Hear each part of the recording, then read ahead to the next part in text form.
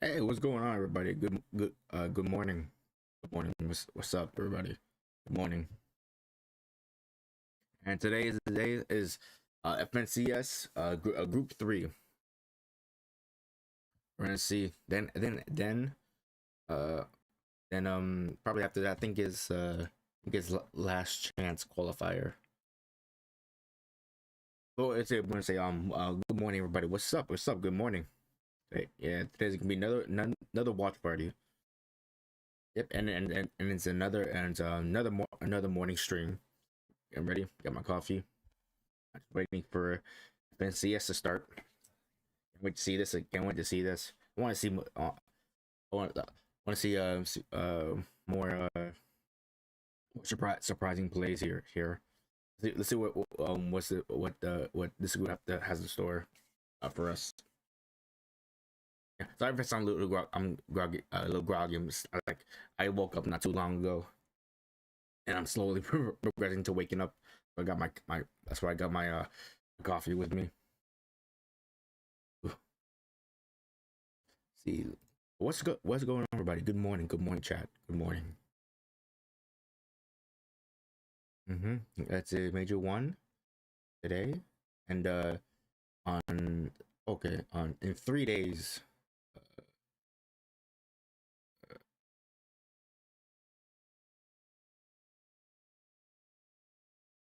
Next is I think in 3 days will be major FNCS last chance qualifier.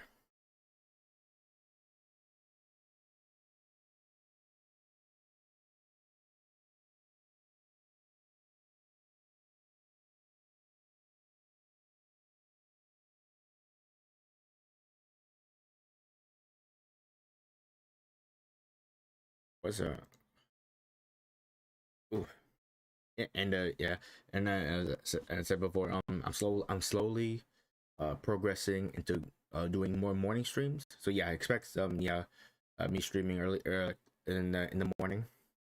For me, I would say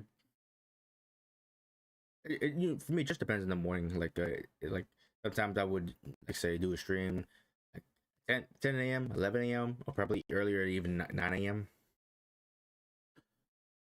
But I think yeah, if I do a morning stream, I'll schedule. I'll definitely what you call it first like schedule ahead, but like a like a pre-scheduled stream. Yeah, exactly know what time I'm streaming.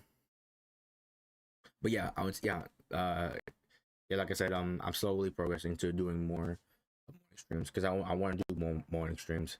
For me, I just don't like to. I want to stop streaming like late at night. I think mainly because yeah, because I do have a good sleep schedule, and I want to keep it. I want to keep it, and of course, like nighttime for me is like for sleep. Plus, I think yeah, for me, if I stream in the morning, and I could have the rest of my day to do and like anything else, uh, on my other schedule. So I could well, focus on that and just keep a routine. First stream, next stream, and just doing anything else for the rest of the day. Was nighttime is to myself, and of course go to sleep. Can anyone hear me? Yes. Yes. Testing, mic check. Testing, mic check. Mic check, mic check. Mic check, mic check. There you go. Me. Yeah, for me, because I not because now I have my microphone in a different position. It should be in front of like under my face in front of me. Uh, so you can try to hear me clear. But now, since I moved my microphone in like the corner of my desk, like pushed a little further, not too far. I wanted to test it out, see if y'all can hear me. So apparently, it's a y'all can hear me, and it works really well. I won't have to keep leave my microphone under my face. Sometimes I don't want to say that I don't want to accidentally push it or tip it over. Plus, get apps. Yeah, it frees up more space for me. When I'm gaming, you don't have the microphone in front of me, like not in my way. So yeah, so Evans, yes, Group 3 got to start in like say 29 minutes. Let's see.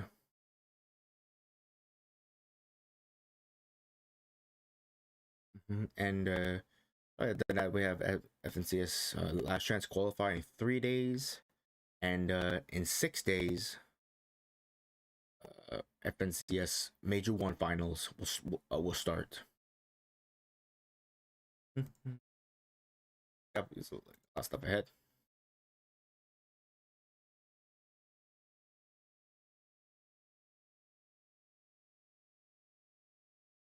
Okay. Well, while we wait, let's watch and let's try to recap and watch a video. See what happened. Recap with both what happened yesterday. Oh yeah, Peter Bot dominated. Yeah, like speaking of Peter Bot, yeah.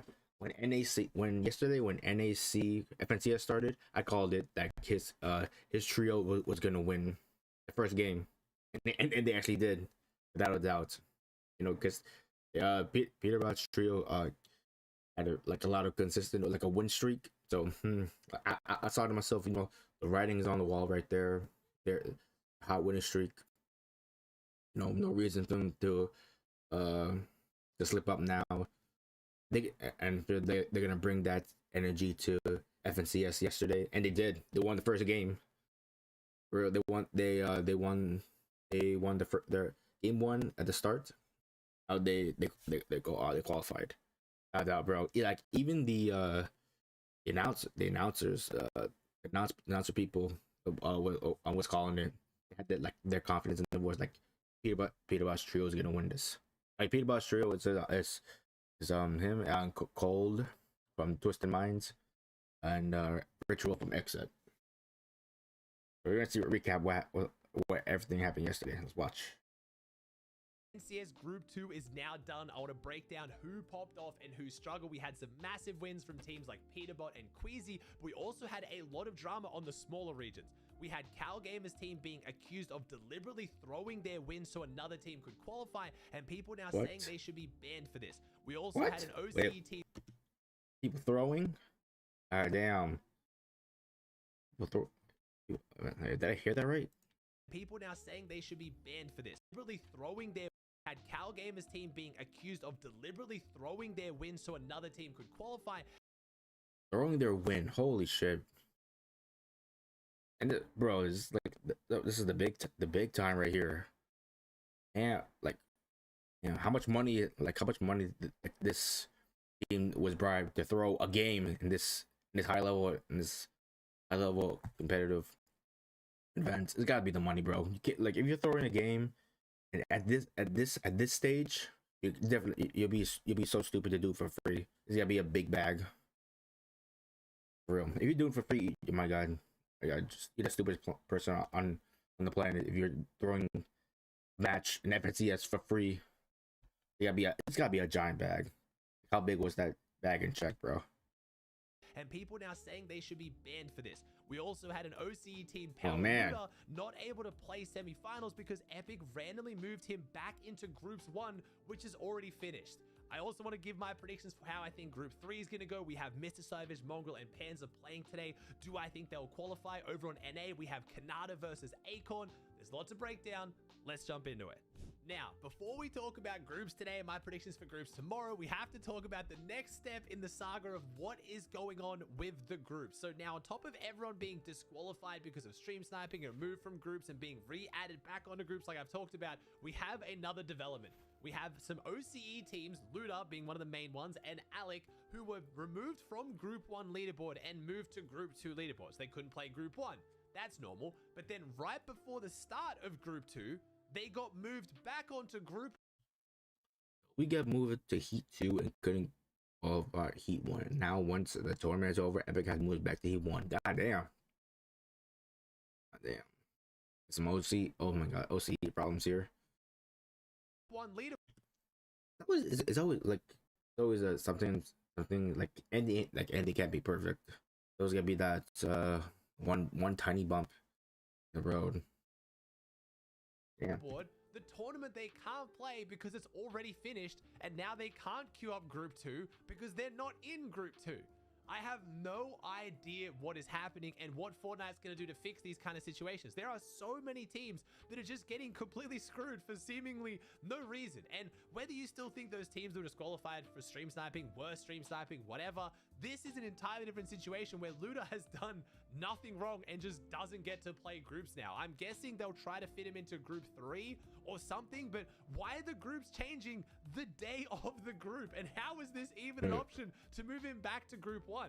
Surely this isn't an automatic system. Someone has to be manually doing this. How can you manually move someone from a group they're about to play into one they now can't play and not think that's going to be an issue? I just really don't know what's happening.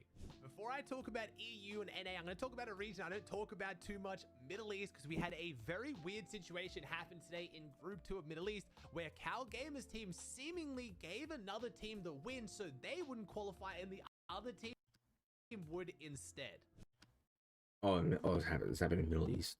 This is the clip here. This is from Not Bodo Stream, who's doing a watch party of the Middle East Group 2. So as you can see, there's a duo on low ground. They're not looking very healthy. No spare meds, 15 builds. Meanwhile, Cal Gamers' full trio on high ground is randomly cranking 90s to the moon and just going down in Storm. All three of them dying to Storm as a full healthy trio on high ground. Now, it's worth mentioning Cal Gamers team went on to win 2 games later. They came second place in the first game, then they came 12th, and then they came first. Now, it's a bit of a weird situation. I don't really know how to feel about it. We did see, and we had people asking, would other teams do this? Like Peterbot, Veno's team, teams that are really, really consistent, really likely to qualify. Will they deliberately not qualify if they do well so they can hold down their drop spot for the rest of the tournament? And I thought, maybe not. Like Peterbot might be the team to do it, but in Group 2 today, he won Game 1, went straight through and qualified. I'll talk about that in a little bit, but I think for teams like Peterbot and Veno, who we know almost definitely are not going to be contested in Grands because teams are just too scared of them, they don't really have much to lose. Yeah, teams might take their drop spot after Game 1, and they might get a good game and qualify off it, but are they likely going to contest them in Grand Finals? No. Now, I don't watch much Middle East, so I don't really know whether that's the case for Cal Gamer. I know Cal's team is crazy. They are one of the favorites to do well in Grands. Obviously, they can just throw away a win knowing they're going to get another one, so I don't know if this situation's different. I heard some people in my Twitch chat saying they gave the win to their friends. I can't verify that at all. I don't know if they have any relation with this team. I'm trying to reach out to a few people in the Middle East scene. It's very late at night here. I'm trying to get more info, but this is the best I have. You can judge it how you want. I think it's very clear they deliberately didn't play to the best of their ability, which is technically against terms of service, but a lot of teams do this. How many times do we have teams who, you know, going into their last game will deliberately go down on spawn or jump or go down in Storm so they can get another game, whether that's to try to, you know, hold down their drop spot in opens or whether it's to try to get more points. There's a lot of instances where it's actually in the team's best interest to not win a game or not do well for the betterment of their tournament. So I'm not saying that I think Cal's team should get banned for this. I do think it should maybe take some attention from Epic about how the format works, and maybe these victory hour qualifications aren't the best system. Maybe we should retire this and just save it only for, like, you know, last chance qualify. Maybe just the top 10 teams go through. I find them extremely exciting, but if Epic really does have a huge issue with this from a competitive integrity standpoint, I think the only way you fix it is getting rid of these reboot style qualifications, unless it's in a round like last chance where there's so few spots up for grabs, there's so much on the line. Well, I'll be right back, Chuck, and get some more coffee. Let's finish this one.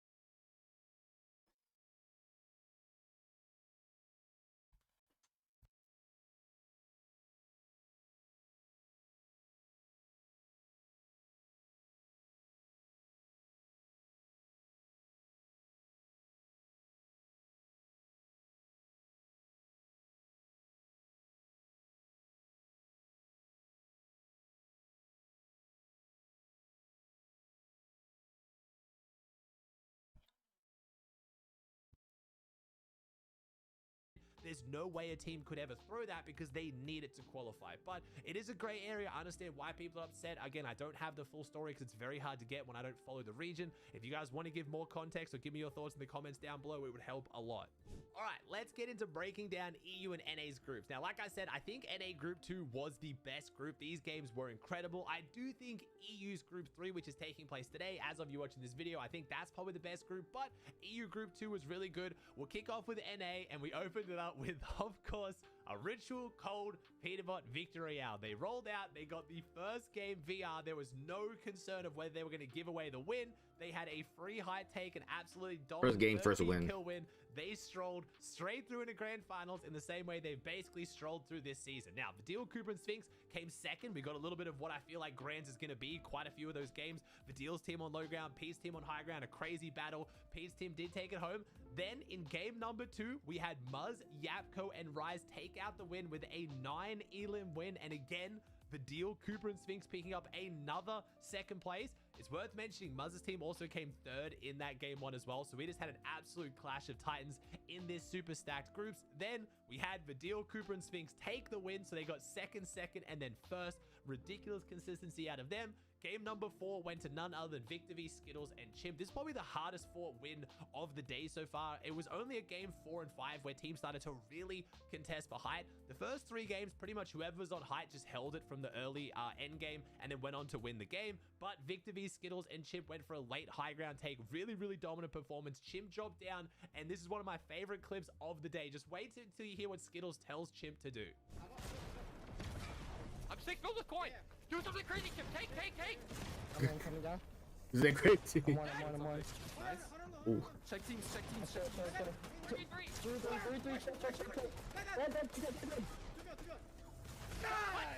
He dropped him the coin, told him to do something crazy, and he drops down and almost 1v3s for the win. A super clutch win. And then our most underrated win of the day went to Nut, Liam, and Fred, who took out game 5. Now remember, the top 5 still do make grand finals as well. So we had Scare, Sinetto, and Veer. Very underrated team. They played super well throughout the day. They had a bunch of huge placements.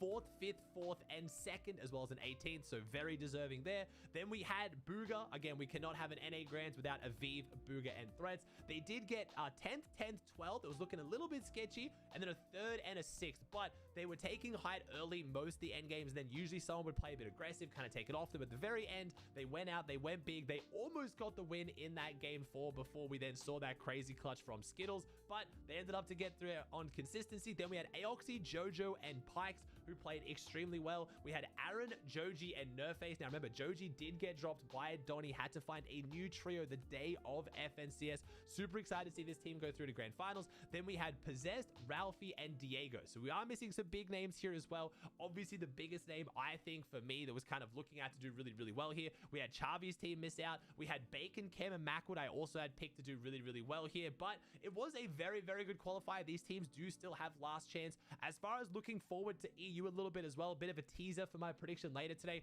We did get to see how well Aoxy, Jojo, and Pikes did with Uncontested Bird. That was their drop spot, being one of the most consistent teams on the day. The drop spot does have big potential for consistent games if you play it well for Mongrel's team. Now, moving on over to EU, we had a similar situation with Peterbot. We had Queasy, Swizzy, and Mustache, the favorites to win.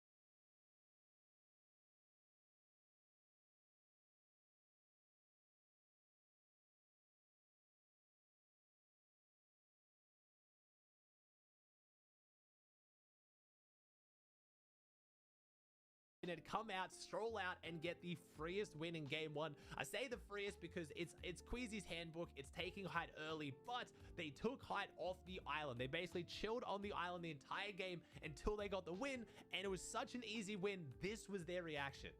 Yeah, that one. Crack. The duo. Crack. Let's go down. Let's go down. No. Dead or 60 white.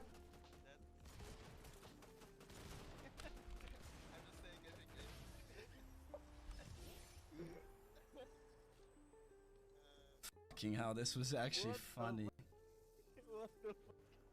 I mean, they were favorites to qualify anyway, but I think getting such a lucky endgame with the island and playing it so well, it did just make got it lucky, feel like bro. it was easy, so it wasn't a Easy super win. exciting He celebration for qualified. them. We did have Grippe, who managed to take the game 2 win. I'm super proud of predicting this as my underrated team to take a win. They were Condon Spawn, but they played a fantastic game. They qualified. Grippe was streaming it. Super hype for them. Then we had game number 3 go to CZB, Eclipse, and Nathan, the British boys, the full trio making it through. That is another controller player into Grands as well now for EU, which is actually quite a few. Then we had game number 4 go to another Spanish team. So we now have 2 Spanish trios. What's up, bro? What's going on? Good morning. Good morning. Today is this is FNCS Group 3 watch party. Starts in about Qualified now 15 minutes. Going to What's up, bro? Good morning. Cito, Kifo, and Mavic. I probably mispronounced those. I'm sorry. And then game number 5. I'm just watching a video or like what happened yesterday in FNCS. They were playing really well throughout the whole day. They got an 8th, 2nd, 5th, 6th, Dom, and Dame. And then game number 5 went to the Polish trio. They played amazing. Pix, Dom, and Damus. They were playing really well throughout the whole day. They got an 8th, 2nd, 5th, 6th, and then won the last game with 17 elims. And 2 of their games before that had 10 elims as well. So extremely dominant team. Definitely a team to look out for coming into Grands. Got to talk about the rest of the top 5 as well. We had Nefrizzi, Ilusha, and Starkus. We had Yako, Nako, and Kyrie. So 3 Spanish teams now in Grands, which is awesome for the Spanish community. They've been pretty quiet for the last year or so, so really happy to see them pull it off.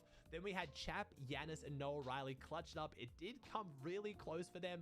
Noah Riley pulled off an insane solo clutch 5th place that got them the points. Then we had Fastroki, Ankido, and Volko, and then just qualifying by 1 singular point was Pink, Nebs, and Chino.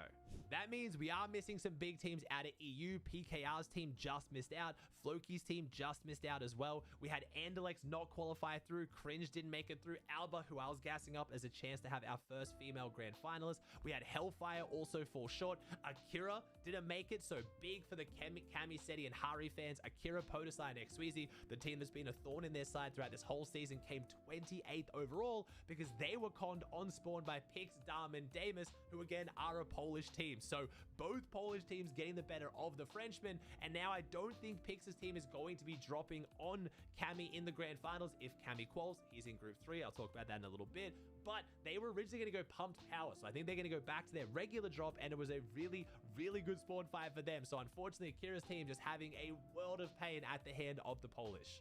All right, let's talk about our last group, Group 3. Now, starting today, I'll be doing a watch party live on my Twitch channel. If you want to swing by, we're going to be doing V-Buck giveaways, a bunch of cool stuff, and we have a pretty stacked group for NA. Not as good as Group 2, but I think definitely better than Group 1. So for me, who I think is going to get through, we have Acorn, Aegis, Poyo. What's up, bro? What's up, everybody? Good morning, everyone. I'd say it's Group 3. Rapid Kanata Bolt, Bucky, Okus, Craze. We have Acorn, Aegis, Poyo, but I think definitely better than Group 1. So for me, who I think is going to get through, we have Acorn. We got some predictions going on. Up chat. Welcome in. It's Group 3. You got any of your favorite trios playing today in FNCS? Acorn, Aegis, Poyo, Rapid Kanata Bolt, Bucky, Okus, Craze, Noxy, Virgo, Curly, Quanti, Super yeah. Viola, Edgy. I'm guessing those 5 will get wins. Got predictions? Let's see the predictions. If you got any. My top 5 without getting a win would be OG, Oliver OG, Dash, and Skater, Taki, Aishu, and Npen, Noah, DC, and Chaos, Sharkman, Elsa, and Ral, and then Zemo, Fusiak, and Scuffies. Now, let me defend these picks a little bit. So, the top 5, they're all uncontested. You've got some of the best teams in the region. Rapid Kanata Bolts going Demon Dojo, been looking crazy. Kanata's back on his grind. He's been streaming tokens and playing very seriously at the moment, which is a great sign. Oh, the Eagles. Kanata Bolts weren't locked in playing serious. I still think they're definitely Are you watching it?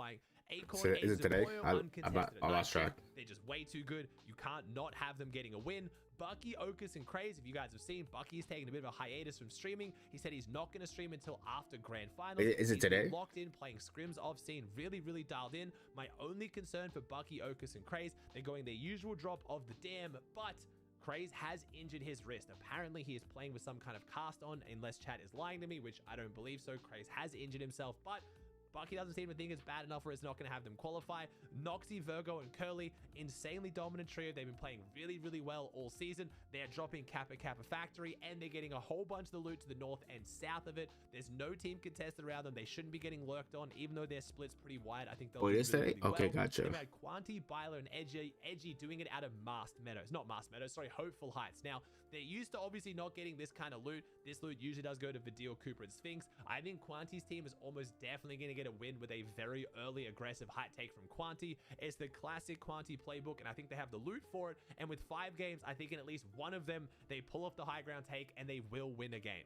As far as my top 5 and not getting a win, we do have Oliver OG's team also contested at the mountain just next to Hopeful Heights. We have Taki, Ishu, and Npen at the fields. I think they should be able to pull off something pretty big here. We have Sharkman, Elsa, and Rao. This one I'm starting to get a little bit less confident. They are going to be going Canyon, which I do not like as a drop. I think Canyon's a pretty terrible drop, but I think it's good enough for a top 5 here. And then Zemo, Fusiak, and Scuffies. Now, if you look at the top northwest of the map here on NA, it is that's how you been. There's a lot of teams coming here. It looks very messy, but the way I think it'll play out is I think Fusiak. Wait, is it? I wonder, is it morning for y'all or afternoon or nighttime? Is it, right now it's morning for me. You can tell I just woke up because my voice sounds a little groggy. I haven't got some coffee to wake myself up. Ugly very quickly if one of these teams starts trying to 50-50 Whiffy Wharf instead. I hope Fusiak's team has it locked down if that's the case, but I think how many teams are around them and how ugly it's going to be actually could be an advantage to them. And if they get a few good games, get the loot. Oh, it's morning for y'all? All right. Oh, gotcha. Good morning. Good morning. That's my NA predictions. There are some really good teams in this heat. There are also quite a few good teams. Because like I'm trying to get in this group. Well, I woke up not too long ago. I'm trying to get the day started. Grand finals. I would love to see it, but being held down by Gary, Jez, and Jerem, and Doxy, a good team, it's going to be very, very tough for her. All right, let's go through our EU predictions. With a win, no surprise, Vico, Veno, and Flixie. I think Cami, Seti, Hari, Thomas, Tripper, and Frodoxy, Malabuka, Wox, Ping, and Blaha, Mixon, and Combeck are also all favorites to get a win. I'll talk about why in a second. Now, I know you're thinking, Ozzy, you haven't talked about Savage Monk or yeah.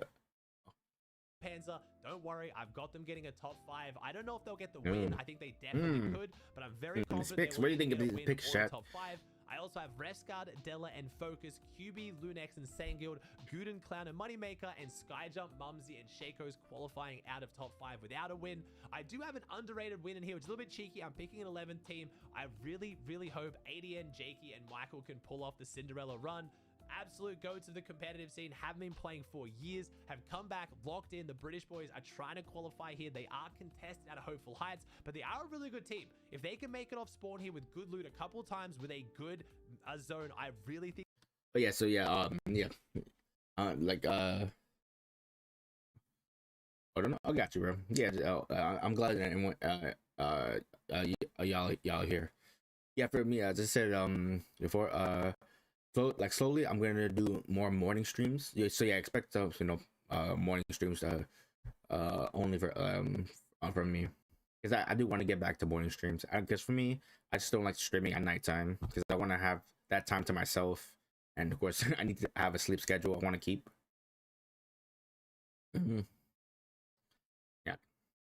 Yeah, make sure. Yeah, always important. Make sure to get your full 8 hours of sleep. It's very very important.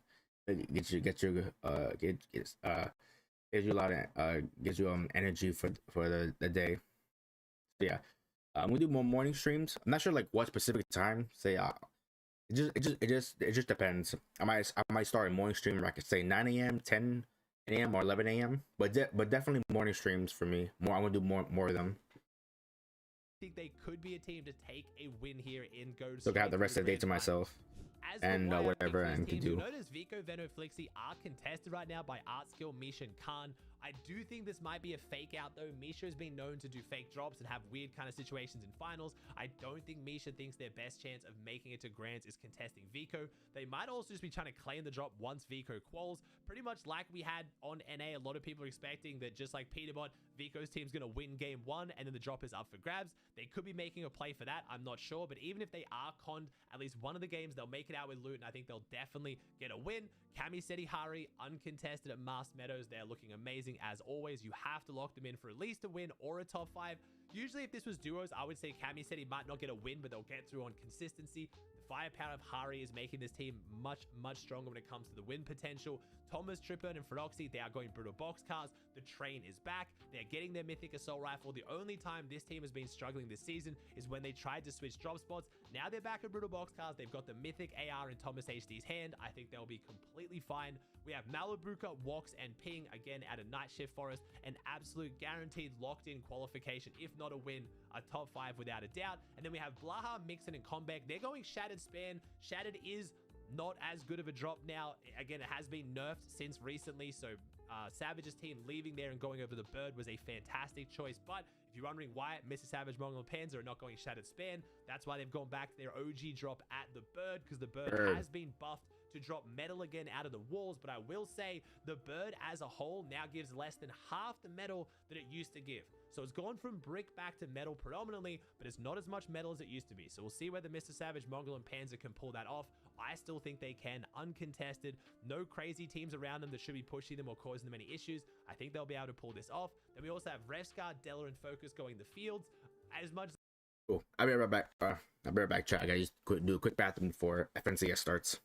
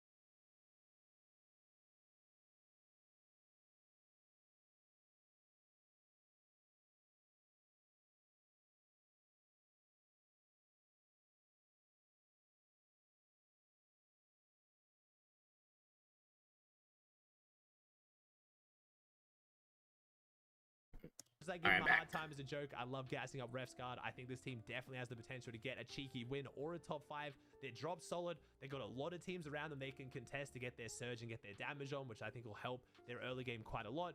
Lunex, QB, and Sangil, they're just looking very good as a trio. This is one of the more underrated picks. They are going to be going the damn Tayson's usual drop, which is extremely good for their loot. I'm excited to see what they can pull off. Then we have Guden, Clown, and Moneymaker. Now, this one might be me predicting a bit with my heart here. I want Moneymaker to make grand finals. He's been struggling a bit over the last year, but I think he definitely has the potential. They're going Whiffy, Wharf, Moneymaker's playing with a Swedish trio, which means we're going to get Swedish money. If you watch his streams, you know that's very different. English money, gigantic troll, never locked in, would never trust him with anything. Swedish moneymaker, meanwhile, though, when he's locked in, dialed in, he is a very good player, especially at the moment, coming off the back of a good solos performance. Then Skyjump, Mumsy, and Shaco's. Now, we haven't had a chance to really see how good this trio is because they've been contesting Queasy at Seaport the whole time. Now they're uncontested. Let's see if they can have the same success Queasy did. I know Queasy's going to be sitting back, hate watching, hoping they don't qualify because they've said if they qual, they're going to be dropping on him in the finals. I kind of expected Queasy to pull out the typical strat of reaching out to underrated teams and seeing if they would take him coaching them to try to get them to drop Seaport and then qualify with his assistance. Looks like that hasn't happened this time around. Skyjump, Mumsy, and Shaco's will be unconned at Seaport, and I think that could see them making grants. Okay. All right, it's about to start. Get it. All right, here we go. In a minute, should be in a minute now. Group 3.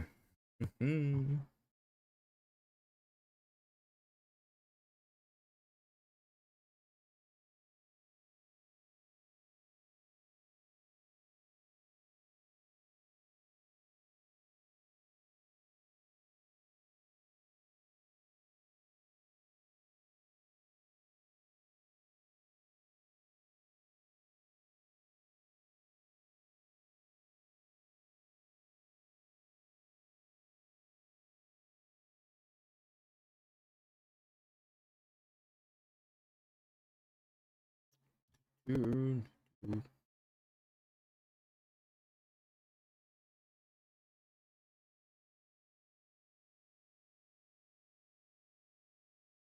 I can't believe chapter 6 season 1 is about to end very soon. Still got like 2 more weeks left before the new season of chapter 6.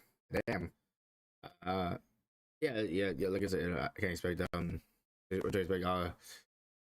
time just flies by real quick. When we're gonna get hopefully by like as the season ends, hopefully I think we might get a live event with Godzilla and Kong.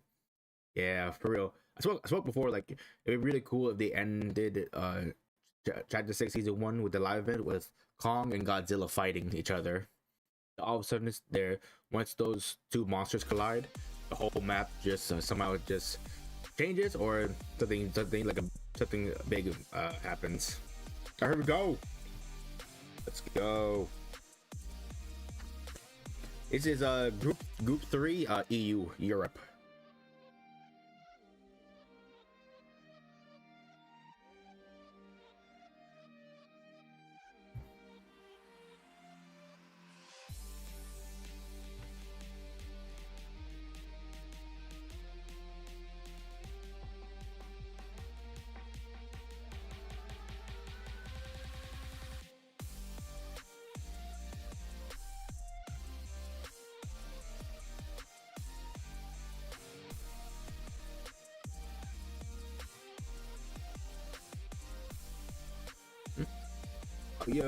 Yo, what's up, bro? Good morning.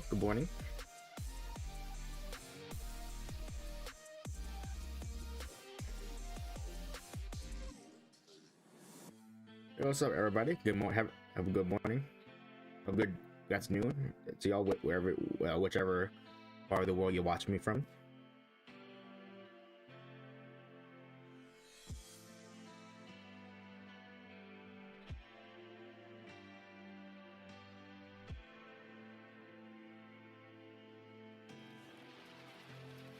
Alright, here we go. Group 3 starts today, and we have a Major 1 finals at February 15th.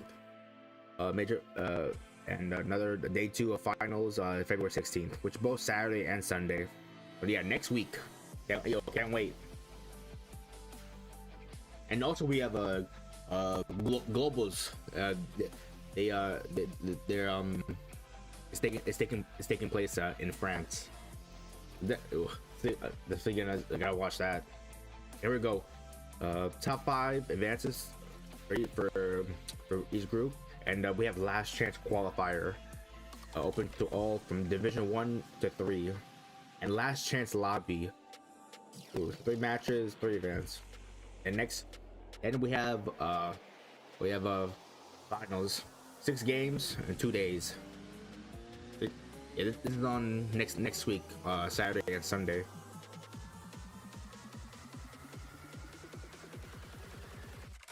Yeah. So yeah. Yeah. So today's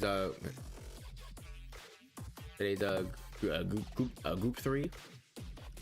Top 5. Whoever wins the top 5 games, first place, gets their automatic tickets to the finals.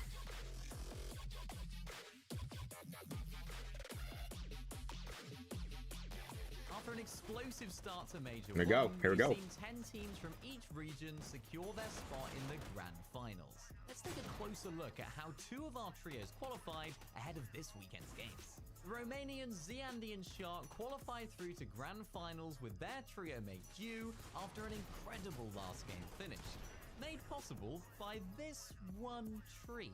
This Oh. trio land at Canyon I see a lot of Crossing, people which just is widely camping on, believed to like, be one of the dancing behind a weakest tree, a spots rock, on the or a map, corner, with slow farming or a dark metal corner, and for how it's real. quite literally in a canyon, Like it's someone, like, susceptible to getting shot gets a at kill. from above. Because of this, the trio leave with fairly low materials, no storm surge damage, and only one void mask between them. To get their damage and materials, their strategy is to camp in areas where they know teams will run by to try to catch someone off guard. This is a risky strategy, since if it doesn't pay off, then they've wasted valuable time.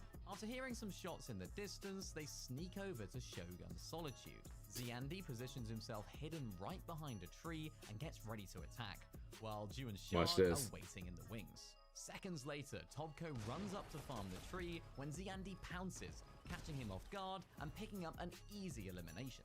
After this, Shark and Dew come on over just as Ziandi eliminates Tropex as well. This sneaky double elimination get this team around 600 damage, triple void mask, and basically max materials that they couldn't get from their drop spot. This sets them up for the entire game, allowing them to position in less crowded areas of the map and not needing to overpeak for storm surge damage, therefore saving heals and mats for the late game.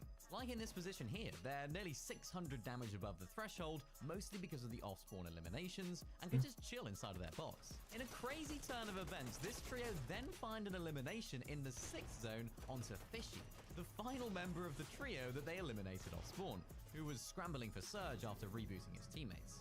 This and a couple of other elims set this team up for the endgame, where they were able to play out their mats on the low to mid ground layers until in the top 3, where they can triple mask onto height and close out the game in style, qualifying them to the grand finals for Major 1, all because of this one tree.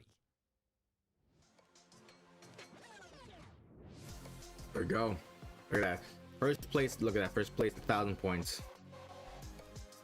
Yeah, so yeah, people are gonna be super hungry for that. Just look at it, the difference, bro. Yeah, if you get first place, all that's it. Yeah, that's your ticket in. Yep. You could just quit and just chill, watch, because you're already set. See, 6. Each kill is 3 points. Now we got 6 minutes left. Let's see this.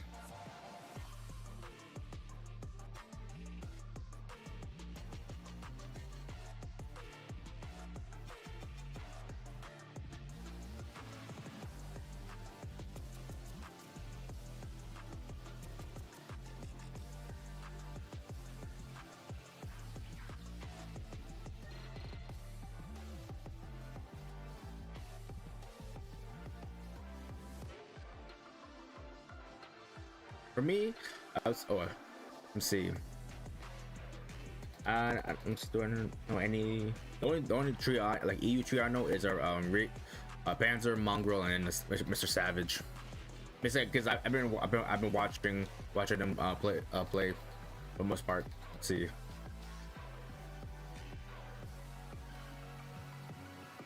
See, I want to see. I think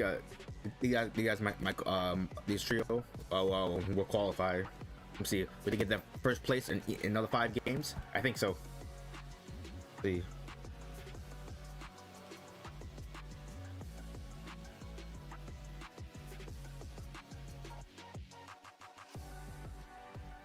And okay, and they're my favorite trio to win.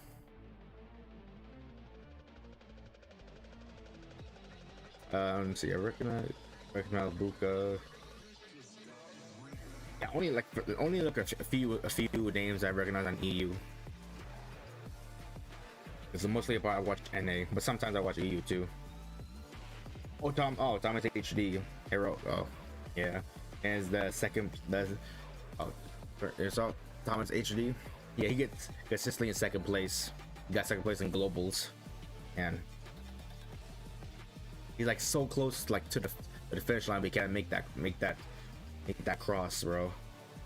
The second place is not bad in these big major tournaments.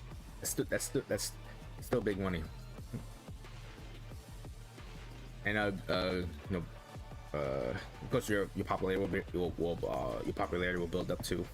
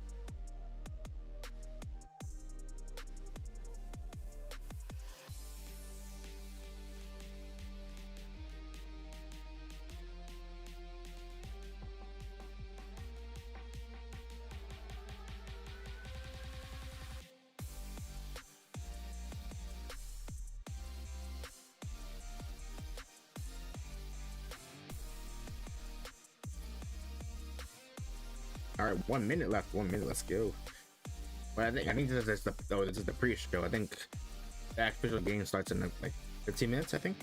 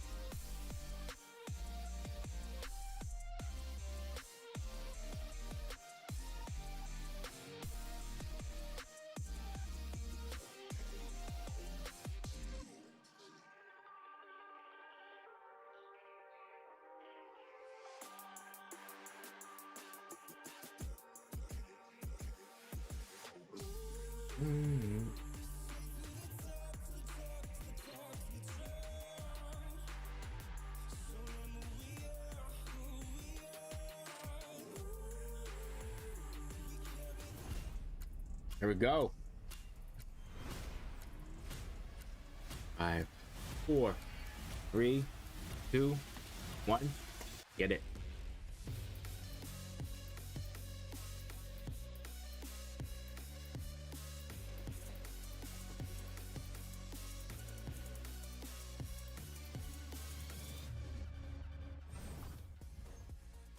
Bonjour, bienvenue à FNCS, je suis Frankie Ward, et voici mes amis, 11-2K et Miniminer.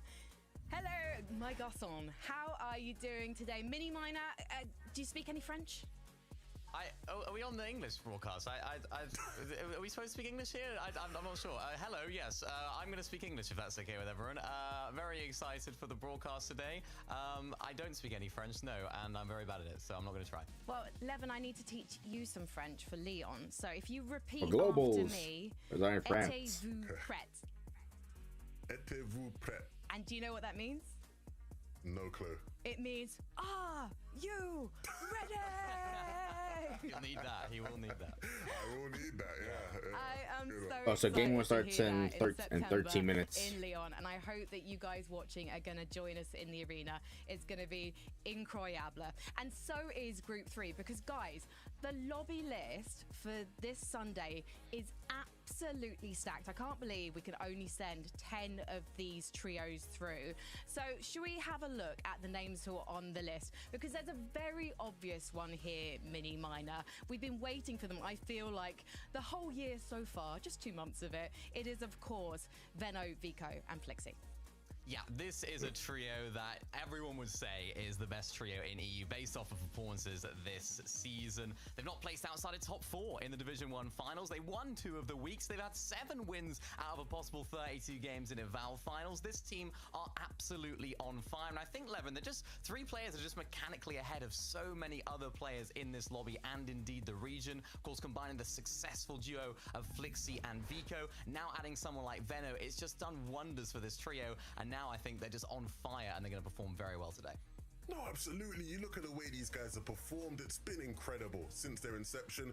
You know, I want to give Veno some credit because as much as he is also incredibly mechanical and an amazing fragger and fits in with those guys in that sense, he also adds an element of strategy and calmness and a game plan that I think they needed to utilize their high-flying fragging power as good as possible, right? He's been the one that's been IG'd and leading them, working with Coach Raz and developing a game plan for these guys that I think is going to catapult them, you know, towards the top in a group that everyone is saying is the most stacked group, the best group of all the groups in all the regions. The fact that these guys are probably the most standout team here, I think goes a long way in just letting you know how good these guys are. Well, I feel like you can't talk about Veno without talking about another couple of names. So let's bring up the lobby list and you'll see exactly what I mean because there's history here. Obviously, I'm talking about Cammy and Seti, and they've picked up Chari, Levin, and this feels like a golden trio so far from how they've been playing this season.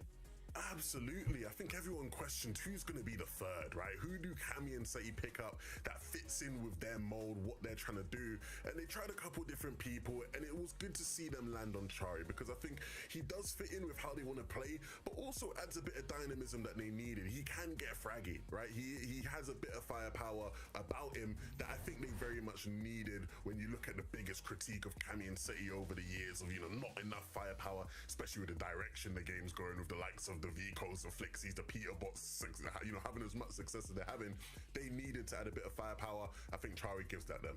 Yeah, Cammy and Seti are always a duo that had these interesting new strats, ways to get to that end game, and they're seemingly picking up where they left off with Chari now. They're obviously, you know, using that fishing really well. They were using the water boon really well when that was in competitive, of course, no longer is. So the way they're able to set up in mid-game for those surge bases, there's no better team really when it comes to actually saving those heals or actually getting those heals to actually use for later on in the game when they need to take that damage. So far, this trio have definitely been performing very well when it comes to the consistency side of things as well. They've had really good performances in Div 1 finals. They've only actually had 3 wins in all 5 of those Div 1 finals so far. So I'm expecting them to qualify through consistency today. Of course, they're going to put themselves in the position to get wins, but they're definitely a team that can perform very well today. Uncontested as well, which has been a big narrative for them this season. Is Chari a big difference maker, do you think, for the consistency of these guys? Because normally when we're talking about Cammy and Seti, we're kind of not too enthusiastic about them until we get to day 2 of the grand finals. But now we're predicting big things from the get-go, Levin. I think when you looked at them last year, they struggled, I think, over the course of seasons, right? You know, there was a lot of questions around how much they were grinding the game together and whether or not there was the harmony we know Cammy and Seti to have. And I think it is inspiring that they've, you know, looked a lot better early on in the season, right? They've been very strong. What was going on? I just shrugged. Frankie was like, what? Like, what just happened? Trying to keep a straight face. I was like, where's my analyst gone? But wait, Mini Miner. I'm really embodying Mini Miner here, aren't I? Yeah, sorry, go ahead. With Cammy and Seti, right? I think the big thing is that this season they've looked strong straight away, right? Compared to what we saw from them at times last season or last year. That is really inspiring, and I think they are very strong. The meta suits them really well. They're a team I expect to qualify through this group with ease. Yeah, and I think a lot of their problems came from them being contested last year, right? They had a lot of situations where they're being contested, particularly by YZY, and of course that trio at the end of last year particularly, they didn't typically do very well. This year, this season so far, it seems like it's actually helping them a lot when they are contested, so it's really different to what we've seen from Cammy and Seti previously. Of course, winning so much off spawn against the French lads this year, it seems like that's being a very, very successful element of their game, which is not something we typically associate with Cammy and Seti. Let's bring up the lobby list one more time. See, there's that's that lobby. a gentleman who actually picked up the major. Oh yeah, I remember. I know but he was with nice Vino. Mustache, and now he's picked up Ping and He did Vox, dual and clicks. This is Malabuka 11-2K. Absolutely. I'm so excited about this trio. This is a trio that I think needs a lot more respect on their names because they have been incredibly impressive thus far. And if you've watched Malabuka this season, the guy's playing out of his mind. He's super motivated, as we know Malabuka always really is, right? He's always known for being the guy that's grinding the game. But he's been playing incredibly well. He's got two amazing players in Ping and Wox who are playing with him, who had a fantastic year in duos. And, you know, when you look individually at those two, Ping, very underrated player. I feel like he probably is the one that gets the least credit in this trio, but very solid, very consistent. And then you get to Wox. I mean, the guy is unbelievable. Malabuka obviously won the first major last year with Mustache, and I think Wox is probably the player that's going to be most capable of replicating what Mustache was able to do last year in terms of that firepower, being the guy that's putting in the damage, helping your team get out of tough scenarios. I really like this team landing at Night Shift Forest. Yeah, and I think the makeup of this team is very similar to Vico, Veno, Flixi, right? You get a very successful duo in Ping and Wox, 7th in Major 3, 5th at Global Championships. Add on someone that has the IGL brain that can lead the team in Malabuka, but also has that fragging ability as well. And it seems like we have a bit of a recipe for success so far. Their performances have been very good, not necessarily at the same heights of Vico, Veno, and Flixi, but I agree. Coming out of Night Shift Forest, they seem to be very, very good coming out of there. They seem to have the Storm Surge strategies on point, and the way that they can actually go around and sort of loot around the area seems to be really working out really well for them, particularly when it comes to Storm Surge as well. Well, congratulations, boys. You've got me incredibly excited for Group 3. But let's head over to our casters, the Best Taco and to Carter, because I know they've got some thoughts they'd also like to share. Thank you so much, Frankie. Look, Mini Levin, you're talking about Malabuka, you're talking about Cammy, you're talking about Veno, a lot of veterans in Fortnite, but we got players like Hen in this lobby that has 3 FNCS wins by himself. I mean, that's more than all the players you mentioned. We've even got Shimoki in 2, sure. Also 3 FNCS wins as a trio. I mean, we've got a lot of big names competing, which is exactly why people are saying, Taco, that this is the most stacked group in EU. Yeah, and easily one of my favorite things about all those players you just mentioned is that with the reintroduction of this trios competitive format, we are just in general seeing a massive resurgence of not just old guard veteran players, but also players that have kind of took a little bit of a hiatus from the competitive scene, and now they want to bring it back. Now they want to strut their stuff. Returning that they're back. Still capable, and I think it's been really cool as well when you take this multitude of experience from such veteran players like the Hens, and then you combine them with even some of the new school kind of up-and-comers and things like that. So as a whole, Takata, there's a lot to be excited for, and knowing that today is easily considered like one of the most competitive group stages that we have seen so far, it's going to be on fire. Yeah, I mean, the most FNCS Finals appearances. We're back in trios, so we're seeing a lot of the OGs. It's what you love to see, but there's still more to break down. So let's head back to the desk before we get to the first match. Much, guys. Now we've spoken about some trios. I got Renegade, Raider, and Aerial Assault Trooper in my locker.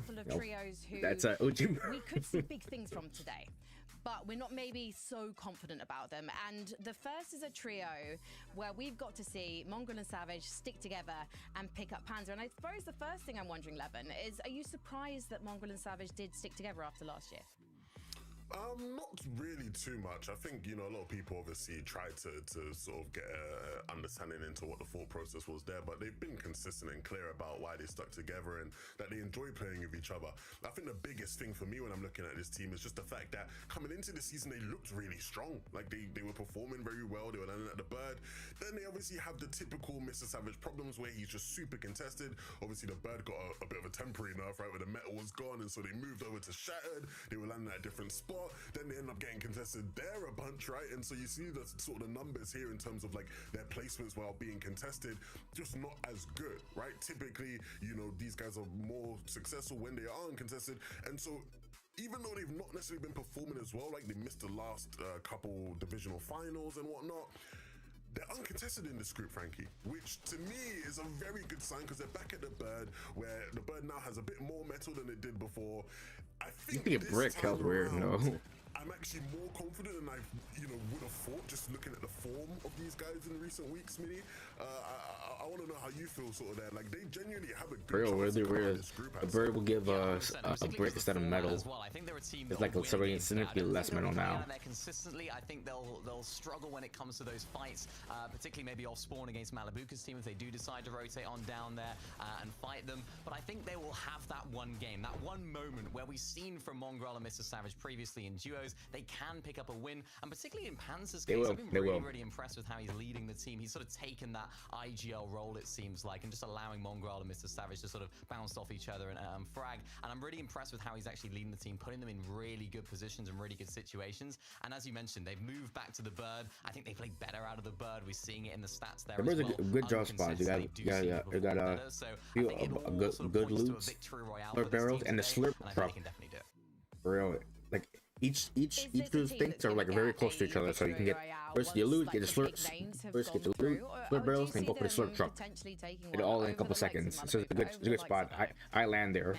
Especially I land there. And sometimes in solo cash. Goes when it comes to Storm Surge. As I mentioned, Malibuca could definitely be a problem there for them from the north. If the zones start pulling north, I think they won't have that engagement, right? So they can have a little bit more flexibility when it comes to Storm Surge. So I think it doesn't matter who else is in the lobby, they can definitely pick up a win.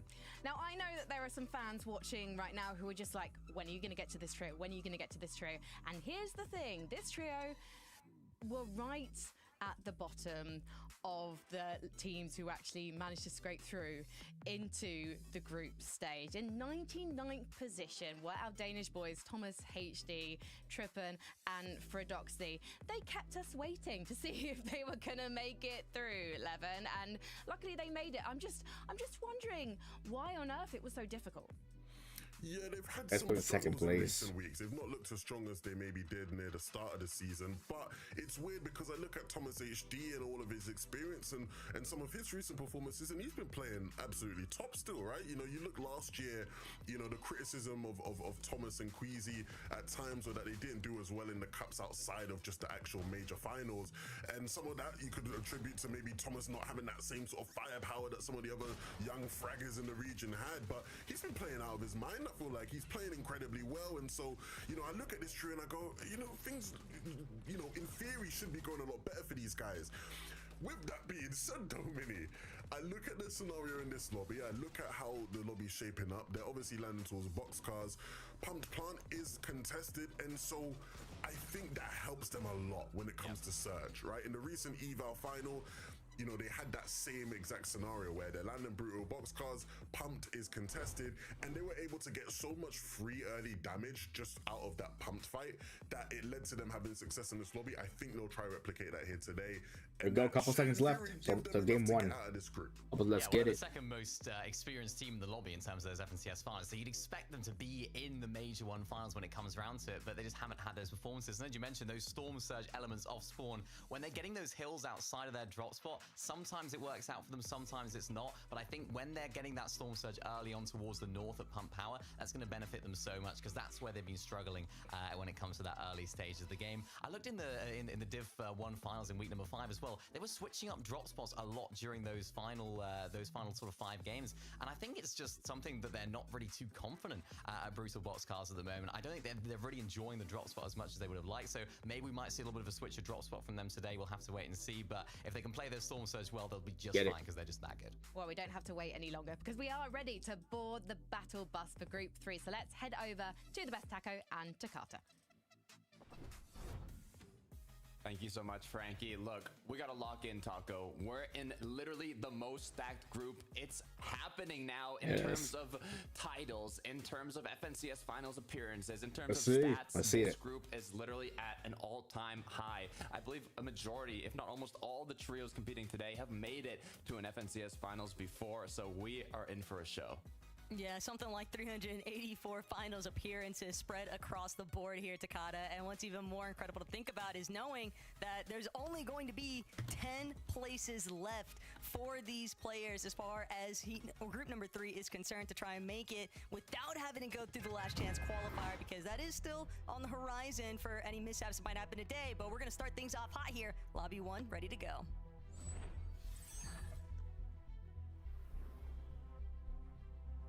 A lot of the top teams aren't contested today, but there are some interesting things going on. I believe ArtSkill, Misha, and Khan are going to be doing something where they like land Twinkle Terrace into maybe switching drop spots if Malabuka or Vico end up winning a match. As a quick reminder, to qualify today, you either have to get a victory royale in one of the 5 matches or place top 5 on that consistency leaderboard after the day concludes.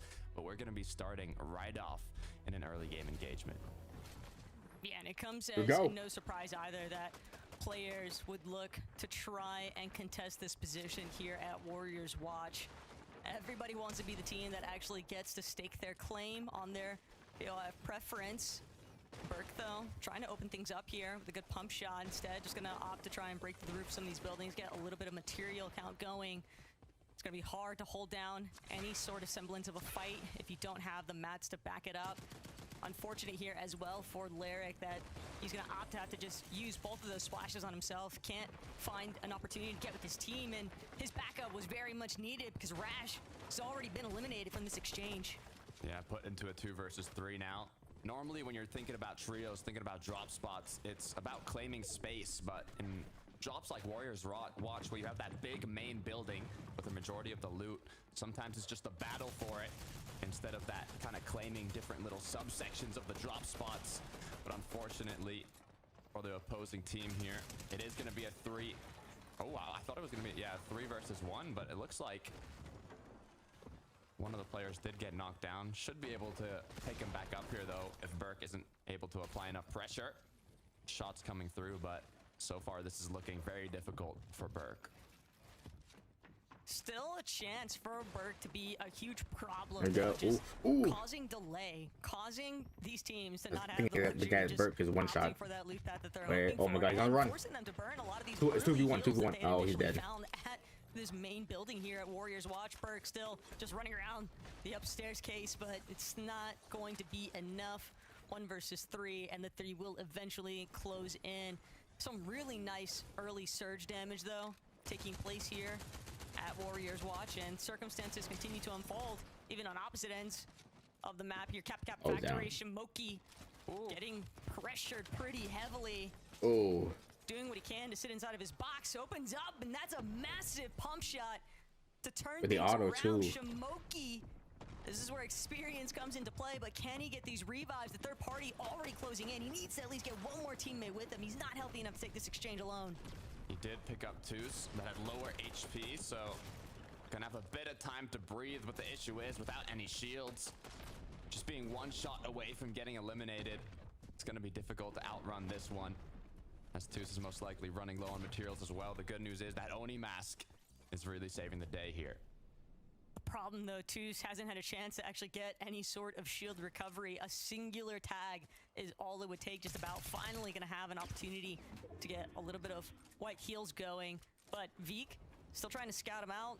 Bush checking instead, eats a tag from the distance, recognizing the fact that this duo, while they might be on the run, hanging out by Salty Docks, they're still a 2v1 here, going to be drawing attention from elsewhere. Mid-map position closing in now.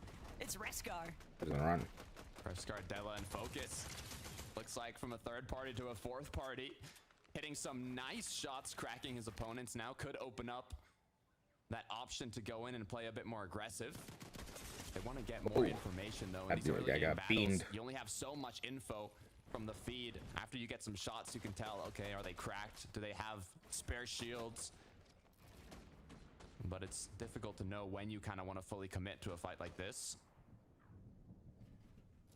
The main pull here, though, is that Revscar was able to take this hill position, so he's got a really nice line of sight to help support Focus and Della as they continue to try and see what they can actually scope out from this initial exchange. Della, though, without that Void Oni mask, gonna opt to just try and pick up a little bit more Harmet material, farm some brick, and regroup. Think that they may have struck just a moment too soon. We're hoping that Vik and his team would be a little bit more out of position when they started that engagement. Looking over at Veno, though, I did see that he got an elimination onto Clown. So they have rotated out of their drop spot quite quickly and efficiently, and now I'm not sure if they're going to look to close this one out, but so far they are with the upper hand. But this seems to be a different trio than Clown's trio, actually. So I'm not sure what actually went on here. Maybe it was most likely a third party that they kind of picked off one of the players from, and now they're trying to see if they want to commit to the next one. They closed it in. Gotta get from all the corners. He doesn't mind playing from inside the storm as long inside. as Three inside won't let them. They're moving, spreading out. That's going to be really more win the storm. Surge to kind of carry Unlimited time here. Their mid-game rotational path and playing closer to that dead side. One up though, trying to be wary, knows that Veno is kind of running around the rooftops, creating a lot of space up above. Opposing trio just doing what they can to stay as close-knit as possible. They don't want to give even the slightest advantage towards Veno and Vico. And having won 10 out of the 18 EU finals since November, you can see how dominant this trio really has been, why they are one of the favorites going into the most stacked group on Europe. And we're going to get to see exactly why that is if they decide to close this fight out. But a zone starts pulling. It's only second zone, which means, you know, you can still tank a bit. It's not too dangerous to stay in a little longer, especially if you get a benefit from it. The thing is, Vico, Veno, and Flixie, they kind of have all angles shut off. It doesn't really give a whole lot of wiggle room for 1UP's team to actually try and escape. I mean, two aerial perspectives, they're going to force them even further back, and they can continue to just try and lock them from entering on this edge of zone towards the northwest side of the map. But also Vico still seemingly trying to make sure with these Oni TPs that he's keeping, again, just that general line of sight, does not want to let them go for free.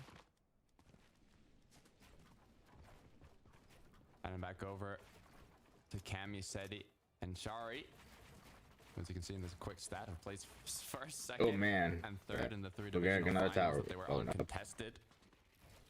This is players, Cammy and Seti, generally when they were. It's like I build like a tower that fast. It's always like I misplaced like the wrong keybind by accident, or just I spend too much on building, and you know. And actually not getting it the right place that I want. You can catch, hoping that in a solid mid-map position, not only they're going to get plenty of fishing going on, but also those search tags from just looking around the general area, knowing that players are going to be rotating through, especially from those northern portions of the map. Magic Mosses, though, decent amount of teams still kind of left behind, still trying to figure out what the best path forward might be. Seems like they're all just encountering each other, and a lot of times I think in these opening lobbies, Takata teams will I need more caffeine again to play things a little bit slower, trying to, you know, just kind of dip their toes in the water and gauge the temperature check. It also depends like what game we're in, right? This is the first match, so leaderboard hasn't even been made yet based off the first game, so you don't know. Later on, you kind of know which teams need to get a victory royale versus which ones have to just kind of continue playing consistent. But when you're in that first match, anything can really happen. So everybody's just playing a little extra safe, not wanting to take those big fights. But Who knows? Maybe you have some trios that their game plan is literally to make sure they're as stacked as possible going into late game, even if it means taking those risks to try and have the highest odds of getting the victory royale. But Vico, Veno, and Flixie, they are still in zone trying to kind of take shots at these trios that have yet to rotate. And this And is I something call him that's also relatively someone may common had that comb. to That's how I see died a few coming out of times. Flooded Solid Frogs. cash. There is just so much Like a single resources comb, that but are someone was available hiding in at it. the POI itself. Even with this invading trio, Veno, Vico, and Flixie can still afford If you see a cone, yeah, if you see a cone in the middle of nowhere, we'd be cautious. Someone, I'd be camping on it. I learned that the hard way. Goddamn. To this Flooded Frogs location for the leftover heals that they for will real. usually leave behind, because you can't carry everything with you, even in a trio. Right. But something else to consider after, you know, Queasy, Swizzy, and Mustache, it's a common concept that there's always the friendly level of competition. When you see Queasy qual immediately in that first lobby, actually hold that thought though. Veno in a spot of trouble. Yeah, be careful on just the sliver of H3 getting out, but Arc is actually going to be able to knock down Flixie. It was to the Storm after that initial damage that they were able to do. Doesn't even have a Sentinel pump shotgun in hand. Vico, on the other hand, with a legendary one. Veno with an epic one. I mean, in terms of loot, they have the upper hand here. Maybe the pressure, though, on them. It looks like Veno isn't just going to let that one slide after they took down his teammate. Now with all the players back up, zero materials to work with, this is a position that is incredibly dangerous. Veno looking for the side jump, and he's going to find it. Arc will be put down after that initial attempt to bring out Vico, but Vico needs as well, needs a white to heal right now. He's dead in a few seconds. It's a nice confirmation of eliminations Oh, for Vico sure. dead. Oh, he's Mongol side and Panzer. A little bit shakier than what they probably would have wanted to start things off with, but still, that's a team that's extraordinarily confident. The only thing I was going to add is that I wonder how badly Fair to win for this first lobby of the first day, place. Victory Royale. You know, it's the 5 games. Yesterday do the same. Either, you know, I mean, either of the 5 games. I was like, well, what's going on here? You know, this is not what I would have expected, but they finished it off. They closed it out. It's what matters. As we're looking at Mongrel, Mr. Savage, and Panzer now. Fan favorite going into today. Love to see them qualify, as they are choosing to go more of kind of the split Storm Surge base route, using those Oni masks to cover a lot of kind of vision on the trios rotating in their surrounding areas, and if any of them get pushed, they can always just Oni mask to each other. So a good setup for that kind of safe damage in the mid game here. Ooh. Danish boys getting active though. Thomas found some nice shots with that mythic AR over by Foxy Floodgate, but knowing that there's another trio that they're gonna essentially have to cross against, they wanna try and push that team further out to make it less likely that they'll be compromised, especially factoring that Tripper doesn't have one of those Void Oni masks, so the rotations I think are going to be, I don't want to say compromised, but it's certainly a more difficult in comparison to teams that can just more readily choose their location destination. Heading over to Shogun's Arena, though. I see Mongrel up top. There is another trio, though. It's Artist, who's what looks like might have been an engagement. I mean, they have 2 eliminations already. One of the players, no shield to work with, has to recuperate that, but I don't think there's any other trio that's kind of contesting them at this Shogun. point. The Shogun is gonna fall off the edge again. That was funny last time. Right. Like, imagine killing the Shogun, but he falls on the edge, and all that loot goes to the floor. Annoying though when And you're up there for no reason. With the actual boss here at Shogun's Arena, and then there's just a player or two kind of hiding out on the top of this arena with you, but Artist seems to at least be wary of the mountain range in the background. That's probably going to be the biggest issue here, and it's Panzer who's actually surge basing up top, so when they actually look to try and take down that Shogun, they likely will also have to make sure that they're blocking off their perspective so that Panzer doesn't get any additional free surge tag damage on them. Worse still would be if they find like a knock or so and they can just opt for a key circumstance. Focus, though, is going to find a knock now. looking to continue forward. Just good amount of damage. Out of the zone is the only issue. A lot of trios will be looking back at them when they try to rotate in. So they have to keep that in mind when continuing with this fight. Della incredibly low. Good news is Revscar does have some chug splashes. They're gonna recuperate it and now hopefully go for some sort of oh shit, slicing dicing in. Shing through the box. Shing. Or anything that they can do to get in. If you know, we know. Shing, shing, just as you should. With just one that's player from left, they're gonna secure it. back in the day. This is disgusting to witness sometimes, Takada. Just watching a player kind of barrel into somebody else's box with that Typhoon Blade. But I think most importantly there is that Revscar's team definitely needed more material. They were running incredibly low on their mat count despite having so much surge above the threshold.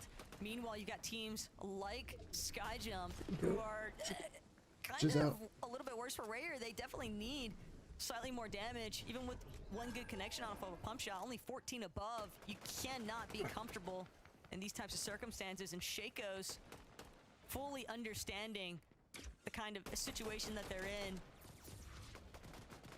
Oh, you need get those tags. But they just keep dipping up and below. But yeah, once you see like a Storm Surge hitting the person, you don't have to do much. Like you should keep boxing up and don't let them get a tag. You just don't get shot up, and the Storm Surge will take them. Take them down. Needed to get eliminated for Storm Surge to no longer be active. You see that beam of lightning hits someone? Yeah. It'll make them desperate. Like, it'll make them desperate, and you'll know they're desperate to get tags. Which is exactly what Skyjump has decided. But the issue is there's a full trio looking at them right as they get into zone, as they get triple sprayed, knocked down, eliminated, and now Twy is going to go on in to clean it up. They literally had several different trios kind of staring them down from that position. It's been about as lobbied as you can get at this stage of the game, and even these separate team players now breaking off from that exchange, recognizing, hey, we weren't the team to actually collect those elims, so we're just gonna prioritize our position now towards that next zone. Shamoki trying to give a little bit of backup here for Toos, but they have been spotted out by some teams, as well as the teams that are kind of sitting up on top of Shogun's Arena. Yeah, 283 below is not a position you want to be in, as now they're going to be forced to play a bit more aggressive. We have Ego, known as Short, as well, alongside Toos and Shamoki. This is a trio that has 3 FNCS titles. The experience is there, but it looks like they're having difficulties getting damage now. Ego is Shamoki playing as a duo. The pressure continues to stay on them. You can even look bottom right of the mini map. How many trios are in the surrounding areas? Toos goes down as well, and Shamoki is going to fall shortly after. This has just become such a cluster. God damn, body's dropping everywhere, every second, bro. Chance here, but Jakey, ADN, and Michael seemingly going to be the ones to get the better end of this exchange, although it does appear as though it's just Jakey and Michael left standing. All 3 of those teams got stuck against each other when they were initially dealing with Momsy, and Della continuing to keep the aggression going. Strong years. Valorious not going to be able to finish off the elimination onto Revscar. That's a big double revive pickup now, and most importantly still, this trio has a really solid mat count, really solid amount of damage, and looking like they might get a chance to approach from a dead side, but they have to be wary of the team that's still trailing just a little bit in front of them. Oh yeah, no, this is huge. 6 eliminations now with the resources. They're going to go full around the edge of the storm here. No need to go through the middle, as they can kind of try and wrap themselves around through the dead side. Like you mentioned, it's just about kind of doing so, making the uses of the Oni mask, even though you kind of want to save a bit of them for a late game. So I have good faith for Revscar in this trio here. We'll see if we end up taking a look at them later, but so far for the trios inside of the zone already, Paying Walks, Malabuka are looking incredibly healthy as well.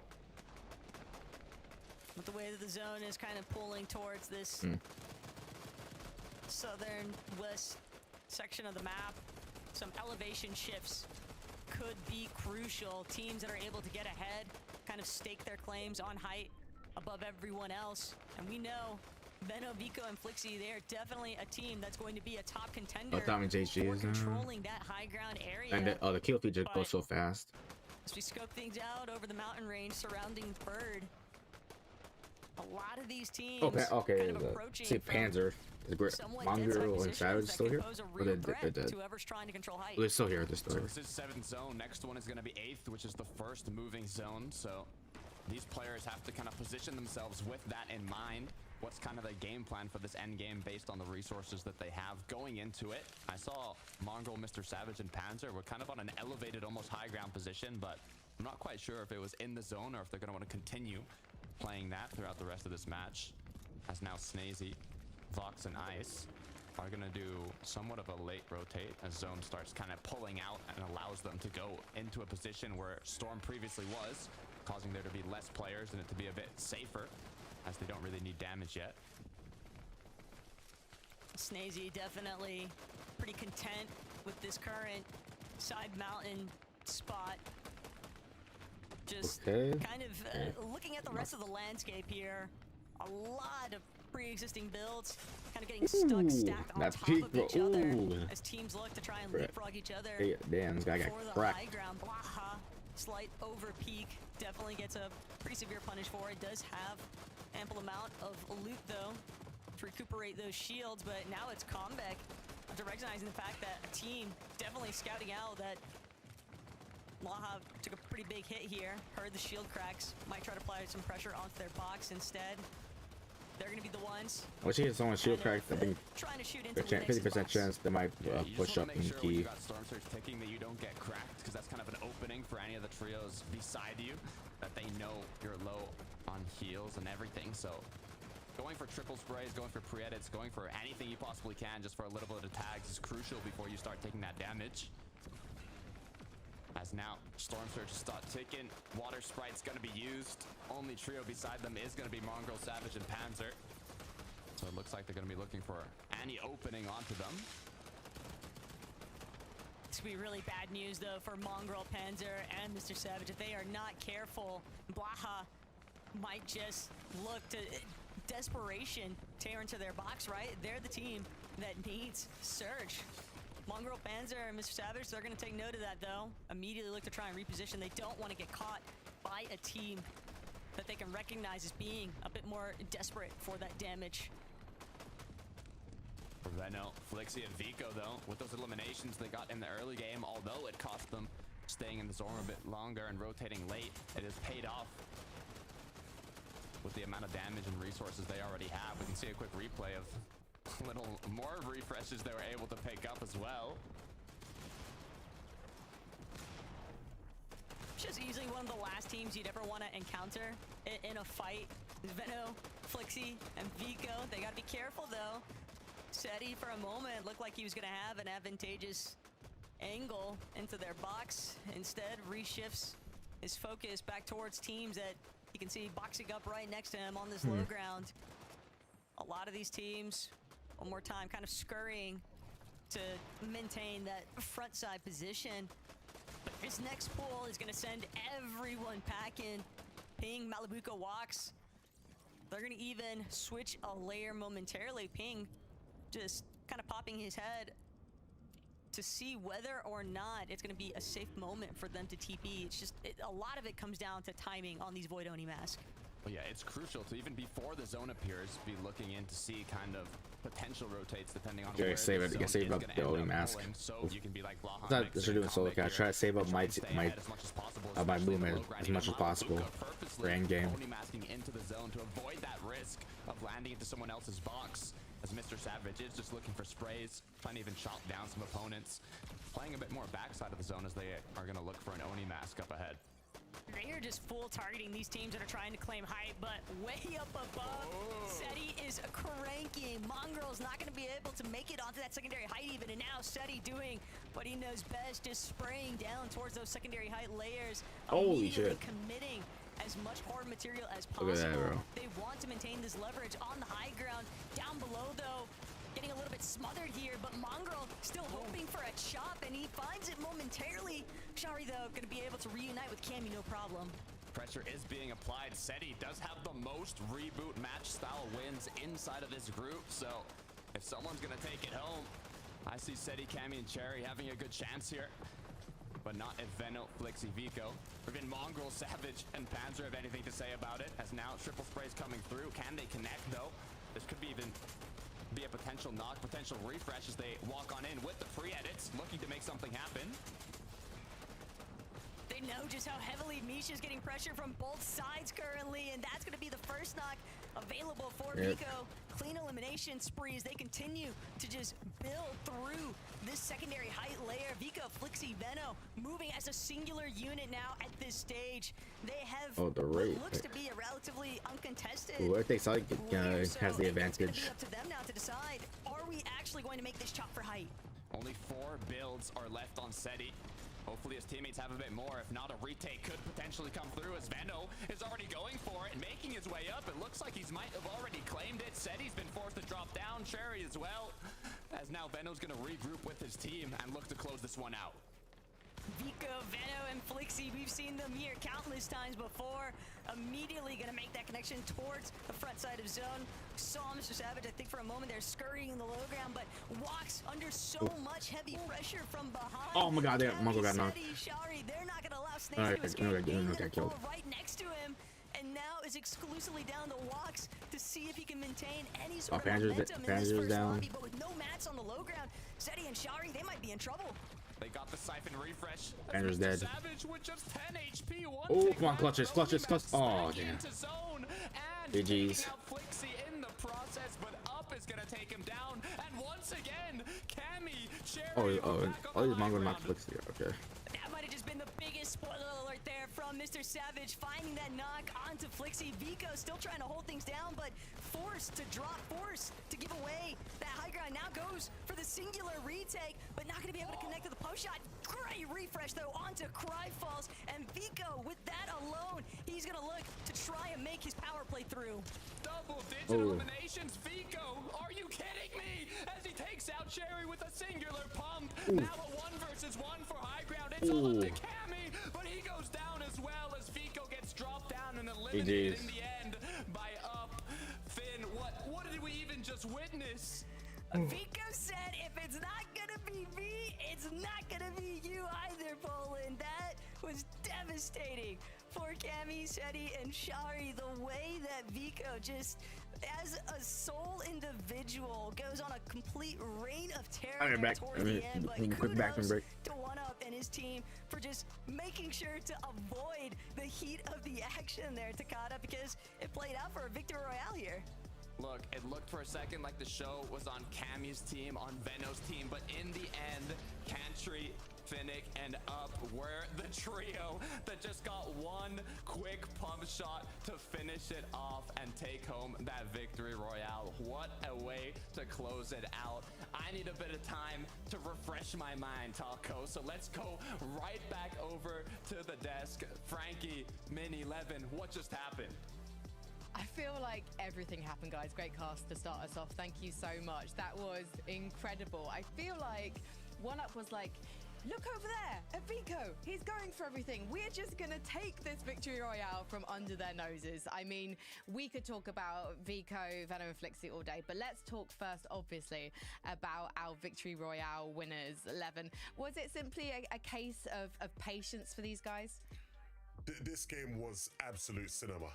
Absolute cinema. Cantry, Fincheck, and Upple were literally the team that Veno, Vico, and Flixie were fighting in the early game, right? Those guys land right to the west of them. We started this game watching those two teams battle it out, and it's the team who, in most occasions, most people would say is the underdog team, the team you're not expecting to win out against the big dogs of Veno, Flixie. All right, that was game one. The ones that win the game, and they take down Vico to do it. It was just beautiful. We had so many top teams, but this team on the low ground are so underrated. Their form has been incredible in recent weeks. Oh, damn, Vico just dropped down, then damn, just pumped him. In sort of the play-ins and different stages of tournaments. They're a team that, you know, not many people maybe have them on their radar, but if you're looking at the leaderboards, they've been climbing and climbing and climbing, and now they get to be in the Major 1 finals. They're taking down top teams. I am so excited to see the future for this trio. Yeah, and you have to be a really solid team to be holding your own in fights off spawn early game against Vico, Veno, and Flixie, of course, to make it to that stage of the game. And then, as you mentioned, they fought them again right there at the end, all courtesy of that big high ground battle that we saw between two of our Titan teams in the lobby. Nice to see a low ground victory as well. We haven't really seen much of those across the course of the group stages. So nice to see those guys still staying alive as a trio there at the end. But what a game from those guys. What a start to their to their season, I guess, to their to their finals, because it's going to be an incredible watch for them next week. Yeah, guys, I really couldn't have put it better myself, and because it's not my job, it's your job as analysts. These boys, they didn't even need the high ground to book themselves a spot in the Major 1 finals. We'll be talking about the rest of the lobby, however, after this short break, so don't go anywhere.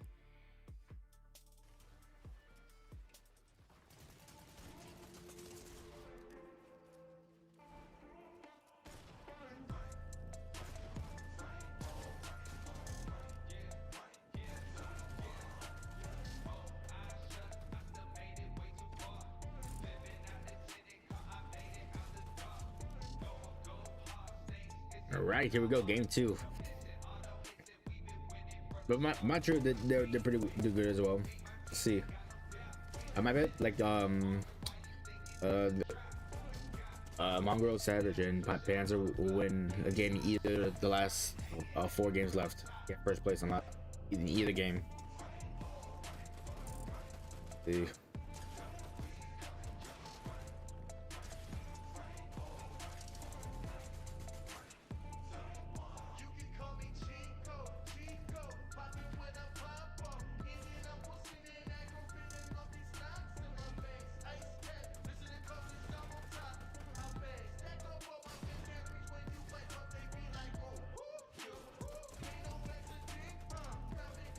Gameplay, yeah. Oh yeah, an update. PlayStation is back. They fixed it. They finally came back online yesterday. Damn. It was like, I think, over 20 hours it was down. And the thing is, we had no updates whatsoever. The only one update we had was when the service was down, it was offline, and they were trying to fix it. That was the only update PlayStation gave, you know. I think it was like poor communication, you know, on their part, because only this one post, one update they gave it to the users, nothing else, until it was the second time that the service is coming back online. Like, bro, you have to try to keep us updated frequently, keep us in the loop, and also wonder what happened. Did any personal info got leaked? Is this the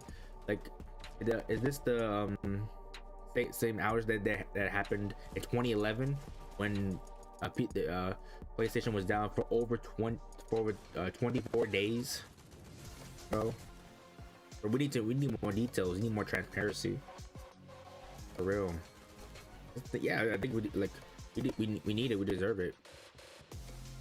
You know, I think it's like common sense, like to, you know, like if any of our, you know, our personal info, our addresses, or credit card info got leaked, or hackers just took it, like yeah, we're not getting that right in this outage, today's outage. I'll be worried if some like some random hacker got all my info on PlayStation, bro.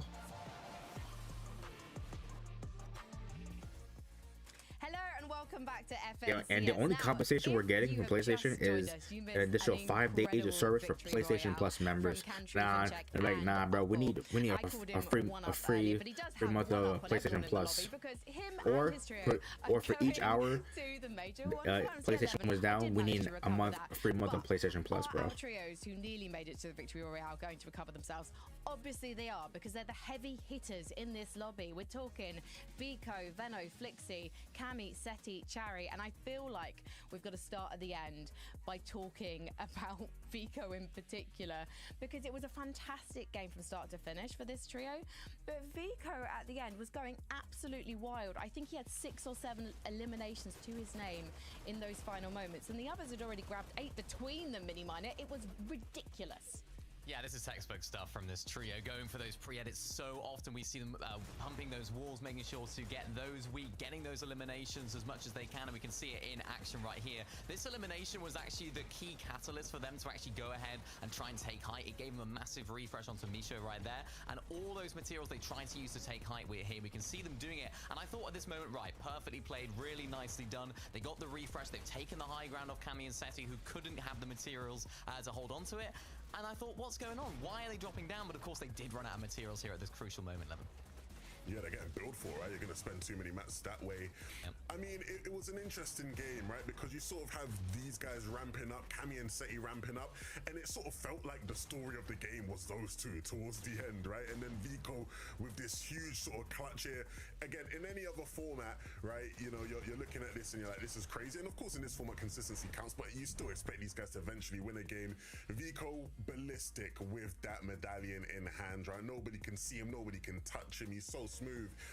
I think when you look at that team and Cammy and Seti's teams, you just thought one of them was going to win the game, right? If you watched yesterday, EU and NA, we had the two biggest teams in those heats, sort of just, or in those groups, win the first game. We had Queasy, we had Peterborough NA. You thought it was going to be the same here today for a second, but in the end, another team steals it. Still two great games from Cammy, Seti, and, you know, Veno, Vico, and Flixie as well. Levin, do you think that as an IGL, Veno just kind of leans back in his chair and goes, "Go, Vico, go"? And that's the call. And that's when we see the magic. I think if he does that, it probably helps, right? Because, you know, if you don't know much about Vico, he's a great player, but he's a player that relies a lot on being confident, right? When his teammates are gassing him and glazing him, as the kids say nowadays, you know, he feels confident, he hits every shot, right? And if you can keep playing that way, they're going to eventually win one of these games. So I don't think Veno is quite doing that, but it would help probably. So Seti, Cammy, and Chari, they established the high ground from Zone 9. Feels pretty sensible, but did they lose this victory royale because of that resource mismanagement? Did they actually over-egg the pudding a little bit early and spend all their mats misguidedly, should we say, Mini?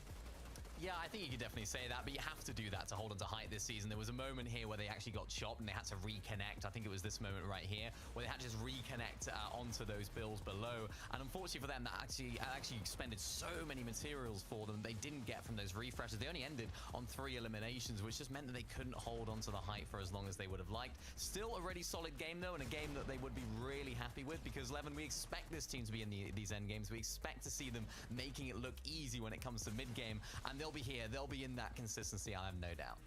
Yeah, I think both of these teams just looked at each other at different points in the endgame and went, you guys ain't got nothing on height, we're going to take it up. You know what I mean? Like, both of them didn't really have mats, but like, Cammy and Seti look up and they're like, those guys look weak, let's just take it ourselves. And Veno and Flixie thought the same. So it's an interesting battle. I do think if you're holding height early in these games, Frankie, you have to be conscious if Veno is in the lobby, right? Like, for Cammy, Seti, and Chari, they have to know, look, if Veno's still alive in this game, they're going to try and take it from us a bit later. We need mats going forward. So again, there's mind games you have to sort of think about with such good teams in the lobby. That's why this Heat group is so intense, because there's so many good teams.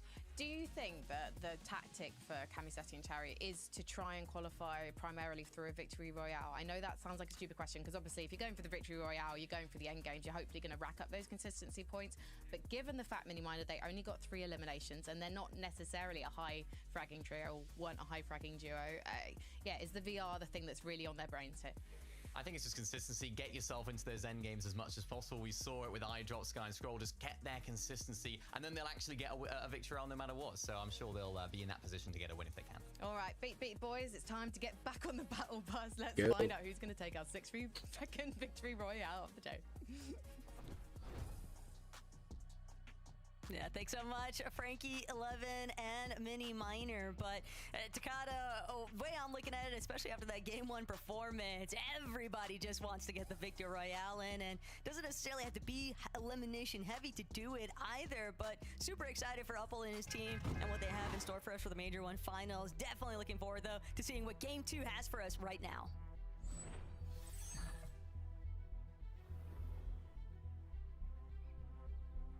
Based on last game, that was looking like a major finals, Taco. I'm not gonna lie. With the names that were up, battling it out in those final moments, I could not be more excited for this second match of Group 3. This is the last group competing.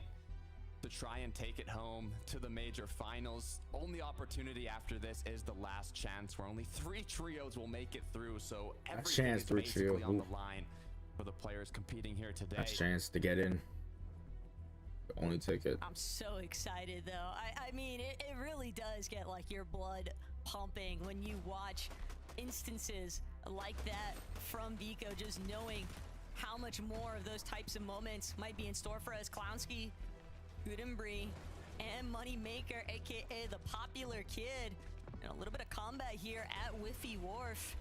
They're hoping to not whiff any of their shots though. They want to just capitalize on this fight, but Goodenbree bit off a little bit more than he could chew here. Clownski gonna hope that he can back him up.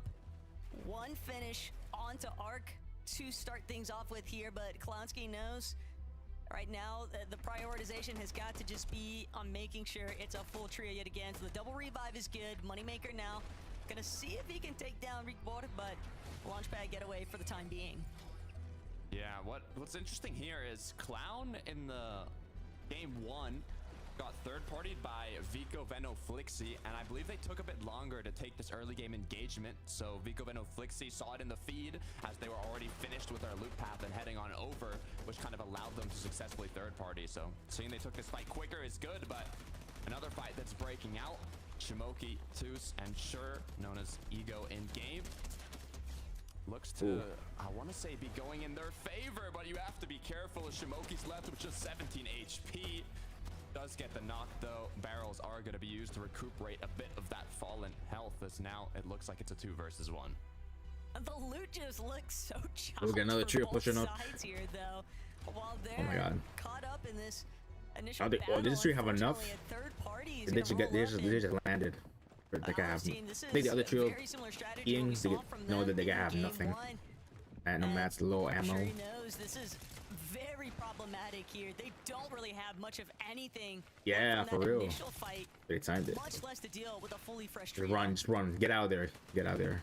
Veek now. Cause I get, yeah, this trio like they just came into the factory. They're stacked. Commotion? Was there like They got some enough. sort of party I wasn't invited to? As more eliminations get sure. shown in the feed, Sure has gone down. As now it's even more dangerous for the third party here, chasing down the remaining player.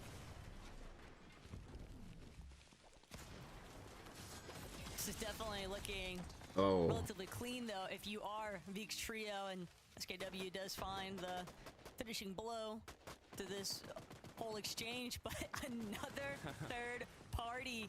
Revscar, Focus, and Della wasted no time moving in from Rolling Blossoms Farm. They could probably hear this commotion from meters away, so they knew it would just be a lot easier for them to take advantage of some of those high hills leading into the POI. Focus gets a decent shot onto Vexy, not enough to bring him down just yet though. But Veek, same story can't be said here. That is a solid elimination that Revscar, Focus, and Della can claim. Shot's gonna continue from afar as Della with another knock. After this one though, I think it's probably gonna be about it for now. 42 points on the board already. Being only the second match, it's still not gonna kind of cause changes in playstyle, I would say, because you still have an opportunity to qualify through consistency, even if you're at 0 points going into this match. So maybe just see a little bit more aggression compared to the first game now that, you know, the players are a bit more locked in, nerves out of the way. Although, I say nerves, the players competing here are some of the most experienced trios in Fortnite competitive, so they're used to this. As a quick replay comes through. Some of these teams, though, probably wishing that they didn't have to look to be eliminated so early on. Tough break whenever you find yourself on the receiving end of those types of circumstances. But Vico, one more time, we just saw him go ballistic in the last lobby. He's trying to get that momentum rolling here currently. Vico just chasing down Skylight, finds the knock, finds the full elim finish. And with 2 elims already under their belt for this trio, Vico, Veno, Flixie, they're aware that there's still one surviving member somewhere. They're probably going to keep a general, you know, scope just to try and keep this final player underneath their thumb, but for the most part, content to just go back to their looting. Quick shot from Veno. As we see how the job was done. Michael, ADN, and Jakey. Now a bit of pressure on them from the sides. You can kind of see in the mini-map, it's almost like a triple sandwich going on. Being in the direct center of 3 trios that are most likely looking for damage this time around, especially Fred, Thomas, and Trip. Having barely qualified through the play-ins now, seeing them compete in groups, I hope we have a solid performance from them throughout the day. As once again, kind of leaning towards the safer surge strategy early on in the game. They do land at brutal boxcars, so they'll have a good amount of metal going into this match. This isn't even the same team, by the way, that Vico, Veno, and Flixie were initially chasing, but we did just get to see that initial oversight for how Vico still continues to get the job done here. It's Veno continuing, kind of space out these bushes, make sure that no one is trying to hide and hope for a reboot card opportunity just yet. They're looking to shut down anything and everything in their path, and right now it kind of just feels like the rest of this lobby is sort of at the mercy of where Vico, Veno, and Flixie are rotating through. Just Mike. Am I good? Am I good? Hugging Edge of Storm. As we've seen Vico, Veno, and Flixie do, even taking those kind of engagements early on in the Storm has really helped them out moving into kind of the later half of mid game and even late game, having to not worry as much about that damage and wasting materials during their rotates. Being able to kind of go more towards dead sides instead of being forced to play congested for that damage can end up using a lot of shields and a lot of materials that you're going to want to use later in the game. As we see another in the Storm fight here, Howley. Looking like they're kind of the, not the aggressors in this engagement, but almost the prey. Yeah, but based on the direction that we saw Vico, Veno, and Flixie last headed, and with this kind of battle taking place just a little bit northwest of Demon's Dojo, you almost expect that those teams might actually encounter Vico, Veno, and Flixie on their movement through the dead side of that northern section of the zone. So we'll see if that ends up causing any problems for those teams that we just caught a glimpse of. Inside the heart of Tinkle Terrace, though, Malibuca, Ping, Walks, kind of just doing their thing. Really solid mat count. The only thing Malibuca probably hopes that he had right now is that Void Oni mask, but still ample opportunity to pick one up along the way. Yeah, 100%. I mean, either I don't want a Typhoon Blade or Oni mask. Oni mask is kind of the go-to. Kinetic Blade, it's a little bit risky with kind of as you use it, you stay still for a second or two, and in these lobbies, yeah, Sting. You got players like Katana. Thomas, they're not going to miss a shot on you. That 1 second you can get killed. Because you can't switch or move weapons. You can't move until you finish your the Katana move set. Yeah, by that time you could have been you've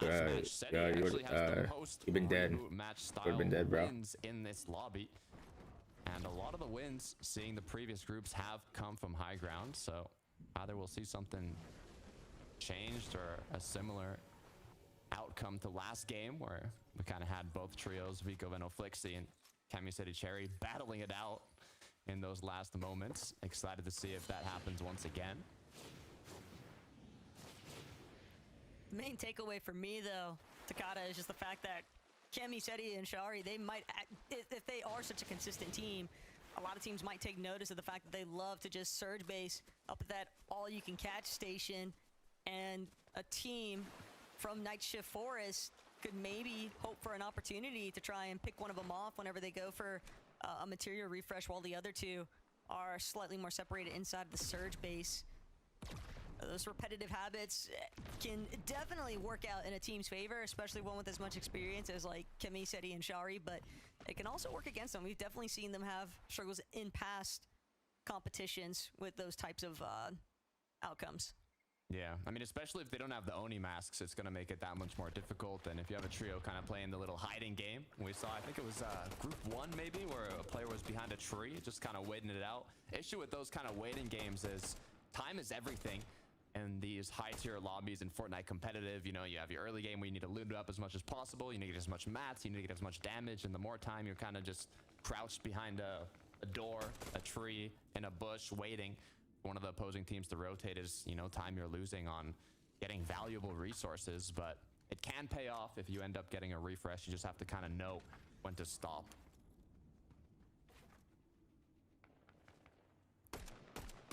Just outside of Seaport City, Della and Focus kind of taking separate angles. Revscar gonna opt to play from as like kind of the ground soldier here. Nice little review of what took place for Combat. Clean elimination. Always love to see those.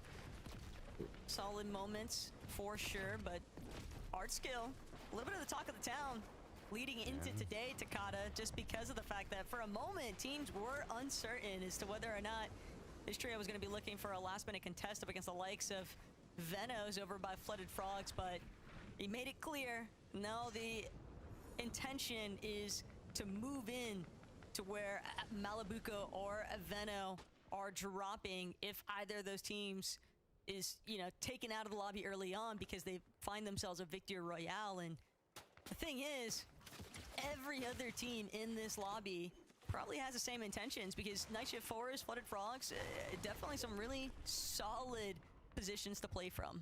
Yeah, I wonder if it's going to work, though, because normally, you know, everybody knows that if a trio that's uncontested qualifies, that drop spot won't have anyone. But if someone kind of like pre-calls saying, hey, if this trio qualifies, I'm going there 100%.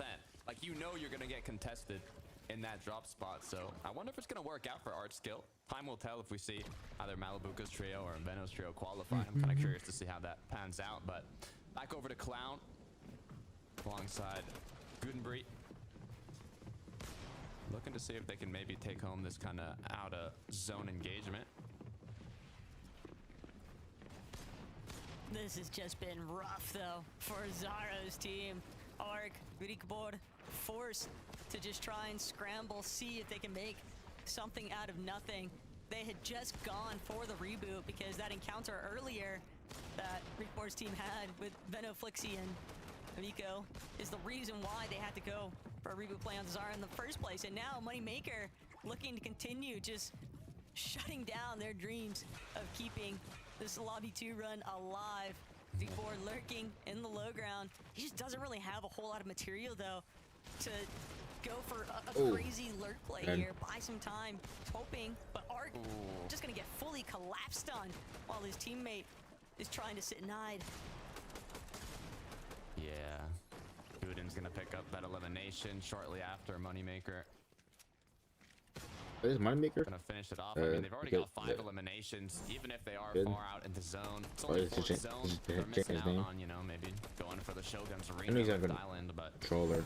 The good news is Storm isn't taking that much yet. They have a lot of time to get back, won't use a lot of shields or materials, and it looks like over at the Rift Island on Shogun's Arena, we've got Veno, Flixie, and Vico trying to take down the boss while there's another trio on the opposite side. The other trio just looking like they wanted to lurk more than anything. Kind of just biding their time. Problem, though, Veno knows exactly where they are located.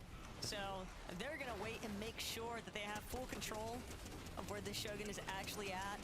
They're making sure to stay tightly grouped. That way, he's not going to be teleporting over to the other islands, for example. So just gives them pretty much that confirmation for securing the Shogun's medallion and whatnot. But teams just kind of implementing their own strategies along the way. And I think even reflecting back towards Moneymaker's trio just now, I mean, we saw them with Wharf with the fishing rod. Anytime you see a fishing rod in somebody's loadout, you know that they're gonna probably be set as far as resource utilization is concerned later on. Yeah, we see a lot of teams holding it further into the match as well, as you can see exactly how to make use of it. There's so many little kind of bodies of water, rivers that you can just fish in, farm those shield fish. As Ice, though, Vox has been knocked down, trying to find out where his teammate is. Are they going to be able to get him back up? As shots come in from the back, has to be careful. Looks like he wasn't even able to end his drone there. As now they're kind of pinched in this tight situation. Not a lot of exits as they have to pickaxe out. Dandir is going to be the one aggressing in, finishing Vox off. never want to be the team that gets stuck inside the focus from several different trios. And right now, Dendy seeing if they can try and close in even further onto Snazy and Icy, but it is unfortunate for Snazy to continues to try and see if he can find some form of an opening to lead himself and Icy into safety, but this is just a little bit of a collateral damage circumstance for Snazy. They might have just gotten a chance though. Teams looking to rotate out. Instead, they're gonna find themselves getting hunted. Skylight one more time.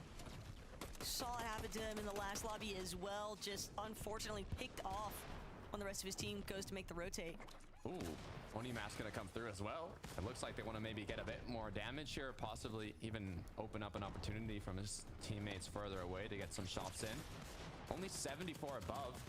You can't imagine that Ice is feeling too comfortable, but after that crack, it's gonna bump them up to 138.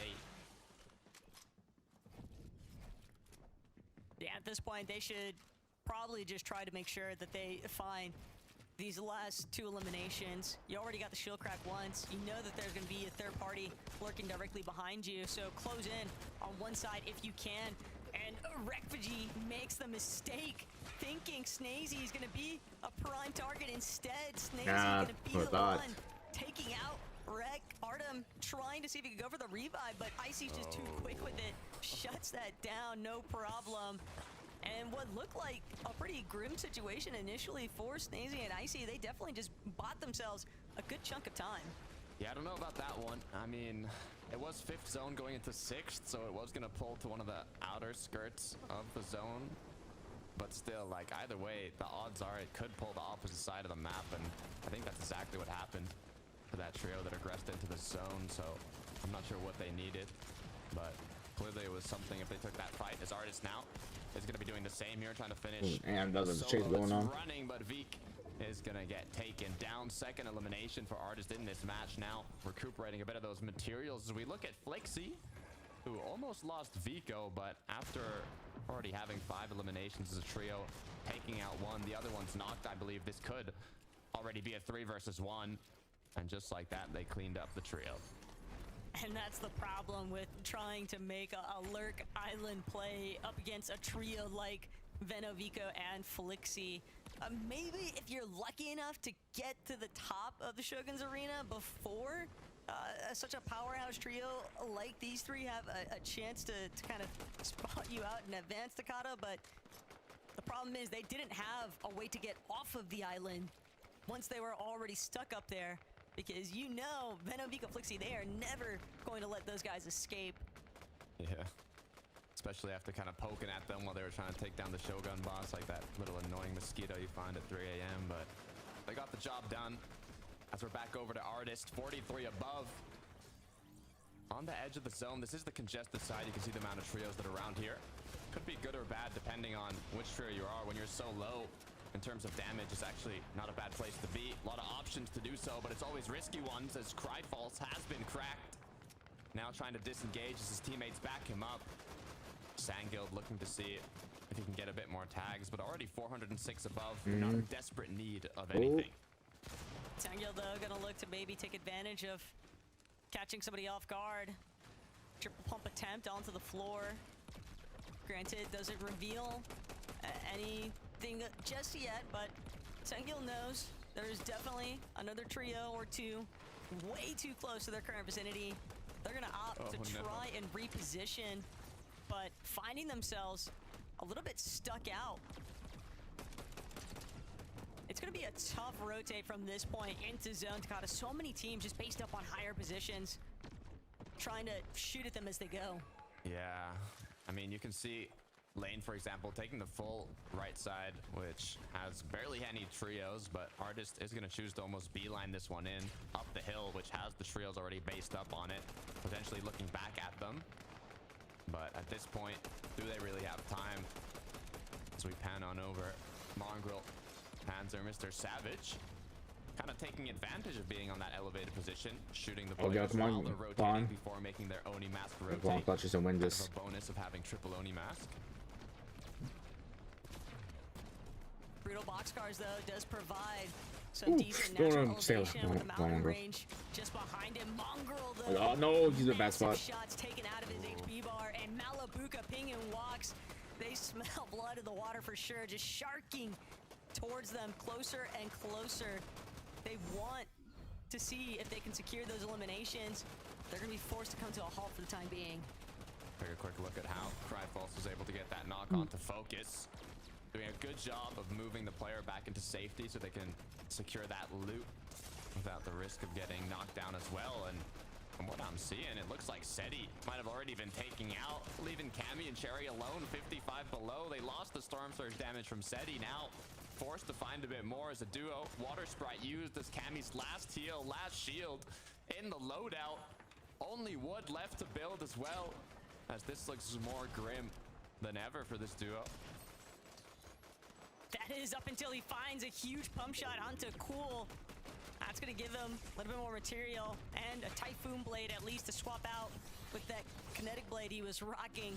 Still going to be a tough circumstance, hoping to just go unnoticed in the sky, managing to kinetic blade straight towards the front side of zone. He's going to stake out his claim on the low ground. We're in Brutal Boxcars. Shred into Voxtail. I saw a lot of people landing here before, like right before to get the train. I think the train will give you a gold hollow twister. And that's a guaranteed good Galu right there. To Mr. Savage. Both his teammates low on shield. They have enough to recuperate it. They just need the time. Oh yeah, 6 splashes. Oh, they need whites. As now they're going to continue to get into zone. Have to be careful not to land in another box. As now the pressure could be on, but quickly enough getting themselves into safety. And now hopefully they can either decide, do we want to stay ahead or do we want to wait for this next zone to appear? And then with that triple Oni mask make their way in, but Mongol's already been taken out. Oh my god. Panzer still low on shield. Savage stuck in another box now. Oh shit. He's cracked to just 84 HP and left. Just Savage. Damn, just too separated, not able honestly can clutch this. The backup that he'd been hoping for with Panzer. His team though still able to communicate. Panzer does have a tendency to IGL through the late game, so he might be able to help out Savage despite not being a direct participant. Tripper in a very similar situation to what we just saw as well. Holding on to this last charge of the Water Sprite, but making his way through towards his next portion. He's not going to get the chance. Immediately eliminated the moment he tries to leave his box. Look at the clouds though. Shake off, sky jump. Looks like they're going to want to hold on to height here, as they do have to be careful of the teams rotating through right below them. So far, just making sure nobody else is trying to contest, seeing if they can stay ahead, pre-placing those Oni masks, ticking off the checklist to play high ground, as Mr. Savage is still up as a solo. Come on, clutch. Get in. Oh no, getting sprayed. Third-party sprayed on that. On his store. Oh my god. Just by the tip of it, bro. Oh my god, he's like one shot. Right? Or like one shot. Oh my god. And hope that somebody runs in front of him instead. Gonna try. Needs whites, shields, Hyphen. And that is all that separates him from being lobbied here. Yeah, the zone pulled opposite side to where Mr. Savage was. Unlucky pull, but as a solo, you do want to ride the back of the wave as high ground has been chopped down. Shakeoff reconnecting as we look at Ping, Malabuka Walks, who have a great tarp here on low ground. But once again, it looks like Vico, Veno, Flixie, they saw height, they won it as the battle unleashed.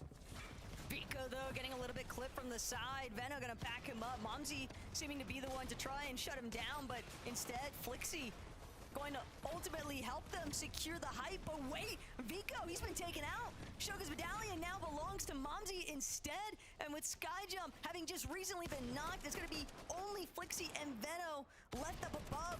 But they know it's a pretty significant blow, losing Vico in the process. Be careful, Malabuka's looking at high. I think he looked up, he saw the action. They could potentially go for a retake here. Ping gets chopped down, but Malabuka is going to use that Oni mask back up. As Ping's stuck on the low ground, he needs to help his team out here. Oni mask gets used, now the battle continues. Will Veno ever get a break?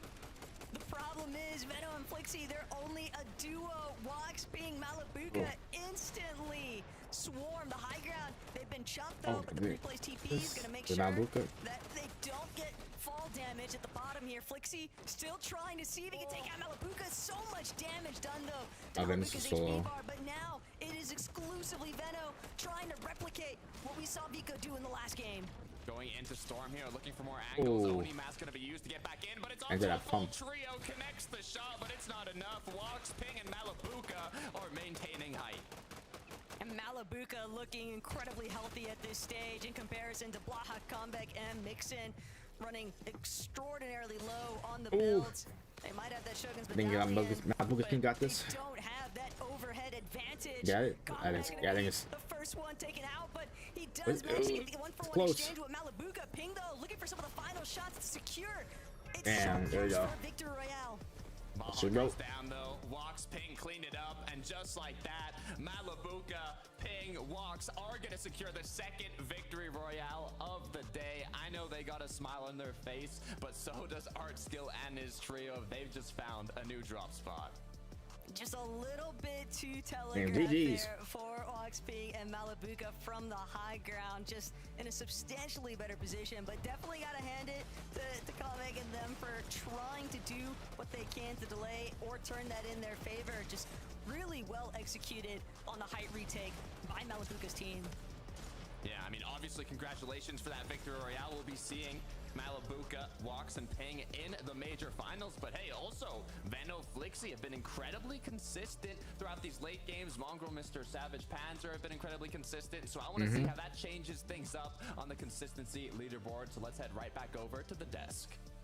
Thank you very much. Congratulations to Malabuka, Vox, and Ping for their victory royale. And this is definitely a victory royale we saw coming, Mini Miner.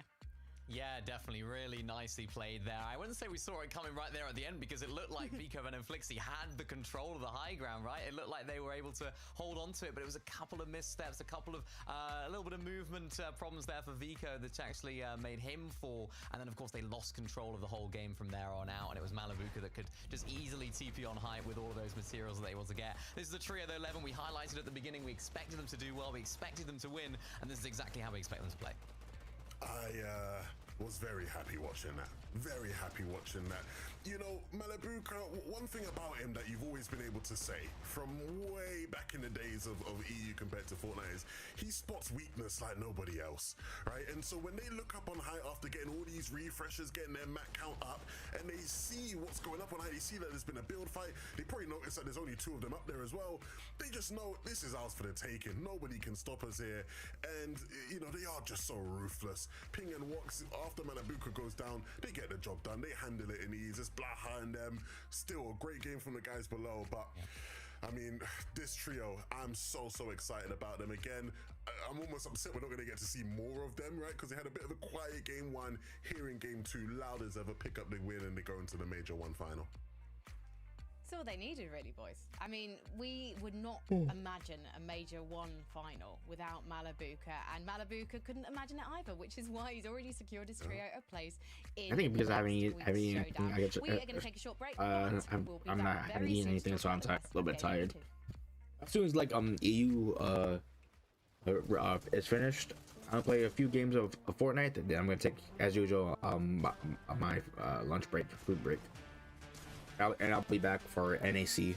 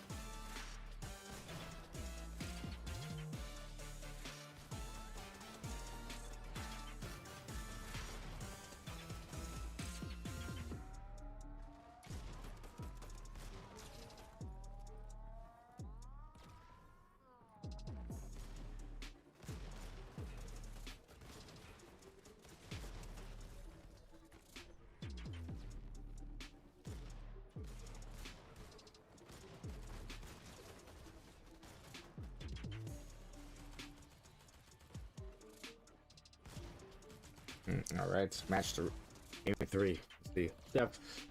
My favorite trio: Savage, Mongrel, and Panzer.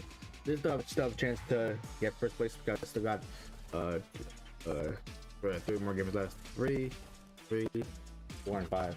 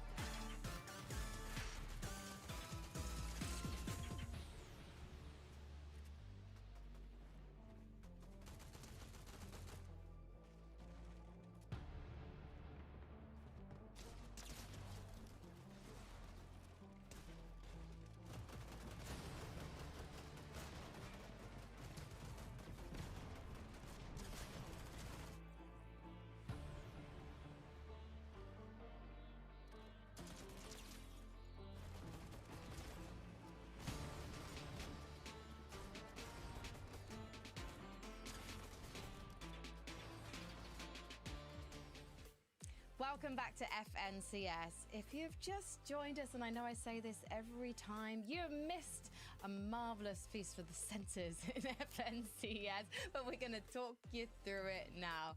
And the sense I got from this one was that this lobby is truly delivering Mini Miner, because we have seen Veno, Vico, and Flixie yet again up at the top, taking the high ground, nearly taking the victory royale, but unfortunately falling short in this instance. Can you talk me through the game for these guys? Yeah, it was a very similar game, I think, to game number 1, where they went for that high ground. They tried to chop them out, successfully did it. Then the team on height reconnected, so they were like, okay, we'll go up for the next zone. And then they tried it. It just didn't quite work out, Levin. I think the way that they went up for it was pretty solid. Everything was working out, but just a little bit of individual error, I guess you could say, from Vico, where he couldn't quite take one of them out and got a big pump shot onto him. And unfortunately, it just didn't work out. It was this moment right here, I think, when Flixie was trying to take. You can see Vico's health there down in the bottom left, just going down so much. And it was a misstep. It was a misplay, if anything, from these guys. And I think if that had gone well, they would have worked out, and they would have got high. Well, yeah, with that type of high take they're going for, right? Veno's front side sort of, you know, distracting while the other two's chopping the backside, and Vico's the player that they give the medallion to.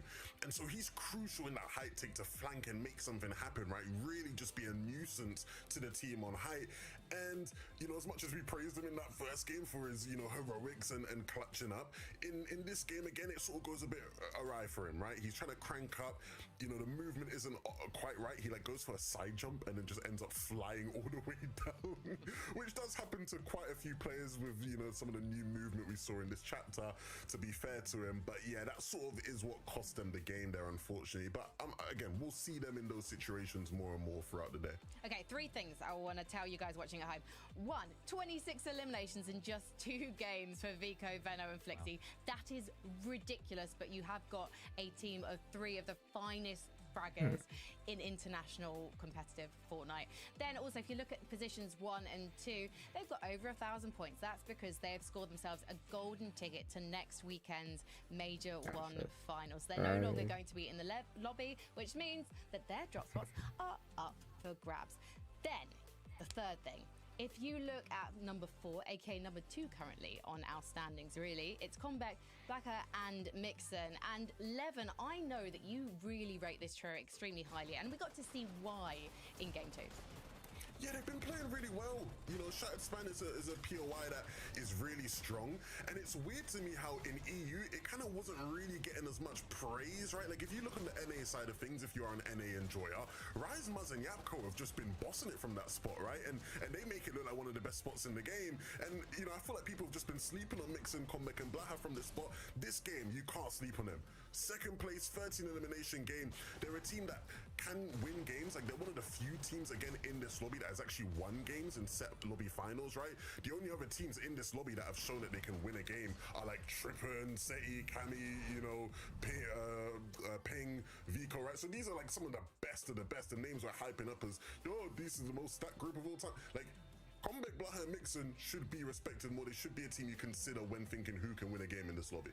Yeah, they're always sort of silently doing well, aren't they? Blaha and Combeck and Mix. And they're always that sort of team that aren't necessarily right, just dominating the entire week. They're always sort of consistently performing, making those end games, kind of like a mini Kami Seti type trio. But as you said, Levin, they do have it in their locker to be able to pick up a victory royale. I'm expecting more from this trio as well as we keep going on. Of course, now they're in 4th place on the leaderboards. They're looking strong. They're not qualified yet, but a really good start from this trio. Well, hopefully we'll see more consistency from them as we go on.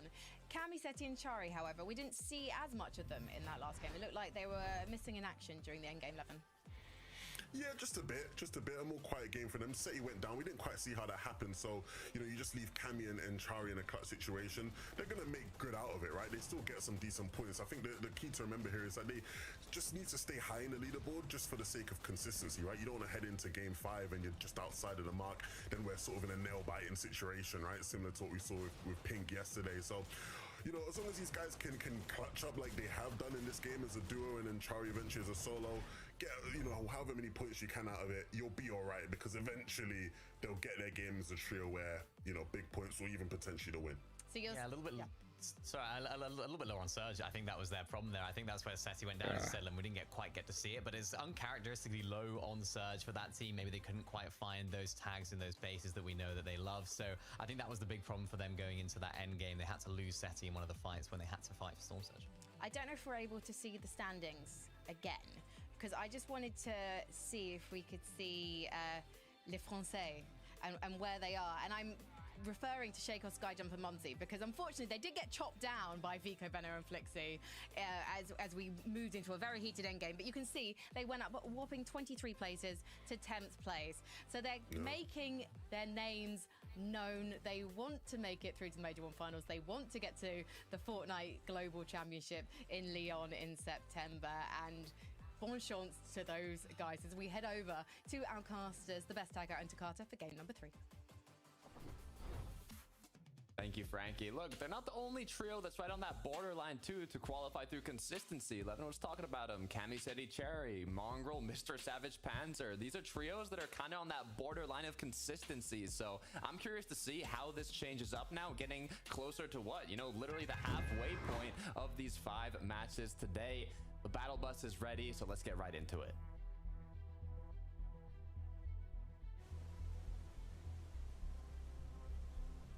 Big cheese in Takata, because it's been a fun battle bus adventure so far throughout lobbies 1 and 2 here today, and with game 3 underway, essentially our halfway point of the 5 matches we'll be spectating here today. I saw something rather interesting. R-Skill already making the call out like, hey, Malabuka, and it's going to be our turn to take over that night shift forest.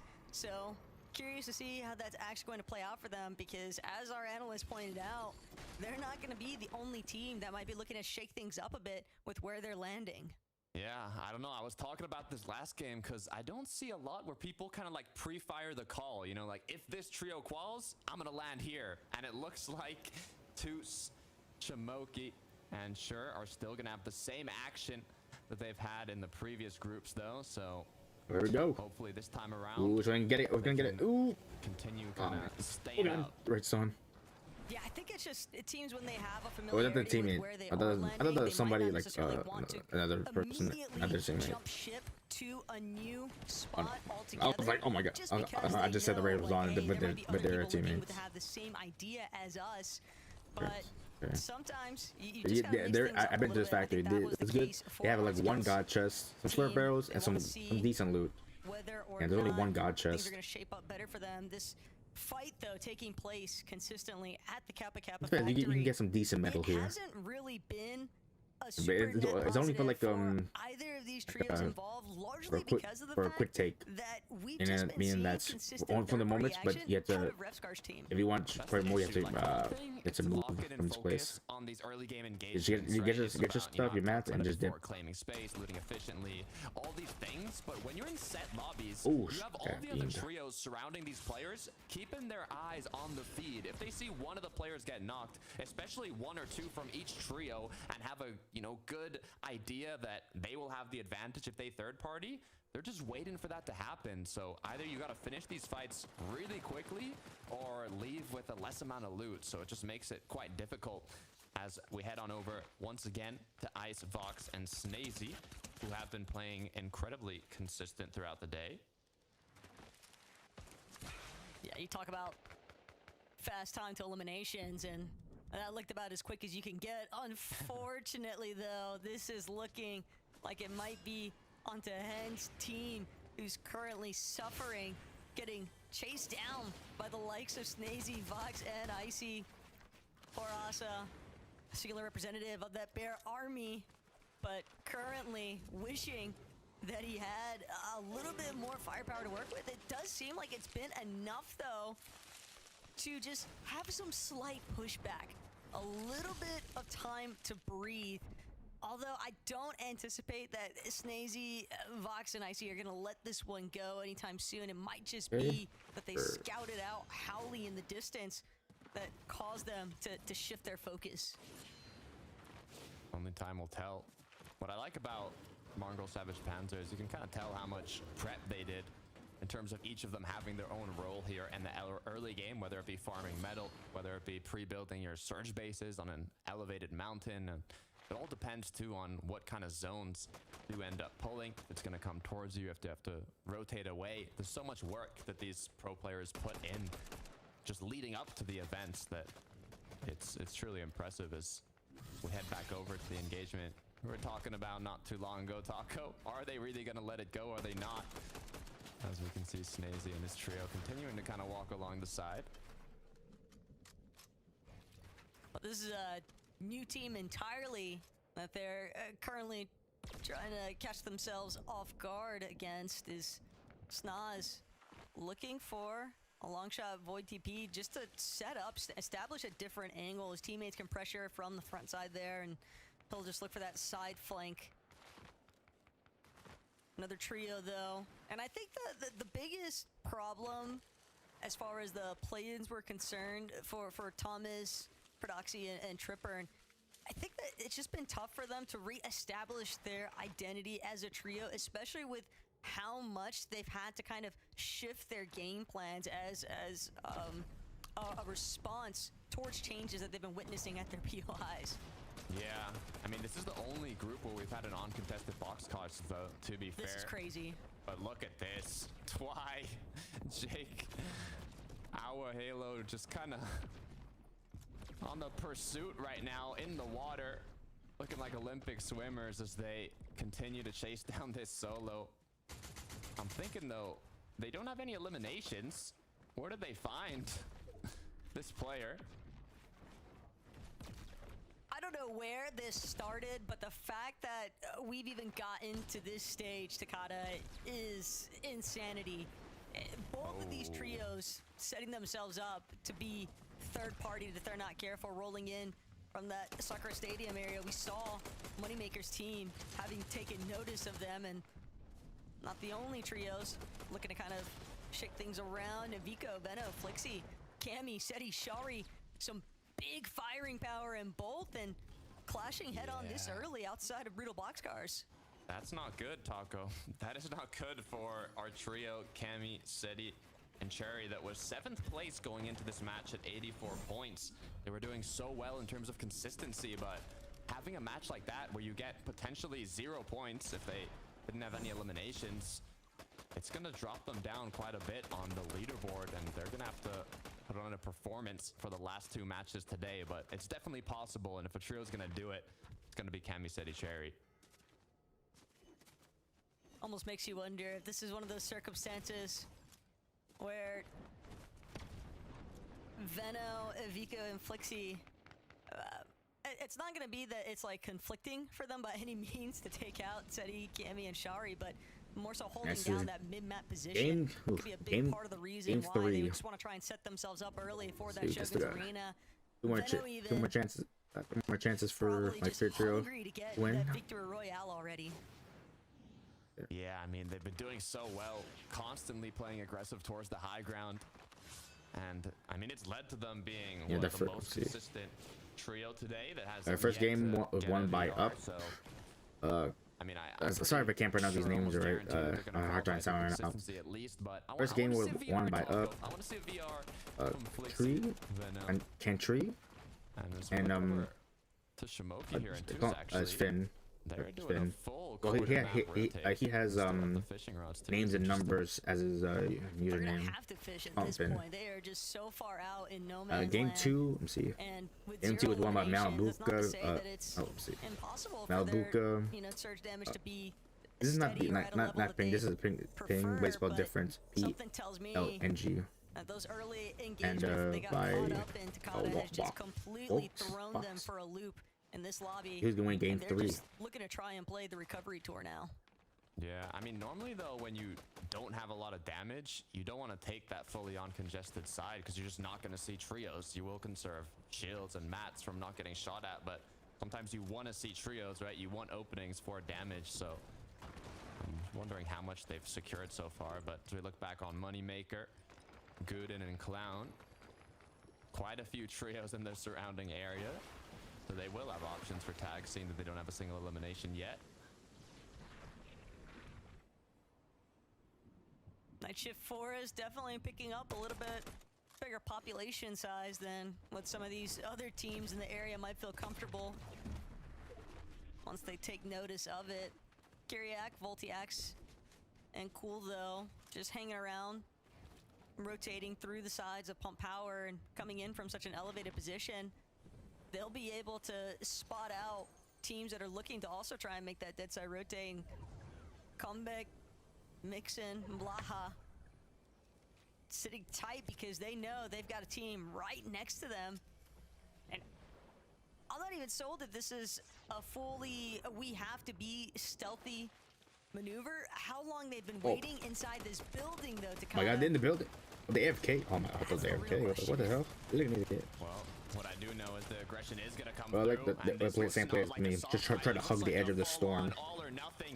Yeah, sure they heard them coming. Gotta be careful. Gotta be careful. 2 is going to continue to play out as Combeck has been cracked. Blaha helping, almost taking out Twos, gets him. Now the 2v1. I think because the box was like straight, should have been like wide spread out. It's definitely It just makes the trio coming down, just shoot just both for one hit one on the box to get him. From. You can hope that he gets this revive while the But double the same play revive as is me, I know happening. if they don't make it to endgame solo cash, I try to be on the edge, like close to the store, like on the edge, so when they move, I just keep moving too, make sure I don't get shot up. Couple of small fry. So sometimes it doesn't work out. Just continuing to try and apply some pressure here. Tooth though doing a good job at just being able to bail out.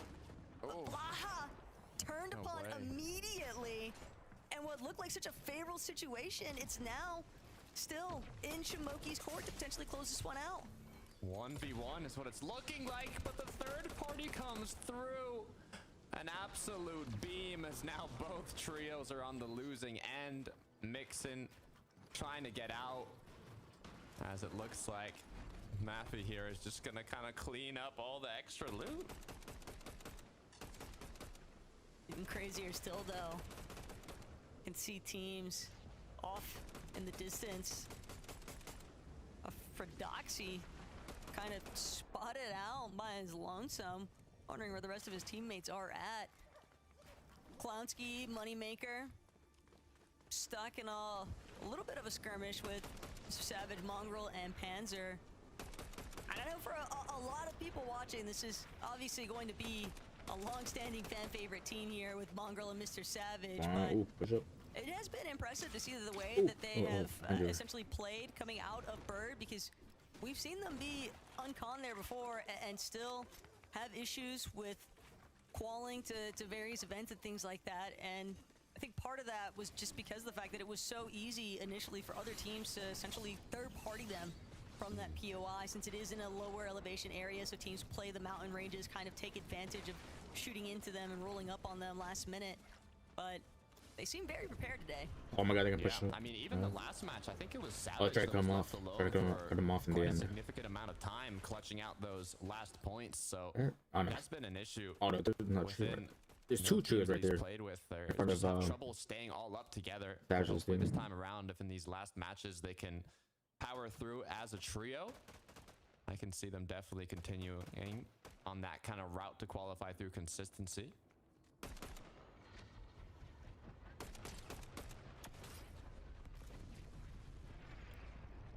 Tripper and kind of still hanging out over by Brutal Boxcars.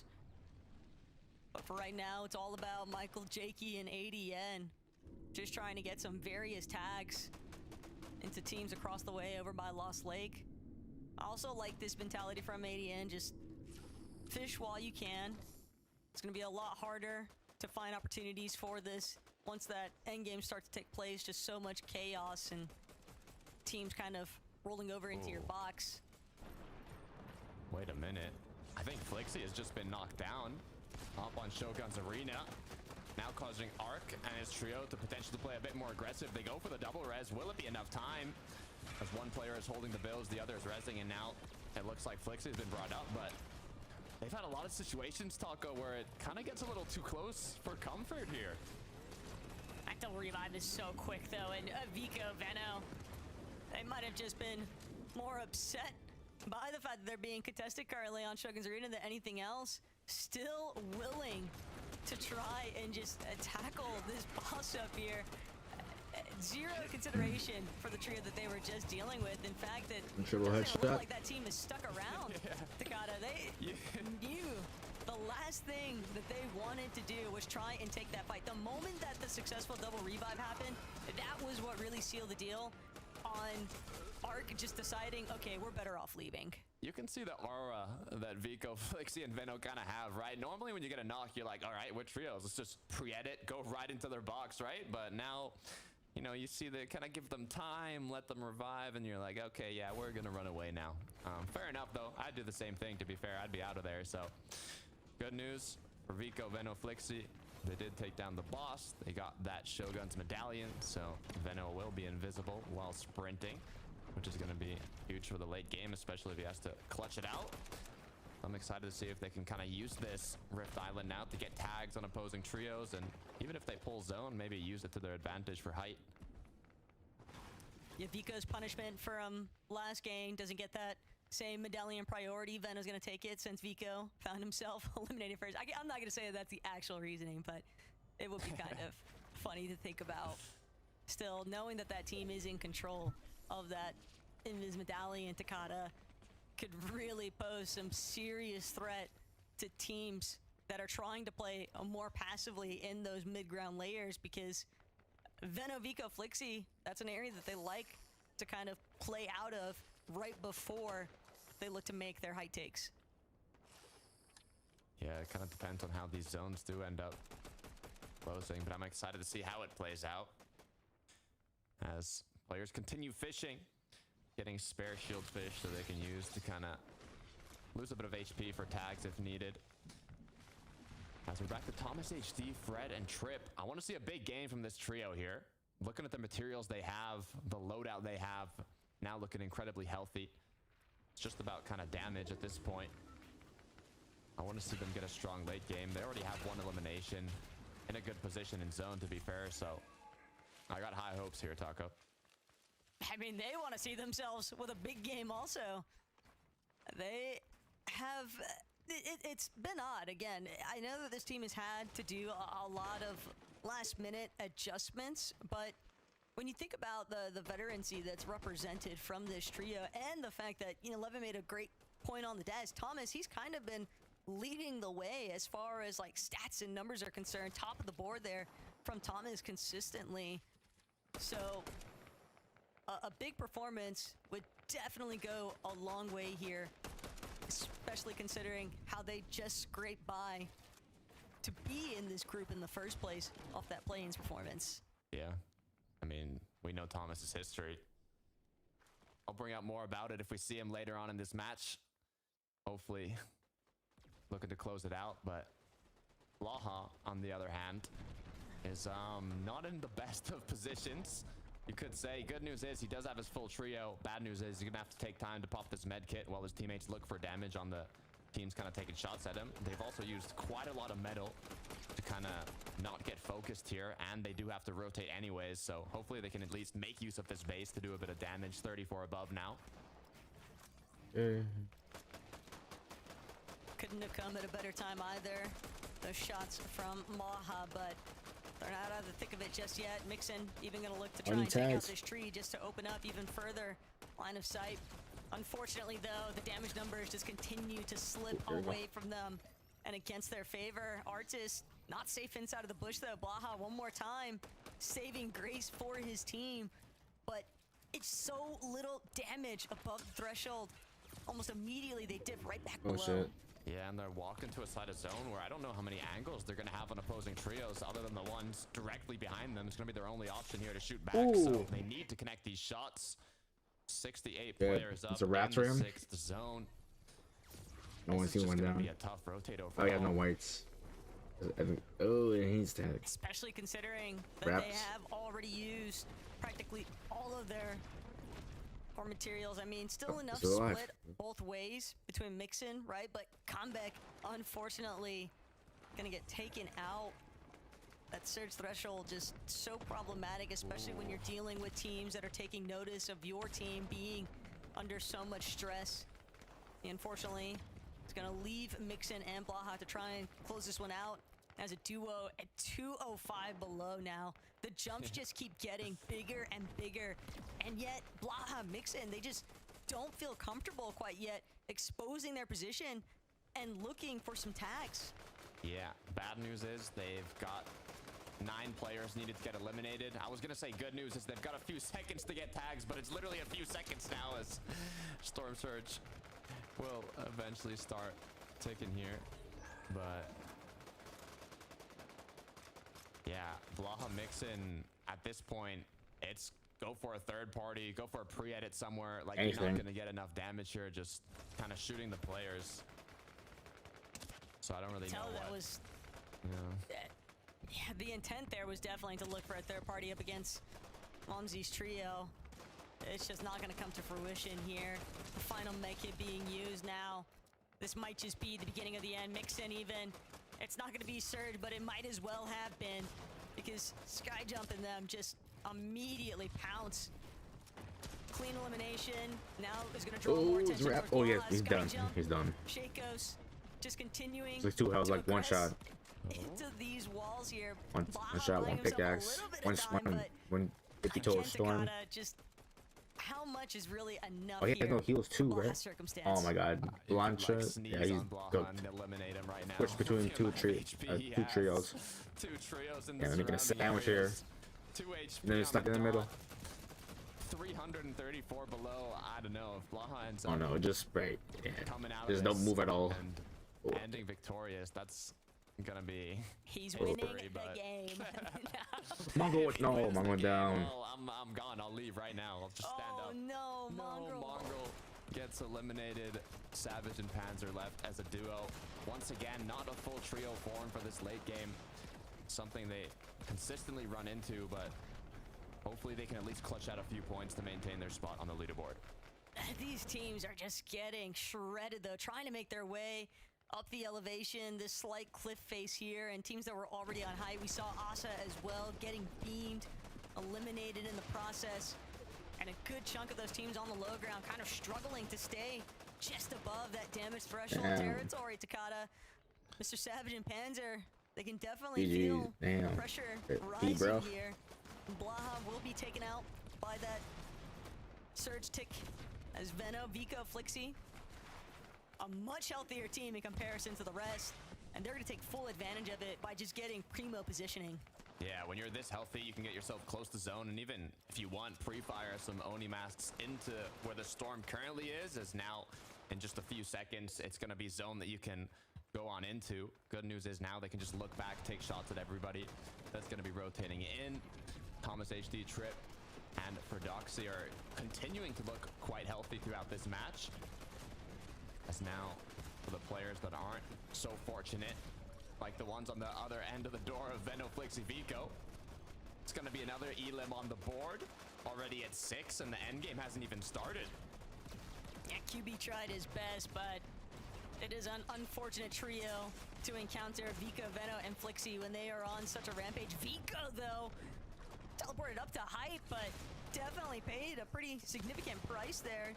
Oh. Good amount of shields to recover it, but they've got to watch their floors currently. Teams underneath them looking to try and see if they can chop them out, catch them off guard, and look for a knockout elimination. Yeah, lost the water sprite to that. That's not only a good item, obviously, to replenish shield, but also if you want to try and retake height later in the game, you can kind of tank Storm with that water sprite and then look for a back of the zone height retake. But now running lower and lower on shields. We'll see what they end up choosing as 9th zone will start pulling here shortly. This is the team, though. Rickboard, Zato, we saw them briefly attempting to challenge Vico, Veno, and Flixie on the top of Shogun's arena, but it looks like that disengage has slightly worked out for them. Unfortunately, though, that material count looking a little bit too low to actually try and consistently control height. All the while, Thomas HD from the low ground might be set off into a blind TP here. Could be in danger still. As long as he's able to reunite with the rest of his team, he's going to be set for the time being. Look at this. So good. Yeah, the mask. Okay. They've played this whole end game now out as a duo. Big mask. That's 50. They're able to go as they run lower and lower on material. I guess in, like, did he switch it up back and forth? Gonna be forced to play a bit more of the backside of zone, use those Oni masks to try and get ahead as Vico, Veno, and Flixie are looking still incredibly healthy enough to make a high ground retake here shortly. They are just so committed to staying about 1 or 2 layers above the low ground, fully tarping out so many of these boxes being claimed by them that Savage down. Soon enough here. Mr. Savage, though, will no longer be a part of this lobby. It's exclusively down to Panzer to get some big placement points for that trio. As now, Greek boarded, they've been chopped successfully. Veno spotted his moment. It's only a matter of time. Vico even going to teleport up because he knows his IGL is already making way on the high ground. Not only that, they got a knock from the chop. One of the players either didn't have an Oni mask or just didn't place it before they were chopped down, as now it's a basically free high ground for Vico, Veno, and Flixie. With the amount of materials they have, the amount of ammunition, shields, it looks like if they just play this by the books, they can close it out, as Trip has been left as a solo now. Thomas HD, Fred got taken out. As now Trip has no materials to work with. Either goes down.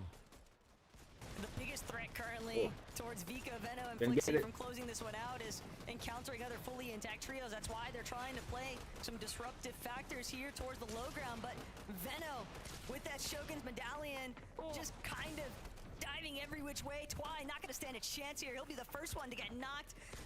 Ovalo gonna be next there. Oh, he has a bunch of Jack Buka. As now Jack Buka trying to do what he can to escape, but it's no good. Vico's got him in his sights.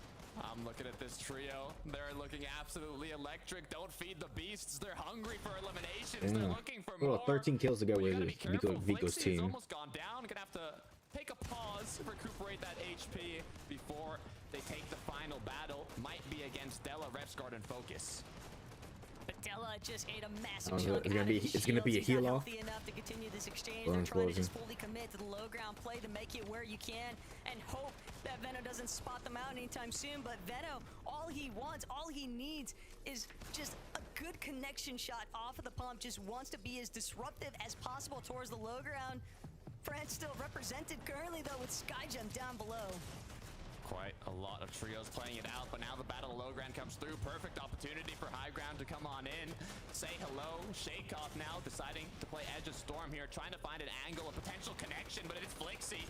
Oh, the backside is going to get that knock, as now Momsy's going to fall shortly after, and it looks like it's a quick cleanup for Veno, Vico, and Flixie, but I don't want to speak too soon. As Flixie goes down, Veno now left alone alongside Vico. It's looking like a 2 versus 1. It's going to go either way. This should be Veno. Veno wants it so badly. Momsy gonna try and prevent him from getting the shot. The mantle up turns against Veno, but Momsy can't face off with the big Vico as Vico ensures that Veno himself and Flixie get this victory royale. That was a dicey ending, though, Takada. I was on the edge of my seat watching Vico, Veno, Flixie play that out after player going down to the last 1v1. Luckily enough, though, Vico was able to connect his shots and take home that victory royale to book themselves a golden ticket to the FNCS Major Finals. It's just the way that they ran in one after the other. For a moment, it looked like Monzi might actually be able to do it. But that is just the kind of backup firepower that Vico, Veno, and Flixie all entrust each other with. They knew from the moment that they took high ground that it was just going to come down to exclusively timing their engagements. Yeah, and I mean, Monzi and his trio, they were not too high on the consistency leaderboard. They were making their way up there, but now with that second place position, they're going to be healthier than ever. So let's head right back over to Frankie11 Mini for them to break it down.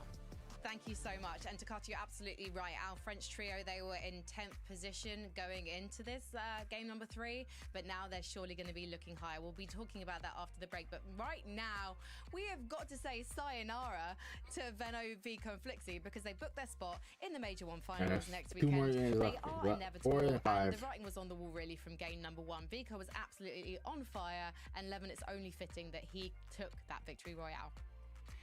Yeah, absolutely. But I think the key there was actually the switch up. We saw practically the exact same play in terms of going for the height take. You saw them sort of chopping things out. And in this game, instead of Vico being the one with the medallion, it was Veno. And I think it makes more sense. When I've spoken to these guys about that in the past, right? Vico feels more comfortable without it. And he'd rather Veno has it. And I think Veno's a better player with it. If you know Veno's playstyle, he's a bit more of that lurker style, right? He enjoys lurking, catching people out, finding good timings. And so a medallion that allows him to be invisible is just like busted, right? So yeah, I think that combination worked better. I will say, as much as they are inevitable, once they took height, it felt like no one was going to take it from them Mini. It was close. I mean, they almost lost the 1v2. I don't want to, down on their parade too much, but they definitely had me on the edge of my seat. Still, though, a very good win. Can't wait to see these guys in the finals. Yeah, and it can be quite easy to do that when you're a trio. We saw it with Donnie's solo clutch in NA last weekend, where the trio just kind of went in one by one, isolated themselves as solos. With the way that Siphon works, the solo player can actually clutch up inside of the Storm, so it was very, very close for them. You're absolutely right, but what wasn't close is the fact that they're now qualified through to the Major 1 finals. They had an incredible day overall. It's been a 3rd place, a 2nd place, and now finally the victory royale. And yeah, I'm really impressed with this team. I think what they're able to do in these end games, the ability to bounce off each other, the ability to have the understanding of each other is really good. And it's interesting how they actually switched over to Vico having that medallion, because almost every single game that I'm seeing from them this season was with Veno with that medallion, with that invisibility coin. So now they've gone back to that sort of strategy. It seems to have worked out very well, and we don't get to see them anymore. Flooded Frogs is now open. Oh, well, it'll be very interesting to see if Artskill's going to be dropping there then as we head to game number 4. But before we can do that, we've got to take a short break. A biento.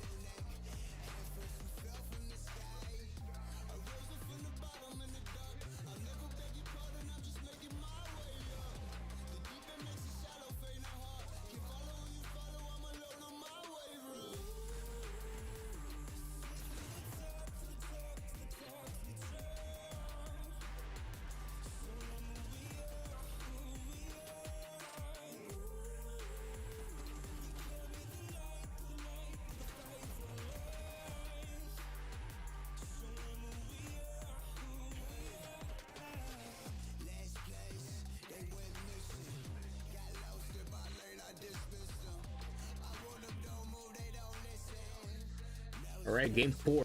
Next, second to last game. Next will be game 5. So no, it's game 4 today right now. Then after that, it's the last game.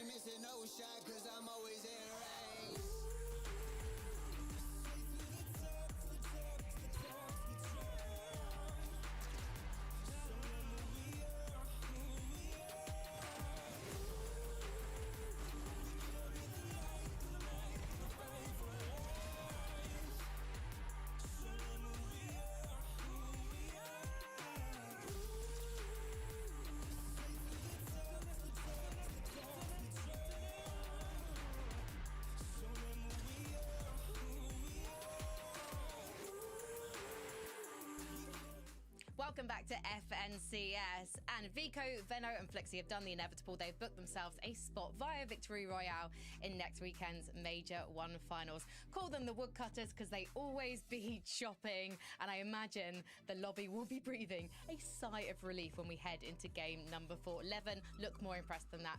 Please, I beg you, I need this job. I have a family. Now, let's talk about Rescard, Della, and Focus as we take a look at the contenders for the Major 1 finals next week, because we're sending through 10 duos today in Group 3. And you can see that they climbed into 7th spot. They've gone up a whopping 10 places from a solid performance. And it feels like this is a trio that's really warming up. They've got experience on their side, Levin. So game to I think that, you know, when you look at where they're landing, obviously Rescard was landing 31 by Veno, Pico, and Flixie. 14 elims for first, 15 elims second game, 11 elims third game. Wow, shit, bro. Double kills, bro. Double elims. I'm hearing things I'm not supposed to be hearing. I'm seeing things I shouldn't be seeing. Regardless, I feel like this team is a good team, and so they're sitting comfortably now in that consistency spot. A couple more games, a couple decent zone pulls, and I feel like they could definitely be in the finals. Yeah, and I think a big element of playing that spot well is something that I spoke about last week with iDrop Sky and Scroll, is just playing Surge well and making sure you can get those damage tags off spawn as effectively as possible, because a lot of the time you have to sort of roam around to try and get those tags, is what that team did so successfully. I think that was sort of the key to them not necessarily having the best start today. Now hot off a 3rd place, 10 eliminations for this trio, really looking strong. And we saw the trio qualify through in iDrop Sky and Scroll last week from this drop spot, so it's definitely possible for this team as well. So that's your prediction then, and I'm interested to see who will win the Battle of the Showdown if you do get to see those we can't hear you right now, Frankie, so you can just keep smiling away. We can't hear you. Right, go. Still got 2 more chances for my favorite trio to win: Savage, Panzer, and Mongo. Game 4, game 4, and game 5. Yeah, gets in. But I know next after FNCS will be last chance. Let's see if they can get this one. They can get this one. Consistency, and I mean, these guys are a massive threat, and it's another example of a team doing incredibly well. And now with your Queasy, right, who we watched yesterday with Swizzy and Mustache win a game. My oh my, you're gonna be side-eyeing, right? Because this is the biggest threat to that team, right? Mumsy, Skyjump, and Shakos have been the second best team, you'd say. Maybe French fans would argue they've been the best team, right, from Seaport this season. So if these guys keep doing well in qualifying, which I do expect them to do, I thought they were going to win a game at some point. Mumsy definitely felt like he was going to make that happen. And he's really like the spark in this team, right? Because Shakos and Skyjump, very experienced French players we've seen for many, many seasons. Mumsy's the new constant who's burst onto the scene and giving them incredible firepower. Yeah, he really has. I mean, that was a really good game from this trio. Win this in the first place. They had a 4th place Get a win. Game previous to that. Now, of course, a 2nd place is going to give them so much firepower. But what I'm noticing here is that none of our trios have actually qualified through via consistency yet. I know yesterday it was around, I think it was 175 points. I think it was that Pink's trio got to actually qualify them through. And I think in some of the previous times we've actually seen these groups, some teams have already been qualified. They've already been past that threshold. So it's really interesting to see now how the lobby is going to change without Veno's trio in the lobby as well. How's Hike going to change, like we spoke about yesterday with Queasy? Lots of questions to be asked. Well, there's just 2 more games for the lobby to change, so let's head over to our castle to game number 4. Thanks so much, Frankie 11 and Mini Miner. But a pretty big breakdown taking place on some of our teams that are still looking to make their way through that victory around the kata. But consistency definitely looking pretty nice for a lot of those Yeah, teams. so at top. after EU chat, I'm gonna play some games, some Fortnite. Then I'm gonna then I'm gonna go on my lunch break. It's kind of like you got to start thinking Yes, to yeah, yourself, no, same thing. I'll put a video for y'all to watch. You won't be bored with my BRB screen the whole time. So don't worry, I won't be too long. I'll be back very soon, so we can play some games, then wait for NEC to start. And with the start, Yeah, you already know, because I don't like to eat where I stream. I don't want to make a mess. My setup, especially my new keyboard. Yeah, I don't need anything like say ketchup or any food crumbs inside of it. Be a pain to get it out. Could also help close that gap pretty significantly. Luckily enough, though, for the trios that are uncontested, they don't have Here we go. too many worries about having to kind of play it all or nothing at their drop spot. If you are uncontested, you have more of a chance to kind of play it out through consistency. As with only 5 games, it's quite difficult to make it happen. You have to play quite well every single match. As we look at almost, is this going to be a 50-50 contest up here? It's looking like it. These teams willing to, kind of split the difference here, but Jubidar is going to open up those initial shots. War Snipe, it is an absolute brawl currently. And both of these teams definitely taking pretty significant blows here currently, but Yasin still trying to hold down the fort here. Has that Oni shotgun in hand. I was going to say issue is only one shot in the chamber.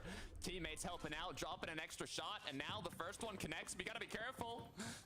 Take the time to reload. One more needed to finish this engagement off. And Mini was almost popped, but found a quick angle, and just like that, Yasin is going to be able to pick both of his teammates back up without even having to commit to a reboot. Looked rather unfortunate there for Minor. It looked like he got stuck for a second on that chunk of the map. A little unlucky as far as how he was trying to actually wiggle around there. But Kappa Kappa Factory, we've seen this time and time again. Toos knowing that he's got to lead the way here. They're having already lost, sure, Shimoki as well, trying to see if there can maybe be a separate angle approach. But Toos has more than enough left in the arsenal still, able to take that one out. Now the real concern, will they be third-partied by Revscar & Co., or are they actually going to get a chance to try and play things through from Kappa Kappa? I mean, it's tough. 18 points going into this match. They have gotten those 3 eliminations, and it's a trio. Shimoki has 2 FNCS wins on Asia. Toos has got an FNCS win. They've got 3 as a trio, and now being so far down today, they really kind of do need that victory royale. So hopefully this is kind of going to set them up for it in this match. What is big, though, is that with that last win there for Veno, Vico, and Flixie, Flooded Frogs being fully exposed now for new teams to try and make it their home. And Rick Boris, keep in mind, they were one of the teams that kept consistently encountering Veno, Vico, and Flixie in that last lobby. Wouldn't be surprised to see them maybe able to try and make some plays for Shogun's Arena later on. And we see it all. Wayne camping. Look at what ended up happening in that initial fight, how they got a quick cleanup. The new threat. But after you get those initial engagements, it kind of gives you a lot of benefits. Not only do you have the freedom to continue. I definitely need some food grubbing me. Farm out your metal and kind of do all those things without the risk of having to constantly like this. avoid shots. Even though I just woke up, I'm trying to like this. I'm not like this. I'm just really hungry. It kind of gives you that freedom of having that early damage. As we go back to Rickbor and his trio, and once again, an early fight. Yeah, Fighting Frogs living up to his name right now, though the fight's just shifted a little bit away from it. But Zato looking like he might be able to open up this exchange all the further here for Ark, who's just breaking down some of these pre-existing walls. And Arc as well, having those chili chug splashes means could opt to use one just to try and be a little bit more aggressive with this exchange, but currently it seems like they might be willing to just wait it out because eventually Howley, they're gonna need to rotate in. They can't afford to stay on the outskirts of the map forever. Yeah, definitely not. Look at Shimoki too. He was looking like the aggressive, but as he slid down the hill, cracked down to about just 20 HP, I'd say, as now both Shimoki and his teammate Sure have been knocked down. Toos now is left alone, and although they started off with those 3 strong eliminations, once again, like you called it out, Taco, the third party is gonna come through. Ref's guard, Focus, Della say, hey, I'm knocking on the door. I saw what happened. Don't think you can get away once again. And just like that, Toos gets taken out, leaving it all up to the last match. It's one of the most glaring issues that teams that actually opt to drop at Kappa Kappa Factory encounter.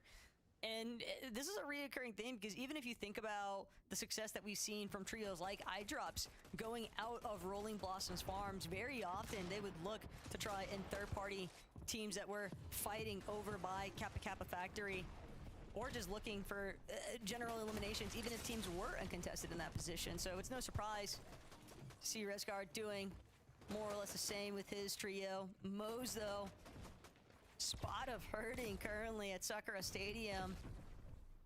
Does at least have one of his teammates next to him, but the problem is how split the other might be.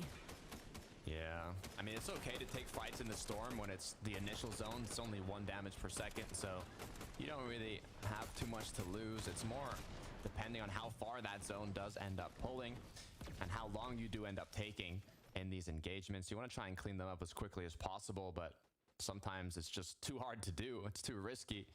But it looks like Snazy, Ice, and Vox are not really going to let this trio go anywhere. This might have been a spot of self-sabotage from Rick Border's trio. They were hoping to get they turned to Jesus for a second. Few eliminations. Instead, they're going to find themselves on the receiving end currently while they try to make their run for oh my God. Zaro win this. having Jesus already Christ. knocked Snazy, Icy right behind him. Vox as well, and sure enough, with Zaro having been cleanly eliminated, it's now down to just Rick Bor, whether or not he's going to even have an opportunity to try and get that reboot card, make the reboot ban play, but you're just spending so much time trying to recover how your early game started, Takada. I'd almost anticipate that their mid to end game wouldn't bode much better from this current position. They might just need to look to try and run things back for Lobby 5. Yeah, speaking about end games too, I didn't even get to see what really happened with Thomas, Tripp, and Fred last game. I mean, they were looking quite good. I think they got a little staggered behind in zone, and then next time I look, it's just a solo trying to run it through. So once again, I mean, the mid game, they've got it down. They have eliminations. They already got full mats, good loot. It's just those end games are not really going their way.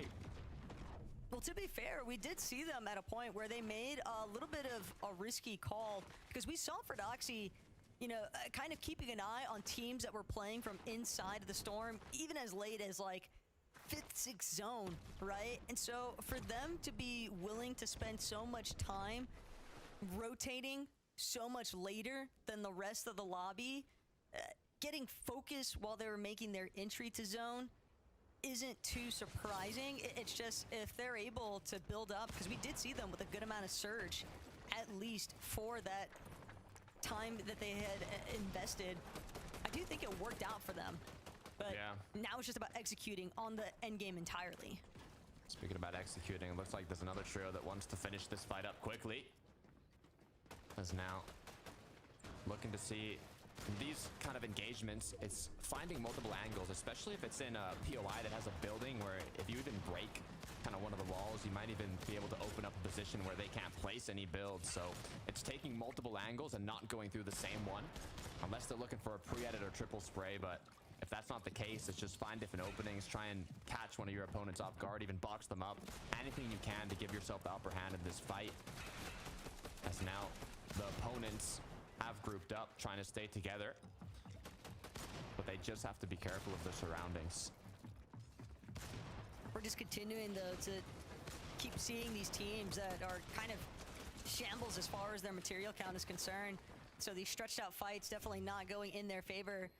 Thomas lost his shields entirely. Fortunately, does still have shield potions to make up for it. But Seaport City proving to be a little bit of a difficult destination so far. Fishing might have been the original intent here from this trio. Instead, they're going to be dealing with Momsy and Skyjump, and they're not the only ones. Just saw Hen and Asa strolling up behind them. Yeah, good news for the Skyjump, Shakos, and Momsy, though. They put themselves up at first place in terms of the consistency leaderboard. They were, what, like bottom middle half into one game, launching themselves into 10th place, and then right after that, launching them into first place in terms of consistency. So with 2 back-to-back huge matches, you know, it's good to see.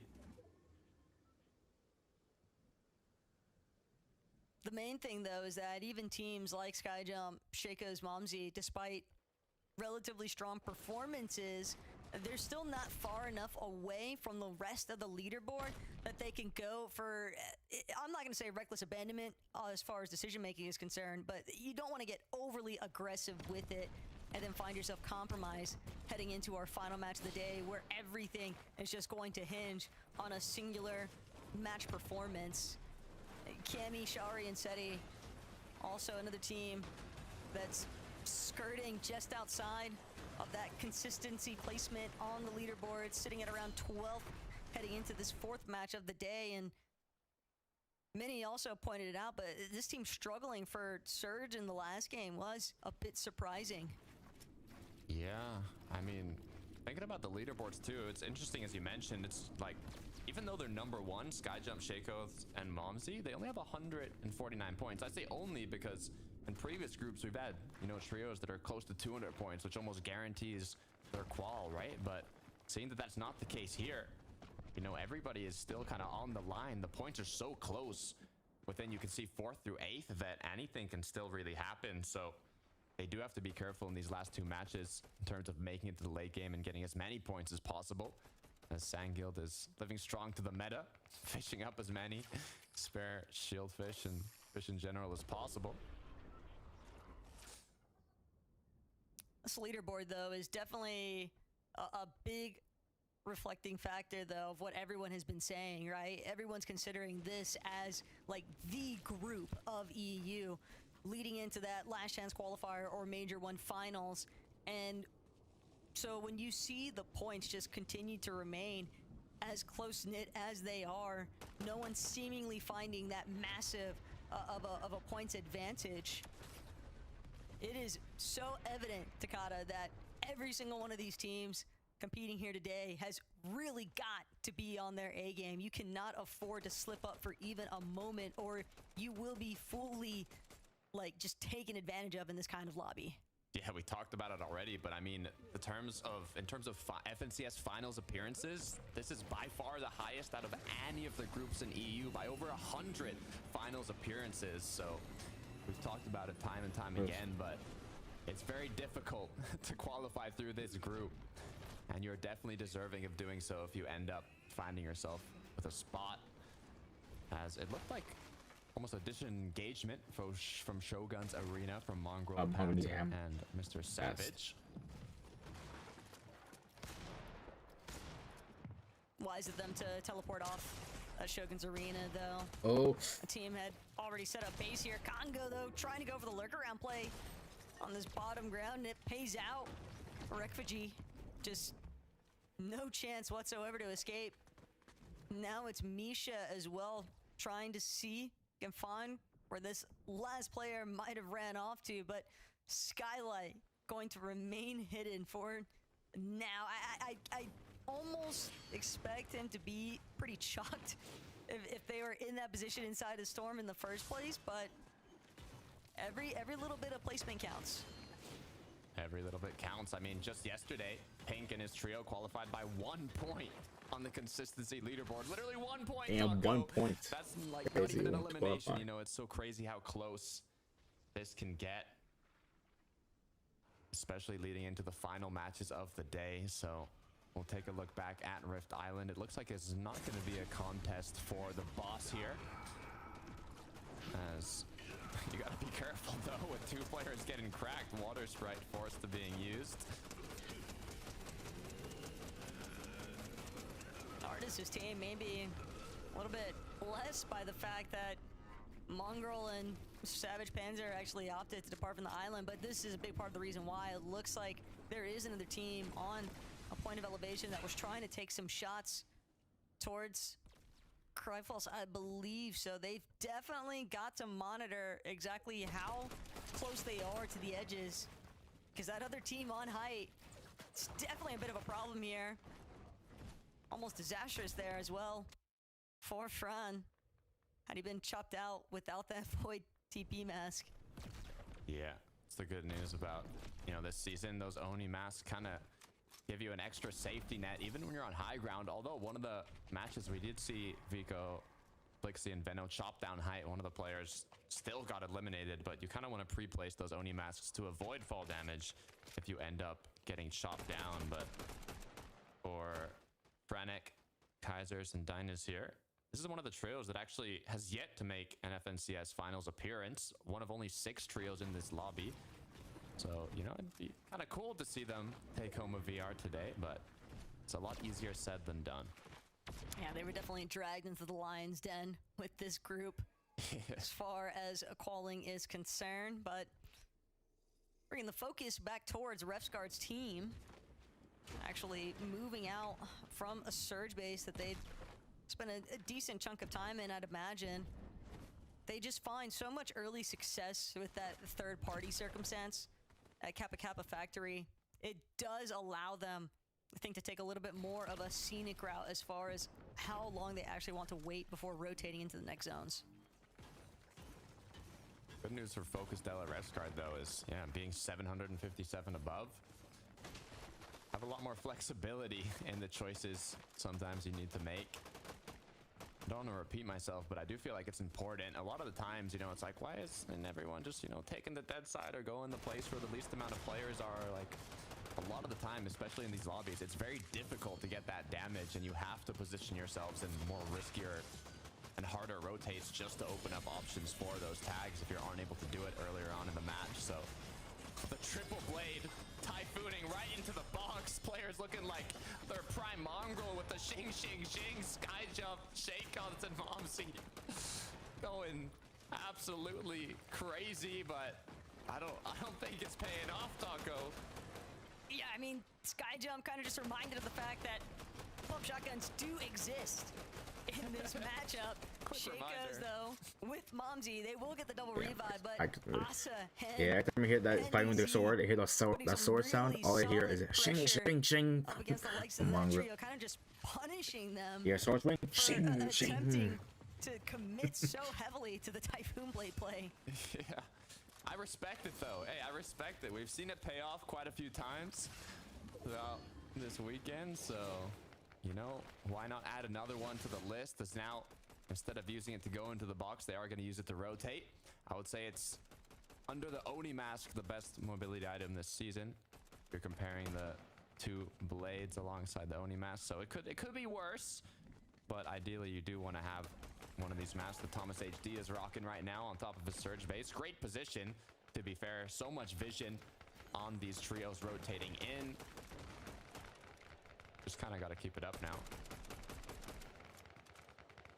All Thomas and Frodoxy really need is just a little bit more damage. They can get to right around that 600 to 700 above threshold. That would really allow them to kind of play the next couple of zones with more emphasis towards getting early front side. Unfortunate tags there onto Frodoxy, though. Does lose his shield. Thankfully, though, the other team not close enough to be able to actually capitalize on it and try to key him for it. Look at this. Asa, Hen, and Andes as well with a quick elimination. Maybe we'll see them put a name for themselves on the board today. Hen being the player with, I believe, well, I mean, he has 3 FNCS titles just himself. But you got to be careful here. If you're in a position like that duo we just saw down in the mud. Feet. Insta pickings for Mr. Savage. Quick little walking llama. as now they're going to be able to build out. Keep an eye out. It's there right as Mr. Savage got the elimination. He didn't even go for the loot. He let his teammates loot that as he expanded the builds, knowing he most likely will get spare hard mats and didn't want the focus to close on to them. So doing a great job of building out right after an elimination. Look at where Shari, Cammy, and Seti are at. They've got Frodoxy in their sights, saw Tripper nearby, and a bush as well, but Frodoxy just paying the ultimate price currently. Another trio, though, gonna draw the attention momentarily. That allows Frodoxy to get a little bit closer to the rest of his team. Thomas and Tripper, though, they had to give up their old surge base. Well, I shouldn't say had. Likely more so just a decision that they felt more comfortable making at this time because, again, it's just trying to control that front side of zone has proven to be the most successful measure for a lot of our teams here today. Yeah. Also looking that it's the 7th zone. Ideally, you know, you don't want to rotate late into this one because the next zone is kind of one of those end game zones that's a majority inside the storm. The Swirls Island? They can end the Swirls Island again? The end game? I mean, you want to be able to set yourself up quickly into a good position. Oh, it is. It's like right there. Pulling towards, and I mean, for the trio up here on Shogun's Arena, this is exactly where you want to be with the amount of mats that they're going to be able to conserve. Conservation of mats on top of the fact that this is just so much easier for them to find additional damage. It's not even about the surge threshold because they were already sitting at around 400 over it. It's more so just preventing teams from rotating how they would prefer to.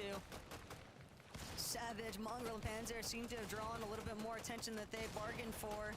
They got another team trying to break into their box currently, and it's Frodoxy, Tripper, Thomas HD on the other side of these walls. That's going to force Savage. Oh my god, get your tag, please, send please. themselves a little bit more forward, retreat back. Oh my god, builds. They have to be so careful though. They don't realize Vox sitting just on the other side of this peak, trying to open up an angle, but Mongrel does recognize it at the last moment, but pays a price. Shot from behind, doesn't have a chance to try and recover. And Mr. Savage won't even be able to rotate. Shot from the skies the moment that he broke out that Typhoon Blade. Too focused on getting tags because they were below surge. Pre-edits came through. Honestly, at that point, it's quite difficult to get out of the situation they were in. For Della Focus and Revsguard, though, amazing elevation. Looking at all these trios rotate on in, taking free pickings at them as Cherry, Cammy, Seti. They had a rough game 3. Need to make a comeback here now, going into this match in 12th place. They dropped significantly on the leaderboard, so they won a big game to bring themselves back up. It's like they have a really good amount of builds to work with, though. A lot of space currently claimed on that low ground, but it's all about height currently for Revsguard's team and making sure that they can fully control it. Revsguard even opting drop a little bit more material where it needed, but Della, Focus, Revs, they want to make sure that they stay in control of that front side. They're even going to be the first team to teleport forward, take control of it. That's that advantage of not having any builds blocking you, right? If you're down below, you have so many teammates surrounding you. Well, not teammates, but opponents surrounding you, that it's very hard to kind of find that triple Oni mask. But when you're on height, you can just instantly throw it. If you do it a little too late, you do have the risk of other players landing on top of you. But for Revsguard, Della, and Focus, it turned out well this time around, and now they're in prime position to look for more pickings. This is looking really solid currently for Della, Revsguard, and Focus. Now it's all about just suppressing these lower tiers, making sure that they keep spraying everybody underneath them. Thomas HD, the material count not looking good. Frodoxy and Tripper need to come up huge with an elimination securement here if they want to make sure they continue extending their presence on the low ground. They need this game, Taco. Thomas, Fred, and Trip need to make something happen. It doesn't have to be a VR, but at least the top 3 is what they need to keep their eyes on here as Cherry, Cammy, and Seti continue to apply that pressure on trios in the surrounding area. Will they look up for height? Will they continue to play kind of closer to the ground here is what I'm wondering. Good amount of materials, good amount of loot. They have options. That's what's important. It seems like they're trying to control that secondary height layer, if anything. Quick peek back at Revscar's trio in the skies, and Shari wants to get the chop. Successful measures as well. Huge fall damage, gonna get chunked out of focus, and Della even, and that's gonna be Shari's green light. He's already starting to crank up, trying to see if they can reestablish a little bit of control here, and sure enough, Cammy gonna be the first to claim on this height take. 36 builds for Cammy. It's all wood, no hard mats, but it might just be enough. They have to be careful, though. Another trio down below, second height, looking for shots. They quickly react, though, applying pressure, showing their dominance up above, saying, we're a full trio. Be careful if you want to contest us, as now all they got to do is stay ahead. I say that whoever takes height also has a good advantage and may win. And gets picked off by Thomas HD's team in the process. Yeah, but then again, it's like 50-50. You 50% you win if you have height, but 50% you sell and you lose. Unregistered terrain. Instead, they're gonna realize Artis' team is the one currently in control of frontside low. What? Oh, it's good. Thomas pulling back towards backside of zone. He's got no material left. He has to find a refresh. He has to find a lifeline, but it's not gonna connect. They go down. Is it going to be enough to push themselves up? Time will tell, but Cammy Seti Cherry still up above. Della now left as a duo alongside Focused. Only 7 builds to work with. It jumps into an opponent's box, doesn't even realize it as he goes down, and Focus now left alone. Just goes to show how disorienting things can truly become when you aren't in control of this high ground layer. All the while, though, Shari having the time of his life up above with Cammy and Seti. And the way that the zone is about to pull over a hill, they're going to make sure that they even connect their builds to it. These teams trying to scramble up the elevation shift. Comeback with a nice elimination onto Artis. Buying himself a little bit more time, but tries to go up. Should immediately meet Cammy, Shari, Seti if he's not careful. Still 10 players up. So much of the lobby is staying strong, even with this difficult zone. But Comeback has lost his teammate, left alone now. Mixin trying to crawl up. All these players doing what they can to get on up. And in the meantime, Is Dragon gonna get this? Or Cammy? I think Cammy gonna get this. Cammy's gone down. Now left as a duo. Where's the last player? Can they hit the shot? Cryfalls gets taken out. Where's the last one? And the last one currently still setting up on the builds they had above. A chop onto Goodenbree, and as he comes falling down, Shari and Seti continue to ascend here. A big win. Polska Gudum in this 4th lobby of the day, Takata, and they'll be all the happier for it. Oh yeah, you can tell the vibes are up for this trio. I mean, coming from the last match where they were one of the first trios to get eliminated, a bit of a heartbreak as they got bumped down the leaderboard, but just in one match, second to last game of the day, they secure the Victory Royale, they secure their deserved spot in the major finals, and now we just get to watch it play out. Let's be so real, though. It would be weird to not see Cammy and Seti alongside Shari in the Major 1 finals. We've got some really big teams kind of setting themselves up and preparing for what comes next here at Takata. It's a pretty exciting moment. I'm excited. I'm sure a lot of the fans rooting on this Cammy Seti Cherry are excited, but I also know my desk is excited. So, Frankie11 Mini, what you got? We have got some very happy analysts, and I have to say I'm very happy too. As Vico, Veno and Flixie left us in game number 3, it feels only fitting, Mini Miner, that Cammy, Seti and Cherry were free to take the high ground and the Victory Royale. Yeah, they benefited off of Vico, Veno, Flixie no longer being in the game, right? I remember early in that 3rd game, it was Vico, Veno, Flixie. They're actually attacking the team of Spawn. They actually rotated so far over to go and eliminate them, and that was their downfall there. And even when it comes to endgame, they're not on height. They have this freedom, this ability just to take height like we know that they can. They have it in their tank. And you asked me before, Frankie, will they be able to pick up a victory, or will they be able to just keep out the consistency? And I said, they'll just make it to these endgames. They'll continue to do it. And if they find a good position to take height and win the game, then they will, and that's exactly what's happened. Levin, really good game. Yeah, I mean, look how aggressive they were playing, man. They were going for pre-edit plays and all, you know.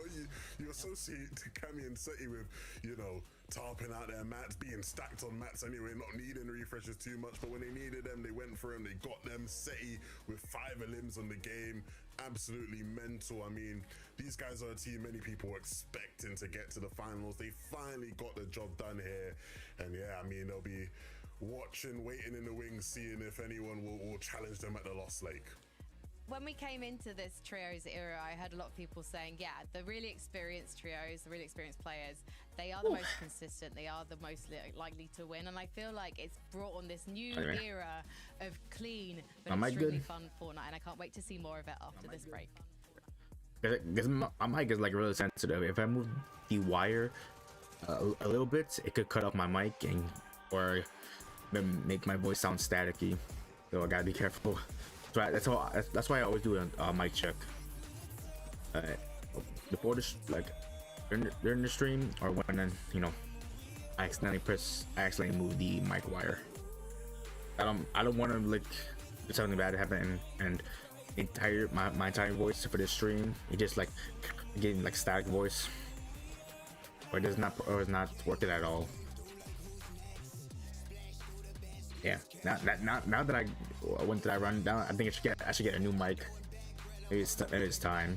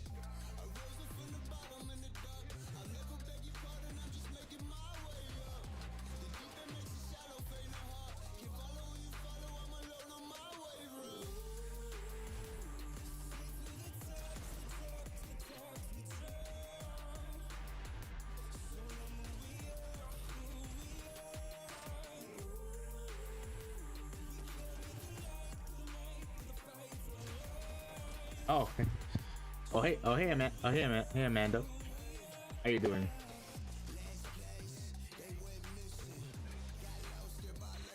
Good afternoon. Oh yeah, it's like about to be 2 right now.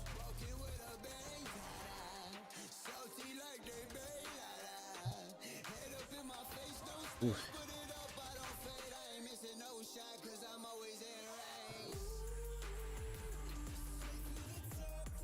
Oh, I'm good. How are you? Oh, I'm doing very well. Yeah. Yeah, I'm the same thing. Getting my good amount of sleep, and I'm returning back to morning streams. Yeah, for me, it's gonna be As I said before, I don't want to keep doing night streams like this. Like stream in the morning, get the day. Get a good start, get the day going, and I have the rest of the day to myself, what I need to do, and of course, nighttime. I sleep, get my full 8 hours. Which 10 trios from group number 3 will be making it through to next weekend's Major 1 finals. Now, it will be very interesting to look at the leaderboard because 5 of our trios do get through from consistency. So you've got your 5 golden tickets from the Victory Royales. There's one of those left to take.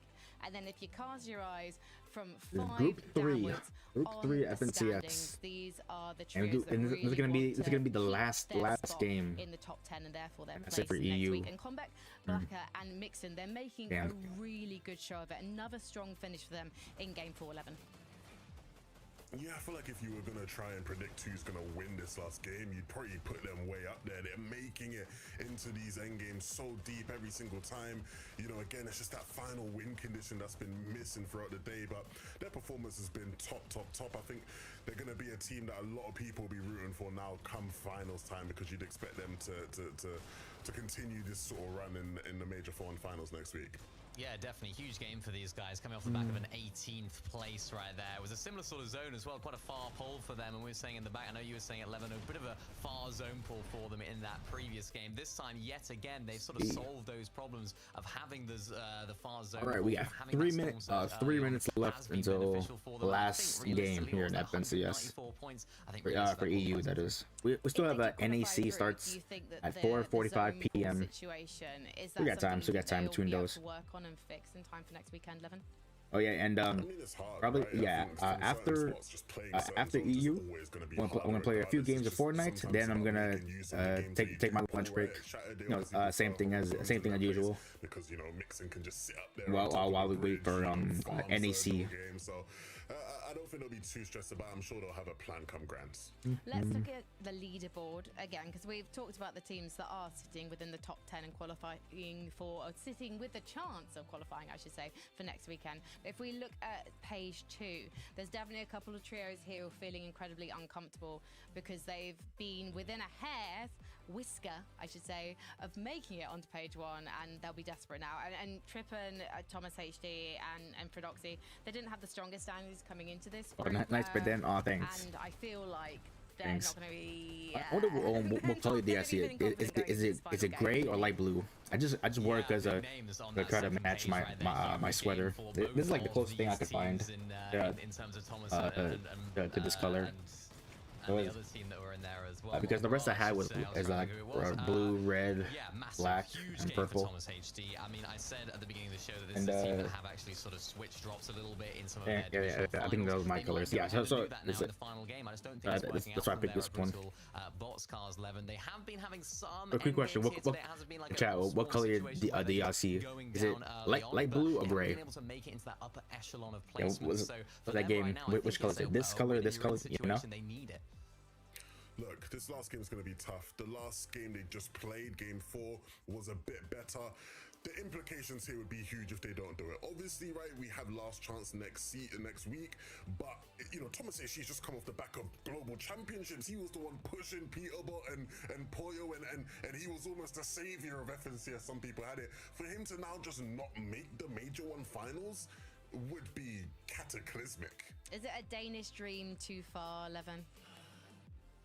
I hope not. You know, I got a lot of Danish friends. They'll all be hoping that, you know, they can get it done in this game, but it's not looked good, especially with just how they've been playing. You wouldn't even, you know, really consider them maybe for last chance with how difficult that's going to be. So they need to get it done here now. We've seen Mr. Savage, Mongrel, and Panzer have a spot within that top 10 today so far, but now they are outside of it. They're going to be feeling particularly insecure because they have come close to it. Mini Miner, they don't want to be up for the last chance qualifier. Do you think they can do it? Oh, yeah, I definitely think they can. I think they have the potential to in that trio. I think they need all of the power that they have inside that trio to win this last game, because realistically, that's what they need to do. They've only managed one top 10 today. Never look the guy look real first game, so they have it in their locker to make it to that stage of the game. Now, though, the pressure's going to be on so much more for these guys, because I think a lot of people would be expecting them to qualify through the grand or through the major. The only reason I picked this one, I picked this one out is like sort of come closer, sort of close to the color of my sweater, gray, which is gray. I'm a Savage fan. I want to see them do the job. I'm a fan of Panzer as well. Props to Panzer. Spam the cabbage to, you know, support Savage or whatever. I mean, yeah, when we're like a bandana, that's what I try to do. Try to match the bandana with the color, with the clothing color I'm wearing. Like say, I wear a red bandana. I could wear I'll wear a red hoodie. Thank you, Frankie. I'm nervous. Like, I'm actually feeling black shirt, black bandana. To stick up on my hand. It's the last game of it's that thing of me. I have to like sort of like I pick one color, maybe I can find something to match it on top. Finals. There's a lot of trios on the borderline of qualifying. Some that just have to keep it up in terms of consistency. Yeah, I used to do that back then. That's how I picked out my clothes. You know, say red shirt, black pants. Okay, so red and black sneakers. Yeah, I try my best to try to match it because it look good. No, it's coordinated, you know. You might as well complete the trio. Black shirt, black pants. Okay, let's complete it with black sneakers. We've got fans from all over the world now supporting their trio. We have Mongrel, Mr. Savage, Panzer in 14th place at 100. Yeah, believe it or not, I did the same thing with red clothes, like red hoodie, and I also had red pants as well. Back in my I think high school days. They might either need a victory royale or even I was really top 2 with enough nominations will be enough. I was really precise with try to color coordinate my clothes. that I wore It certainly in high school. does, but one team that definitely caught my eye, at least during that secondary page flip, was going to be Gutenberg Moneymakers team because Oh my god, who can get it? Who can get it? Oh, it's a race. Oh, one's dipping out. And one's down. Lobby, putting themselves into 12th on that Oh. leaderboard, and so they're substantially GG's. closer. Yeah, and that was like a race. See who can get a fall first. Trios, they desperately need a victory. Once you take that zip line, just jump up, and but who's gonna fall first down? A sliver of a chance at making it through to the Major 1 finals, and so far this battle has just kind of worked against both teams. Yeah, but that victory royale, it starts somewhere, Taco, and it starts in whoever ends up winning this early game engagement. Okay. It looks like Yasin and Siren now might even be able to double pick up their teammate here, which is going to put them at a clear advantage, as I believe there's only one opponent left as a solo trying to do what he can to get out here. Gonna take the porta potty, and just like that, it looks like they might have secured it. It's just such a sad scene I can see it. It is light blue, but it's the closest thing. It's the closest thing to this gray sweater that I have at the moment. The problem too is that where his body is at, recovering that reboot card's not going to be easy, depending on how long the trio actually decides to stick around. All things considered, Takada, when you know that you're staking it all on this final lobby, I think bandanas I have. These teams, that mentality of, hey, look, we're just gonna stop you in the process. Black one. Definitely come into effect. What does I have? Yeah, I mean, like you said, especially in this last game, it's. Yeah, this is what I'll show you my bandana collection. Stacked group. Oh yeah. For EU, but even then, I'm sure a lot of these trios, they gotta be feeling let's do something. They gotta be feeling something in this last match. a bandana spread. As we look at Misha now, who is at night shift in an early game battle, looking for angles. Got red and black. Yeah, the big problem. I'll try to do a spread. Kengu's I got being eliminated fully, and this is I got green. Oh. I may not see it fully because I have a green screen in the back of me, but this is like a dark green. From a separate I got blue and white camouflage. But this one's kind of weird. I'm not sure. I'm not sure is it tie dye. This is blue, purple, and green together. But I can't tell if this was a tie. I can't tell if this was a tie dye or I just accidentally didn't separate the colors when I was washing my bandanas. Yeah, we've talked about how to play as the aggressors, So I got triple color. I got 3 colors in one bandana. This is blue, purple, and green. You kind of know that some of the players will be able to I got a team, and if you can catch them off guard, another black one. Together, maybe even box them purple, up, and last one we have red and blue. like this, and that's exactly those are all my colors, my bandana. So great job, my collection. Great job finding a pick. It's gonna help them continue on forwards. I think I saw someone that with the black one. Just sit down the no, was he alone? Oh, you're talking about for right here. I was referencing Panzer. You know what I meant? Just for you, I will wear the black one. Shift 4 is there. Spotted out probably. That elimination feed lighting up. Also likely heard the shots. Recognize a solid opportunity to try get that third-party action going. But let me just change right now. North side of the map. Icy, Vox, Snazy still dealing with the likes of Hench Trio. Asa still lurking nearby potentially, but it has been a tough day for some of our teams far out of the map. But Reskar, this is a surprise. Strolled all the way into Hopeful Heights, and instead, this might just be their demise. Della forced to retreat. Can't afford to stick around for much longer. But whether or not Shimoki actually lets this one happen is another story entirely. Shimoki, though, blasted from a completely different approach. Another team on the horizon just spotting the perfect opportunity. It's Cryfalls in the gang. Oh, no. And they just found a perfect elimination opportunity to close in on. Yeah, and two's Shimoki. And sure, this is a trio that I would say needs the victory royale to qualify in this last match. So hopefully now that they've gotten those 3 eliminations and hopefully, can find a reboot onto Shimoki, this could be the match to close it out. one big positive for Revscar is the fact that they were sitting at around 180 points leading into this. So no, Hen though, that's one of our teams that definitely needed I'm just setting it up so all good. And the I sights gotta make sure the front is not aligned. looking Like, good currently. Not sure if Asa's still hanging about somewhere, Dakota, but the fact of the matter is, with Hen having been taken out, the ringleader of that trio, now it's just gonna be a matter of time for them to figure out if it's gonna be the last chance we're rocking qualifier or black. not. But Fox Van Dandy. get a chance to look back and see what went wrong here for Hen and Andy. It's just some really well-connected shots coming out of Icy's trio. Yeah, they don't have any shield, Right. so I guess maybe they were running out from a third party or an engagement, or I don't know, something happened that caused them to Thank you, thanks, have Amanda. Thank you, the Amanda. resources to take a fight this early on. Maybe it's even running into Thomas's trio here. No Elam's on the board, but I'm sure they got a bit of damage there at least. Oof. Right, yeah.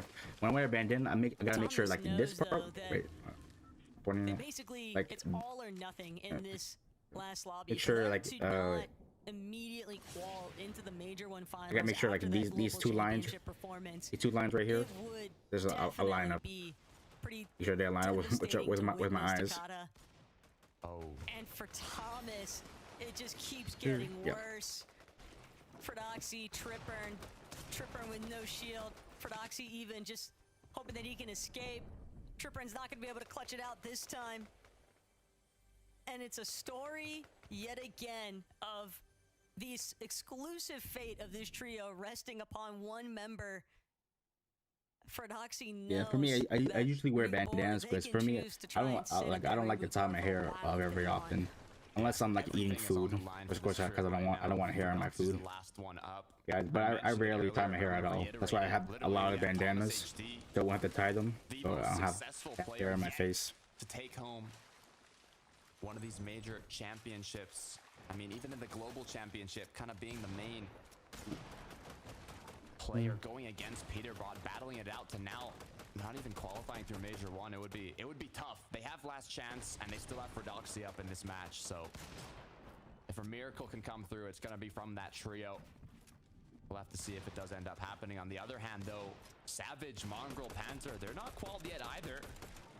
Following closely behind where Thomas HD was on the leaderboard. They're just on that borderline, close to qualifying in 14th place. They're going to need a big game here. And Panzer's got to be real careful with where he goes next, because his shield's definitely looking a little bit rough there, but fortunately for Mongrel's team, it looks like it is the last chance Skyline for are no longer baby trio, interested Mongrel, in this Panzer, fight. and They're gonna Mr. opt to Savage try to and win. avoid Okay, a last game, away last from chance, that last stand. situation Let's see. taking place Can at they pull Lost it? Can they Lake. pull it off? That might put Savage's team into a position where they could get some additional tags while that team is looking to escape, and that could put them for openings as far as keying for Nox or eliminations is concerned. Still, it's evident that they really want to establish their surge early on. Yeah. Levin was talking about it. Blaha mix and comeback. You mean you can look at Blaha on top of the bridge, just taking pop shots at anybody that comes into sight. Could also be fishing from up there. Keep in mind, you can actually fish from the top of Shattered Span. Even if you are boxed up, you just got to pay a little bit closer attention to the animation of that fishing rod itself. And Blaha as well. This is quite the scenes for this team, though, on the bridge. Yeah. Oh, we got Reboot here. Their fishing rods. Just take a look. Well, they have that opportunity at redemption. Thomas HD, the most FNCS finals appearances playing out today. Oh, triple that. Second place finishes on EU. Uh-oh. Now rebooted back Thomas in, HD but it looks like a trio has spotted them off. It was Now, knocked this could out. be a pro or a con, Taco. If they do end up like that early against this trio and winning that fight, that's a quick refresh to put them back in the game. But the issue is they don't have the advantage in terms of shield, loot, materials. They have nothing. Then start over. I was gonna say, give them hope at winning one of these battles. But if they do it, it might just be enough. a great twin fire is not what I want to see for Thomas in terms of trying to turn things around here. Huge though from Frodoxy. Let's bring someone. Oh, yes. Takes out the shields. Now wants to fully close in on this elimination onto Berg. Unfortunately though, Tripper punished for having just been rebooted, just not healthy enough, and that is going to force Frodoxy to have to back off here because they know that they're going to have to make a reboot play yet again. They can't continue to draw more attention. It's also probably been communicated that Tripper, and he wasn't eliminated by Burke or Resh. It's Savage and Mongrel that are rolling into Flooded Frogs now, trying to take advantage of what they heard coming out of that reboot queue. Looking like Sharks. He's A dead. little bit of their prey now as they get closer and closer to Thomas and Fred here. They heard their shots come through. They saw the knock on the feed. Oh, Trip is down. Oh man, he just got They know they rebooted. need a big match to close this one out. A top 10, top Oh, 7, trying to close in. top 6 might not be enough for Mongrel, Mr. Savage, and Panzer. They need to have a solid They're end like game awesome. Oh, Savage knocked him down. Look, all I'm gonna say is that if Thomas, HD, Tripper, and Frodoxy manage to turn this game around, that is beyond a miracle run. My man is sitting there with 12 bandages, hoping to stay hidden long enough. And not only that, but you also have to picture Takada Storm Sickness.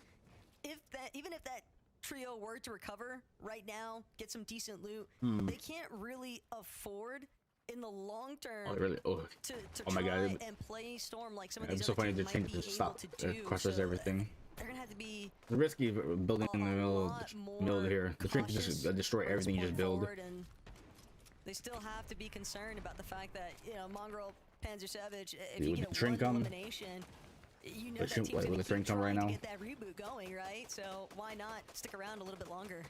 Yeah, I mean, the good news, I guess, kind of good news, is if they do end up getting that reboot and making it back to zone, it's not really a heal-off meta, so in the late game, Storm Sickness won't matter as much to them, as they ultimately do have their eyes on that, you know, prize victory royale. And it's going to be a long journey, a marathon for them to make it that far, but, you know, it's possible. It's difficult, but it's definitely possible. On a happier note, though, team's over by Shogun's Shogun? Arena. Oh, the Shogun's still alive. Their claim, be the ones to claim that Shogun I see a lot of is games end up be on the close to the Shogun. Which is a great advantage. Is positioned, trying to make sure that they establish a good perimeter around.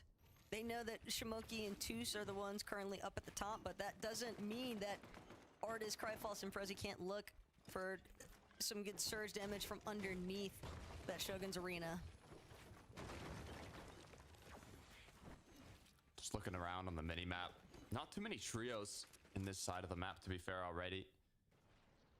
But I guess the good news is the trios that are here hopefully have kind of done a good amount of damage so far, where they don't have to be on more of a congested side. Looking back on the contrary, though, players. Oh my god, one should look one shot. Oh, there you go. To their name. Look at the Damn. now and wipe the full It was trio. dead. Every time I see someone like very low health, it's like I call it, it's wraps for them.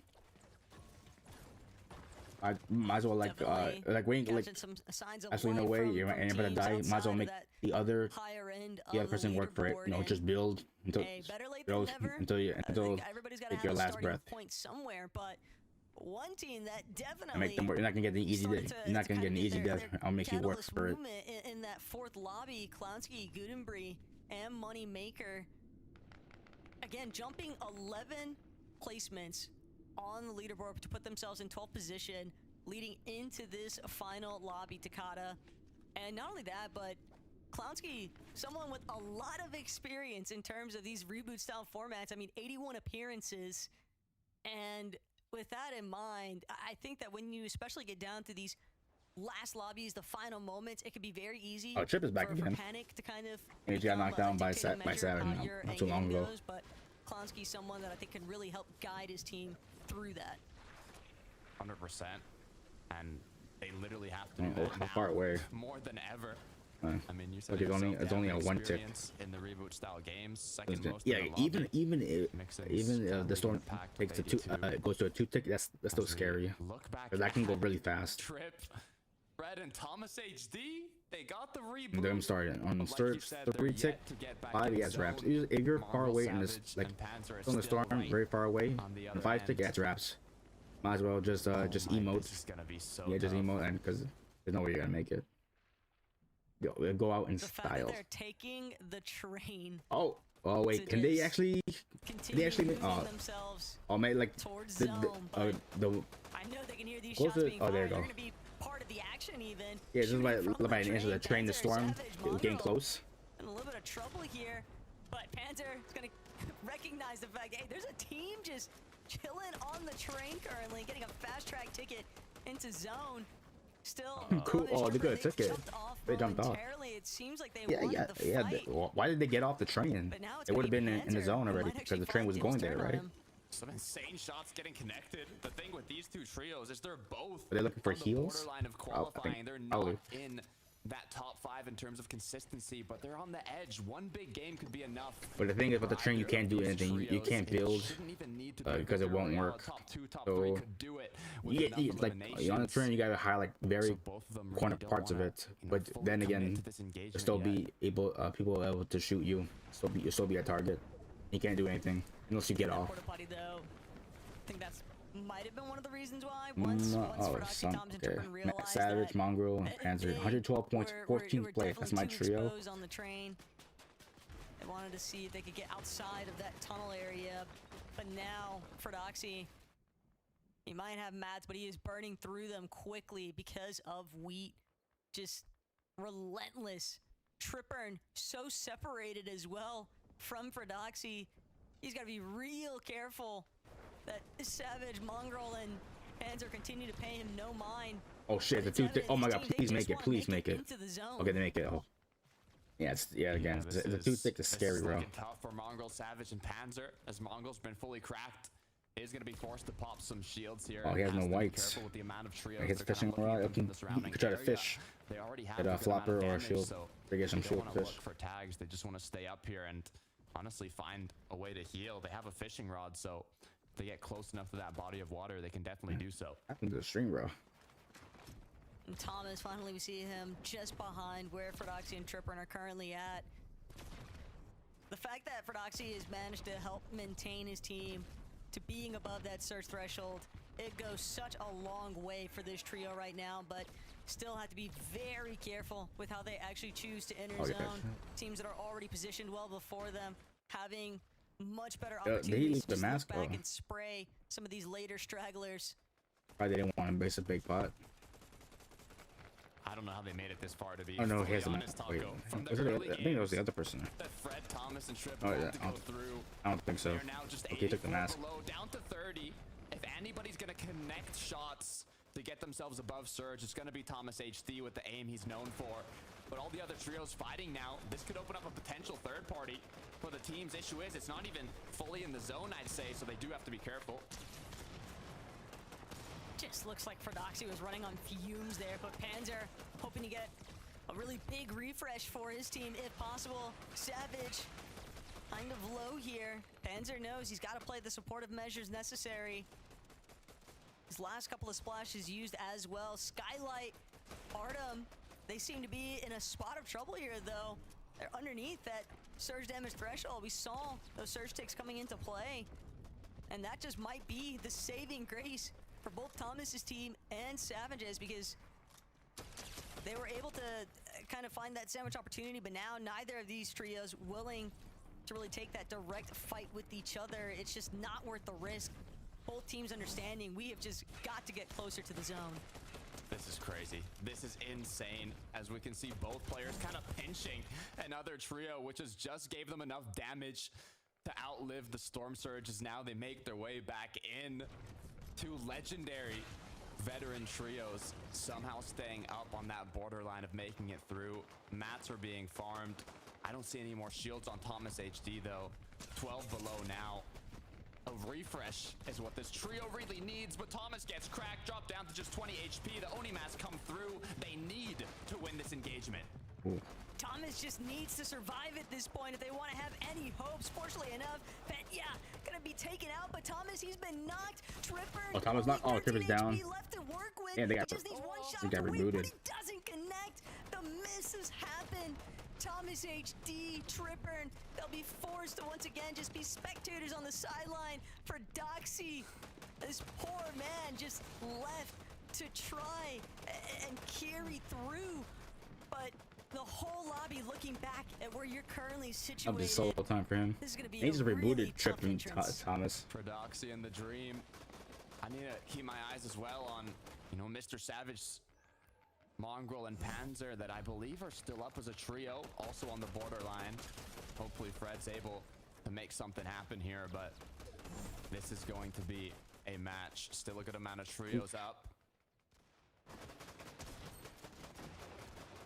You can see them just below. Savage, Panzer, Mongrel.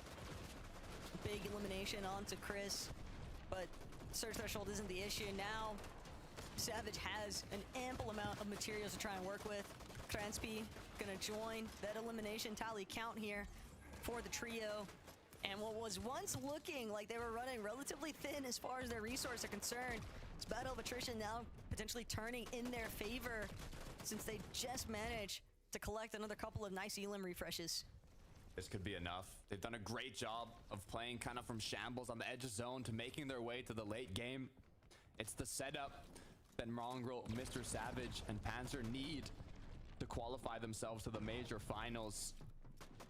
8th zone, as right now shortly we will start these moving zones, and this is where it all matters the most.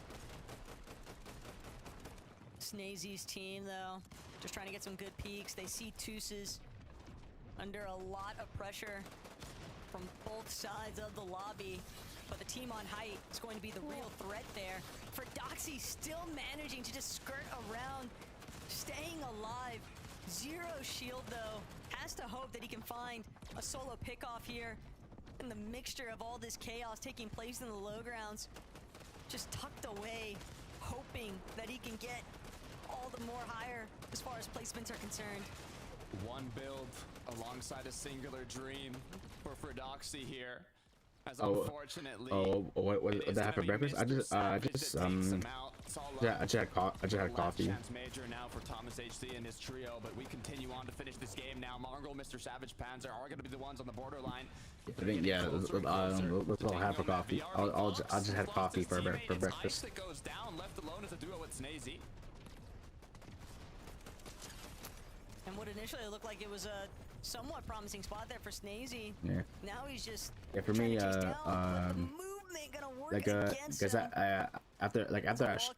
I woke up, showered, I brushed my teeth, made my coffee. It was probably like close to 10, and I said I'll start at 10 a.m.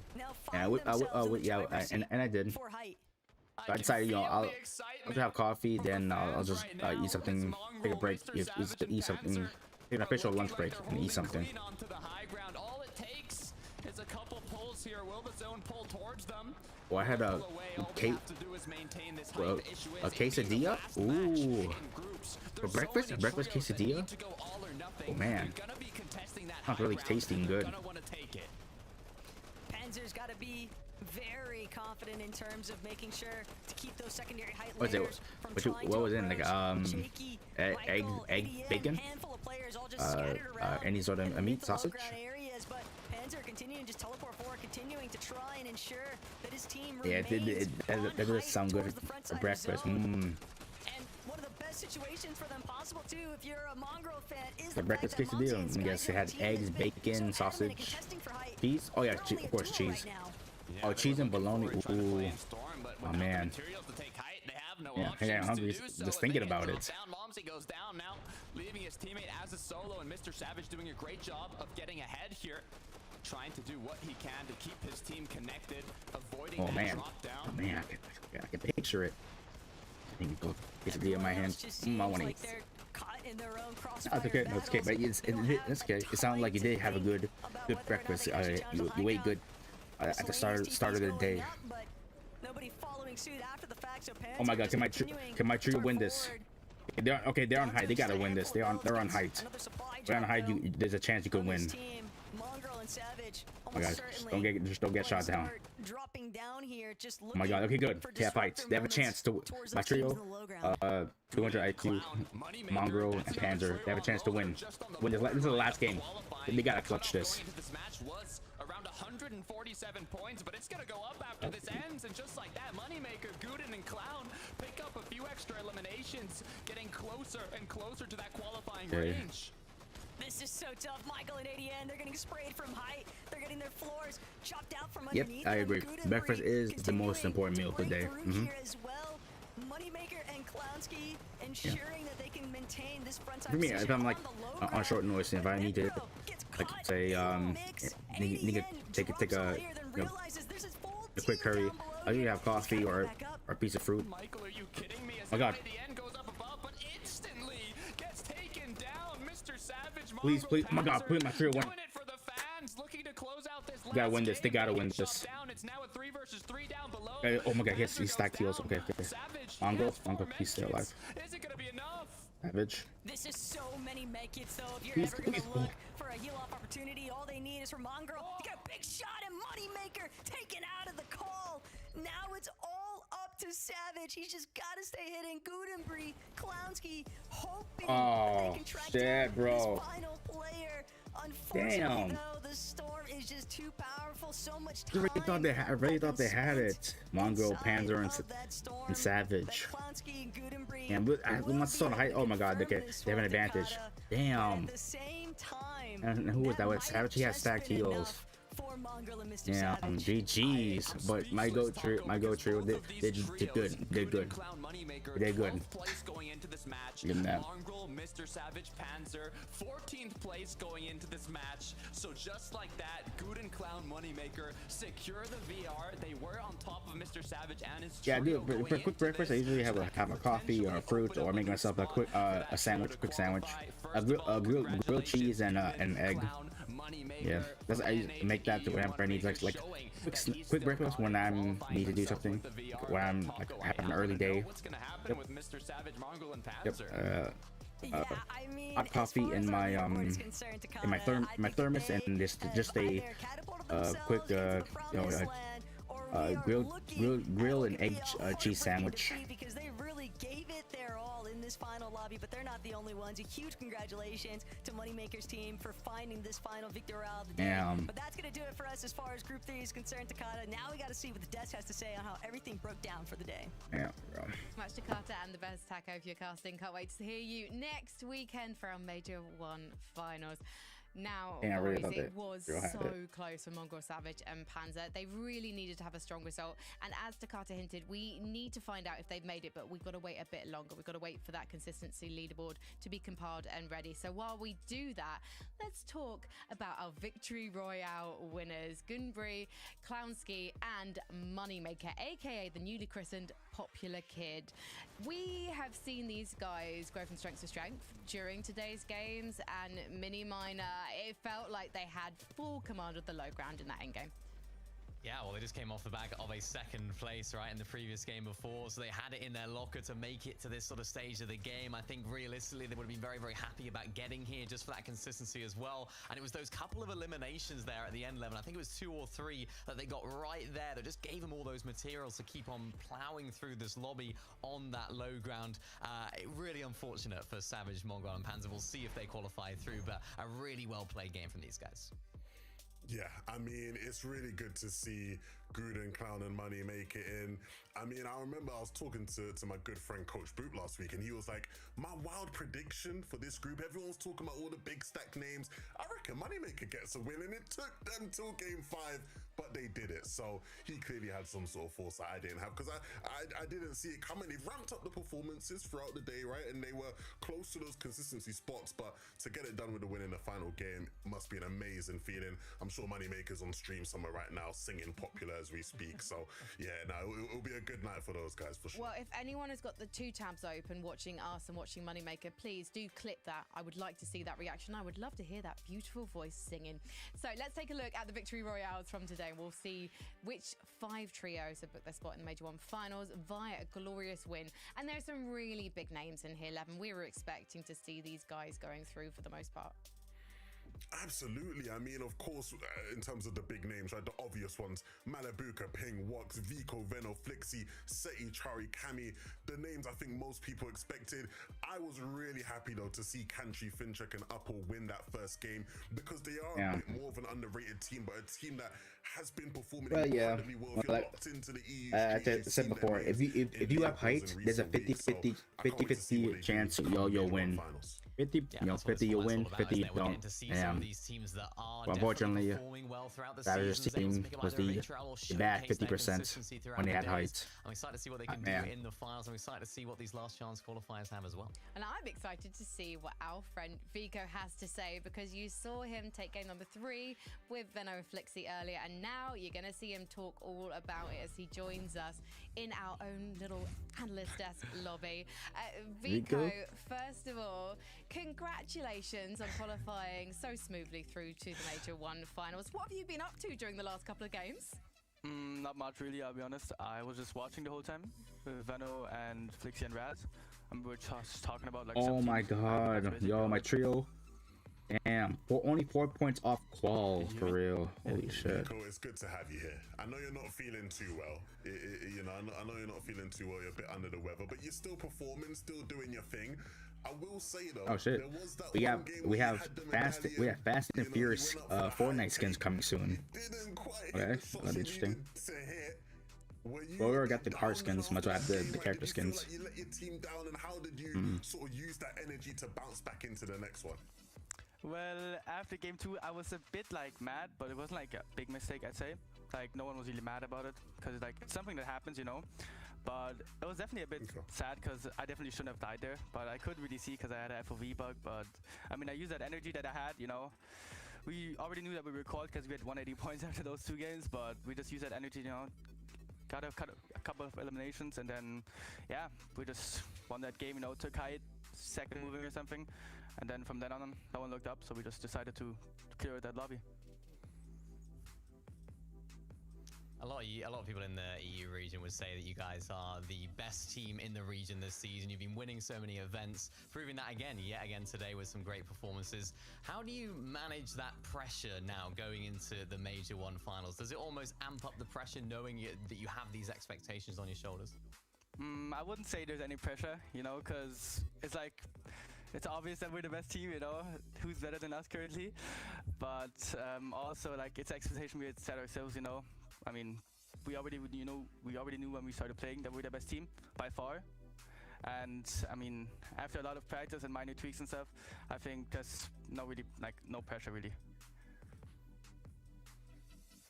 It's obvious that a clear part of your game plan is going for that Shogun's medallion, and you basically always get it. But you're not always the player that takes it for the trio. And actually, the Victory Royale you won, Vico, it was on Veno. Do you prefer it when he's taking the medallion, and why would that be? I definitely prefer it when Veno has it, because it's something that fits his playstyle, you know, like it's an invisible coin, you know, you can do ratty plays, you can do sneaky plays. I'm not that type of player, you know. I just go on vaults, I take those vaults because of my Dream and Ping, and then I just, you know, take out the eliminations, and then yeah, that's basically it. It just, I don't know, every time I have the coin it feels like I'm playing at a disadvantage, so it's more fun when Veno has it. Look, Vico, you already mentioned it. You're the best. You guys are the best team right now. Everyone's looking at you guys as the favorites. Going into the Major 1 finals next weekend, what do you think is the biggest obstacle for you guys? What will be the thing that could potentially stop you guys from winning it all? Maybe teams from like running away from us, but I don't think even if that happens that'll stop us. So I'd say there's nothing really that can stop us, except game crashes. And how does that experience that you guys have now, of course, you have Veno on the team who has so much experience winning FNCS titles, of course, yourself with Flixi winning there in Major 3 last year. Does that help boost the confidence going into the Major 1 finals? Of course it does. I mean, you know, you've got one of the best players of all time in our team, and then you have the 2 current best players in you. Yeah. So it's like, there's a big confidence boost there, I'd say. Vico, thank you so much for talking to us. Where can we find you online? Well, you can find me on Twitch, Vico Trauna, VICOTRYONA, as well as on Twitter or X now, and at YouTube as well. Everything with the same name, and that's it. Yeah. Brilliant. Good branding. Yeah, great branding. Dankeschön. Thank you so much, Vico. Love to your mum. We'll see you in the major finals next week. Thank you. Bye bye. Go Vico, go. Look, I can't see Vico without giving his mum my best. I love her very much. She's normally always gaming when he's competing. She's that chill about the situation. And yeah, I appreciate seeing another woman gaming strong. Now, we have got to find out which of our trios have made it through to the Major 1 finals, not via Victory Royale, but via consistency. So very soon, hopefully, we're actually going to see the list and make things official, because I really do want to know if the Savages trio made it into that top 5. And unfortunately, it doesn't look like they made the cut. They might have to go through the last chance qualifiers because they missed out by 1 spot. They were 6th. That's got to be devastating, Miniminer.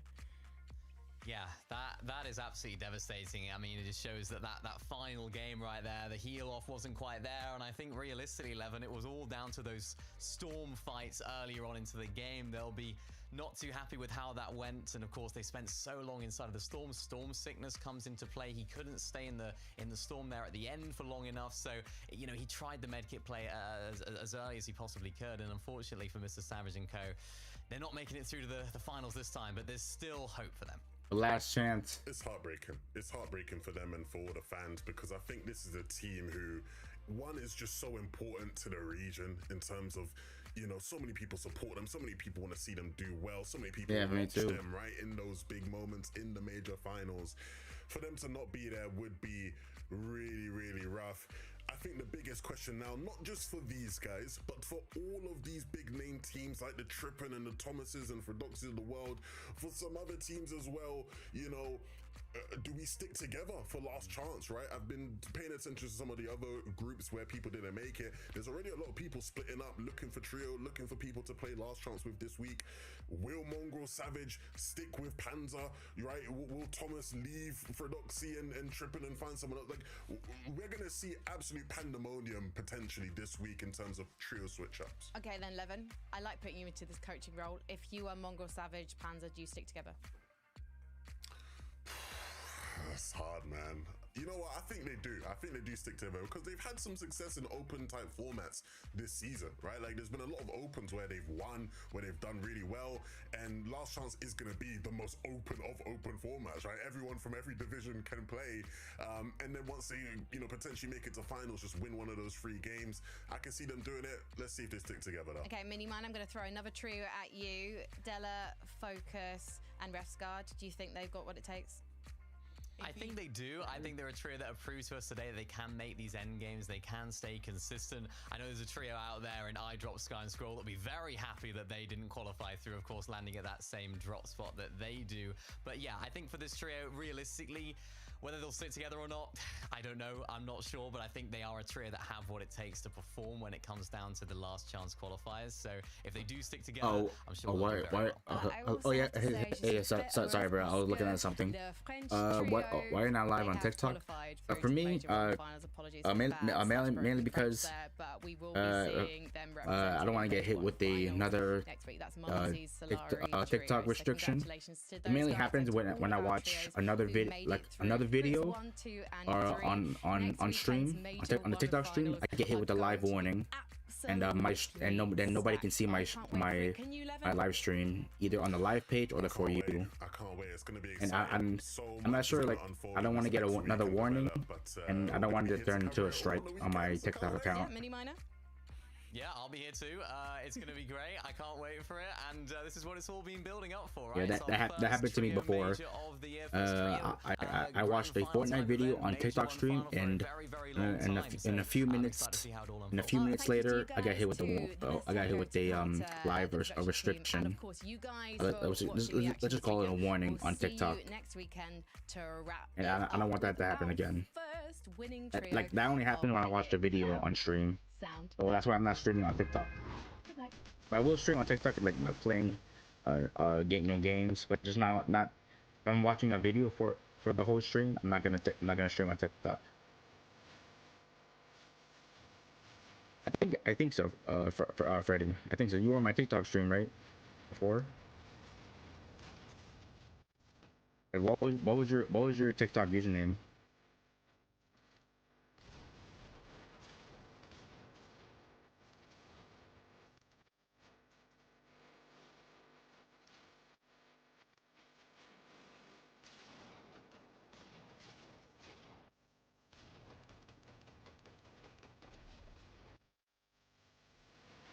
All right, so that's it. So chat, that is it for that is it for EU, FNCS. I'm gonna play a few Fortnite games. Then after that, I'm gonna take my lunch break. I'm gonna put up a video for y'all to watch when I'm away eating. But I'll be back soon to for FNCS NAC. That starts around like say 4:30. Right. Do you know like your full username or just parts of it on TikTok? If you like, you say I remember you. If you like put the username in chat, I'll look it up. See if you were in my TikTok stream.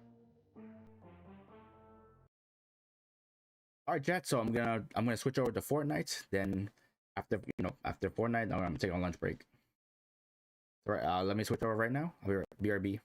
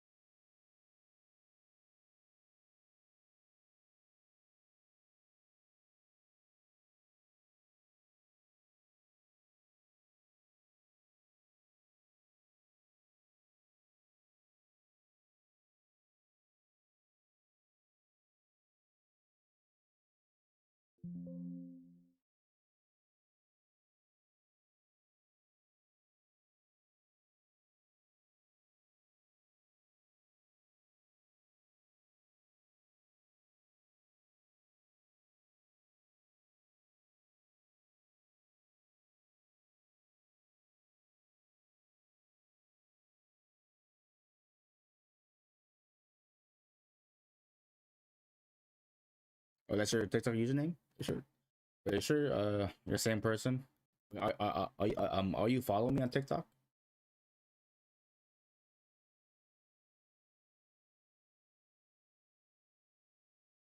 I can't find your username.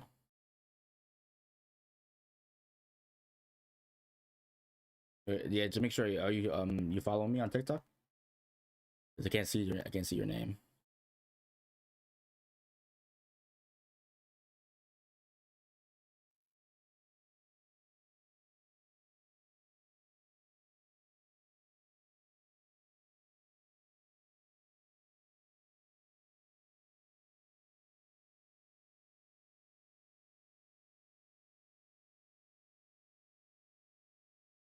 All right, here we go. We're gonna play a few games, then I'm taking a lunch break. Cool.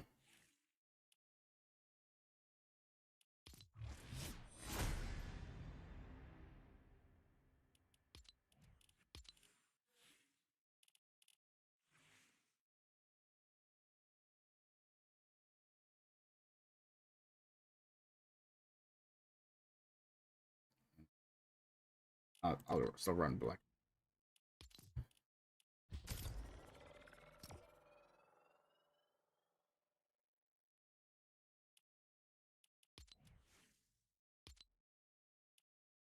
Yeah, I finished. Damn, I finished the pass in like probably like 2-3 days.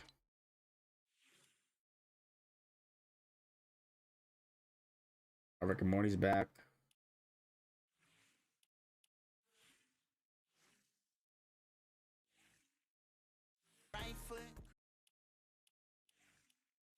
Couple of skins are back.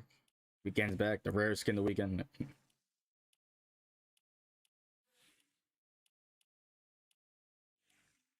Oh, Valentine's stuff.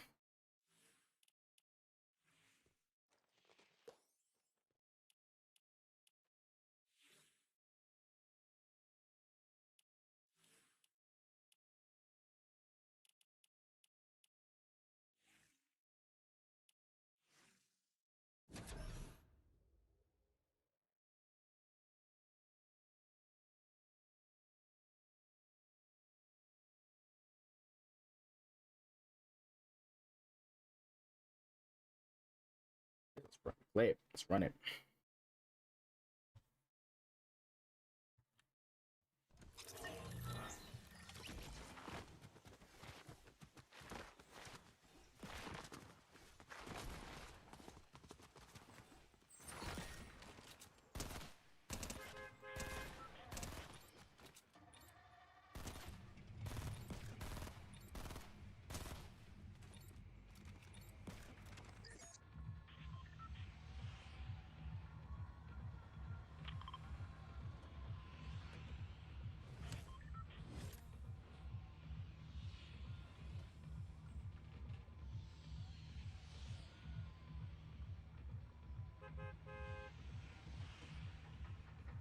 Go. Rankoju.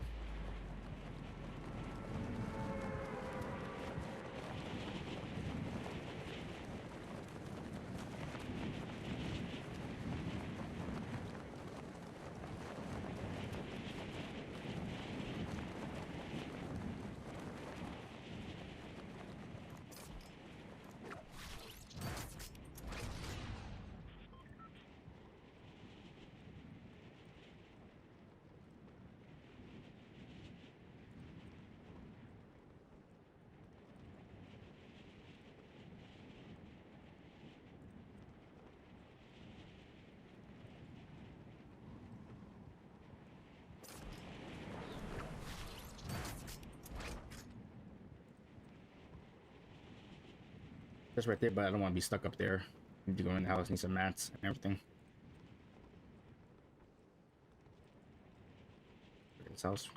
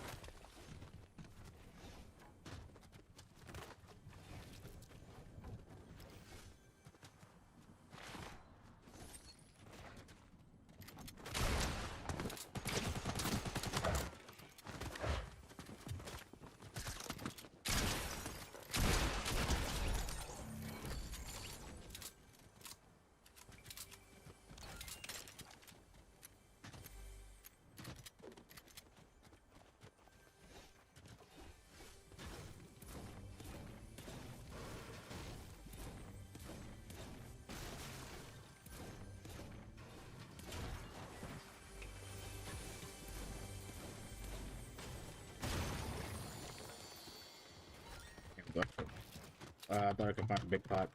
I'll try to save this slurp. I thought I could find a big pot or some minis.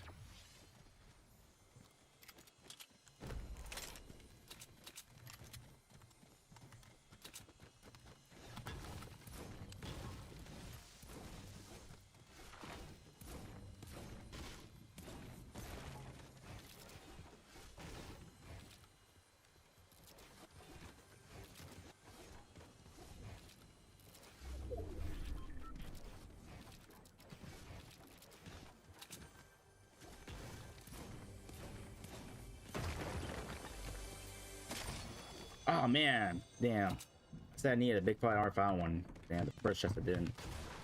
But I'll keep the slurp because it's too valuable.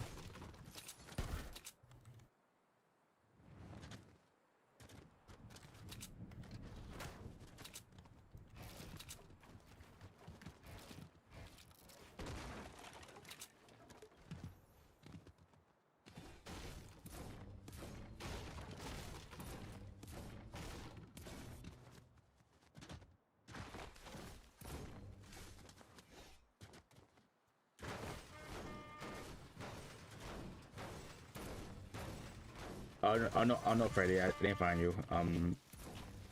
Wait, do you follow me on TikTok? I can't find your name. Did you change? Did you change it? Wait, you are following me on TikTok?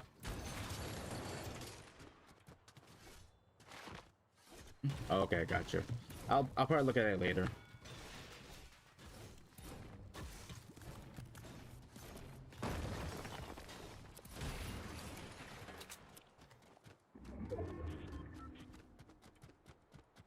Yeah, I'll probably look at it later, probably off stream.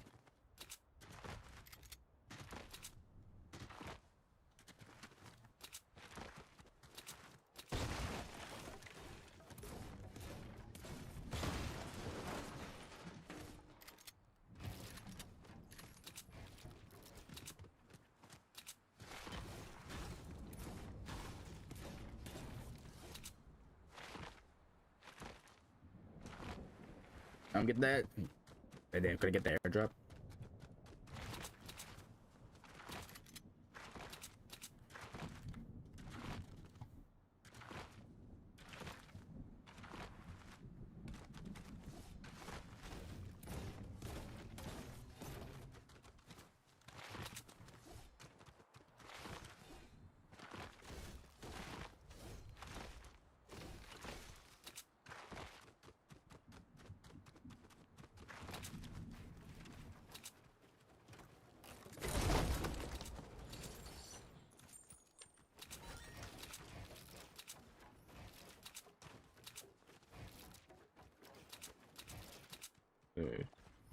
I'll have 2 slurps. No, I don't need to grab that big pot. Okay, then. There. Secured.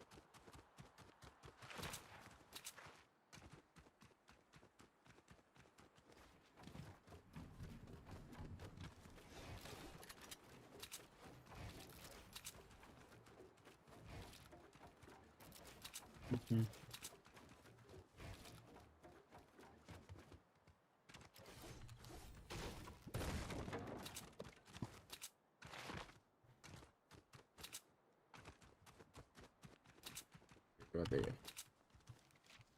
Okay.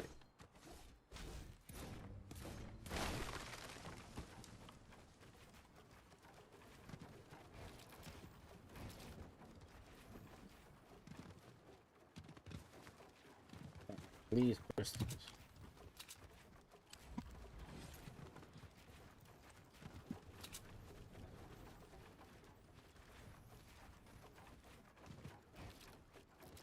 Oh my god. I think my sensitivity is too high.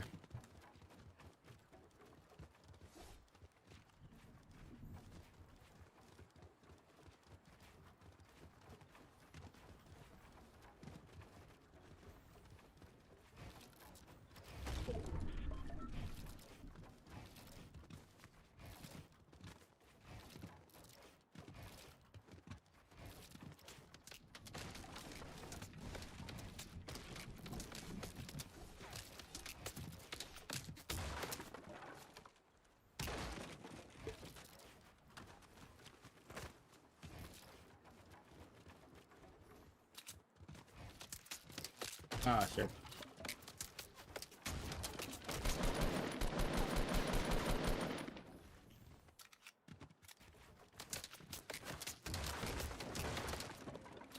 Bro, knock my heart up now.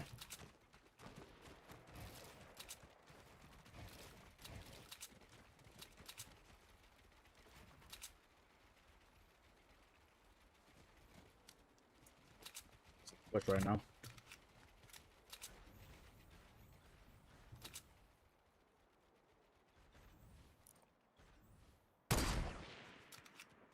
Oh, I got knocked the bush.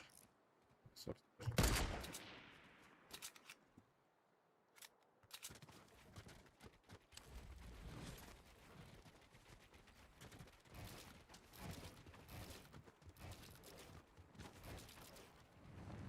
Oh fuck! I didn't. Oh my god! I didn't put anything down here.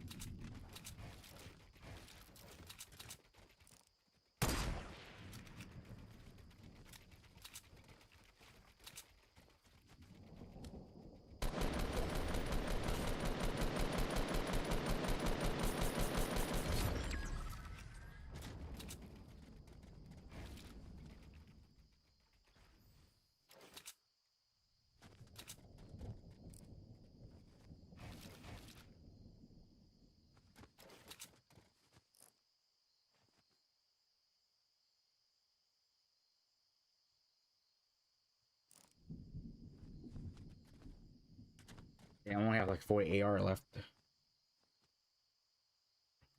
I'm on the edge.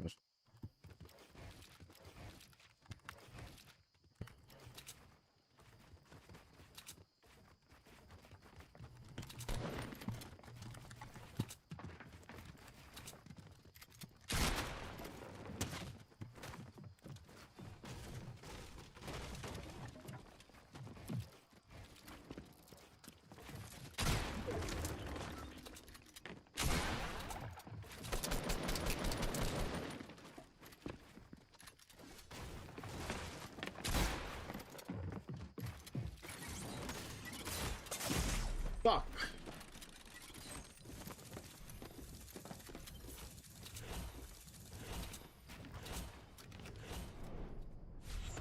Man, bro.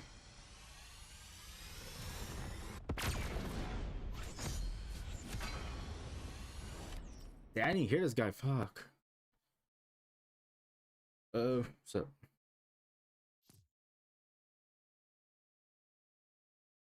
Oh, they said he coming out there. I got killed.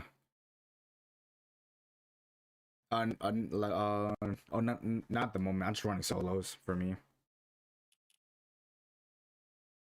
I'm gonna be live for like until like after NA's FNCS NAC is over. I think around like on stream for like maybe like 6 more hours, I think.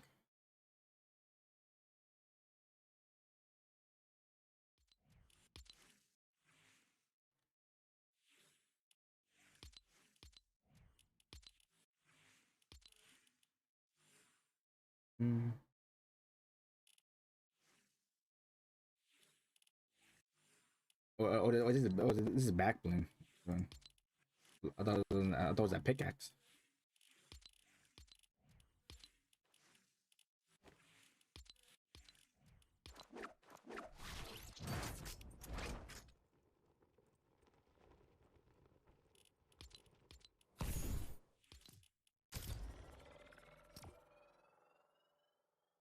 And gold 3.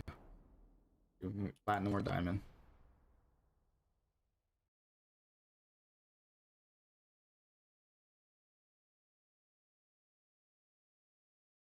Yeah.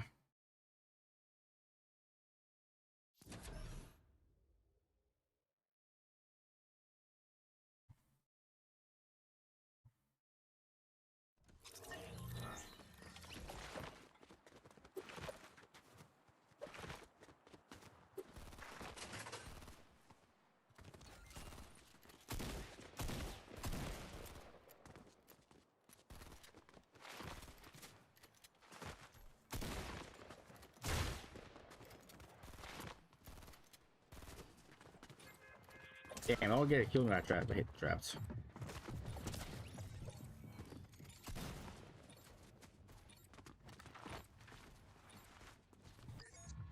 See?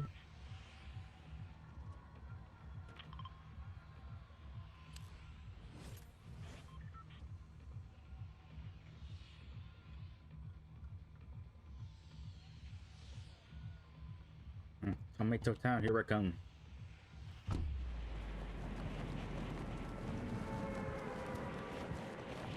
Yeah. Oh, you getting an Xbox soon? That's pretty cool, bro. Congrats.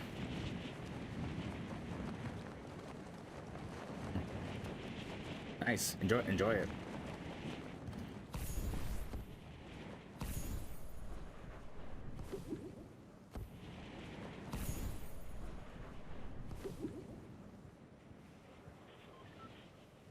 Oh, you getting an Xbox? Oh, cause your other one broke. Oh yeah, no, you had a.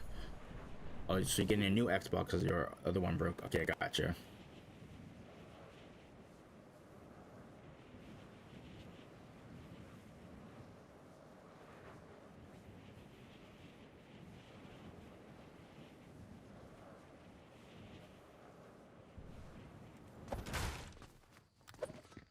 Damn, there used to be a... Damn. Fuck, there used to be a gun right there.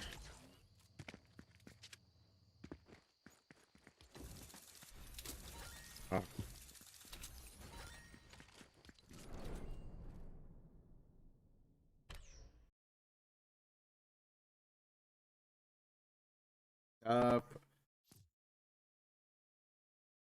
And I'll definitely like announce it ahead if I ever do. Yeah, but not at the moment. But if I ever gonna do it again, I'll like announce it ahead. Like I tell you, I'll let you know. First things first. Damn, there's usually a gun there, bro.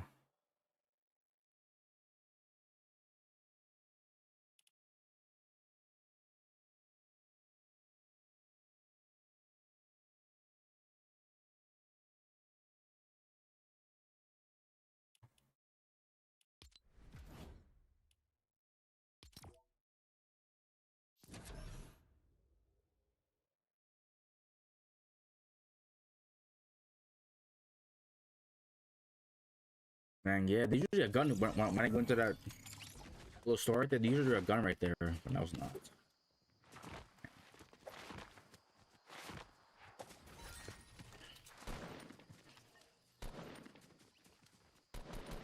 I really gotta work on my aim.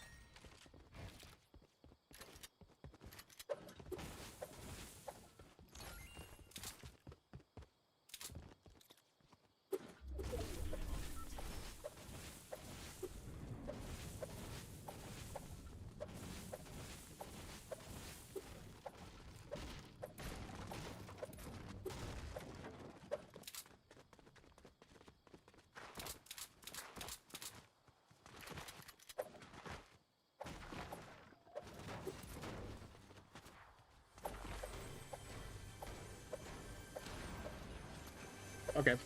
All right, bro. Have a good one.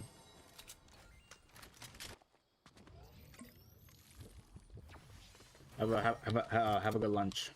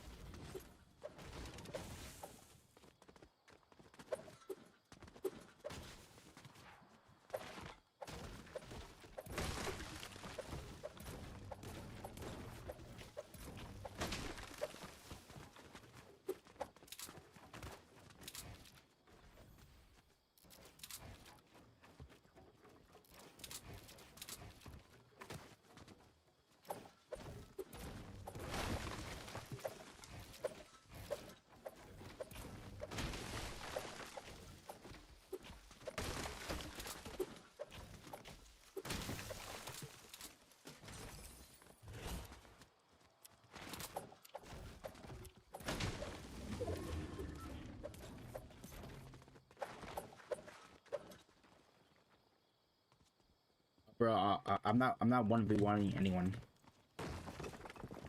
Yeah, I'm playing them solo.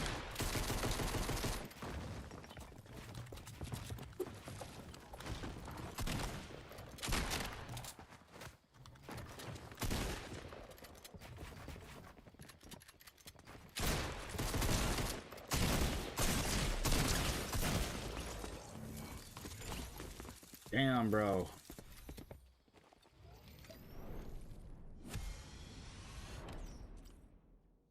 Yeah, bro. I'm not one v oneing anyone. I'm just playing just solo.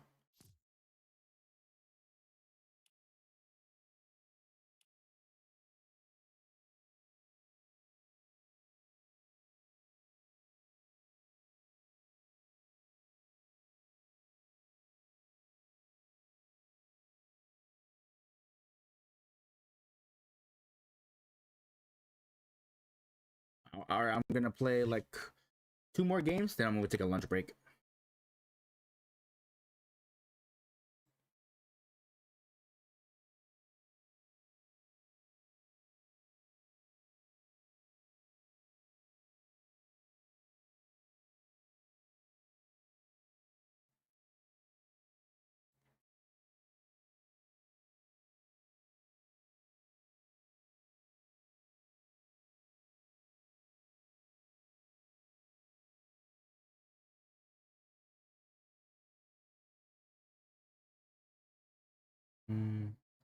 Let's play 2 quick games, or we're real done to our lunch break.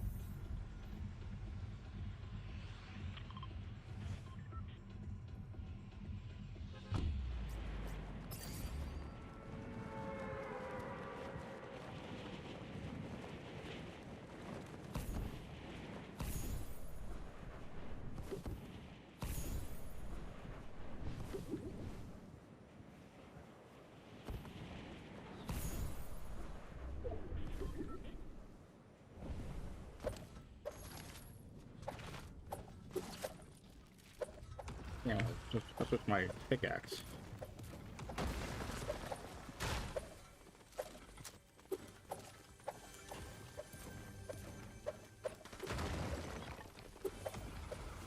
No.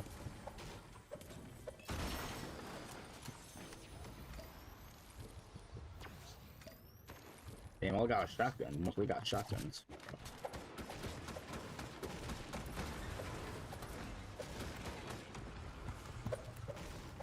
Stone. They gotta be amber.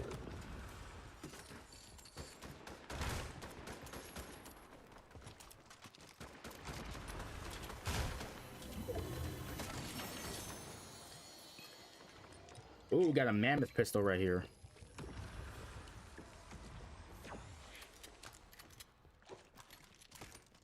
Okay.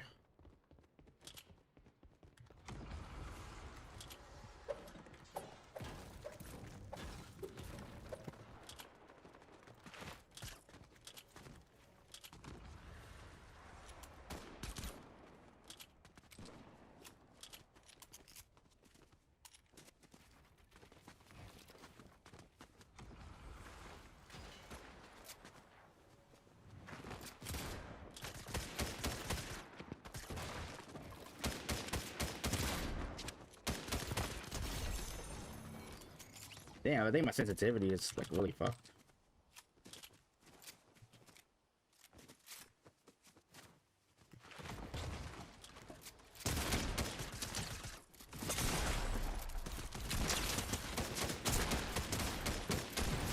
Fuck. I got third party, guys. It's predictable, bro.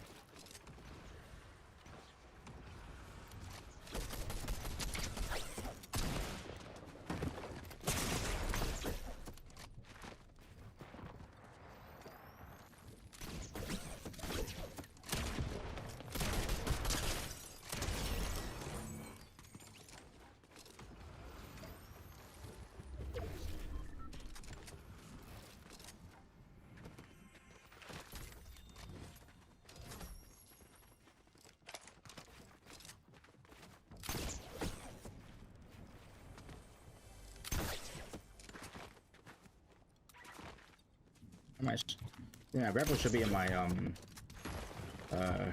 be on my F key.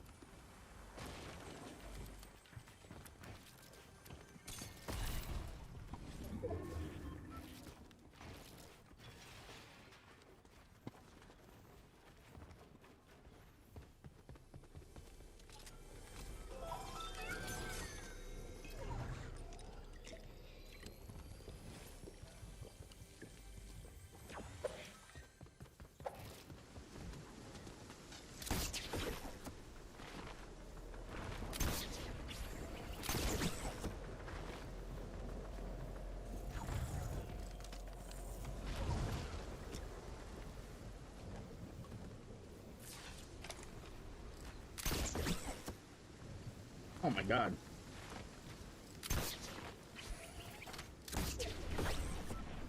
There's always shit in my way. Fuck, bro.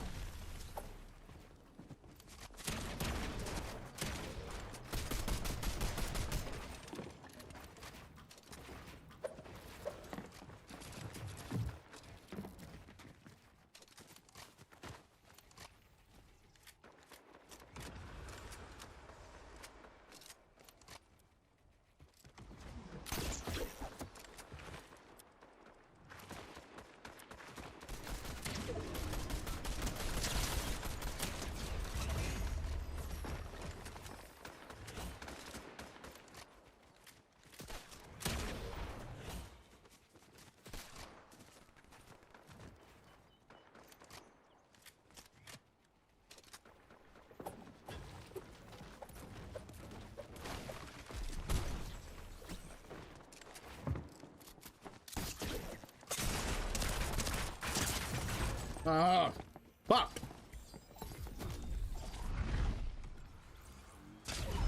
How's my shotgun pick up, bro? Fuck.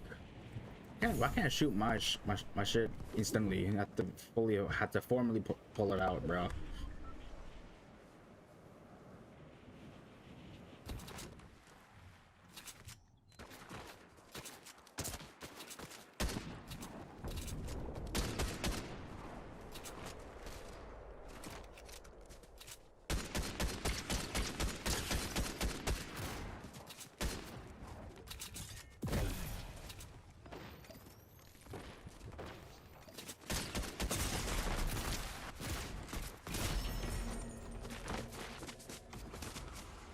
Fuck.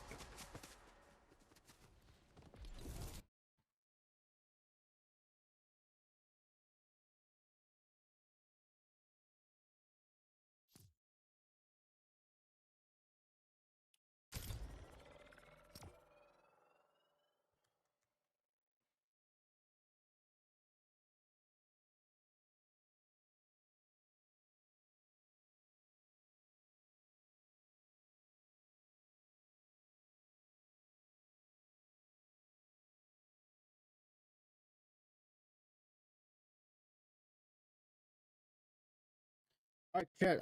This is gonna be my last game. Then I'm gonna take a lunch break. I'll be back soon for NAC FNCS. Don't worry, I'll put a video up for you to watch. So while I'm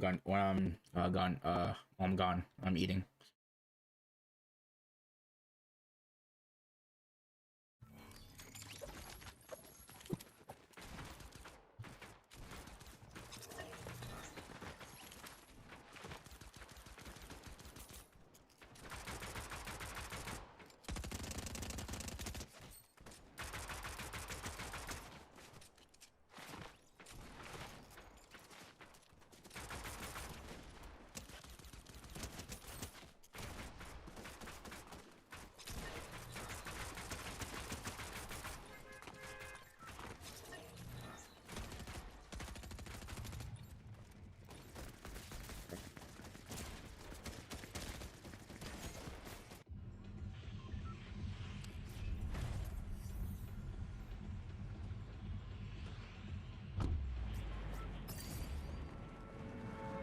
There was a slow delay, bro.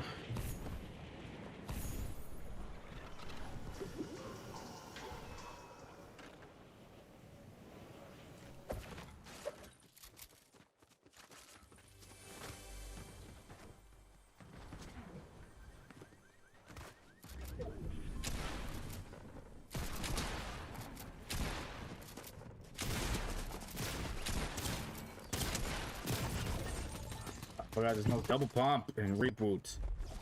I'm damn. I wonder if I saw a circle.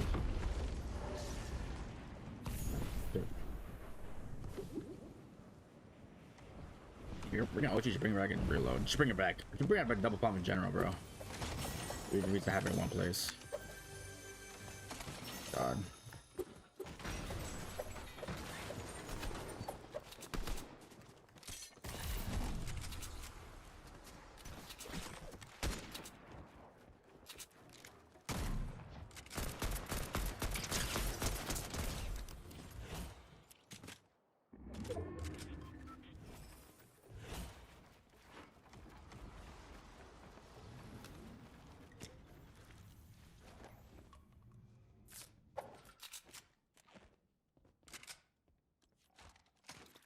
I got out the Ranger shotgun. This shotgun's ass, bro.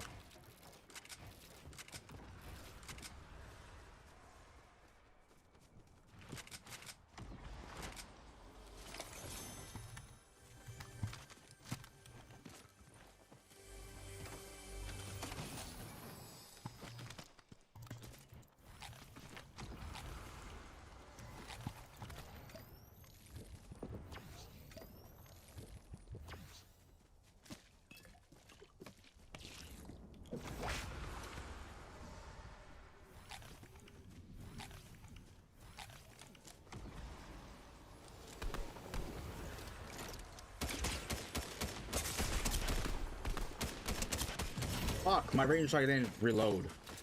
What not reloaded. Fuck, I hate that. When if you off by 1 second, it won't fully reload. And oh god, bro. God damn, but that has to be so formal when you're reloading the gun. Just pop the shit in and just shoot, bro. Or no one's to add a delay or something. Just pop and shoot, drop and shoot. It's not that hard. Just put it in, bro.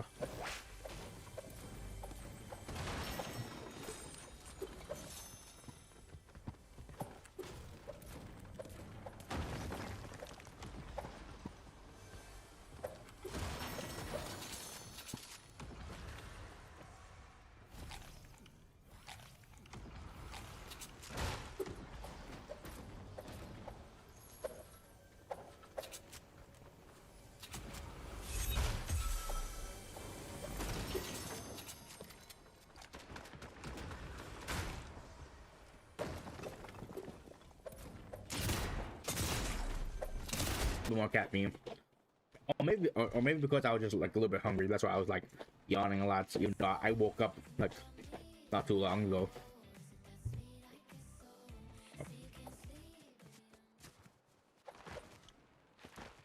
Okay,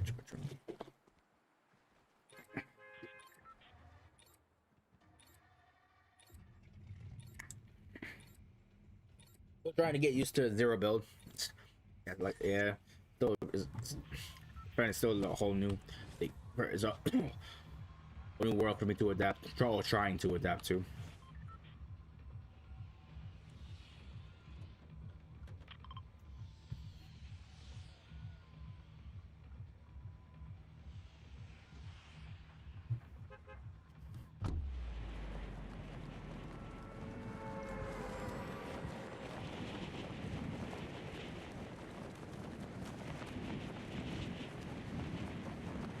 So get used to like when I'm getting shot at zero build. I can't build a wall. First thing, get used to not having walls, just using other items like bunkers, shield bubbles.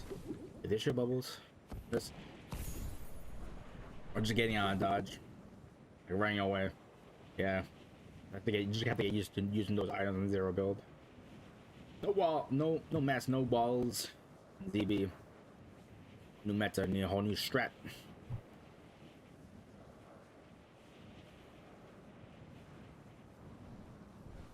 Okay, here we go. Third inventory NAC. Here we go. Oh shit, run some games. And what's this guy doing? I have no idea.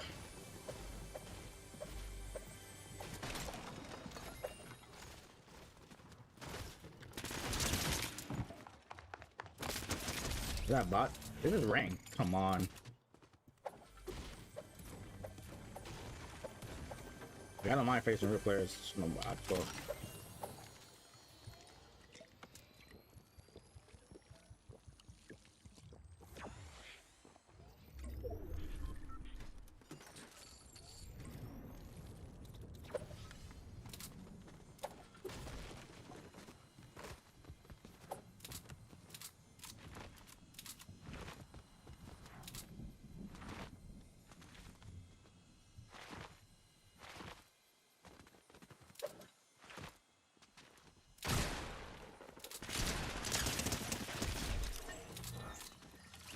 To get on dodge or like hiding behind something.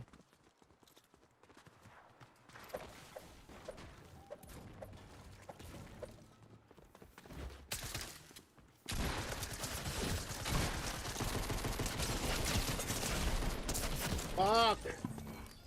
Oh my god.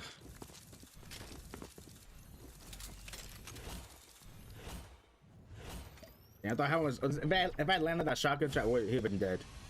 Bro, I'm used to like building stuff, bro. Yeah, I learned how to get that, but somehow my mouth doesn't want to work with me.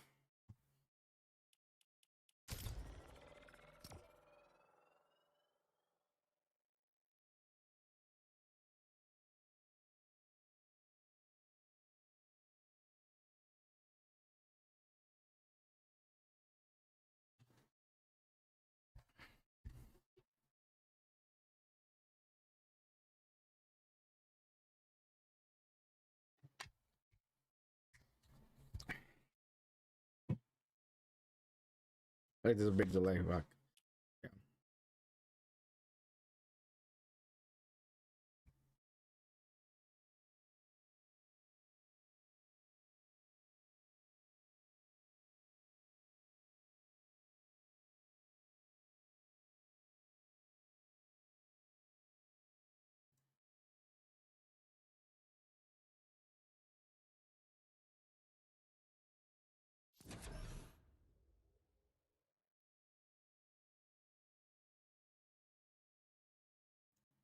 Yeah, use that. Oh.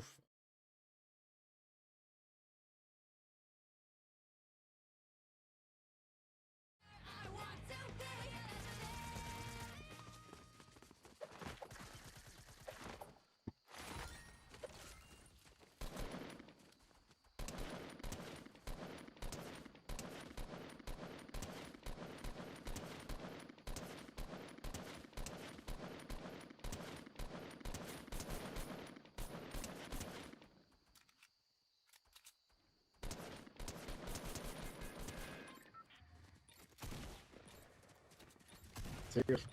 Pop it. It should be able to shoot, not just have to wait formally have it at my hip.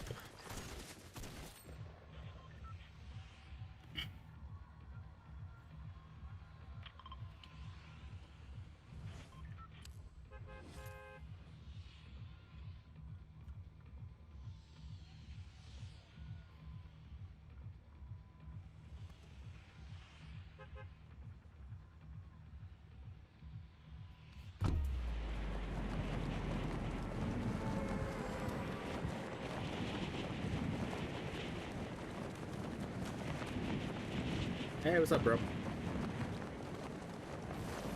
going on? It is an FNCS watch party. I'm waiting for NAC to start in about half an hour. Right now, I'm trying some games, solo games.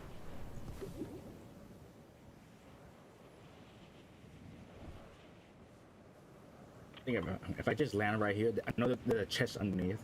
I'll just break down.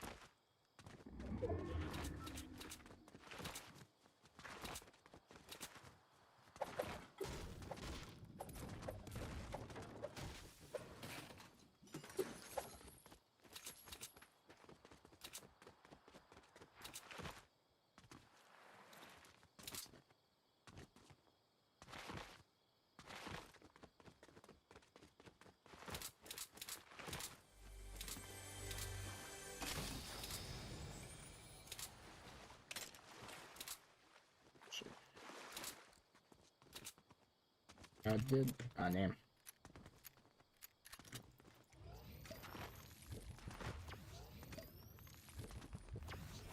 Oh.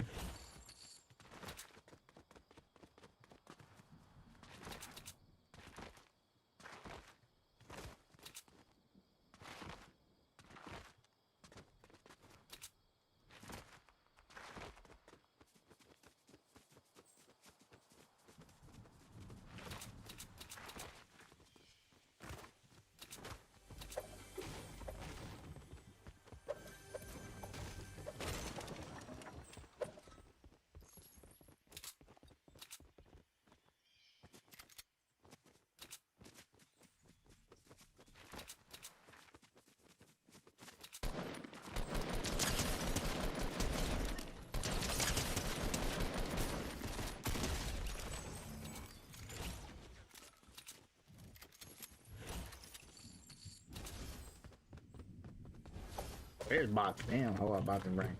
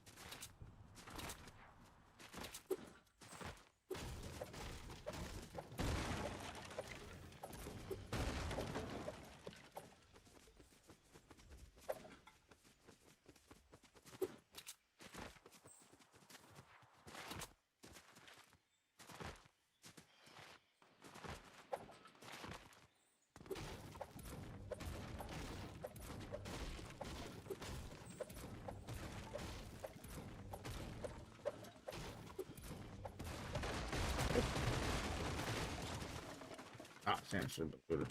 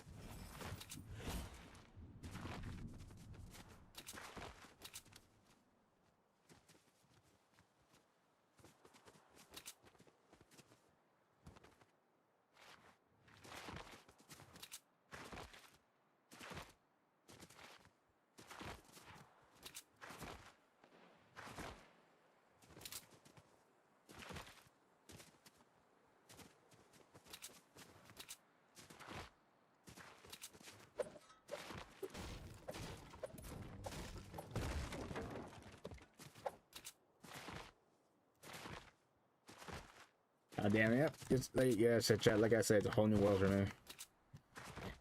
He's just dodging, bobbing, and weaving. That getting shot at, just build for real. Just build like a tower, a skyscraper.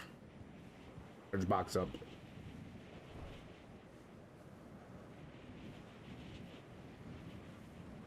I think Dusty Deep was already looted. Let's see about tomato.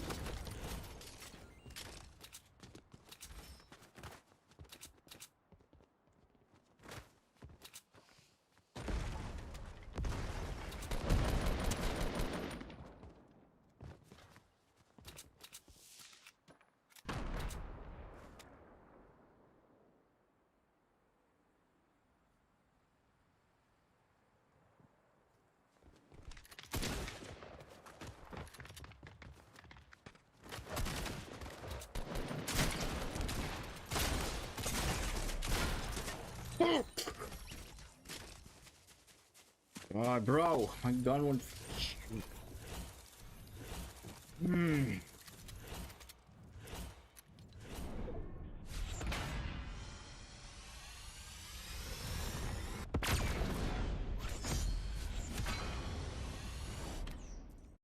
Fuck, bro, come on, bro.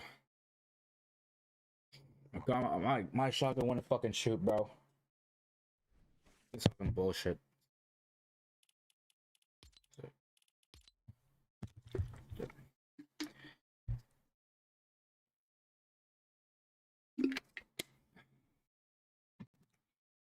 Whoa.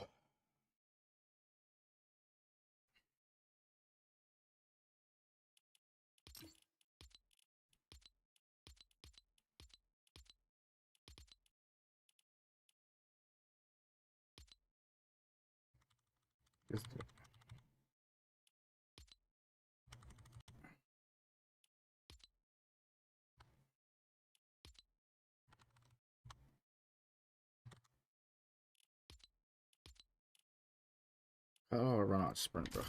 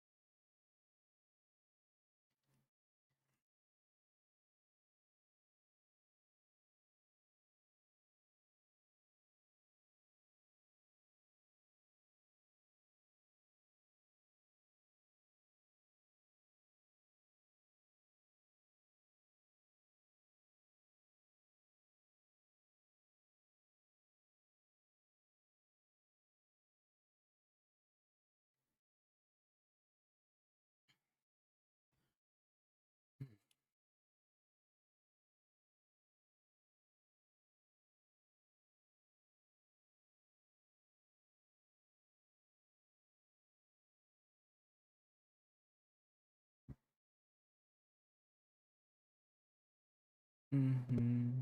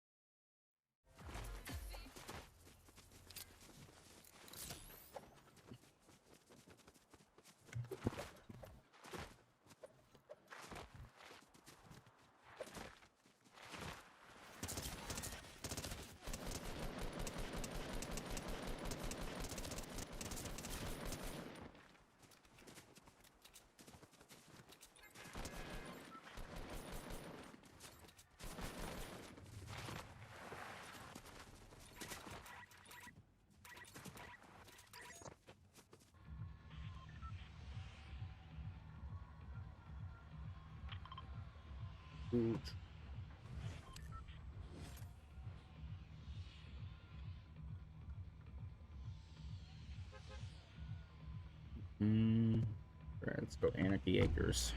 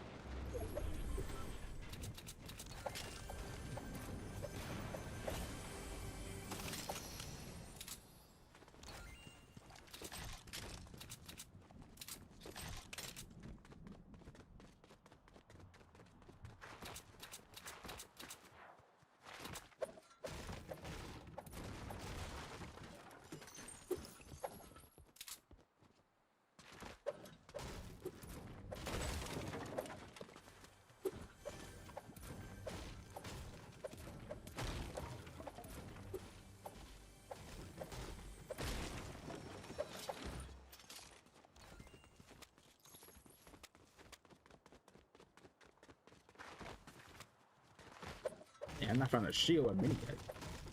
But then that become rarity.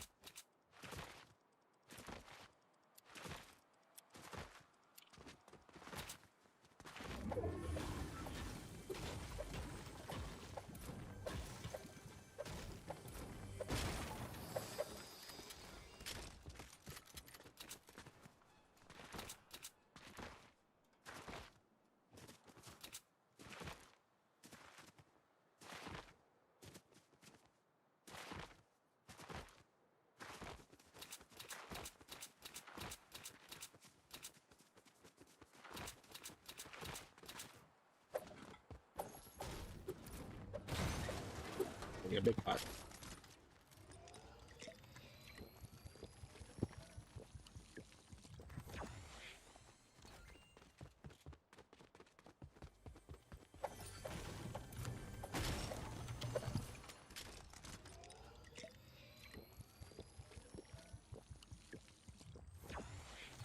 All right.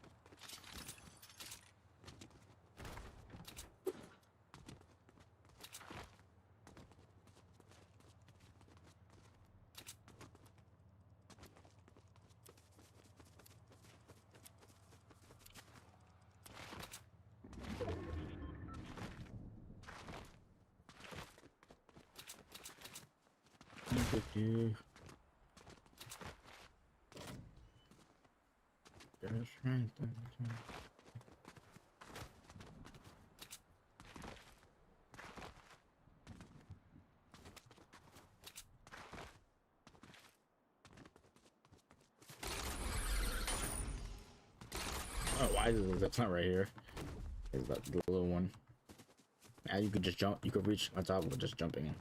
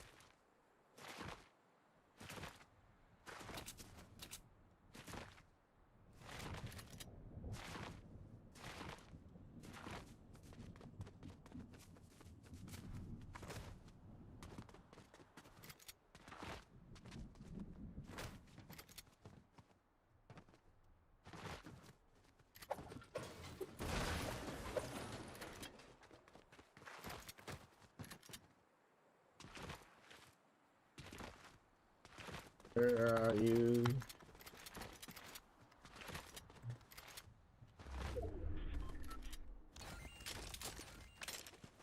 I need movement.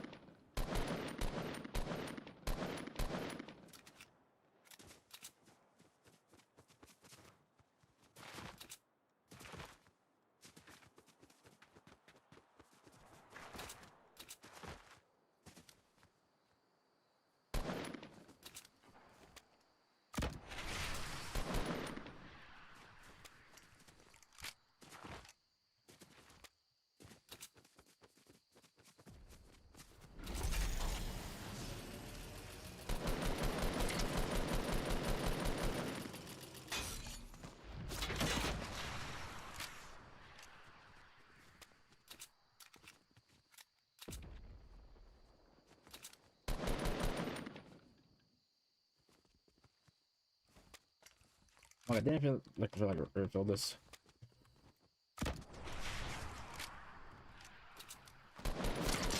$20. 20. Oh my god, I feel like I reloaded this rocket launcher. Holy shit, bro.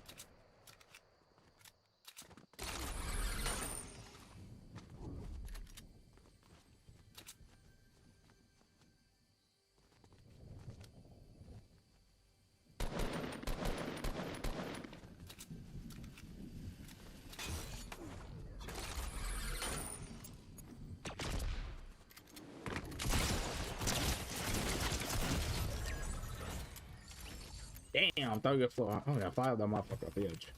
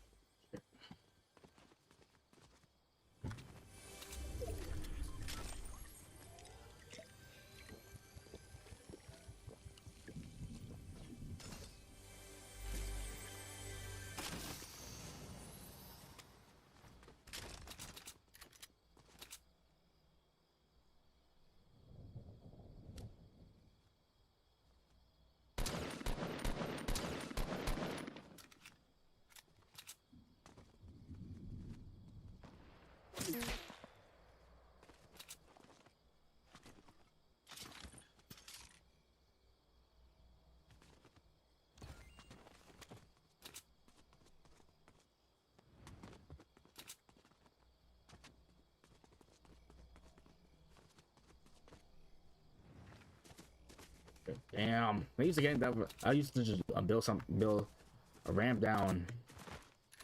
Oh damn.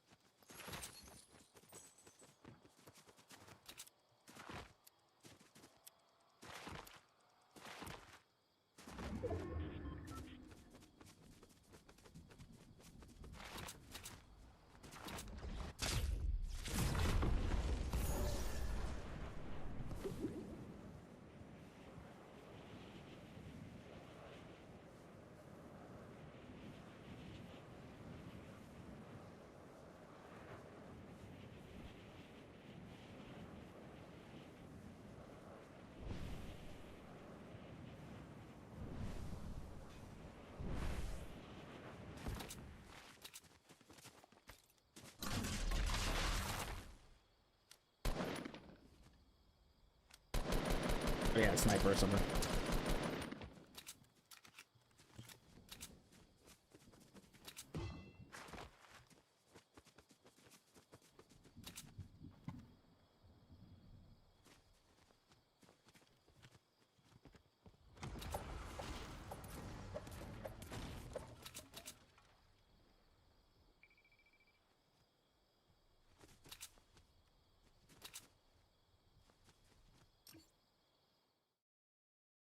Oh shit, FNCS about to start. Well, I haven't started yet. The stream hasn't started yet.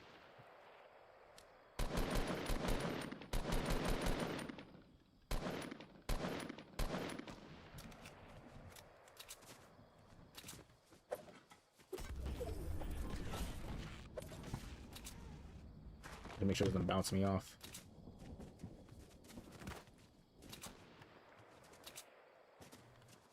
Oh, it's about to start. Oh.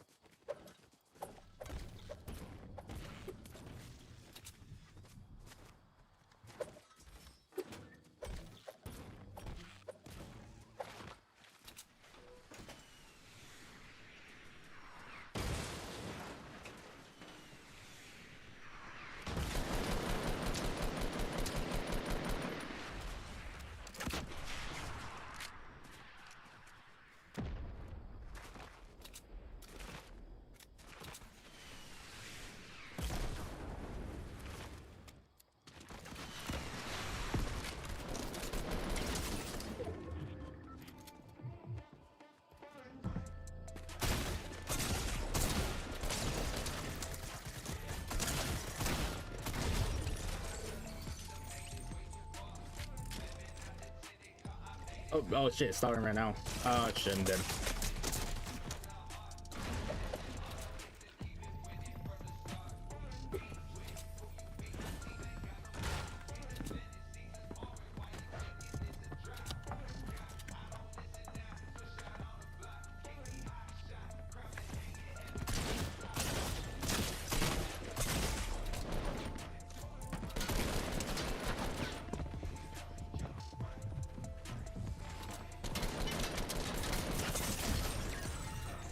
I'm dead, bro.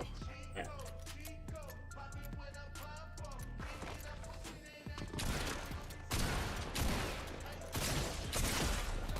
Damn. Fuck. Oh, chat. I think yeah, it started right now. Let me exit right now.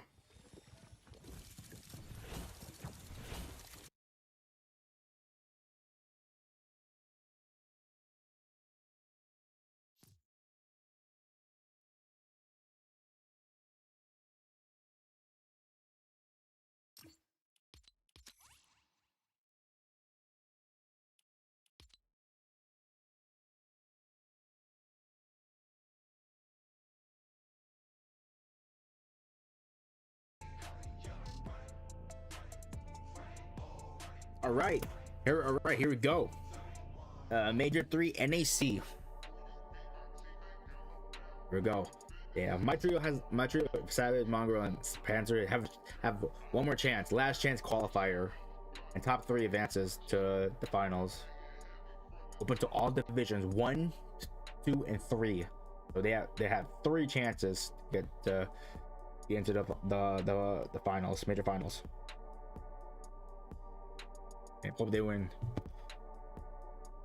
Favorite to win.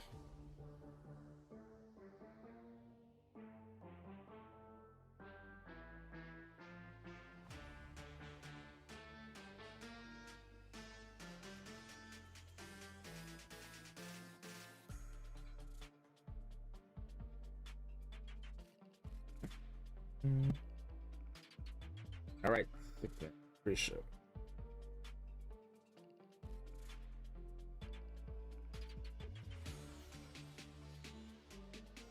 How could we make an entire video about victory royales from Group 1 without including that 1v3 clutch from Donny?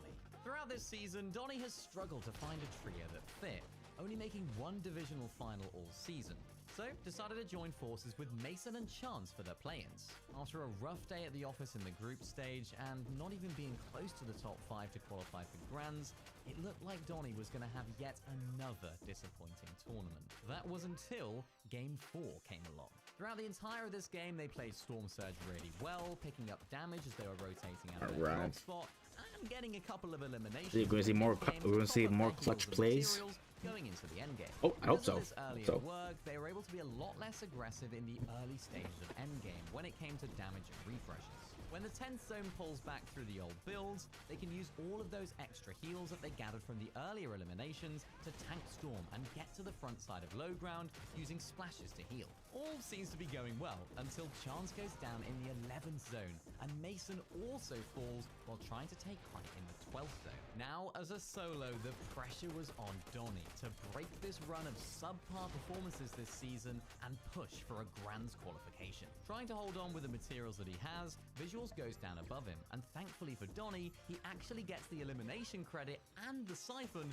Now dropping down, he can take out the first player of the remaining trio, hit an incredible shot on the second player, and use the Siphon gain to stay in Storm and close out the win as the third opponent goes down in the Storm. Topping off an incredible solo clutch from Donny, propelling his team into the Grand Finals. For more incredible action just like these two wins, don't miss Groups 2 and 3 this weekend.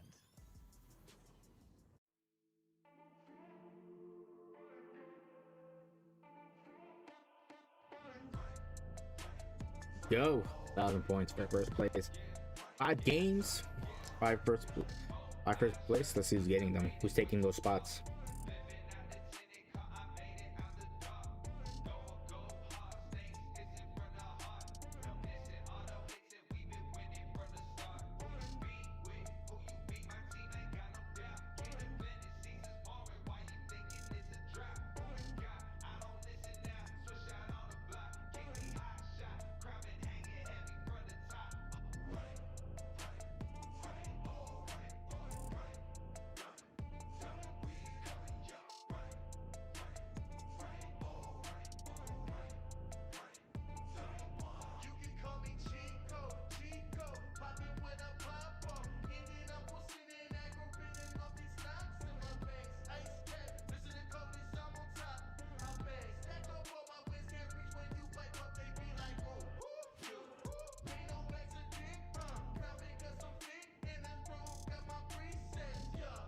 A few names I recognize there, especially from Zen, Dignatus, Witness, Bavarian, WTJ. I know the same, but not their players.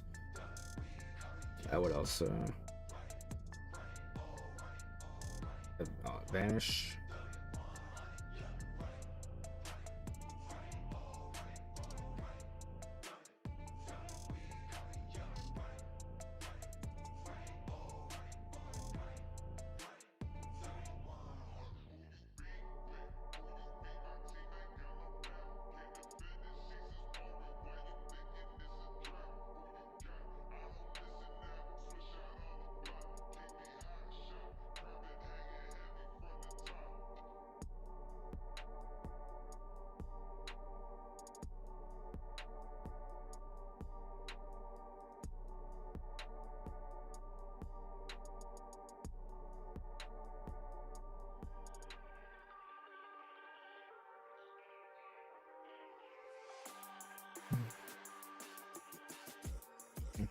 I think well, the only female pro female player I recognize is Somerset.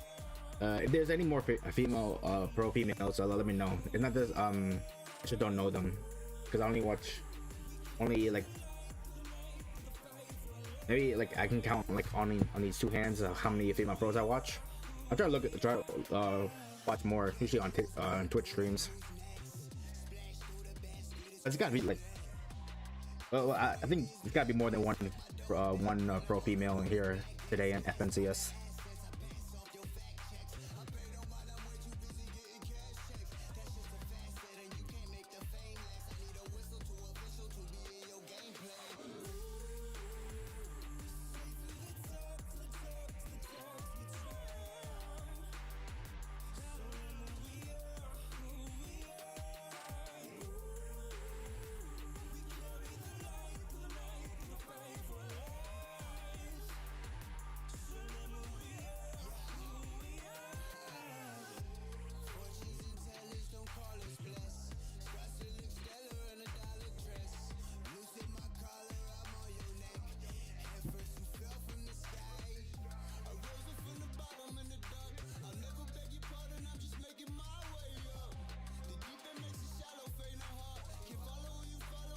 Right, here we go. Well, I think it officially starts like the first game starts in like 15 minutes because they're gonna do a little pre-show. I think that's the the routine.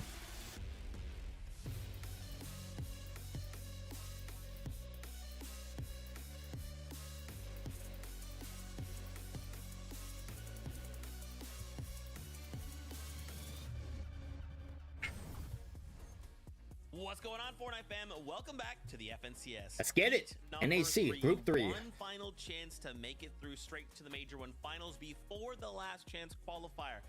Now is do or die. We want to make that happen right here. It's now or never. We don't want to fight through that separate gauntlet. Last chance qualifier will be actually last chance to make it to the finals. And of course, our expectations on the day, but I need two friends to help me do that. It's Kelly, Link, it's Vivid. Your friends, you know them, you love them. We're not friends. Kelly, you didn't know we're... Anyway, Kelly, it's great to see you. How are you doing? I'm good. I'm great. I feel so much better now. I'm so excited to be here with my friends and to all of you watching as well. Next game starts in 14. It says 14 minutes. Finals. And I mean, Zeke, I feel like Group 1 was a bit of an appetizer. Yesterday we got the main course, but now it's time for dessert.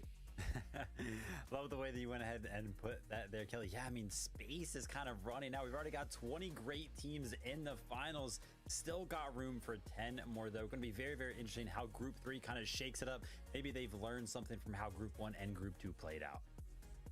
Let's hope, man, because again, with that last chance qualifier looming, we want to try and make that qualification happen today. Let's take a look at that format in case maybe you've not been keeping up with Fortnite since 2025. Basically, today we're playing for the Victory Royale, which will auto-qualify us, or to end the day in the top 5 in consistency. But Kelly, again, that last chance qualifier, it's going to get much harder to qualify through that.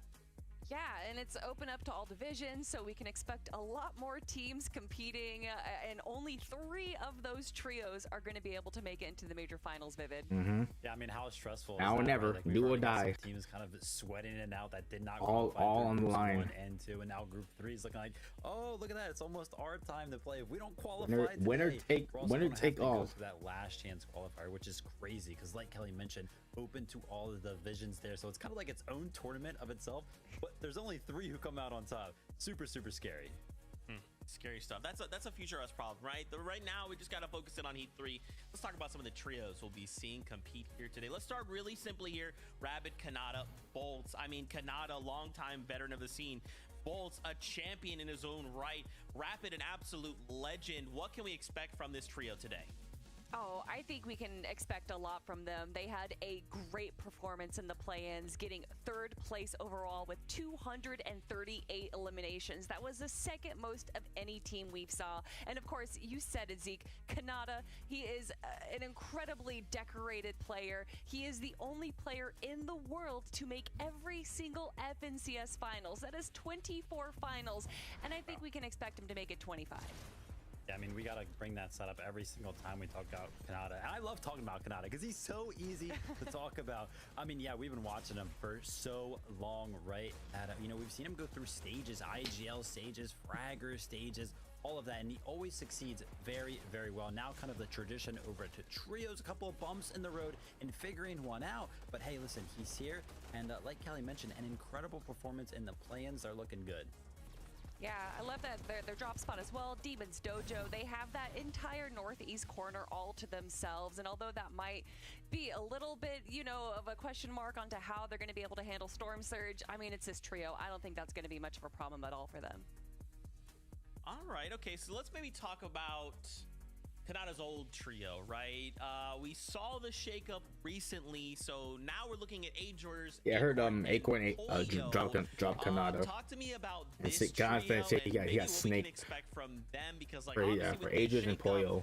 Picking up a global champion seems pretty good.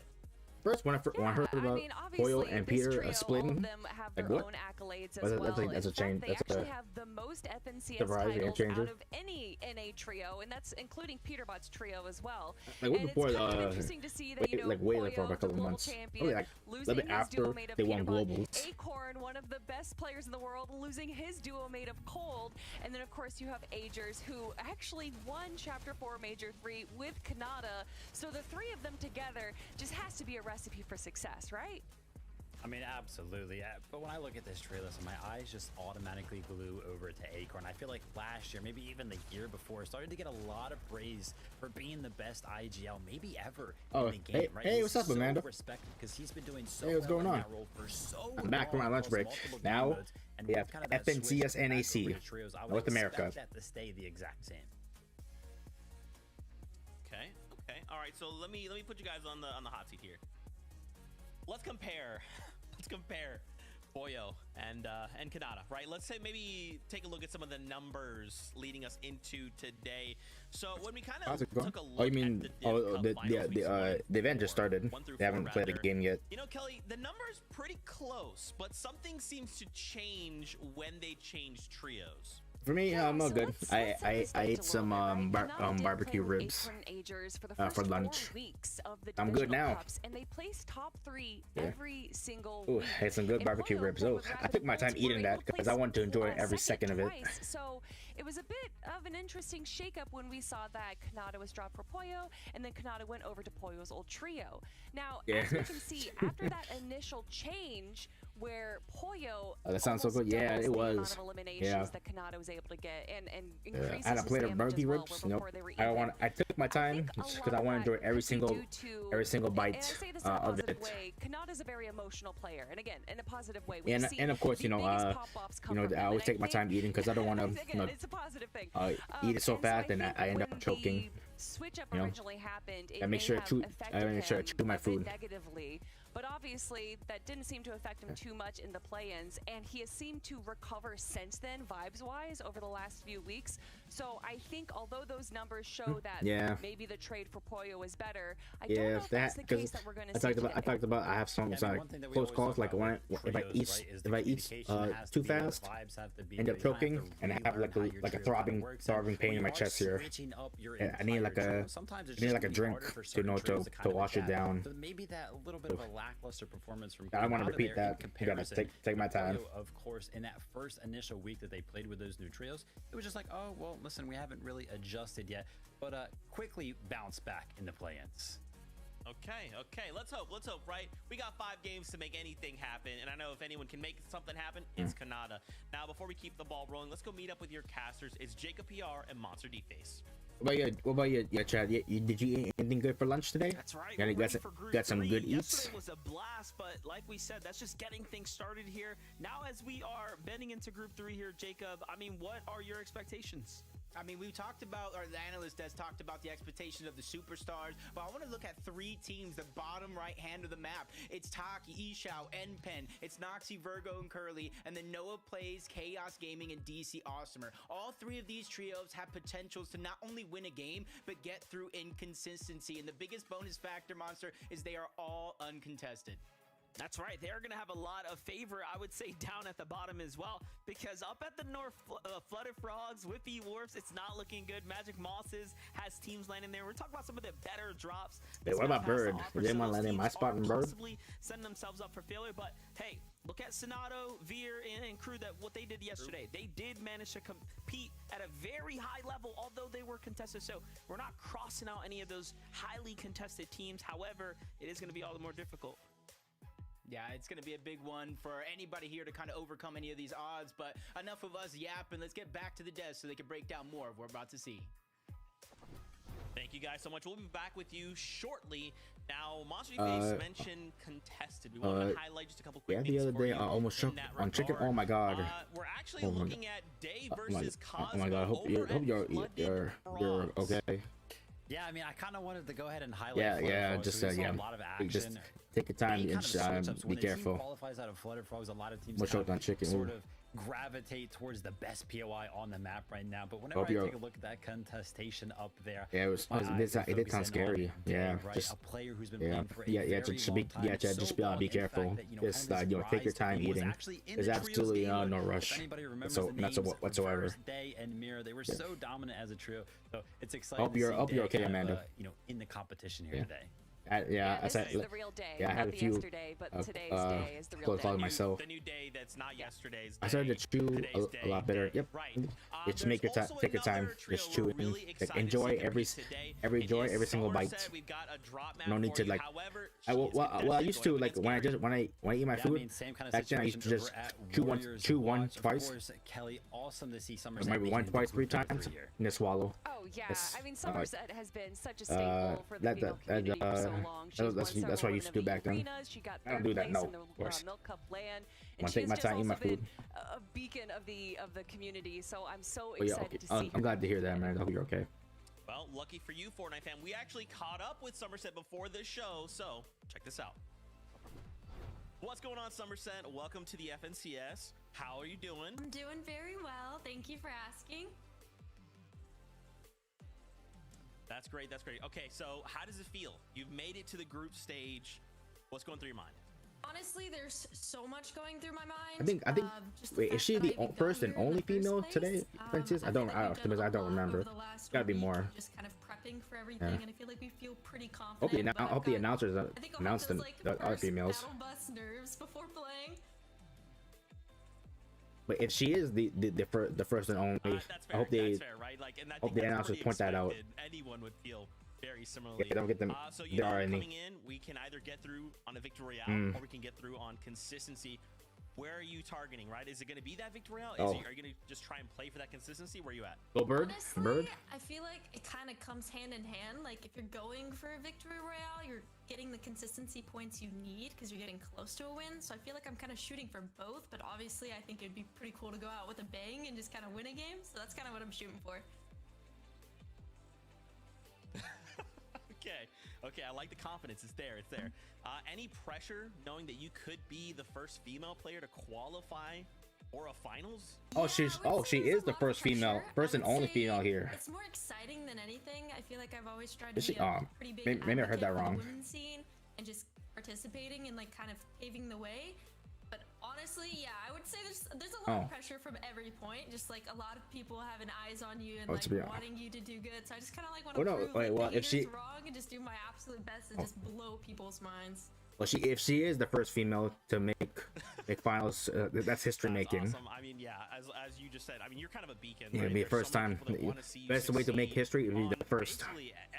And that's final question before we say goodbye. So sorry, like a chain reaction. The first she could be the first female qualified finals. Next thing you know, there'll be more. How are you feeling about the group kind of the path has started. Pretty confident about it. That first person is taking that making that way. Like the division cups are set up and everything, you're kind of playing against these exact same players in heats as you are in, say, for example, your Div 1 cups. Yeah, she is. So it's not people that I haven't fought before, and we've done well to get here. So I just honestly, I feel like I'm not going to be as nervous as I would if I just, made it like a top 33 for a finals. Like it's a little bit different. Well, yeah, of course. So before we say goodbye, where can all the fans find you? Because everyone needs to go and follow you. Somerset on all platforms with an O, not a U. A lot of people get it confused, but that's where you can find me. Awesome. Well, Somerset, best of luck, and we can't wait to see you compete. Let's see, Chow. Are we gonna see history making right now in this FNCS? Let's see. We're all excited, and I mean, like, Somerset has to do this, right? Like, this would be just such an incredible moment to see Somerset come out on top and make it to a finals, and of course, go on to win the global championship, because that's what I wrote in the long term. She could set I haven't showed you guys. I mean, set the path for other females to qualify the FNCS in finals. She's a veteran in her own right. She has been competing in Fortnite competitive tournaments for years now. And so to see her be able to jump into this like kind of, unfamiliar territory and to prove herself and to do it with this kind of confidence in her, I'm just really excited to see how she performs today. Yeah, of course, we'll be rooting for her today for sure. But she kind of pointed out herself, right? She was feeling pretty confident because she's been playing against these players pretty much all of the weeks, right? So she's kind of like used to it. But the more and more reps you get in, not specifically the players themselves, but just the caliber of players, she's just going to get better and better. So today is just going to be huge ups for Somerset, regardless of what happens. I love it. I love it. We are rooting for Somerset. Now, of course, few moments here before we start off the competition. What are we hoping to see, right? We've gotten 2 different weeks of this, right? And now this is it. Heat 3. We're here. We need to qualify. So what are you guys hoping to see? I want to see what we got to see yesterday, where it was Peterbot trio versus Vidil's trio. I want to see Kanata's trio versus Pollo's trio in game 1 at the end, 3v3. Well, listen, Kelly, you might get exactly what you asked for because, Kanata posted on socials earlier this week, Do-Rag Nada is back this week. I think he was locked in all week. I think he's ready to go. Okay, well, I'm ready to go too. So let's get ready to kick off the first game. Casters, please save me. You know, nothing beats Kanata when he's in the zone, especially when he's got the full fit on. I mean, I'm looking forward to it. I think right now the pressure is on Jacob, though, that he really has to perform, right? He has a legacy to live up to right now. He's had a bit of an up and down week overall. So what do you think? I think he's one of those players that Kelly kind of said it, like kind of leads with his emotions, plays with just all out passion. So when that switch up actually happened at first, I agree, probably took it hard, but now he has something to prove. I feel like for Kanata, this isn't just about winning a game. This isn't just about qualifying. This is making a statement. And pride, right? Think about Acorn, of Right, course, as well. was it? He's I think someone who is a true competitor. like at 5 heart. minutes I left. know him Oh, that's very right. well, Oh, there we and go. I've There's the seen what bust. he does when it Let's comes down to let's his Fortnite let's game. We let's all watch. have. Let's see what happens. Who knows? here. Let's see, chat. Are we gonna see first female in finals? It'd be history making right here. Let's see. All right, Jacob, Get Group it. 3 is here. I'm looking forward to it. 5 games of Fortnite in front of us, and then we start to gear up for the finals week ahead of us. This is going to be a very fun day because we get to really round out these storylines. I think the stage has been set for us, and the fact that we even get to watch Warriors watch off the gate as well potentially here is something to look forward to. Yeah, and I called the group stages the golden opportunity. 10 spots per group. This is the last chance for these teams to make it in with a little bit more ease. And Somerset already getting some decent There you go. right out of the gates. The SMG, the See. Typhoon Blade, trying to close the distance. But you see What's the it? crews Warriors separated watch. in different packs of trios, trying to loot up before they make When, this all-out when engagement. Anthem Island here, I can't get nothing. Pressure is The on the look is Somerset not in my to perform favor. right now, given that she said it I herself. think She's got I a lot died of here haters last that she wants to prove wrong last right now. catch cup. For Gary, Doxy, and G's, I mean, they have everything to gain right now. And When look at someone's how just they're like playing, chasing me, I'm just looking for loot. ratting around the base, trying to look for an opportunity to, of course, get that first tag. It's really going to solidify who gets to win this battle. Oh my god, okay. Yeah, when you kind of look at experience in finals lobbies, Just get- like yeah, just get Somerset mats. and her trio don't really have any finals appearances. Ooh, but on the ooh. other side, it's only 6 split between the actual Yeah, trio don't- as well. don't So die I think here. this is a good, evenly matched Summer. fight for both of these trios to really Don't get sell. a handle on this game, to really start to make a little bit happen early on and set the tone and the pace. So I do like a little bit of a slow start here. Don't make any big mistakes. Don't give up any inches, as they would say. See how Gary, Doxy, and G's are going to look to reinitiate here. There you go. Still up Yes. top, looking down. Is this her- is this a trio? Is Siege is this going to be the our first trio? to get jumped on, though. The shot goes through, and G's takes a small win there and backs No, off. no, I'm no, not it's sure not if her that was the trio, right it's not her. play. Okay. Yeah, I Just think take G's it. Okay, just take kind it. of Okay, had take your time. A great opportunity. The window was open, tried to climb right in, but knowing he was by himself, he just took that shot, took the damage, reconvened back down to the bottom with the Okay, rest it's a game of of the cat team. and This is mouse one here, of those top situations. We to saw it on bottom. Day 1, Group 1. We saw The it Warriors yesterday. watch. Sometimes these contested fights, no matter how good that you have it in terms of loot, when one team has high ground, one team has low ground, it's kind of a little bit of a stalemate. I'm not gonna lie, I was expecting Bucky and team to come in pretty quickly. There's a heated rivalry there from days past. We'll see how that ends up developing. Boyo Agers, Acorn looking just fine. They got their drops themselves. Things are settling in here. Meanwhile, Moxie and Day are getting absolutely active at their drop here at the Flooded Frogs. This is one battle that we knew was going to be taking its course, and it's ending faster Okay, than I John. think anyone expected, with another team looking to jump on in. If Oh, they don't one- end oh, this is that fast Annie's here, dead? Jacob, it's going to be third-party central all day long. Yeah, and just unfortunately, Moxie just got separated too far away from Day. Even with damage there, Day is trying to clean it up. At least one player is going to go down. Draco's scrambling around, but it was another trio that entered into the mix. Exactly what you were saying. They just took quite too long. Day's down. Draco's down. Jedi's the only one left. Brain, but he gets taken down as well. Flooded Frogs contested by 2 teams, but it's the third party that's going to be the last one standing.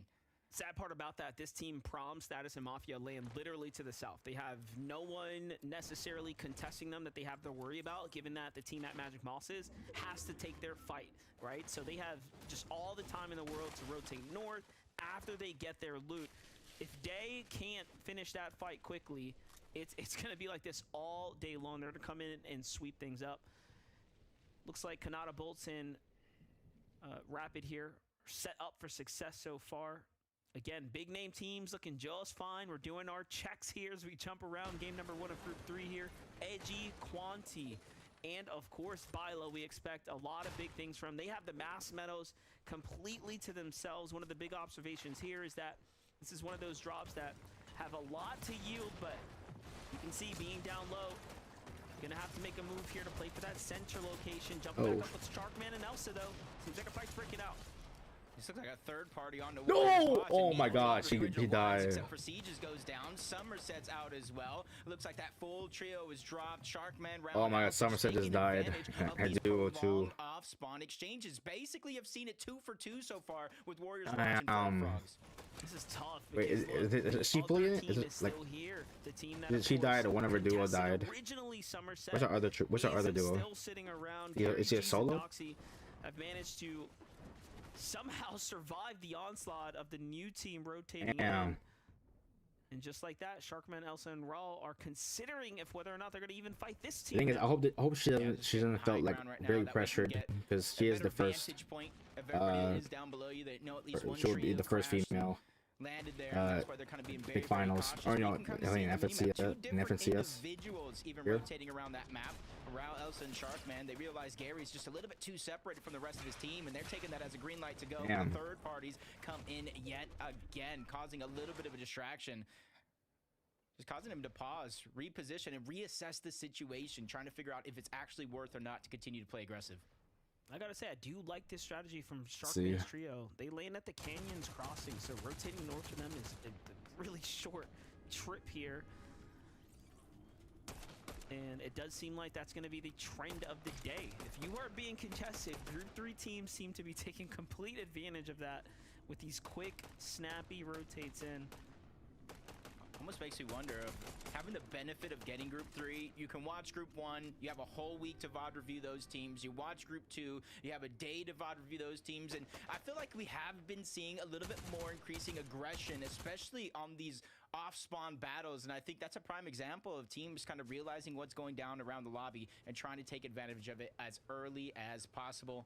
As we jump on board, Foxy, Floodgate, Okus, Craze, and Bucky, which I think I saw Bucky in the feed at least get knocked early on, so it's great to see him kind of pick himself back up, dust himself off, and really get back to what we know they can do. Yeah, I was going to say, shout out to the team for giving us the update here. I'm sure people were curious as to what all unfolded here, but it seems like the reboot, or at least a save, was worth it. Bucky's still in the game. Oliver OG, Skater, and Dash, one of the teams that we are going to be keeping our eyes on. The last time Oliver OG called his way to a finals was absolutely hype. He did it into the final moments. Oliver OG now is trying to see if he can keep up that momentum.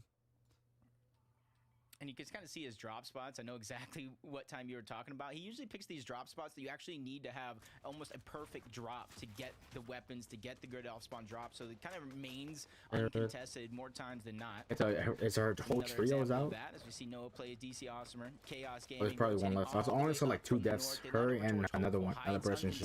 Her other teammate. Can't find the other one though. And they're wasting no time trying to follow the zone. They realize how important Was that it? Was that it? It's a GG's for her. Able to kind of pay your way to control your own destiny, do exactly what you want, because you know as well as I do, when you're down on Surge, you almost got to see a team and go. Yeah, the thing is, if you set yourself up for big damage, you get a nice contested battle early on. You could be one of the few teams that can actually play for center, zone, and prime positioning, right? It's almost a luxury to be able to find yourself in that type of situation. Most teams don't, though, right? They end up on the edges, and things look very tough. It's like fighting an uphill battle. For NPen, Ishu, and Taki, they might be in that same type of boat as they rotate back to the Seaport City here for one reason or another. Ooh. Feeling just a little bit too comfortable there on that rotation. Gets beamed by the team on the high ground. They were kind of following him on that mountaintop. And you can kind of see they're not necessarily converged in the same box. They're a little bit spread out. I talked about it yesterday, just being able to cover more ground and see more players. And that's another good example, because then they were able to converge in 3-2-1 because they were also still in close proximity. But the fights continue around the map. Scuffies, Fuzak, Crook down below, trying to take a more aggressive approach. They have a huge health advantage here as well, Monster. Yeah, one of these little ponds, of course, that have become a hotspot now. With all the shieldfish you can get from it, this is going to be quite an interesting fight here between Straw's trio. Let's see how it's going to end up playing out. Water Sprite's going to come down and go and fully recap them. A little bit of a scrappy back and forth here, but it seems like a disengage is going to be called. Meanwhile, just north of them, looks like a whole other battle is about to break out with Champ's team. Give you guys the update on that in just a second. I feel like some players kind of feel like they kind of spot somebody out as a solo. They try to go. You kind of saw it in the background. The teammates are still there, especially with the Void Mask. It's easy to close the distance and get back to your teammate in no time. Yeah, box up. Rojo and Dragon. I don't think a Bush. Trying to get as much surge as possible. Another team that's choosing to spread out. Box. It's not always about the surge bases, though. As you can see, the bushes still proved to be a good utilization to where you can try to sneak some shots. But as soon as the players know you're there, it's good what Fishy's doing. Disengage, get back with the team, get more cover, and just play a little bit safer. Oh, take a look at this update right here. Rapid Agers. Oh, Bird is my spot. A little push happening. They're starting to move.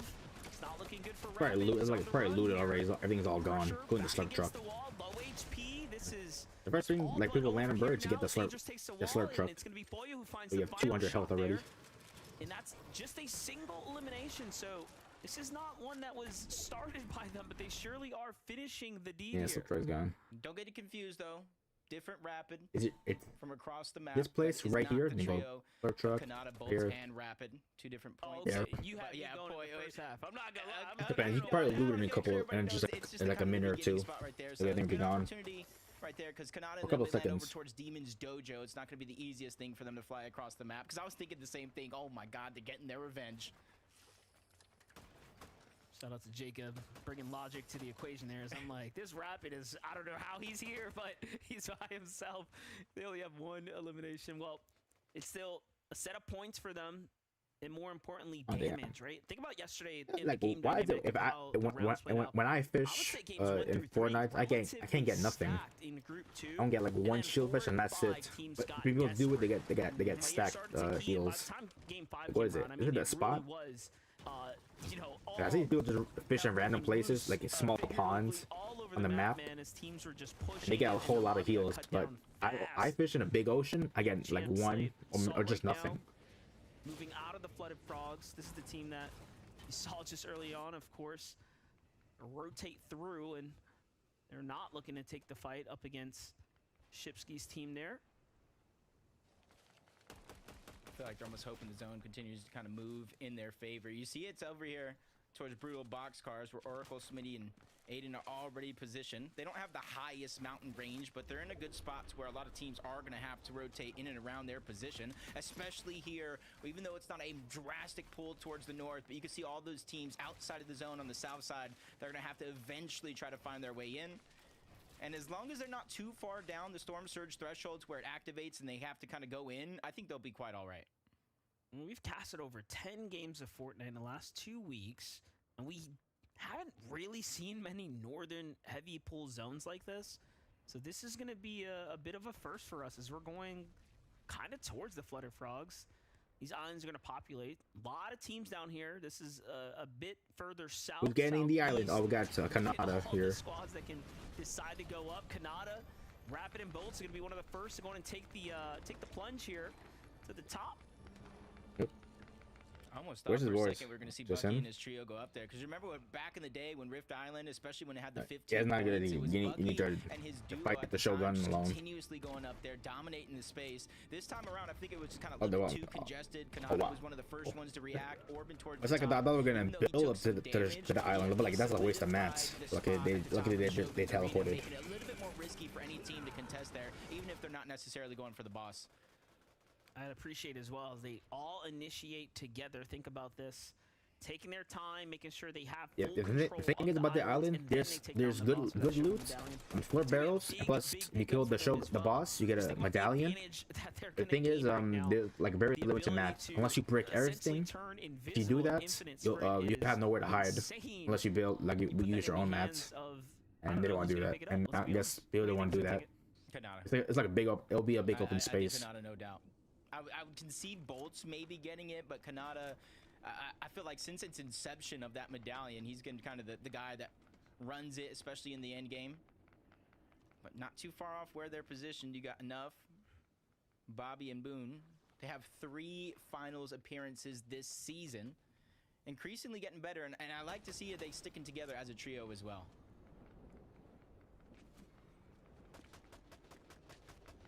Oh, they already killed the boss. Gonna end up. Oh, he doesn't got it. One right here, yeah. He does not. Okay. It's up to Bolt or Rapid. is gonna be Boltz. We thought about it. It does seem like Boltz is gonna be the man with the advantage on the field right now. That's a lot of trust you gotta have in your teammate, of course, to go on and give that one up. I like the selfless play, though. Just realizing the kind of situation. And like I said, it was one of my 2 players there. Boltz increasingly getting better. Because remember, before FNCS went away and came back, he was the last FNCS West champion along with Thoric. And he took it by just getting aggressive. Almost a close call, but he still made it happen. Rexo, Shipsky Games, and Furtus on the other side trying to make their way in. They found an opportunity there with the old fish base, just taking advantage of all the shield fish, the floppers, making sure they have the right mix of heals to make it through this next portion of the game. Very curious to see how this is going to work out for them right now. Playing a bit of the storm here, plenty of fish. Close enough to the edge if they wanted to drag it in, but with the trio there, seems like just on a little bit of a pivot into their strategy right now. Catch a little update here with other teams right now.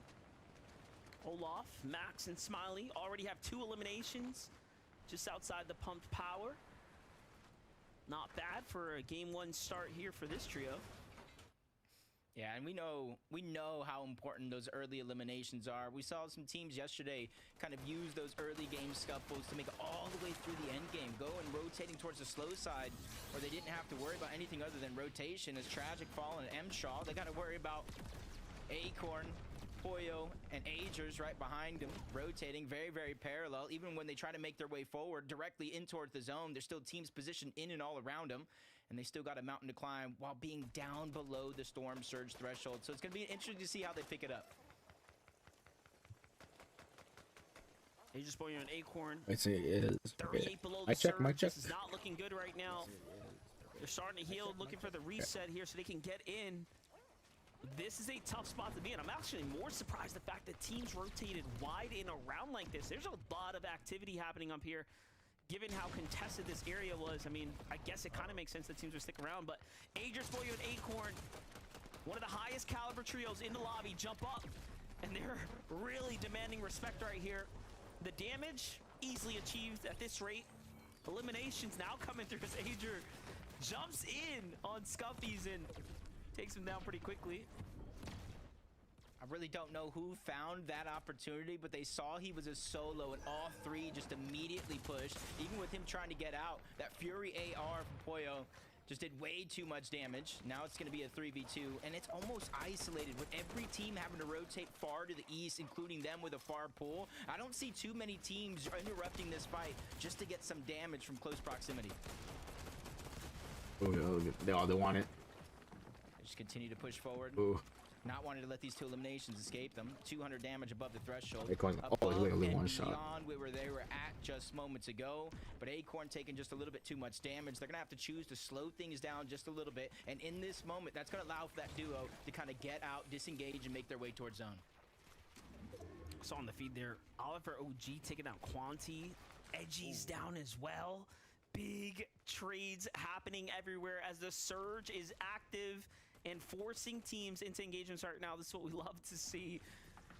Oh, we get to jump in M-Pen, Ishu, and Taki right now, who are above the Surge. Also seems to be coming off a potential set of eliminations, but the zone also favors them too, so they'll have a nice, easy rotate. Fishy's team, though, is under Surge. Down they come, and they're pushing pretty quickly now. They do have heals to possibly sustain a bit here, as just a couple more players have to fall, but it's all breaking out now. M-Pen and team don't really want anything to do with this. They're trying to let the Surge kind of do its part. And now they look for the rotate. Seems like both sides got just what they needed to stay in the game for now. Look at this. They put themselves between 2 trios. Shots are coming in on the fresh builds. Oh, there's so many trios stacked behind here moments ago. This is how they were getting their Surge. We saw them 500-600 above. It was these 2 eliminations right here. And potentially the third, just a full-on squad wipe they were able to get their loot. And I think from that, you know as well as I do, when the other team started to push in because they were down Surge, with Surge active, no one's just going to wildly take a fight like that. So you just got to figure out a way, play defensive, bide your time, and just like you said, let Storm Surge do its thing. Deca Fishy, bow shot flow right now. Have the zone coming towards their western side, so they should be just chilling here in a second, but Surge all of a sudden swings against them. They jump in on Enough's team right in front. They're moving as a 3-man unit. Side angle comes out. Boone just makes the wrong edit there and gets absolutely punished. They pull his teammate back. This is a very interesting decision right now for them to back off. And oh no, I said that too early. They're looking for a better angle, something a little bit more favorable for them right now. And the surge damage, they got a lot of it in that bit of an exchange here. No eliminations, but hey, you know what? Enough to stay alive in the game, and that's going to keep them content. So what happens now, Jacob, though, is another team falls below, right? So this is all back and forth. Either way, if no one gets eliminated, it's going to be problems for these trios. Yeah, and it's not even that many players that do need to go down. Just 2 need to fall. Stormsurge tried to slice and dice in the box. There was a whole tier waiting for him, bro. Stormsurge's gonna be active for quite a while, so it's not gonna be easy. Boy tried to solo it. But with shots like that, and ended up paying for it. Bow shot goes down. Flow dropped to 10 Bro, I saw the superhero skin just flew right in the box of the katana, and the trio was like waiting for him, like what? Looking at this fight, I know that was shit, bro. USG just gets eaten alive right there. Flow, Decky, and both getting punished though. All that activity. Can he get his buddy? Can he get his buddy? It's still a 1 tick. Oh no, it's a 5 tick. Yeah, just run. Cheeky spot to play. Oh, they revived him. No, he's Up dead. they go now. Wood coming out. This might make them a target, but seem like the dust is starting to settle. All the teams.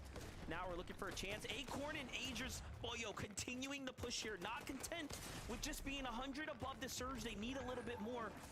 Oh, Acorn finds himself out of position, as does Boyo. It's up to Agers now. He's the healthiest on the trio. What can he do here? He's going to go and sit down for a second. Everyone's looking for a bit of a reset. And they put all that pressure in, but nothing came out of it. 10 players need to go down before Stormsurge even turns off, so they know how long and how hard fought this is going to be. Only 60 above. It's enough for them to feel comfortable rotating in, but they know in the blink of an eye things can change. They're going to have to start getting a little bit more proactive, aggressive even, and this is something that's been ailing them almost all game long, but they're doing a phenomenal job handling the pressure. OG, Skater, Dash, 6 eliminations for this trio right here. And even then, they still have a lot to worry about. Meanwhile, Kanata finds himself a nice elimination here at Bolts and Rapid. They're right back in the game and looking healthier than ever. Material count, absolutely rock solid now. High ground secured off the trio back there, and they're going to be able to build heavily from here onwards. Wow. This could be the game one. Oh, we got a high grab here. Closed here. Let's see. On heights, it's 50-50. 50 win, 50 loss. Let's see which 50% Kanata's trio will get. Yeah, typically I'm thinking 8 zone, a little bit too early. When you eat Taco Bell again, don't forget the Baja Blast. Oh, most definitely, yes. Yep. I will get the Baja Blast next time I order Taco Bell. Most definitely. They peek at the high ground, land a couple shots to do just enough to get above. But now that's given away their attention, the focus. Bolts, Rapid, Kanata, they all know another team's position on that side, and with the zone pulling all the way over, working in their favor yet again. I'm not sure how many teams are going to be able to contest them without risking everything in a 50-50. Oh man, they have good maps. Right now, though, they are not looking to take any risk here. Seems like Oh, Poyo has low mats and no heals. No. Oh my god, so does Agers. Oh my god, they're running low here. Is it GG rats for them? Yeah, I think it's low here. But yeah, I will get the Baja Blast most definitely. I gotta try it. They don't have to go in, just waiting for opportunities like this. That's all the bro G. That's Dash. That's Skater. They get separated, taken down, and a huge pick-me-up opportunity for Agers, Acorn, and Poyo. But the tables turn. Aggression turns on them. They're quickly trying to maneuver their way out. Oh, just all over alone. That refresh, the siphon materials was huge for them to be able to escape that. Oliver G, I don't know what you're looking at, buddy, but not that team. You need to check your focus somewhere else. There it is. He starts looking at Noah Plays team and DC Awesomer. Very weakened team right in front of him. Opportunity still in front of him. Oliver clutching up the points right now, though. You have to give him credit. This is a huge surprise to me, though, to see Acorn's team playing mid-ground right now. I expected them to be on the ultimate low, but the fact that they are potentially playing for height, keep eyes on Kanata's trio. They are not safe just yet. Meanwhile, Taki, Ishu, and Empen, beautiful rotates right here. Everyone else focused on the Okay, above I think he got. situation, Oh but yeah, no, Pollo got a Agers, refresh on Spoilio, some Acorn mats at go back least. to the trusty, right? They kind of lower their elevation right now and are looking for more refreshes, more points here. Yeah, they're instantly just trying to move to the front side of the zone, grab the side of a lot of these teams' walls, and just try to play aggressive. And elimination after elimination, it seems to be working. Not getting a lot of material siphon match, but that's just enough for them to do the job. As we tune into Oliver OG's solo story. Oh my god, it's rats. Yeah, those rats. It's not wrong. Yeah, no heals, no. He tried to get under that cone. No heals and low mat, little to no mats. Out there still. Big top 10 put in for him there as he gets a couple points. 8 eliminations now for Agers, Acorn, and Pollo as they start making their way masterfully through the zones here. Up and over that cliff. Now they're onto flat land.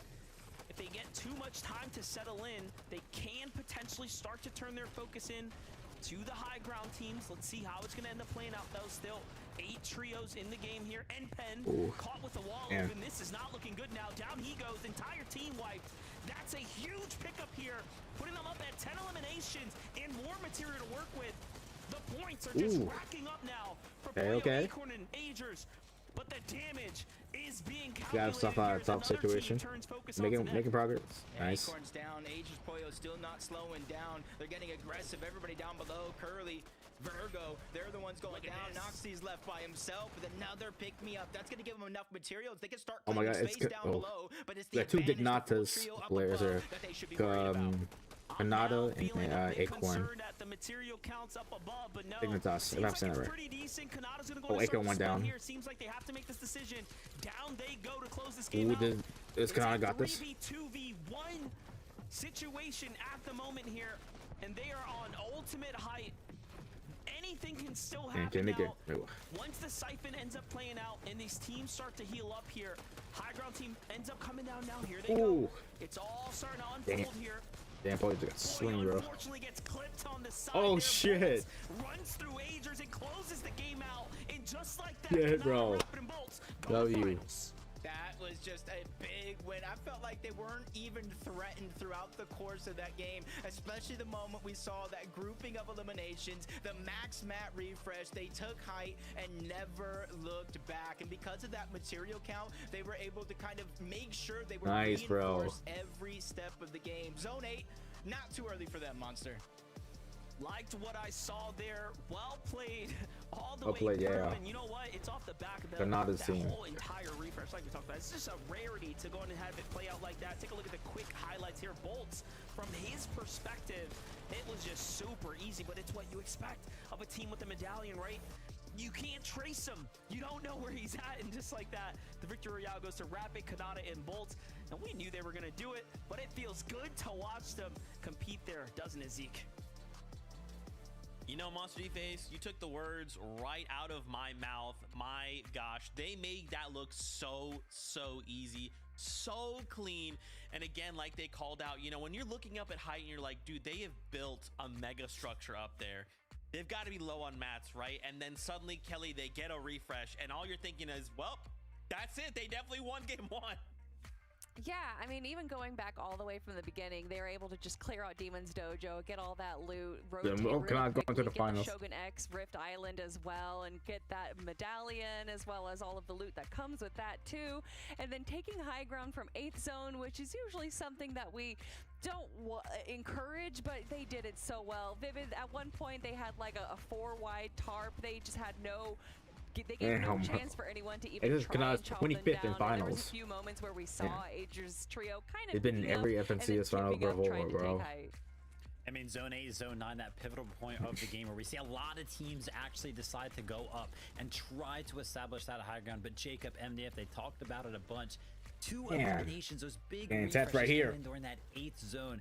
Boom, they went up to the high ground. They're like, wow, we have got so many materials. This refresh was huge for us, right? Zeke was talking about it. Teams looked up, giant 4-wide structure, and then we're on Kanata's POV, and Kanata still has max mat, so it's like, oh, okay, well, I think this team's gonna win the game. It seemed like it was pretty easy for them. They had that one figured out. Yeah, when you pair that as well with that coin, you know, it's just a sheer destructive force that just locked down game number 1, which is a bummer for us, right? Because that means the next time we'll see them is next weekend in Major 1 finals. But there's still more to break down. After this short break, we'll talk about other duos performing well and take a look at the standings. So stay right there. We'll be right back.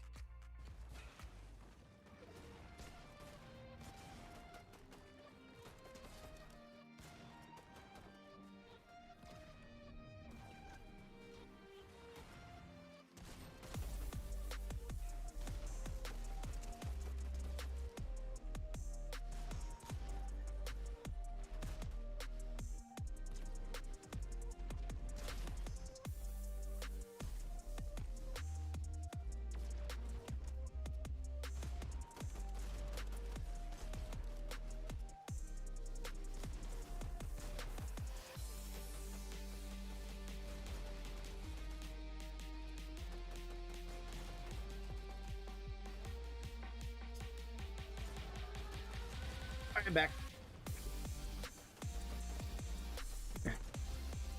Yeah.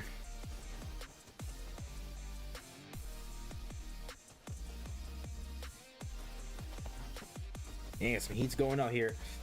Only that he can bring to me.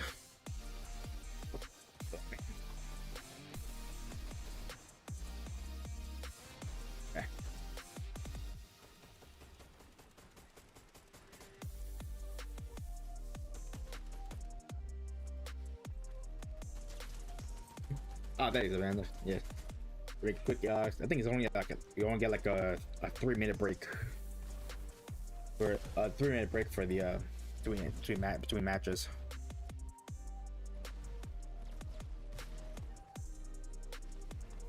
Okay. Mic check. Mic check.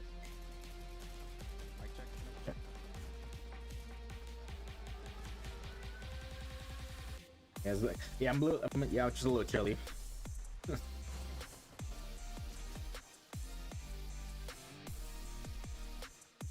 Man.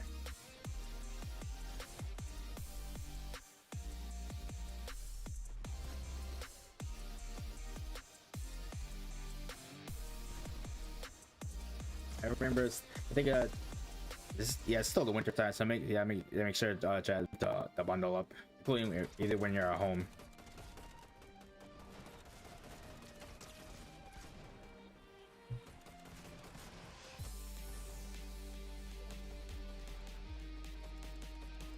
All right, so Canada team got the first win in the first game.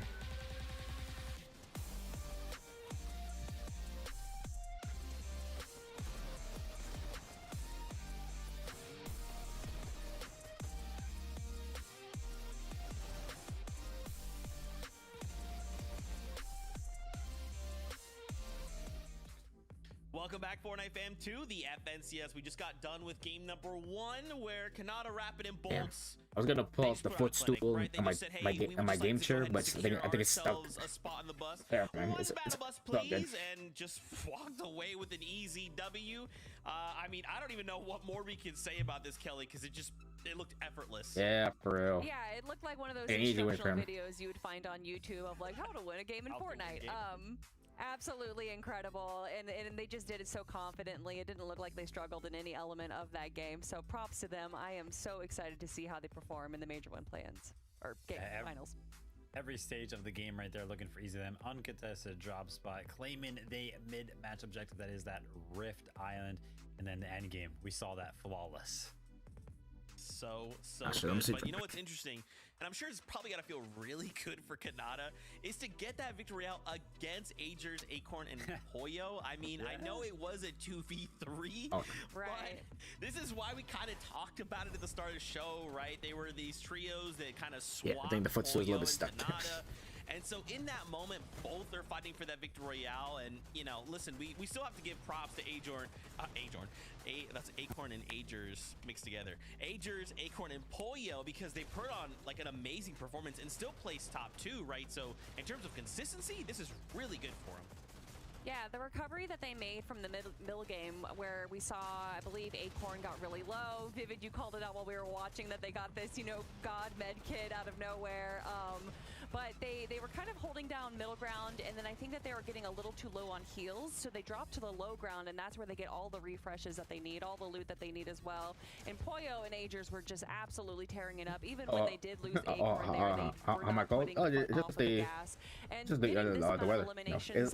It's like it was we had a blizzard like yesterday night. Listen, I counted them out a long time ago this game. I'm not gonna lie. And it's still cold. Like, we tuned in with them. And it was snowing. They were pretty heavy. 100 below, and I'm like, well, you made that dead side. I think it's all good. I think it's all melted. All gone. Dead side.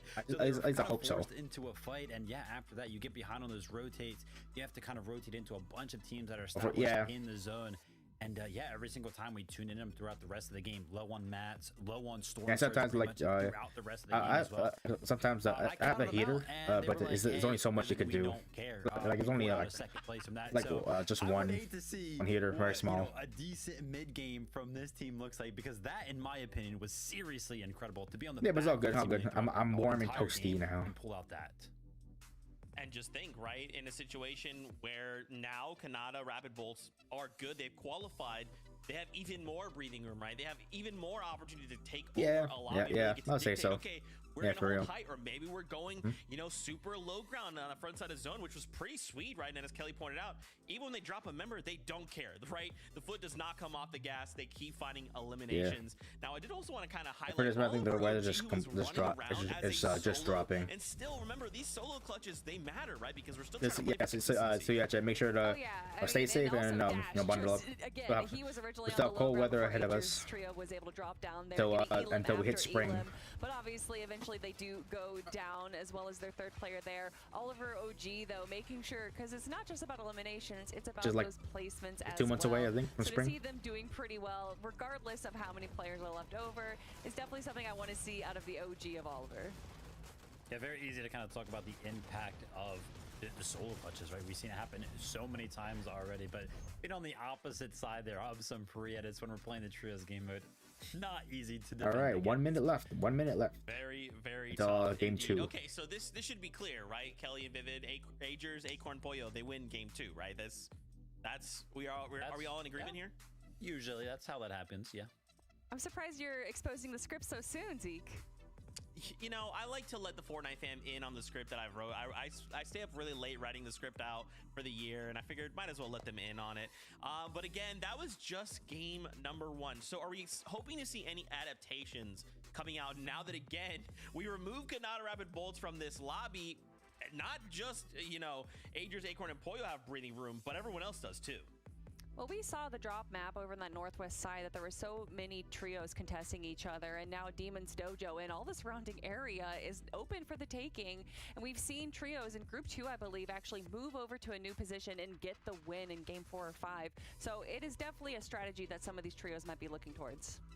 Yeah, in my eyes, that trio, Rapid, Kanata, and Bolts, they claimed 3 things that game. Demon's Dojo, now that's open. Shogun X's Rift Island, now that's open. High Ground, now that's open because of this format. So I'm excited to see what happens in game number 2.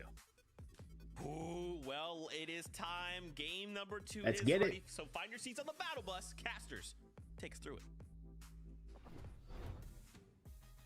Monster, things are heating up very, very quickly. I think at a more rapid pace than what we saw Groups 1 and Groups 2. I think having the opportunity to watch those 2 groups and realizing how Storm Surge is playing really makes all the difference. Yeah, that game was a huge surprise. I didn't expect so many teams to be at the Flooded Frog still after, you know, the zone kind of went that way. But I guess it makes sense, right? With how many teams are contesting that northern area, zone pulling that way, they knew they had the surge. There we go. Just played out a little differently, right? And we're off. With game number 2 here, let's see how it goes.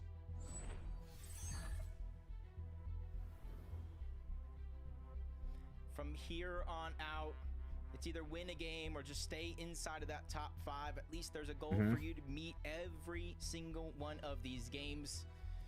And you kind of saw 2 different group stages. In Group 1, it was a lot of the teams outside of the top 5 winning those games, getting the Major 1 final spots. In Group 2, it was teams inside of the top 5 getting those wins, which would lower the point threshold. Only time will tell how this one will go.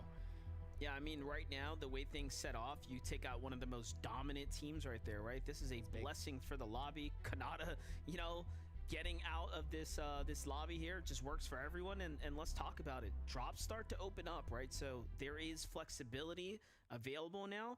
I'm really curious, though, of whether Somerset and, you know, their team are going to be able to react pretty quickly. But yeah, see. We kind of talked a bit about what's going to happen here. 2 teams. They got their kill a little bit early. Dejan, Moxie, Penta, Tragic, M-Straw. But at least they didn't die off spawn. Kelly said it. There is a ton of space that opened up. Oh, that's my place. That's the villain. That's my spot too. A team like this to try to disengage elsewhere. There's the surrounding area, and then everything above Demon's Dojo as well. So I don't think this was a wrong play for them to make, but Penta, Day, and Moxie, if they act quickly, they can get some early damage and potential knocks. Oh my gosh, she's down. Oh my gosh, got knocked. Will surely have the advantage when it comes down to loot, but Take a look at this fight here. It's up to Carrot right now. Seems to be the last warrior standing Damn, at bro. the watch right now. But Oh my God. teams are on the hunt here. Dead. G's gonna be on top of them, and they fall pretty quickly. Down goes the trio there. Carrot tried his best, but unfortunately, Oh my they God, she thought I was the behind. drop here. And this Oh is gonna man, be good for GG's. Z's, Gary, and Doxy, who obviously had things Yeah. kind of drag out for them last Oh, game, no, so well, they shouldn't we be have, third party this time, or at least be well prepared. 3 for the more teams games that left. rotate in. This is Just a 3, lot 4, more and time 5. for them to kind of loot up. And like you said, the very worst, be See, a little bit more aware of all the he has surrounding 3 more teams. chances to make history. Night Shifts Forest. This is where Pollo, Acorn, and Agers land. And I say Night Shifts Forest, but you see how much respect they have. Just like Rapid, Kanata, and Bolts on the other side of the map, they not only get the actual POI, but they get so much of the surrounding space around it as well. It's going to allow for Pollo to push up, get an eye on Bird, see what teams are there, see what's going on, and really assess the situation perfectly for the team. Hold up, though. We gotta jump to the Magic Mosses, where fights are taking place right now. Oh. A lot going on here. It's not every day you see the wind sprite being used, kind of granting a little bit of elevation, but it is going to come down with one player knocked. They're trying to rush this revive, keep him alive with the splashes, but pressure's coming from underneath. Not wanting to let it be an easy revive, but it is going to be a 2v2. One team having a big health advantage, though. Bobby's already finished. They still have their down teammate. They're going to look to back up here as the other team starts to rotate in. Shots flying. Things are settling now. I like the full call here to just heal up, as Mist is trying to play defensive ball right now. Not sure if that's the right call here. Nope, Status comes through and runs him down. Threads is going to have to try to get this pickup, but no, instead, the full-on disengage here. He's just going to go ahead and opt out of the fight, but look at this. He's rotating right into a fresh trio off to his side. They don't see him just yet. Oh shit. It's almost going to be like a 50-50 here. He's either Chase for Threads. tore up by that other trio, or that other trio is going to get distracted by Prom, Status, and Mafia, allowing him to disengage. And it does look like Prom's going to just kind of move on back. He spotted out that trio, but the trio spotted him as well. It's all about if they're going to be chasing the solo. This is it does crazy. look like they're just going to end up fighting trio versus trio. That was almost best case scenario. And I think there's an additional team towards the north that's slowly but surely moving in to get Surge. That's what looks so wild about it, is like you see all this natural cover, all these trees. They have no idea how much threat is really in this area. It's not just a solo on the run. No, there are lurkers nearby. And they're looking to collapse in and see what kind of damage they can take from this fight potentially here. Dragon's going to be one of the first to be a casualty of this exchange here. It's almost looking like it's all duos left alive. Yeah, this is a team right here, even without Dragon. They like to take situation just a little bit aggressive, box to box. That's how they typically get their surge. Oh, yeah, shot. It's hard to aim with that on shotgun. It's not necessarily the best. It's the for them. best. They're gonna have to recollect. But Yeah. Status, Mafia, To be honest with you, Chad, the Once we're the aggressors, they turn today's disengage, but chapter, once again, finding an chapter 6 shotgun, there's like no winners. How I see it, no winners in the shotgun. All of them are just terrible. 3-on-1 is going to be intact, but hopefully that solo, the last player alive, Fishy, is going to be able to do just that. Stay alive. He has about 5 minutes on those reboot cards. He has to be able to use that time wisely. Yeah, it's just lurking right now. Trying to catch a little bit of info through the edit here. Oh my gosh, he's waiting by the wall. There's no shot he pulls the trigger just yet. Oh. He's really gonna have to wait this one out for a moment. Oh, he's a solo. He's going a bit early, but He's hunting it was Pauls. worth it. Hasn't been He's spotted hunting out yet. Epic Shots in Seals. the north might Wait just for it. distract this team. It's going to be tough. It's going to be tough. Even if he ends up Hunting getting like the one Swits. pump damage on one player, they at least know he's there. So I like the idea to sneak around, try to get the reboots, especially since some of that team is underneath Magic Mosses. So they're not going to have the full trio to be able to spot him out and get that damage. One player is going to go ahead and use the porta potty to try to escape, but it's just a little bit too late to follow that one up. Well played for him, at least being able to get out of there with the reboot cards. Look at this, Acorn, Agers, and Pollo taking action into their own hands. So, you know, clearly game one was lacking, right, in damage in the early game. If this was a different type of setting, like if this was a finals lobby, right, with the best of the best, that'd be a terrible spot to be in. But, you know, given that this is just group stages, they were able to kind of claw their way out of that one. nearly picking up a victory royale. 13 eliminations is spectacular. Game 1.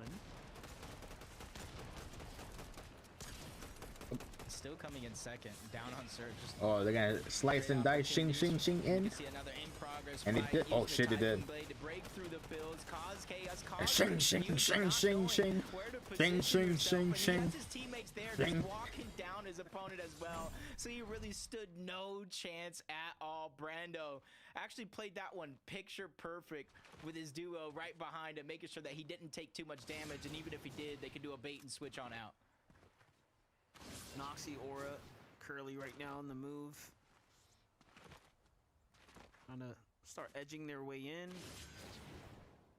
It's a very sweet spot to be in here. Fully loaded. Seems like the drop playing very nice to them this game right here. They are the, I would say, the most Eastern team, if you want to call it that. So see how things are going to end up working for them right now. Meanwhile, as we get kind of a little bit more north towards the Seaport City, we have Degen, Sandman, and Havoc right here in a bit of a standoff. We saw that this does seem to be a spot where a lot of teams have kind of naturally rotated towards, but this is a contested drop, right? You have Shakjuk and Velify who have been playing this area as well, so it's almost like not only that, but we talked about the different mountain ranges. You still got Brutal Boxcars just north, the Shattered Span Bridge, where a lot of teams like to position up against, especially if the zone pulls over in the Shattered Span favor. So it's all about picking and choosing your position wisely as each zone does pull forward. And so far, very early on in this game, I know it's only zone 2, but we do got a rather central zone, but it is pulling towards the south, a little bit towards the east as well. So if you're trying to predict the zone, you can best believe you're going to rotate in that direction. As was it Blue, Rapid, and Sin just trying to chase down this solo up Juke. His teammates nowhere in the mini-map, and just adding by the fact that Blue does have an elimination, you got to imagine that's a solo just running away, trying to survive to get as many points as possible and possibly his teammates back. This is a very interesting strategy from, you know, Sin and Blue here. The way they've played this game out, one they of kind of just stick soloing to the coast and rotate wide through the storm. That is very interesting because most teams would typically get out, right? So if you're not contested at your drop, you'd think they go center map first, maybe towards the Warriors watch, where obviously there's teams fighting. Here, damn, who gets stuff here? I'm not sure. I like It's that just my luck. strategy If I very fish, maybe just my luck. I can't. If I fish, I get nothing. Standings do the talking on that one. Seaport City, NPen, Taki, and Ishu. No one else does it. They get a whole sticking heal, around here. a bunch of heals. Just heals, bro. He's literally like on the 3rd, 4th, or 5th floor fishing out of the building.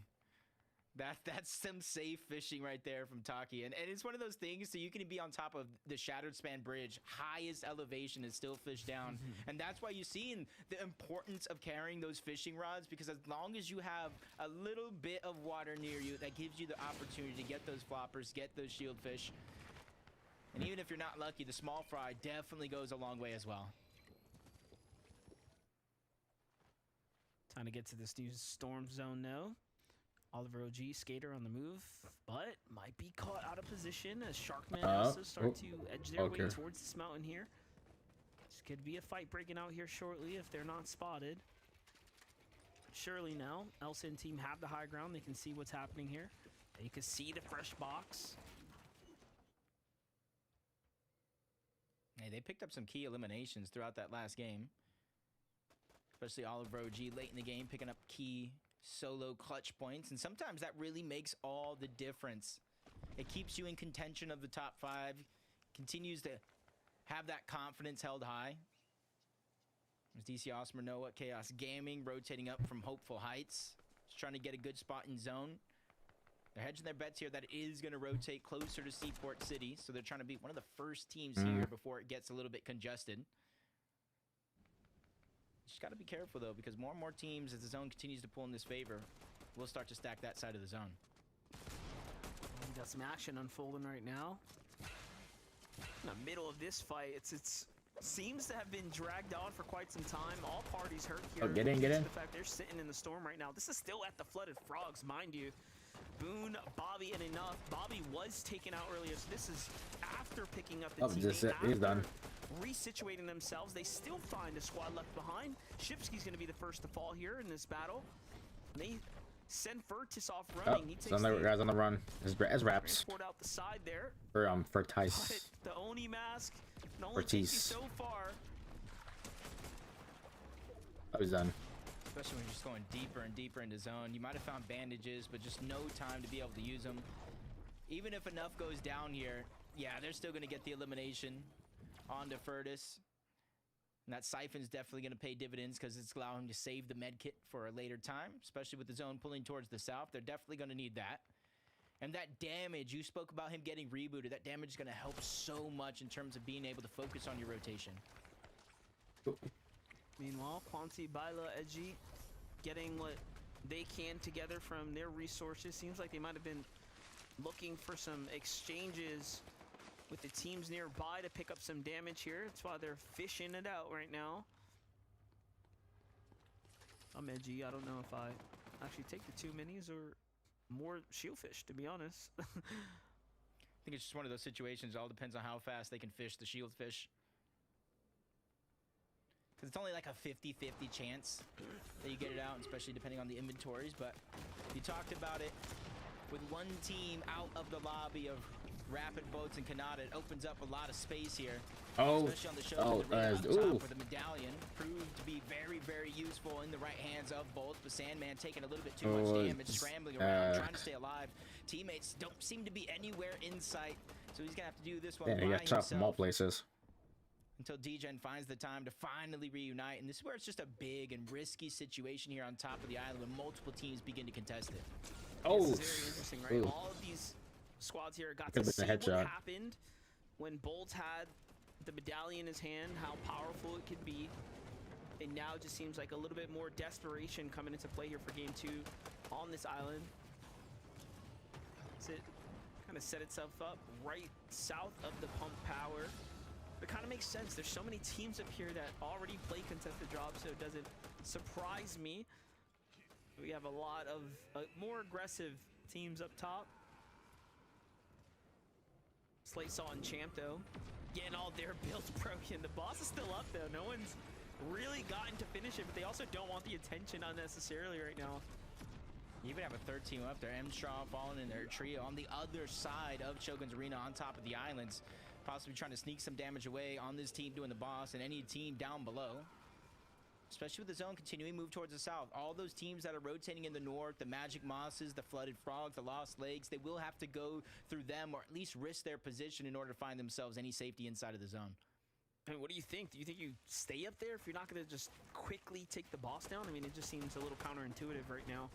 There's a team literally fighting on that island right now, and then 2 others kind of sitting by idly. So I am very curious as to how this is all going to end up working out. I'm curious to see the boss. You can see it kind of in the mini-map, the medallion going from each side of the island, back and forth, back and forth.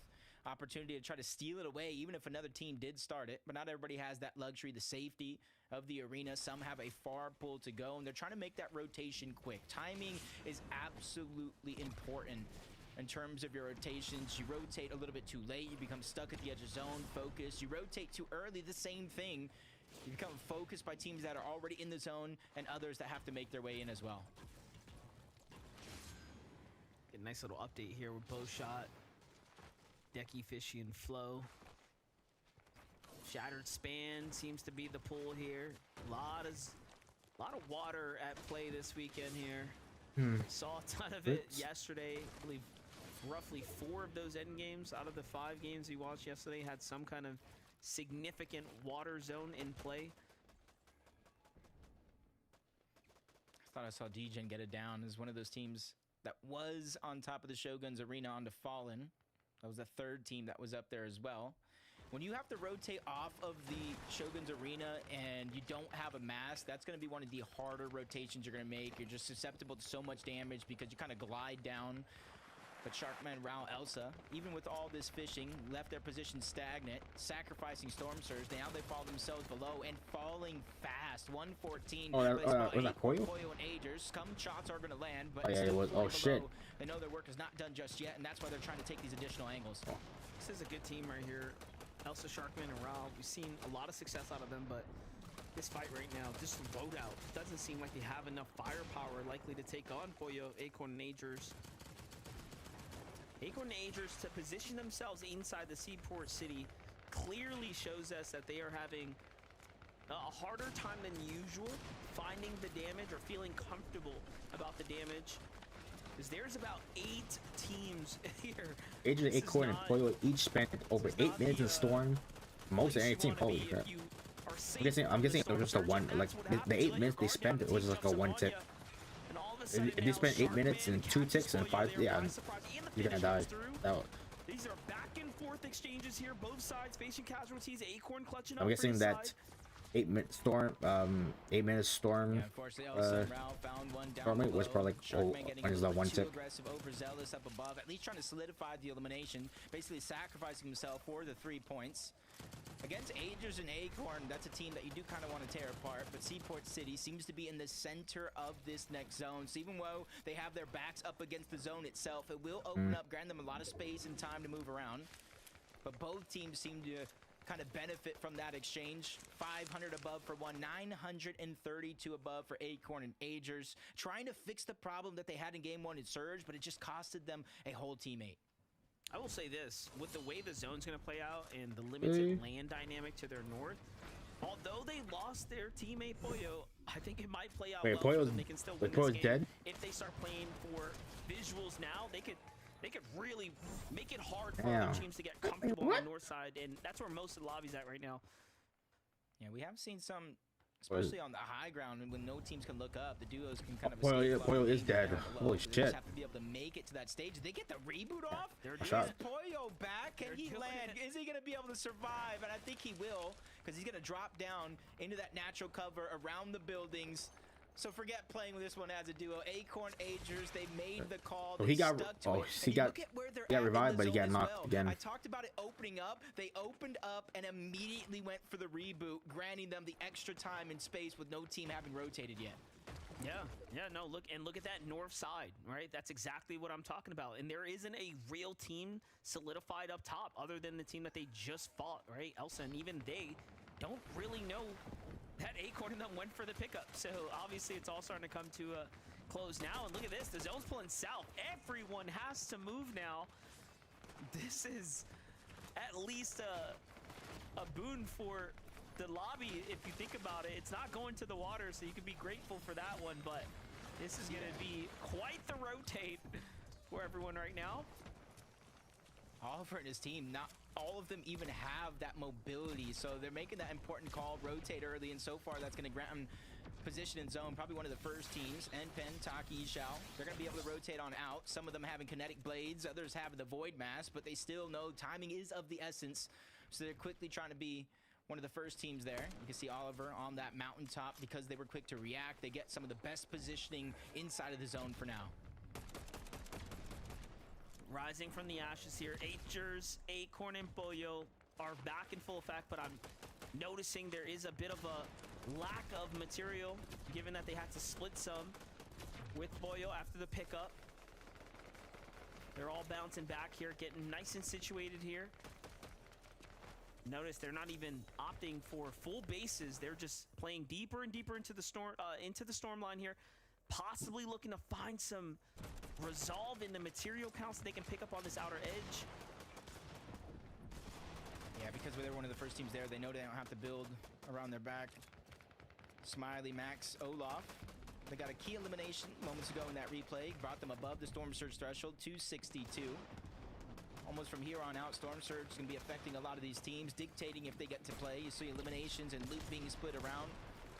Making sure that each and every one of these players are as healthy as can be, as Acorn, Agers, Poyo starting to go on the offensive. You talked about, because of that reboot, the lack of resources. They're trying to go ahead and capitalize on it, but they pull zone yet again. One of the first teams to be able to position themselves on the front side. This is actually working out very well for them, but hold that thought. Chaos Gaming's left by himself now. Can he actually save Noah Plays here? There are teams looking to collapse in on this loot here, potentially. Chaos has to jump out now. Oh, shit. And it is a mad scramble here. The edit comes out, finds Sleepsy with a huge tag there. But he's going to have to rotate here soon. Noah's still down. Yeah, tough to, of course, make that call. But look, Noah's going to go ahead and drop what he can here. So that's going to at least put Chaos in a good spot to get his shields back up. But it's up to him now to clutch up as many points as possible here as we start inching our way into this endgame now. Of course, Acorn's team's the first one set up. They have high ground. And that's a crazy play for them to make. This high ground pull by themselves, essentially committing their material count to the height. We've seen the problems that this can cause if you do not find a refresh. So it's going to come down to pure on opportunity now, Jacob. Yeah, they are desperately in need of an elimination here. You saw it. It was Acorn just having only metal. Agers as well. They speed a full couple of trios down below, trying to rotate their way in. And this is where they're going to try to use it as the golden opportunity. Catch them off guard, making their way in zone. No shots connecting just yet, but a mad scramble in and out of these builds. They're just doing what they can. And even though they didn't get the opportunity they were looking for, they didn't take much damage either. We got to give credit to Pollo's call right there. He saw the edit come out and called for his team to back off, and they came back immediately. They did not hesitate at all. Acorn, Pollo, and Agers, although are in a tough situation, are playing very sharp Fortnite right now. Alvaro G, Dash, and Skater looking pretty decent, but also in need of a big elimination. They just found one. Can't get the loot, though. Gets sniped by another trio there on the low ground. Meanwhile, Flo, Bo, and Decky Fishies are fishing for damage right now. No heals on this team either. Most of our teams are tuning in with are a bit desperate for wares right now. When it comes to Storm Surge, only 2 players need to go down. It's going to turn off. Just a little bit more action, but Oliver, Dash, Skater are going to be able to break in, take down Desi, separate him from the rest of his trio. Bo is going to go down as well. Flo is going to be the only one left, but Karma is switching around. They get pressured on the back, but it's them that is holding their position on that layer. The team chooses to go below. They're trying to bypass him underneath. Will it work out? Who knows? Meanwhile, Boya goes into the storm, finds a little bit of material there to bring it back to the high ground. Meanwhile, Bucky, Savage, and Okus turning up right now. 7 eliminations from that tough game 1 into a strong game 2 now. This is where the points are really going to start to rack up here. Scuffy's, Fuse, and Crook looking for any opportunity to make something big as well. But everyone's beginning to gas out here. It's cost so much material. This zone is pulled further and further away from everyone else. Acorn plays the front side of zone right now. Boyo looking to catch up to them. They have things solidified up top. No one has contested them just yet. Immediately orb to the front side of the zone. You can see the damage right now coming out from Oh shit, that really not wanting to give him a chance to come out of zone, but down below, Bucky trying to make a play. He goes down. Okus is feeling the pain as well. Craze is forced to try to back up, save the day, but the zone is there, and so is Champ. Quick down onto 1. They're trying to get the eliminations. Siphon's going to be so fruitful. He gets the knock. He just needs to stay alive long enough for the Siphon to come into play. Look at this. Boyo has a Siphon for himself. Speaking about it, healing him right back up to max HP now. All of a sudden, they are very much in this game here. Lobby's starting to cut down, and they should be able to clean up house here. Everyone down below is facing troubles from the Storm or the other teams, and their AP is looking Boyo, Acorn, like it is getting and Rapid have it. Very fast. From a reboot No, to the Acorn. driver's Is it seat they right just? now.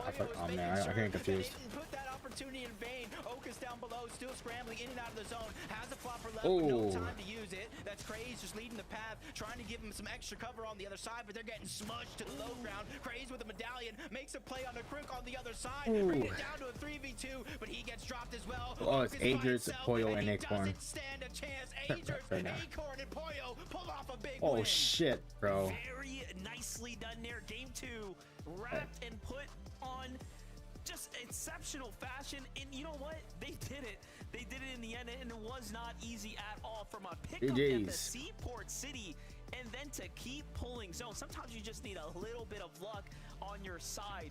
But I can't believe they made the call to go for high ground right there. That was a risky move, and it ended up paying out huge for them. Congratulations to them. Take a look at it from their perspective. We knew at this moment when Pollo went down to pick up those materials and then come back up and he found the siphon, they had the game on lock right there. You saw the information being given out after every knock there. That's a huge benefit to have when you got that extra medallion to give you that information right there. And it just made it look easy from that point onwards. Yeah, whoever made that call to go for the reboot onto Pollo Yeah, two Dignatas going to finals. Kanata and Acorn. Analyst, what do you think of the game so far? But they're facing off against each other. They're not teaming. They're not teaming up. I wrote it in the script and then I called it, but you did it. Yeah, no, it was. I told you shouldn't expose it. Now everything. Well, now you have to tell us who's going to win the next game. I can't tell you. That's too far. We can't. That Okay. just breaks the immersion. That breaks. That's just Anyway, Pollo Acorn Agers Victory Royale. Friends, it was looking a little dicey. Okay, as our casters pointed out from the beginning of the game. But hey, when in doubt, reboot Pollo. Go on to win a game.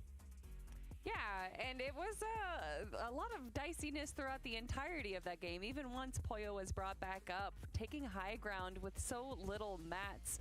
And it's really interesting to see the differences between this win and Game 1 win, where Game 1, Kanata's trio was holding height with like 4 wide structure. And this one, you can see it's wood builds, it's a single structure. They could have easily been chopped, but somehow they were able to pull it out. Smart plays from the trio on getting those minor refreshes and even winning by zone 11. If I'm not mistaken, it was kind of an interesting game, Vivid. Yeah, definitely a fast one for sure. But I mean, I cannot believe they did it again. I said it after game number 1. I mean, second place for them. How in the heck did they do that? They were shambles the entire game. From the game number 2, how the heck did they do this? They were shambles, right? Pollo got knocked every single time we tuned into them. After Pollo got knocked and rebooted, they didn't have more than like 20 builds on a single person ever on the high ground. But it's like nobody was paying attention, whether that be because of the, everybody's kind of afraid to kind of look up at a height and get the pressure received from the trio that's up there.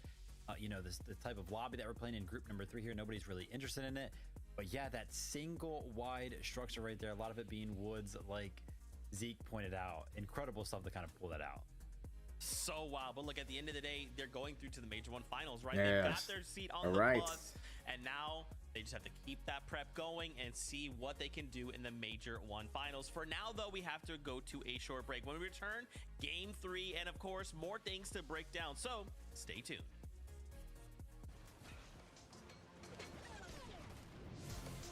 I'm gonna need a short break too. I'll be right back.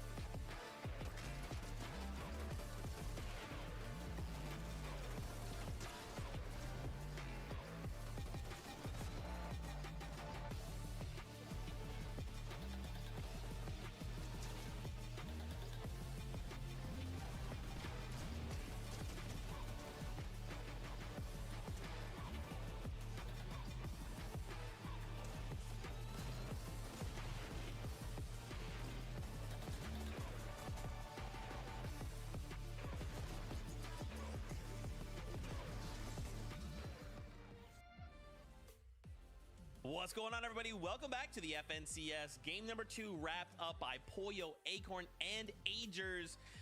So we got a second place in game number 1. Come back for game number 2. Get themselves the victory royale. We kind of talked about right before going to break, though, in a very shambles situation. But look, they still got that victory royale. Yeah, I think honestly that might actually speak a bit more highly of them, that even when everything else isn't going their way, they're still able to pull out the win there. So big props to them. I felt like maybe I was downplaying their win a little bit, so I'd like to rescind that statement. They are an absolutely incredible trio to make that recovery. But Vivid, what I'm curious about is high ground is so weird since trios has kind of been a thing, and we've seen it last chapter where so many people were afraid of high ground. They didn't even look to it because of Peterbot and Pollo, and now they're not even in this group. So, or I guess Peterbot's not in this group. So why is high ground being just kind of ignored? All right, game 3 starts in 4 minutes. People are timid of it, right? They know that the amount of pressure that can come out in a trios game when you have 3 players that can potentially beam you, destroy some of your structures. So sometimes it can be very, very risky.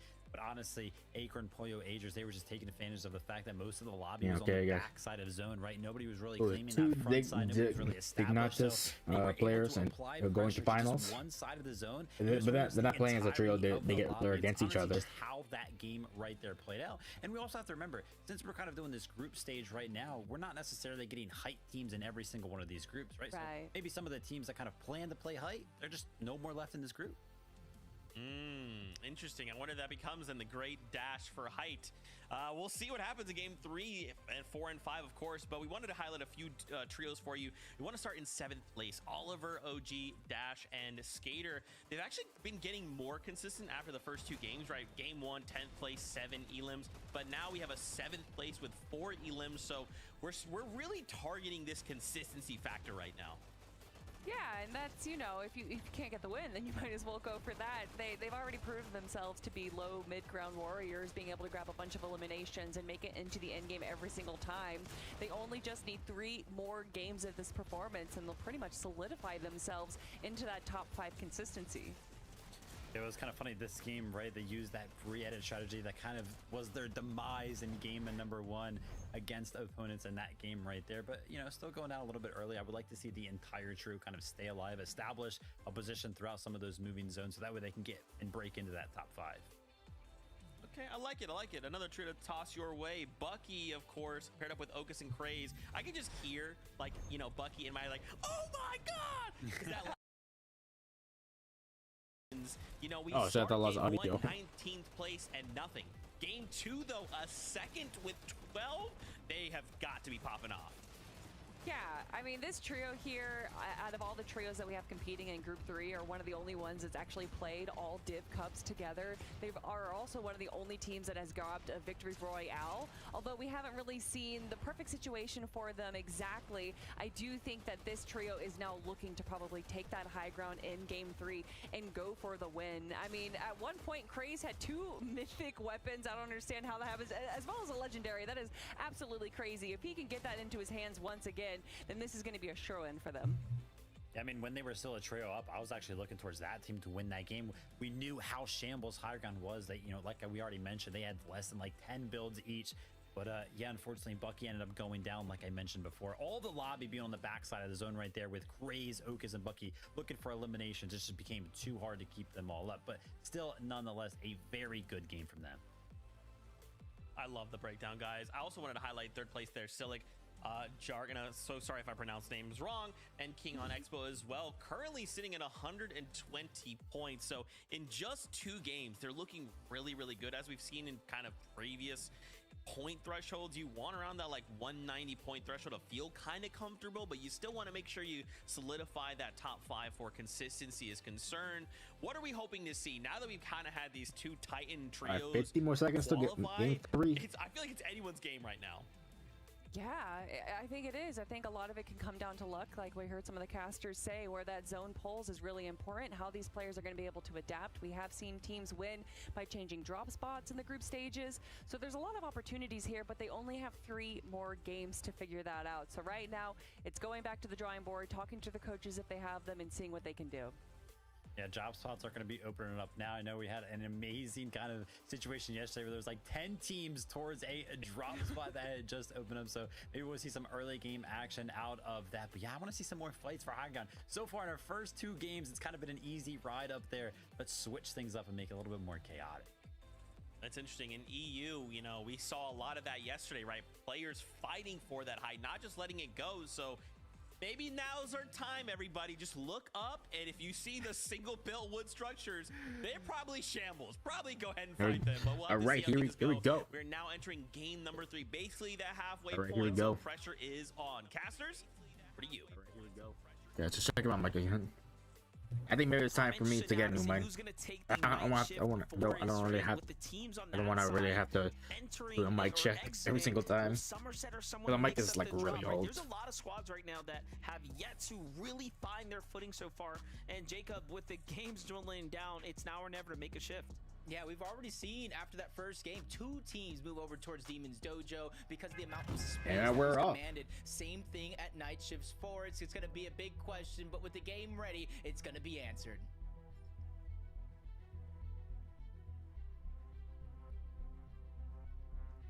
All right, game 3 is on the line here. Who can take the win and send themselves to finals? Who will find the placement points and the elimination points they need to solidify themselves up the standings here? It's a best case scenario right now for the big name trios, let's call them that, to go ahead and already pull those victory royales. So we can expect everyone else to have a much more competitive the PY average span, they nerfed it. There used to be a slurp truck there, but it's not there anymore. So like I think this POI is not really, it's pretty much useless. It's not really good at all. Meanwhile, Batman, Vex, Sync are it's crazy. One thing removed can make a POI just be not worth landing into.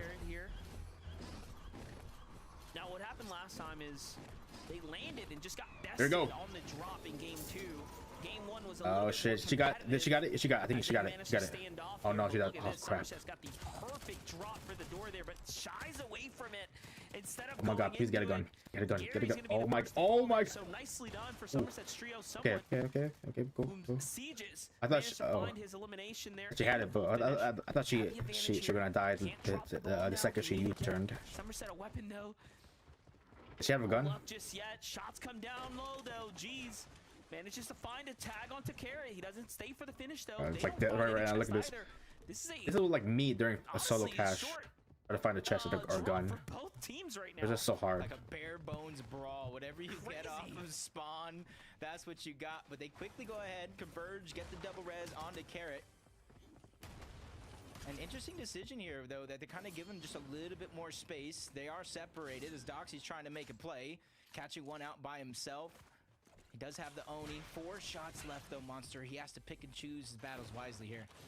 I genuinely respect the fact that he was just finding his damage, backing off, playing for new angles, not trying to be predictable right now. The splashes come through. This is going to give them the confidence to take another peek. Sieges, though, still hasn't found any shields just yet. But keep in mind, it is a 3v2. So long as they can keep their heads on their shoulders, they should be able to win this. Sieges in Carrot right now. Yeah, you gotta know exactly where to find the chest, or else you're gonna spend more time looking for your chest. By the time you would have been dead already. Oh, chest. Looking to dive on into it. Sieges has to come Mini, get the mini. No, a bad edit. Ooh, oh my god. This is the pressure starting to sink in right I thought now. that was it. I thought the guy was behind him. Like, ooh, missed that edit. It is taking just a rather long time. They got to be careful because in game 1 we saw how long it actually took the third team rotating over, and you already see that team in the mini map. The potential for them to continue to move in this direction. Probably looking at the feed, the elimination feed, who's going down, who's getting eliminated. And kind of knowing that 2 trios land here, it's not enough names popping up. As Somerset's just trying to fight back. Back and forth they go. Carrot taking another angle, but they're just losing shield after shield, shot after shot. Not really gaining the upper hand just yet, but they turn the corner. Carrot's going to be the one leading the charge. He gets knocked down. Jez is there just trying to reposition yet again. Still a 3v1, but Jez finally goes down, leaving Doxy by himself. I do think it's just nerves kicking in right here. Couple small mistakes happening, but as they're taking this fight, the other team's already rotated in. Oh, good shit. Get third party. Watch out. Super quickly right now. No. Did they hear There's someone. Sieges is not sure. He at least gets a tag off, and the comms have been made. I feel like I only see 2 of them as of now, so that might not even be a full trio. So still opportunity to fight back, but the third one finally comes into the mix. Oh man, the sneaky third party just dipped in here. It was so prolonged. I feel like Somerset and Carrot have Oh, is she running? They Oh might my not even god. be able to disengage Just as a run, team. just They might have to crawl, go 2 just separate sneak out the back. It's not worth it. Don't make it a 1v3. Trying No, not to no, make no, a no. sound. She's already lost a teammate. That's fine. She has no. Oh my god, she has no Right now, the movement. play is maybe get the card. No. Get out. Try to go out in the windows. Try to go back. You can definitely Don't tell run. that this trio is feeling the nerves of the group stage. Oh my god. Small little mistakes there, whether it was an edit miss or Somerset even bandaged for 1 HP, right? Just pressure coming in. She's dead. You know you get tagged. It's like going into instinctuals. Either way, this is all going to be gather the experience. Serum, Miss, and Threads just don't give them a chance to get situated, and they find themselves 3 eliminations now.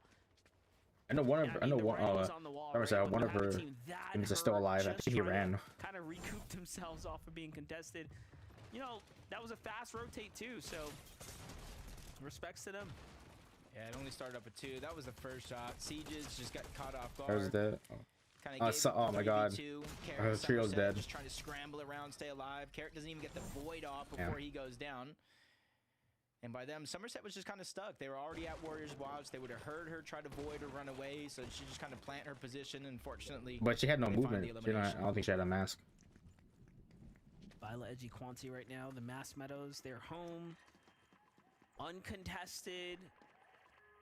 Big names now starting to get cut out of the lobby. This is all but their games now to possibly win here. One of the few teams that have extensive experience that are left here. Beza, Vindic, and Bolt seem to have moved into the night shift force. We're curious what teams are going to have the heart to go ahead and take this drop here. Doesn't seem like many decided to come forward, so they're just sweeping on in. Yeah. I just got to think, you know, some of these teams and players are probably thinking so many teams are going to have that same plan. They choose not to. That ends up being uncontested, something that we did see on day 1. But over here towards the north, with the zone pulling in towards the south, we got a 3v3 breaking out. A lot of heals onto Draco. He's going to be able to outlast a lot of these teams as long as he kind of calculates it wisely along with the rest of his trio. They are putting pressure down below, allowing for Draco to buy his time here and heal up. A lot of pressure coming in from Jado's angle. Oh, but no. Aiden's now pushing in on the other side here. Oh shit. Too hot. Oracle's got him boxed up. In he goes, but he Oh, got another Dignitas player. He did. Monstrous shot there. What an exchange there. It was looking good until it wasn't. Draco now has the high ground, swings around here. Down goes Smitty. Needs the finish for the siphon. There it is. That's going to keep him up. He's going to find a couple minis on top of that. Aiden's going to be left by himself in this situation. They're going to take some time here. Heal up as much as possible. They don't want to make it too risky of a situation, knowing they basically have this fight in the bag. And after they finish this one, because of the zone pulling so far to the south, they have ample opportunity to try to get his teammate back up. Aiden's doing a long time, slipping through a lot of these builds, costing them a lot of resources that they're eventually going to have to use because they're so far in zone. Yeah, in time as well. So time to get the cards, get on out, play for those pickups. Draco and team end up winning that one. Nicely done for them. Meanwhile, Vex going toe-to-toe right now with Noxie and Curly here. Aura already taken down. Curly calling for the potential disengage into the storm line. Get this little bit of high ground here. A decent opportunity to try to get Virgo back into the game. You know that team down below isn't necessarily going to go on the chase. They might not even know exactly where they orbed off to, is what it seems like right here, but it does look like... Yeah, Noxie and his teammate are going to be able to move back towards the Kappa factory where they land. They know it's uncontested, so they're going to be able to get that free reboot back. They just got to go ahead and hastily make their way towards zone, because as soon as it continues to pull further and further away, it's going to be harder and harder for them to accumulate that surge. Talk about surge tags. Crook getting beamed. for a little bit of a bad peek right there. Hollow Twister is definitely what you want to have in hand. But the zone's going to start forcing these teams out. Scuffy's going to have to get a move on here. It's Status's trio that they were looking off at. Get to get another update here with Olaf, Max, and Smiley right now. Again, nothing here. Very quiet. Down towards the meadows. So this team right here is third on the overall leaderboard. But you kind of look at their damage dealt right now, 5,282. There's only one team that was in this lobby that had more damage. That was Agers, Acorn, and Poyo. And now that they're gone, this team right here is the damage dealer leader. And you can kind of see how they're getting it done. They're spreading out. They're covering more ground. They're making sure that when Storm Surge activates, they haven't taken a single hit of Storm Surge so far. Yeah, respectfully, they've made end games. They have 5th and 9th place under their belt with a multitude of eliminations. So they're playing very, very sharply right now. Oliver OG's got the eyes on the high ground here, but you have to be careful in the meta like this. You get called out being a solo, 3 Odimass can be sent straight to your doorstep at any time. He's a little close. For my liking, I think he understands that. Good toss off to the side, just in case things get a little sketchy here. Yeah, it's a scary situation there. It's kind of that risk-reward scenario that we kind of talk about throughout the course of the game. But on the opposite side, that was no plays. Chaos Gaming, DC Awesome, a quick rotation from them, realizing where their zone is at. They land at Hopeful. They looted up in no time at all to make sure they solidified one of these mountains towards Foxy Floodgate. And as soon as the zone continues to move over here, that position will get increasingly more impressive for them. Bucky, Okus, and Craze. It's a community looking to see what they can do. Finally get to see how their early game's been looking. I like the setup right here. They have a lot of ground covered. One mountain off to the north side, the south one here on lock. Max material right now. Getting tags on different teams. This is an ideal situation. And then Okus is just farming up the max that he needs. And there's that fishing you talked about. Teams fishing out of the comfort of their 1x1s up top. It always makes me laugh seeing it from a surge base or any of these high positions. Look at this. How much line do you have? This is basically where NPen, Ixao, and Taki actually do land, so they haven't had to rotate far.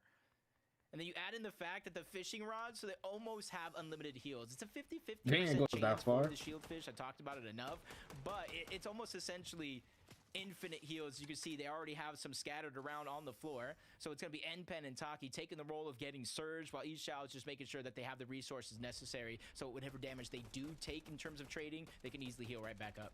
Noticing Ixao only had 60 bullets in the AR there, so a lot of time spent fishing, not much, looting, the scattered loot that's kind of sprinkled around the meadows. But DC, Awesomer, Chaos, and Noah continue this kind of standoff against Oliver and team, now looking possibly towards Bucky's team. So they're kind of caught all in between these trios here. In just a minute's time, we're really going to see things shake up. If the zone comes this way, though, I'll be more impressed with all these mountains at play. So anything can happen at that point. But for now, the islands end up coming up. Who's going to go for it is the question. We've seen a few teams go for it throughout the day. Some of those not even here anymore. They've already booked their ticket to the Major 1 finals, kind of opening up and kind of relieving a lot of the pressure. Especially since it was a team that was so aggressive in terms of the damage, one of them. Still, with opportunities all around, they have the edge of zone on their back, but they're just trying to farm up as much as possible. They have the orbs to make a little bit of an easier rotation, especially since there's not too many teams stacked around where they're currently located. Get the high ground here from DJ and Sandman and Havoc. All eyes on the lobby. Zones already inching their way further and further south now. And this is a very interesting storm, the way it's going to end up playing out right now. For the first time, the southern teams are going to be, I would say the southwest teams, right? Don't have to move. All the north teams are going to have to see what they can do. play this lobby out. This is game 3. Very limited chances coming on from here onwards to go ahead and qualify your way through to the finals. We see the points you want to be at around at this point in the tournament is about 100 or so to feel comfortable. Teams like Quantabile and Edgy have been coming up short. A lot of points to make up if they want to really solidify themselves up in the consistency. They got the job of quickly, not just eliminating the boss, but quickly eliminating the boss on top of the island. Giving NG the Wanderer's medallion, granting him the infinite sprint and the invisibility as well. And it's not too far off. Upgrade the Choco Medallion, Infinite Sprint, Invisibility. A couple of those islands are right above Mass Meadows as well. So as long as I think when you're invisible and sprinting, I don't think you can people see your footsteps. Some action happening right now. Prominent status still alive right here. Brando's going to be the first one to go in and get the trade off. And they get the pickup. So both sides looking to fully reset in here. Now there's shots happening in the distance. So it does seem like they've already attracted the attention of lobby. Prom Mafia and Status have the advantage. They're on the other side of the wall here. So this is perfect for them to go ahead and initiate this fight. Gotta be very, very careful. There's too many third parties. The left of Foxy, there's one team, 2 more on the right. Even with the knock there, nothing's gonna be safe. It's actually Wiley who does go down. They make sure to get max damage off of that pump. Something that you don't necessarily see a ton of teams doing because they're so quick to just get the elimination, get the loot, and move on. But when you can realize the difference that Storm you're watching the Super Bowl? Okay. Have a good one, Amanda. 10 above, that could be the difference maker. You saw both of them made a mistake with that. Wait, who's playing? I heard the Eagles and the throw it through the window, but the Chiefs. Instead, so little yeah, but Amanda, thank you for coming by. I appreciate your company. For that one, have a good one. Finally abandon the fort. They have plenty of heals for the road here, but it's time to get moving here. I feel like for the sake of sanity for the lobby, please don't move to the west, the zone. There's so many mountain ranges, so many dips. All right, even Foxy Floodgate has that huge crater in the middle. The eastern side, though, pretty solid elevation, even all around, giving good opportunity for even the teams that might not have the resources up until this point. It does look like Status and Prom position themselves over towards Foxy, continuously trying to push in that team. Not wanting to give up the damage that they had early on. He's continuously hitting shot after shot, but just not really able to capitalize on them. But it was almost a fight for positioning. Now that he got a spot next to the water, he's going to continue fishing for more heals. Yeah, and they seem to be pretty content with this right now. They need these heals. Just look at the situation at hand here. But Sleepsy and Brando not happy with allowing this to go unpunished, essentially, right here. Back up they go. They might still have some material here that's theirs too that they can possibly find an angle on. Both sides seem to be getting to fishing here. That's almost a necessity. Like it's honestly surprising to see a fishing rod become a vital part of a lot of trios loadouts this season. The meta truly fishing spots. And really favoring those who kind of think outside of the box and really make that risk. It is trios. You do got 5 extra item slots. We'll say 3 because 2 weapons, 1 mobility. So it does look like things are going south towards Oliver OG's draw spot. It's going to be one huge mountain in play right now.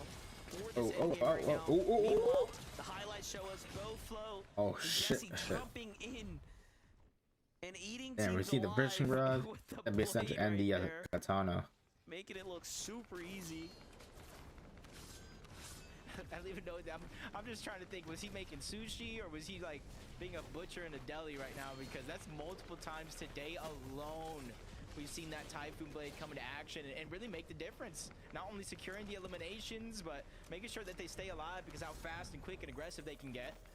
You said the zone moving towards the south. Those mountain ranges become now in play that I was talking about. And for those teams that weren't aware and didn't plan properly, this is going to become a roller coaster of emotions. Bo still taking shots while on the move right there. Meanwhile, teams that have gotten to these mountain ranges early, Wake, Snakes, and Oreo. Actually, surprisingly, it's the team that seems to be most positioned. You have Expo a little bit higher off to the north there.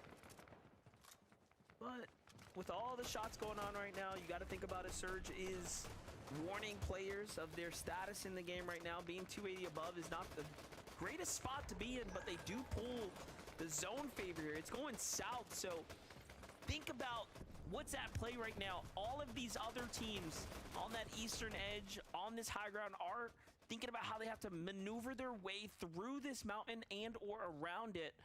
It's going to cost a lot of Oni mask. And definitely already noticed multiple teams rotating with the blades on foot. Edge and Bila again, not having to move far from the actual POI. One of the first teams. Oh, they shit. don't take the highest elevation on the side of the mountain, just enough to get them to feel confident, but Noah plays sideline, kind of forced to scramble around. 44 HP, shots coming from all directions, but he's overbuilding right now to give themselves space, a little bit of more comfort when it comes to these shots pouring in from many of these directions. Now they have to just heal up as much as possible. They do got a little bit of a rotation to make, but you can see everybody else in the mini-map probably feeling that same pain. Crazy that they put that much material in just to stay alive right now, but ends up working out. It was worth it because they're still alive here. They gotta start moving though. This is what we talked about. Oni mass charges starting to get cut down now. When the zone moves like this, you have to start investing in the rotate here. Noah lands right below a team. Oh, like right in front of him. Oh, shit. More mats start to get used. The There's Raps. a team right there. It's Champ. Noah wins the Oh, exchange no, he has Siphon. to keep him in the game here. That's going to be a lovely, lovely refresh. He has the Siphon. Look at the heals coming through off the Siphon now. Does he get rewarded here is the question. Was there heals on Champ there? Gotta give DC credit for just solidifying the actual elimination. Noah was under so much pressure. He wasn't able to heal. He wasn't able to turn around and fire that shot. That allowed him to get the Siphon, get the HP up, and kind of refill himself in this situation. But at the top of the mountain, King on Expo, Silic, and Hargu. The zone is going to pull off the mountain, but a team like this, because of their positioning, they have the luxury of being able to stagger as far and as long back as possible. Use those void mass to remain on top of all these other teams that are going to have to rotate first. Yeah, this is where experience has to start kicking in. Learning how to play this high ground is pivotal in these end games with good players like this. Want to go a little late, not too late, but most importantly, you want to keep pressure on the other teams. Don't allow them to actually look up and recognize that there's a chance for others to play for height. Bila, Edgy, and Quanti have just slowly and steadily worked their way into the end game right now. Still are above the threshold relatively comfortably. You almost want to force some of these teams to rotate in front of you. You almost want to force them to build. That way you can kind of orb and box up on top of their builds and remain elevated away from that low ground, because just as easily as the zone moved up and off this mountain, we could cut back towards the west. We can cut back under the Shogun's arena. There's still a lot that these players need to start being very weary of, and that's what the IGL's job is for. Plenty of elevation could be at play here. Look at the chop that we're going for right here. Very interesting play for them to go ahead and play for it, and it ends up working out. Noxy gets the actual full drop there. Now, nothing to worry about. More material gain. He starts going into overbuild mode just to keep his team alive. Metal cranking out here. Elevates himself up a bit. It's Noah. W plays, who has the high ground right now, but Quanti, Edgy, and Bila have eyes on them as well. Noxy goes for high ground here too. What is going on right now as they just get bullied off the height? This is the confidence starting to take place here for Noxy, Curly, and Aura after getting that elimination. Now, analysts were asking, they were calling for it. Where's the high ground? Where's the attempts to try to the high ground? Oh, there's a race up there. A lot of our high ground teams, the ones that are known for it, no longer in this lobby. That opens up the opportunity for a team just like that to take it. But more and more teams getting more and more confident to try to do just that. Noah, Chaos, DC just trying to go under the radar. You can see them orbing to the front side of zone, but you can see that they're also staying away from that ultimate low ground. The zone is moving up this mountain, so they don't want to waste all those materials going down just to have to go back up. Big upsets now, though. Bucky's down once again in this endgame here. It's up to Okus and Kreese to go ahead and see if they can solidify themselves more points here. Remember, that game one was a complete dud. Game two puts them right inside the conversation, but now with game three placement points on the line here, they have to try to do something big here. Okus takes a little bit of damage. And high ground completely secured by Noxy and team right now as things bounce to the west here. So Elevation continues to trade. Meanwhile, Quantibile and Edgy, the veterans, looking, again, very comfortable right now. They played this relatively well. It almost even looked like they were trying to go for a P-piece on the Quanti, the way they had to break the wall, and it just kind of turned that one around. Curly, Virgo, Noxy still on high ground. Oliver still trying to stay in the front side of the zone. Noah played DC, Osprey, and Chaos Gaming, the same thing, but there's so many teams above and below them. They got to watch out. Be very, very careful as we move up this elevation, the side of the mountain. It's not going to be easy for anybody, but it's for those who have the passion to make it happen. Edgy, Quanti still moving on this mid-ground layer here. Teams are in front of them. They have to be careful now. Oh, that open wall right there could have been the end of this entire team as Smiley was looking. But Noah W plays in his trio are there to continue to rack up points. Things are getting super interesting now. Is Noxy, Curly, and Aura starting to run out of gas up top, though? They've committed a lot of material here. It's bounced back and forth now. It's going even further here. Off to the front side of the zone they go. It's a short dash. Ronin here, still in the game, keeping things alive, keeping the dream up for Oliver and crew. Oliver, clutch game 1. Ronin doing big things here in game number 3 now. Just made it just in time. Into the end game here, still has to stay alive. Oh, damn. Play some points. There's a team right behind. Time back was when we were drinking a big. He finds another elimination there. Only a full trios left in the game, only a few. Noah plays Chaos. They're trying to slide down the mountain, trying to move under the radar. They have a flopper left as well if they try to stagger themselves back, but with the 2 trios up above, eventually they are going to clash. But right now it's Quanti, Bylon, Edgy taking most of the pressure from Noxy, Virgo, and Curly up above, and finally they're getting stuck outside of the zone. The heal off is not going to be anymore because they're forced to use their splashes just to stay alive here. Notice what they're doing. They were trying to see if they could play for high ground by sticking in the zone, but Noxy caught them out, and Quanti gets punished for the play there. Aura jumps down, secures a loot. This is a great spot for them to be in, but look, he wants a little bit more. Is he going to bite off more than he can chew? We'll find out here in just a couple moments. Just a few players left now. Actually, just one. It's Chaos Gaming, and back to the lobby he gets sent. Curly, Noxy, and Aura do it from the high ground through to the end there. What a game 3 for them. Yeah, we were calling for it and asking who's going to take high ground, who's brave enough and who has the confidence, and this is the team that did it, and they took it away from Silic, King on Expo, and their trio. They waited for that perfect moment, not until the 9th zone. They not only solidified the high ground, but they got eliminations, and from that point forward, Monster, they could not be stopped. That was impressive for them to get the refresher at the key time that they needed, right around zone 8. Things started going in their favor. This is the perfect replay to pick up right there. That's exactly where it happened. And it was just uphill from there, quite literally. Walking their way into a 10 elimination victory royale. Noxy, Virgo, Curly end up doing it big here for match 3. Zeke, we got another team going to finals now. Bro, we do, and that is crazy. You know what I like about this? Yeah, GG them. We're already in that top 5 in consistency, right? So now they move up, which means the rest of the lobby moves up and goes, okay, hold on. Someone at the top already qualified.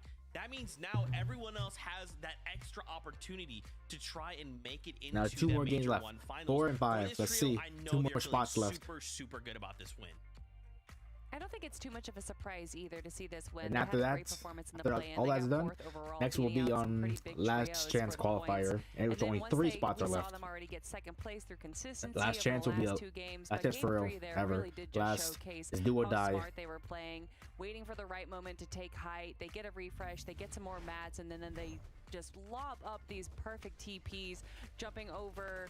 Who was it over there? I believe it was over Quanti, Edgy, and Byla, who were actually on, or no, I'm sorry, Noah's trio was actually on high ground, and they just perfectly execute this TP onto height, even going down, which was a little risky at one point to grab just a little bit more refreshes, but clean, easy win from this trio right here. Jacob MDF talking about it the entire time, right? The zones, the way they were kind of dancing around this mountain right there when Silix's trio was on the high ground. They decided to do a little strategy, the single ramp down. They were like, you know, you know, game 1, game 2, nobody's looking at high ground. We can kind of do whatever we want. Noxie was like, funny, you really thought you could get away with that. So they looked up, chopped out those builds pretty easily. And yeah, because that zone kind of bounced off of that mountain into that valley, it was a pretty easy drop down for them. That on top of the refresh that they're going to get from those eliminations, of course, take that into the end game. Boom, they pick up that dub. I love it so much. But guys, that means there's only 2 games left to go. Yep. And again, we 2 need more to be spots. top 5 in consistency by the end the day ends, or get a victory royale, or we're going to the last chance qualifier. We'll break down more of the action from that last game after this short break, so we'll see you in just a moment.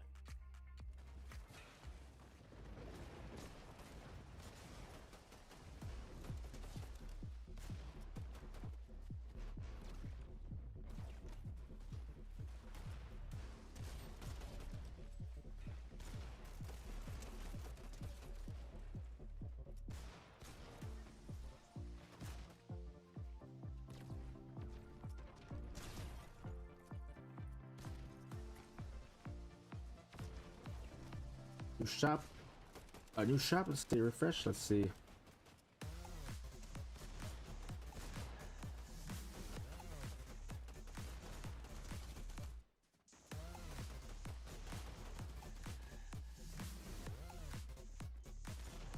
They do the same. See, all do the same. Oh, let's see.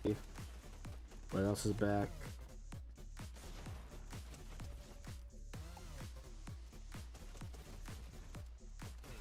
Jigsaw Billy's back.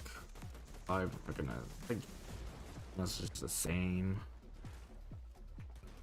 Oh, Michael Myers is back.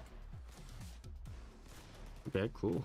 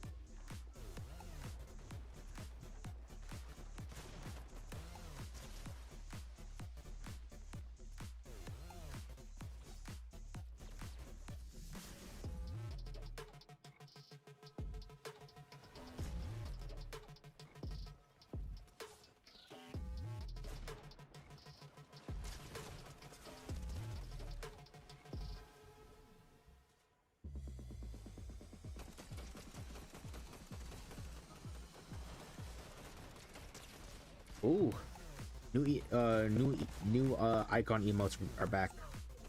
Got the Reaper Showtime, Java Switchway, Out West, pull up, Nash, Loam style.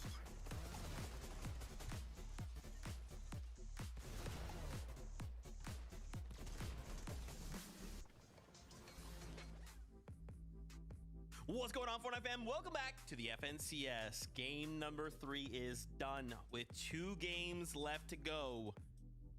My stress levels are through the roof. Okay, though, Noxie, Curly, Aura King, aka Virgo, got themselves the victory royale in game number 3 in a slightly shamble situation. But listen, a win is a win. And of course, kind of now, we just have to start focusing on Major 1 Finals, right? That's our next goal. Yeah, and I really don't think it was as shambles as you guys are kind of giving it credit for. I think that they had a perfect opportunity. They were paying attention to how high ground was going. They executed it pretty well, and although there was a moment where they were kind of low on mats, they were able to drop down pretty confidently, get what they needed to, and then go for the win. So congratulations to this trio right here. I don't think you were shambles whatsoever, but there are some teams outside of this top 10 right now that might be in shambles. Yeah, I mean, Noxy, Virgo, and Curly, I mean, even without that victory royale, let's say they went down to like second place, something like that, their other 2 games were both 4 places, so definitely doing very, very well throughout the entirety of the day. Another team that's trying to creep back up into that top 5 of the consistency leaderboard is going to be Quanti, Byla, and Edgy. And listen, I can't lie, you know, listen, we play a little game while we're watching the games happen, as end games kind of unfold. Yeah, Halloween collabs are back. Michael Myers and Jigsaw Billy. He was on Quanti, Edgy, and I see Michael Myers there. I swear they had such a good position on the low ground. They were finding so many eliminations. They were working very, very well together as a team. Like, for example, right here, finding 2. Byla's got 90 builds already. Like, it just looked like they were doing so well. And then the little play where they tried to sit back into the storm and use the chug splashes because they were low on mats just ended up costing them. The higher ground team was just a little bit too aware of that one happening. Yeah, I definitely think Zone Pull had an issue with that as well. They just weren't in a great position, and they were kind of holding on to that second height, but when high ground has that like mountain edge, it's just really hard to be able to maneuver around it. But they went from 15th place to now 9th place as far as consistency goes. So, or, you know, as far as leaderboard goes. So they are within that top 10. They are within that reaching range of making it into the Major 1 finals. So I don't think that they're necessarily feeling too stressed right now. That's fair, but again, I mean, it's only 107 points, right? It's not that crazy right now, and right behind them at 105, you got Oreo, Snakes, and Wigs as well. So, Kelly, I'm just stressed because I know with 2 games left to go, if they make a mistake and they're eliminated, that's gonna be really, really bad for them. We also wanted to kind of double back. Chaos Gaming ending 2nd place there. Look, again, if we could just make a 2nd place, pair that up with some eliminations, we can start to really rapidly build up those consistency points. Yeah, Noah W plays DC Chaos Gaming here, another trio that's been able to kind of stick together throughout the entirety of this season so far, and that's definitely showing up here today, having that synergy. They're just working so well together in these end games right now, and that's definitely why we're seeing them so high up the leaderboard, of course. During the play-ins, they were actually able to walk away with 4 victory royales, so I kind of expect to see a potential win coming out of them in game number 4. I mean, this trio has some of the most eliminations of the remaining teams left in the lobby, right? That's what kind of has carried through their game 1 and game 2 performance, because they didn't even place within the top 10. But you could see them towards the top of the leaderboard, and that's kind of the effect that Zeke keeps talking about, right? Like, you know, we think about game number 2, our trio that won that game, they got 2nd place in the first game, and then our trio that just won the game just recently happened, they had 4th and 4th. So a lot of those points that were accumulated in those first 3 games, well, they're already qualified. So some of these other teams can have those pop-off games and not necessarily be affected on the consistency leaderboard as much, because a lot of those points are disappearing to instant quals. And I think that's fine, right, Vivid? Like, I kind of feel like maybe we want that a little bit, because again, if it just gives us even a single game to try and close this gap, I mean, anything is possible. And you know, we only have 2 games left to go. 2 more games. With 2 games, we just more need chances, 2 more spots. We just need to put together like a 2nd place with 9 elims like we just saw happen. Anything is possible, Viv. Yeah, 100%. And, you know, when I was kind of talking about that, I was looking at Bucky, Okus, and Crazy True, who, you know, they've pretty much only had 1 good game, a 2nd place with 12 eliminations, and they're top 5 right now. So definitely possible to still clutch up. I love it, Kelly. 2 games. You're always a pro with the advice. What do we got to do? Hit me with it. Go for height. That just seems to be a winning factor right now. Yep. Oh, that's it. Okay. Well, it's 50-50. I didn't mean stop giving me the advice. It's fine. Just, you know, that's it. Yeah, go for it. I was like, go for it. Who knows, you might get a 50% chance you'll win the whole thing. Casters, do you agree? Height, are we all going for it? Yes. Yes. 100% we're going for it. They don't call me the 6-foot phenom for nothing, and I think that was a huge wake-up call, Monster. They took height, they held on to height, and they're realizing there's not too many teams contesting up there. Yeah, I see what's in this I mean, up. the way that Curly and team was able to kind of run like away with that one, things seemed pretty easily. You can see the web view, because I'm looking through the news. Whatever, if I'm trying the item shop on my phone. You know, they got caught Yeah, I out see with it on the web. that New little whole lurk strategy page. trying to, go ahead and take it while the team wasn't looking. However, So nothing, nothing new. right now, it is A lot of anime, Rick and Morty, Halloween skins are back, Jigsaw, I mean, we have about Michael 11, Myers, 12 or 13 teams kind of in this sandwich of 20 or 30 Leatherface, point range, and that means that it's gonna be Bone Gym. competitive now as we start getting to the end. So And Valentine's let's see it Stars here, is 'cause still game number open. 4 is ready.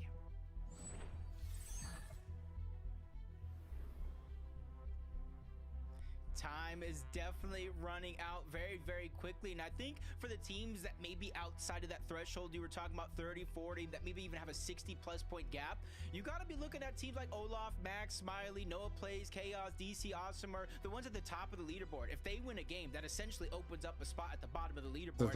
I expect the NFL skins are back since the Super Bowls today. Some eliminations, you could squeak your way into a top 10 and a major one. Get some referee skins. Yeah, right around that 4-team spot, Dave, Moxie, and Penta are kind of holding the line. Oh, we have I would say, for teams that are some bird skins. consistently earning points right now. Talked about Dave, Moxie, and Penta. You can see the Demon's Dojo was a great decision for them to just secure, right, and kind of hold to themselves. They did have to fight for it though. Coming out of that game after Kanata and crew were of course qualled in, but seems like things kind of settled here, and it's been nothing but uphill for them since then. Yeah, nobody really wants to contest this, especially when you have 2 opportunities left. You still want to make sure you can maintain at least a chance on that top 5 so that we have 2 different win conditions overall. As we jump team to team early on, spots opening up, even ones that are gliding in still have that risky play just like this. If you have one of those far drop spots that you need to land, it's kind of the risk-reward scenario. That boy Smitty was just letting it rain right there. No connect at all. That pressure coming in. Yeah, talking about Dave's team, actually, I was looking at the performance. They actually were in 3rd with 11 eliminations. Before that, they had a 31st and an 18th, really highlighting the fact that you can have one great game and be in the conversation. So for game 4, this is that game, right? This is your moment to put yourself in a position to succeed coming into game 5. Remember, after this is essentially a last chance qualifier before the finals, which is going to be absolutely chaotic. Any teams can queue into it, but hold up. Last game we really highlighted Somerset, Carrot, and Sieges. No. Behind you, behind you. The ability to perform under pressure. Let's see if they can get back to it.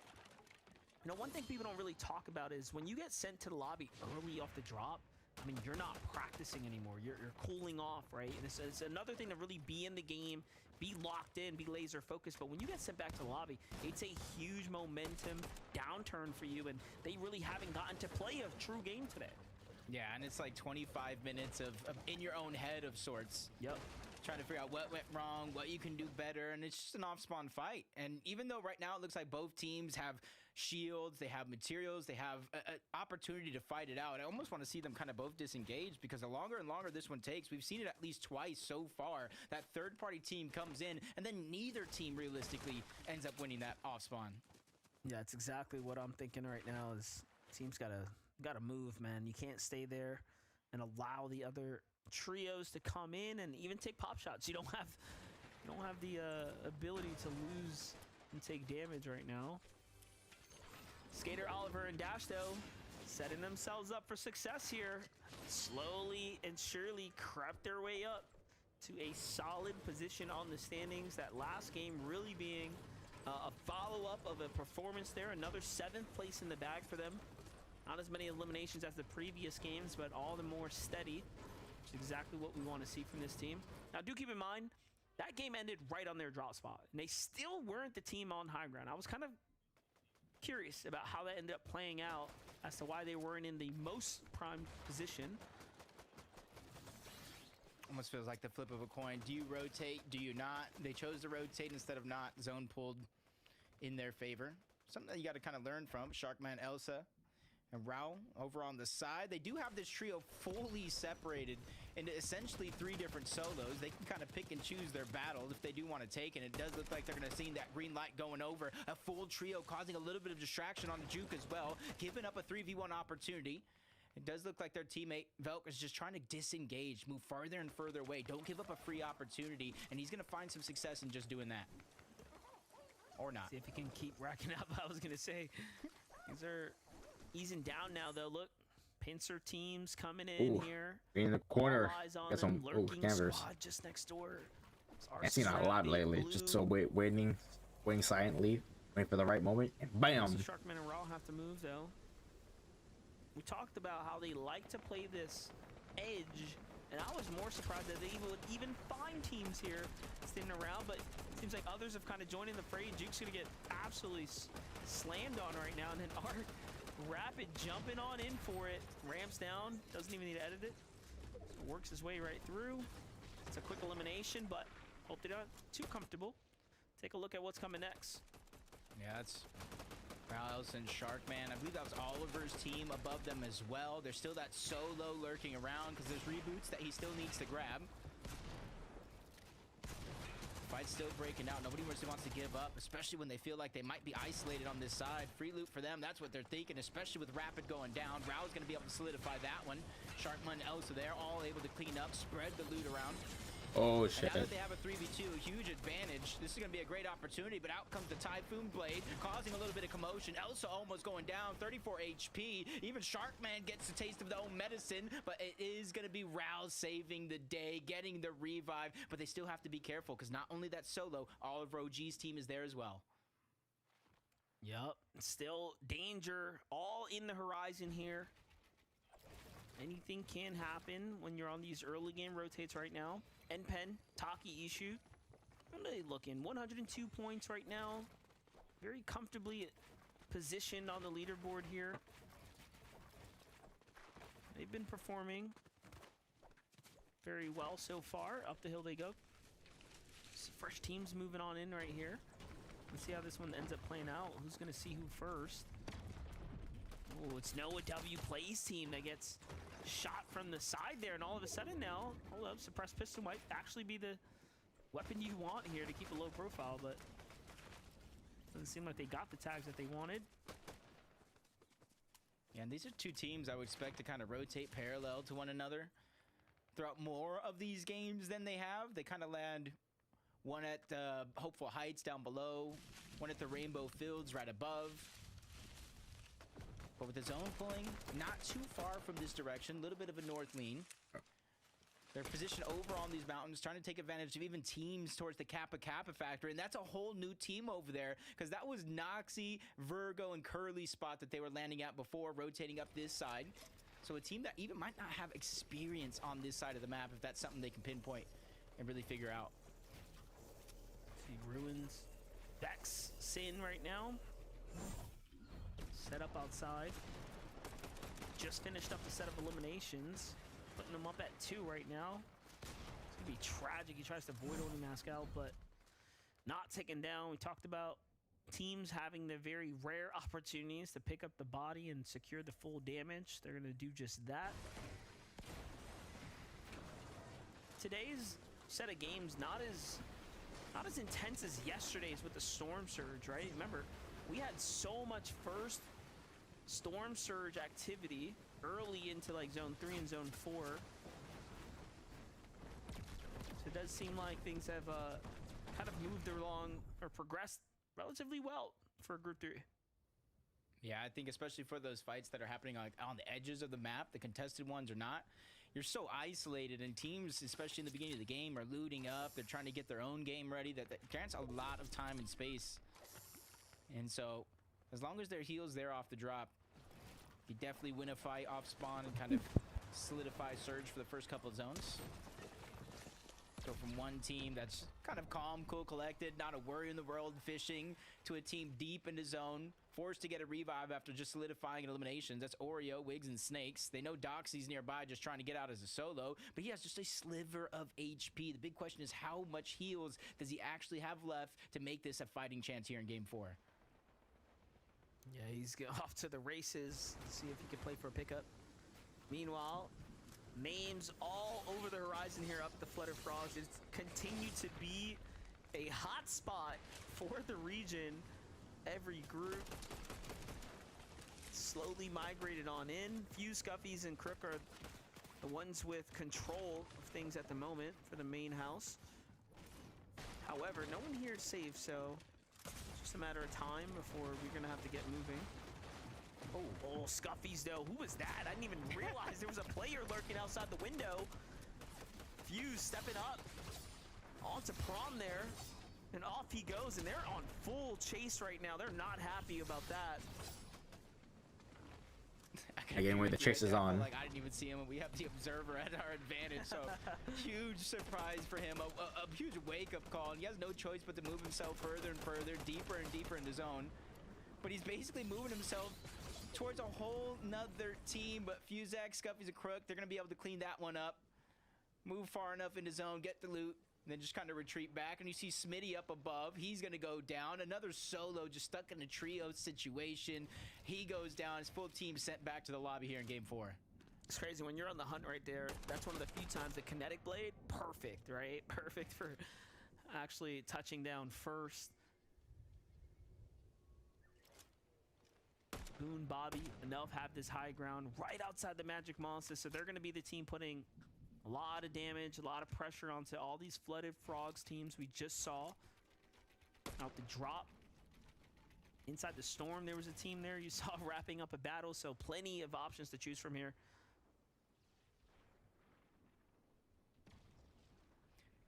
Yeah, I like that positioning. You've seen a lot of teams trying to grab these mountainsides early. Some in the zone, some not so much. But Demon's Dojo, you saw a lot of the teams at the northwestern part of the map just trying to rotate north, not directly in zone just yet, just trying to give themselves a slow rotation. Not too many teams are going to be landing above Demon's Dojo or the eastern side of it as well. So if they can find themselves unscathed on that side of the map, that will be a free rotation. We got to watch out for Deshaun, Moxie, and Penta, who throughout the course of the games after Kanata, Bolton Rapid qualified in Game 1, they moved out of the lobby, and that's when they moved over to Demon's Dojo. I feel like pressure's on for Day right now to really help his team navigate their way to finals, right? Obviously, you saw the title there. He's got FNCS titles under his belt when it comes down to this trio setting. And they're doing okay after that last game, but those first two definitely rough. Meanwhile, NPen, Taki, and Ishu talk about pressure on the vets. NPen for sure has to lead this team as well. They're at 2 eliminations right now, trailing ahead. Okay, this zone has 2 mountains that I'm worried about. 2 big mountains that I'm worried about. The ones over towards Demon's Dojo and Brutal Boxcars that has the potential to pull the zone in either one of those favor. We almost got like a repeat of that last game and how much chaos ensued going up and down those mountains. But in this game, Slade, Champ, and Salt are going to be the first ones on the Shogun's Arena, trying to claim that medallion quick and early. That way they can set their eyes back on to getting surged. 70 points so far. They're at least keeping themselves in contention with these last 2 games. Yeah, they're right about where you want to be before you're in super desperate mode and need a victory royale. They're still in the game right now, undoubtedly. Do keep in mind the teams you see positioned on that mountain to the west, that is Day's trio right there. So this island, they can see everything playing out right here. They have clear visuals on it. I just had an opportunity, Silla, King Expo, and Jargu. They had a high ground in that last game before they were targeted and eventually pounced on, but 138 points so far. In terms of the consistency leaderboard, they entered this game in 3rd place. Now they're in the driver's seat. They're in a situation where they don't have to necessarily get aggressive. As long as they control their surge and have the correct rotations, they've been having a good day so far, and they can continue having a good day. And there's the potential to see this team, even if they don't get a VR in the Major 1 finals. Wins or consistency, that's what's the format looking like right now. Take a look at the leaderboard right there, though. 149 is the current point lead. I'd say that's pretty on par, right? With groups 1 and 2. It's probably going to be a little, I'll say a little lower, the overall threshold. Yeah, I think it's going to be closer to like a Group 2 style than Group 1. But with 2 games left, I mean, that means if Olaf, Max, Smiley win, Noah, Chaos, DC, Awesomer, or even this team here, Quanti, Bylon, Edgy, if they could pull out a big win here, they're just outside of the bubble, but that just moves up a team below them to have that opportunity in the final game. Oof. Shots coming in off in the distance there. See Okus, Bucky, Craze there. Continue to play these rivers, opting to just fish it out, keep their heels out. Jump in there doing just that. This is going way far now, so obviously can't take them all to go. They're going to keep the fishing rod for the road here. Must be more water to play for a little later. And then the dead side rotate on foot. Yeah, just might be like 1 or 2 teams they might have to worry about here going over those mountains. Depending on anybody else, cuts their rotation a little bit towards the left. And because of that fishing rod, that's exactly what you said. They're going to be looking for any water they can position themselves by, but they're going to get to the top of this mountain first, give themselves a little bit of elevation. That way they can scout outward. Can they go for water? Do they just keep their elevated position on the side of these mountains? You can kind of see the mark on the mini-map of what they're aiming for. There you go. Using these Void Oni maps once again to go ahead and get forwards. A lot of bases here in the distance, so obviously want to be a little bit more careful here. Staying active onto the field, although they don't need the damage. It's got to start conditioning the lobby. Every inch you can take. It's going to be a big one, but wait a second. Teams landing on them, not content with them being on the edge, but happy to take an edge fight. A little 3-on-3 breakout. It's going to be going down. Pay attention to the feed. Meanwhile, Oreo, again, playing one of the few areas like we talked about. It's going to have that water, right? So this western side is going to be the more favorable one. And depending on how active this lobby gets, it's almost like from here on out, Storm Surge is going to be in the back of your minds. Zone 5 is going to have to go down to 63 players. Zone 6 is going to have to go down to 54 players. Huge cuts off here, and that's where you see them just immediately trying to get as much surge as possible if they're below, or just continue to pad those stats if they're above. You don't want to have to worry about it later and later as a player just narrowly escapes getting taken down. That's Slepsy sitting right next to a trio that's just been progressively getting better almost each and every game. Yeah, Okus, Bucky, and Craze right now. It's Slepsy's team being below the surge and how desperate they're acting. I mean, they have no reason to overcommit right now. Yeah, they're just walking into this trap here that Craze has set up, and I mean, this is a huge refresh. Not that they really needed it, but hey, any weapon upgrades right now is going to come very much welcomed. And they pull zone. Okay, this is a big opportunity now for Bucky and his team. Granted, other teams are now jumping up at the chance to take a mountain position here, but one might argue you cannot beat the fact that Bucky and team have so much material now to work with. And you can kind of see the thought process right now from Sam Mandija and Havoc. Do you go for that extra base? There is a little bit of distance to cover. They kind of shoot the edges to make sure nobody's hunkered over in that position on top of that surge base. And as soon as they see it's clear, they immediately rotate on over. And that inadvertently kind of helps that Bucky situation we were talking about, because that was the team that was stacked directly on top of them. Yeah, they're thinking, why should we sit on top of this full trio and wait, that might be an abandoned base over there, right? Get themselves some safety, some cover, some distance. But for Bucky, Bucky and Okus now, they get to decide when they want to go for high ground. If zone pulls more so like to the mountain that they're actually sitting on, I mean, they're going to be set up for a big game here from the high ground. Violet, Edge, and Quantido playing a little bit of low ground here because they absolutely have to. Below the surge, this is a great opportunity for them to pick something up, but in are coming Noah, DC Awesome, and Chaos. They've been playing very well. Quanti, Viola, and Edgy have to be careful here. Yeah, I've been a fan of Noah plays. I think the last couple of majors, maybe it was Major 3, Major 2 of last year. He has mechanical skill, let me tell you. Pair him with the right players, he's going to be a dangerous adversary that a lot of these players are going to have to go through. But Viola, Edgy, Quanti below the surge threshold, and now is going to be active. But quick shot like that, 29 above, that's going to be the teeter-totter of emotion that they're going through. You add on the fact that they get one of the farthest pools in the lobby across the entire western portion of the map. I was going to say a little bit of a split focus here, but Viola catches the call for the knock on the side, and they're going straight in for it. And all of a sudden, they went from looking a little down and out to being very much in the game, as we expect a team like this to be. You know, you would think when you start looking at the lobby list, who's left in this game, right, to qualify. I mean, this is a team that surely can do it, but they have been struggling to kind of take a big lead, but this all changes now.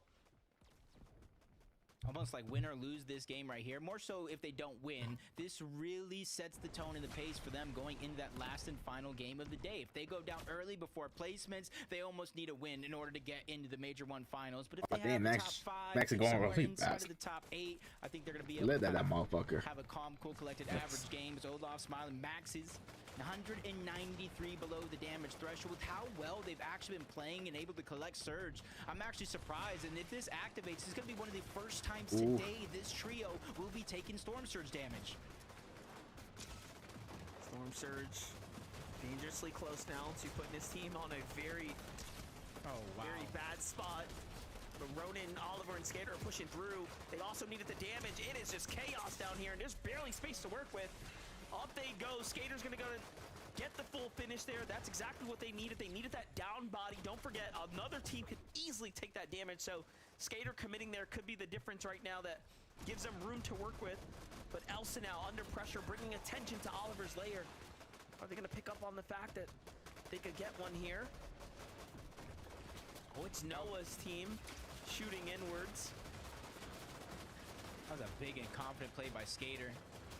You almost wouldn't even tell that he doesn't have the most experience. Only one FNCS Finals appearance so far. He's trying to make it too. And with big plays like that, opening up the opportunity, even if he didn't get the actual elimination, is exactly what this team needs. But they get the one of the farthest pulls yet again. Almost back-to-back far pulls for this trio, and they're handling themselves very nicely.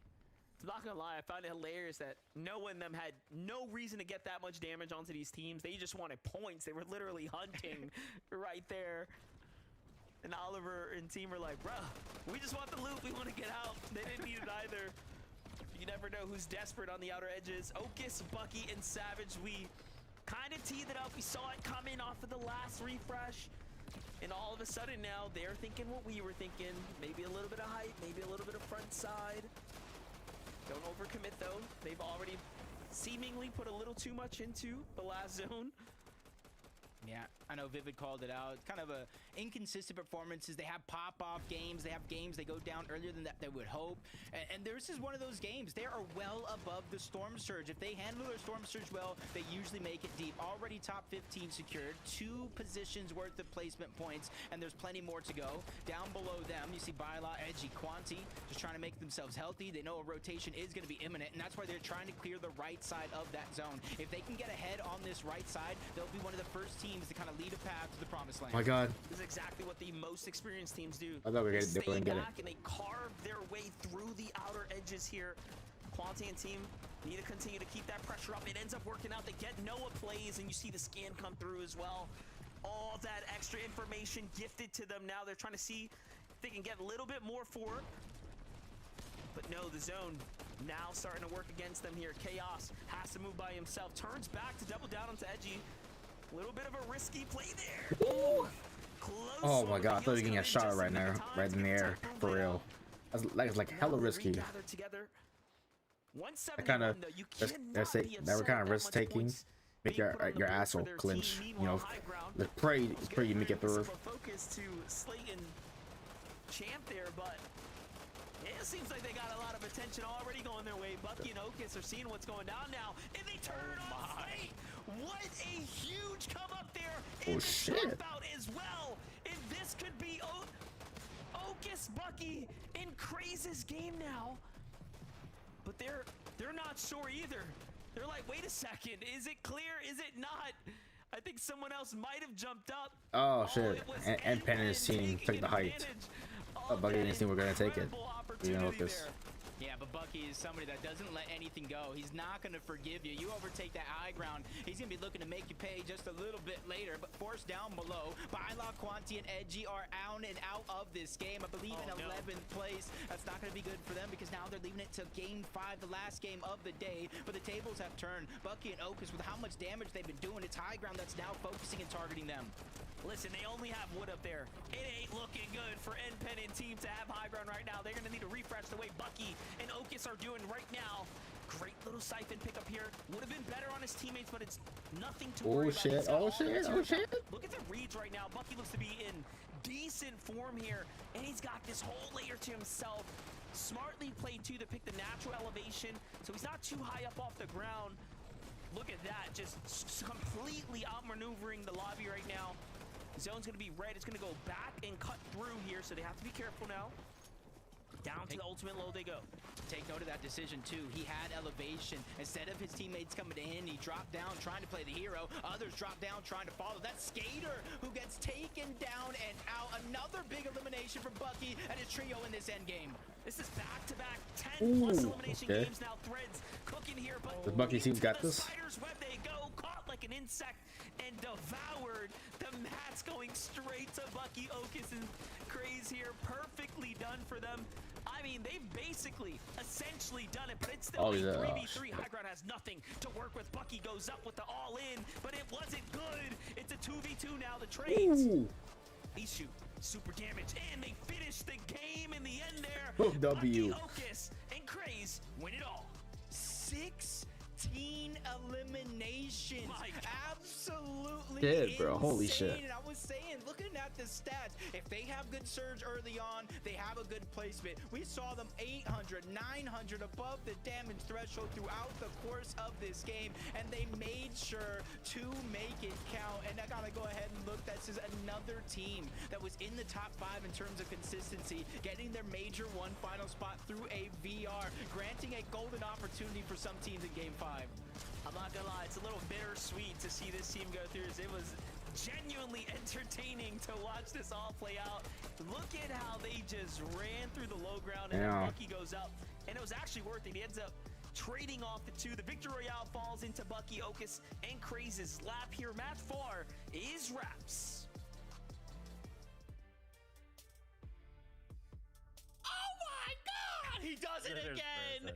We have a spot in the Major 1 finals. Let's go. You know what's crazy about this too, when I kind of pull up the stats here, we got a 19th place, and then a 2nd place looks crazy with 12 elims, right? A 12th place, and then right back into that Victory Royale with 16 elims. These guys were fragging. They went crazy, and now they have secured themselves a seat on the bus going to the Major 1 finals. And there was a moment there towards the end game where it looked like they were potentially going to be going for height, but the awareness that they had, knowing that there was another trio there, although they were able to chop who had to height initially, they knew that wasn't the right call to go for height in that play, and it definitely ended up working out for them. Going on the low ground, getting elim after elim, allowed them to just keep up with the loot, have We're gonna be heals, one more game point, left, one more chance. Really low, but by staying on that low ground, they just had infinite loot to deal with. Yeah, what an incredible run there out of them in that lake. I mean, Jacob called it out, a total of 16 eliminations during the 10th zone. They had 6. They found 10 eliminations in the final 2 moving zones right there. And I got to give a big shout out to them, right? Because I feel like we've been kind of watching similar to like the same thing happen every single game, right? High ground kind of just bullies the low ground teams throughout the entirety of the end game, but finally the low ground took it to the height team. They were able to overcome the disadvantageous positioning down there, but because they found so many eliminations, they were able to just go up. They were all healthy, fight for that, and win the 3v3. Congratulations to Bucky, Okis, and Craze. So much chaos going on the low ground here too, and they really just took advantage of it. Everyone dropping down, kind of just like fish in a barrel right now, able to get elim after elim. It just looked so easy for them, and even when it came down to the 3v3, they knew that High Ground did not have the ability to really handle them. Just look at that, just the following, the tracking of where that blast player was going to go. They played that so excellently. Yeah, they just had everyone's number right. It didn't matter who. We saw a couple players, right? We'd cut to them as a solo, like, here we go, they're going to make a play, and they were just ready to shut them down, ready to isolate them, and immediately funnel all those materials where they needed to go. And now we'll be seeing them in the Major 1 finals. What a crazy time to be alive! Now, with that being said, we only have 1 game left to go. But first, we have to go to a break. When we return, one more game left. Holy shit, the bro. Last game out of Heat 3. So we'll see you guys in just a moment.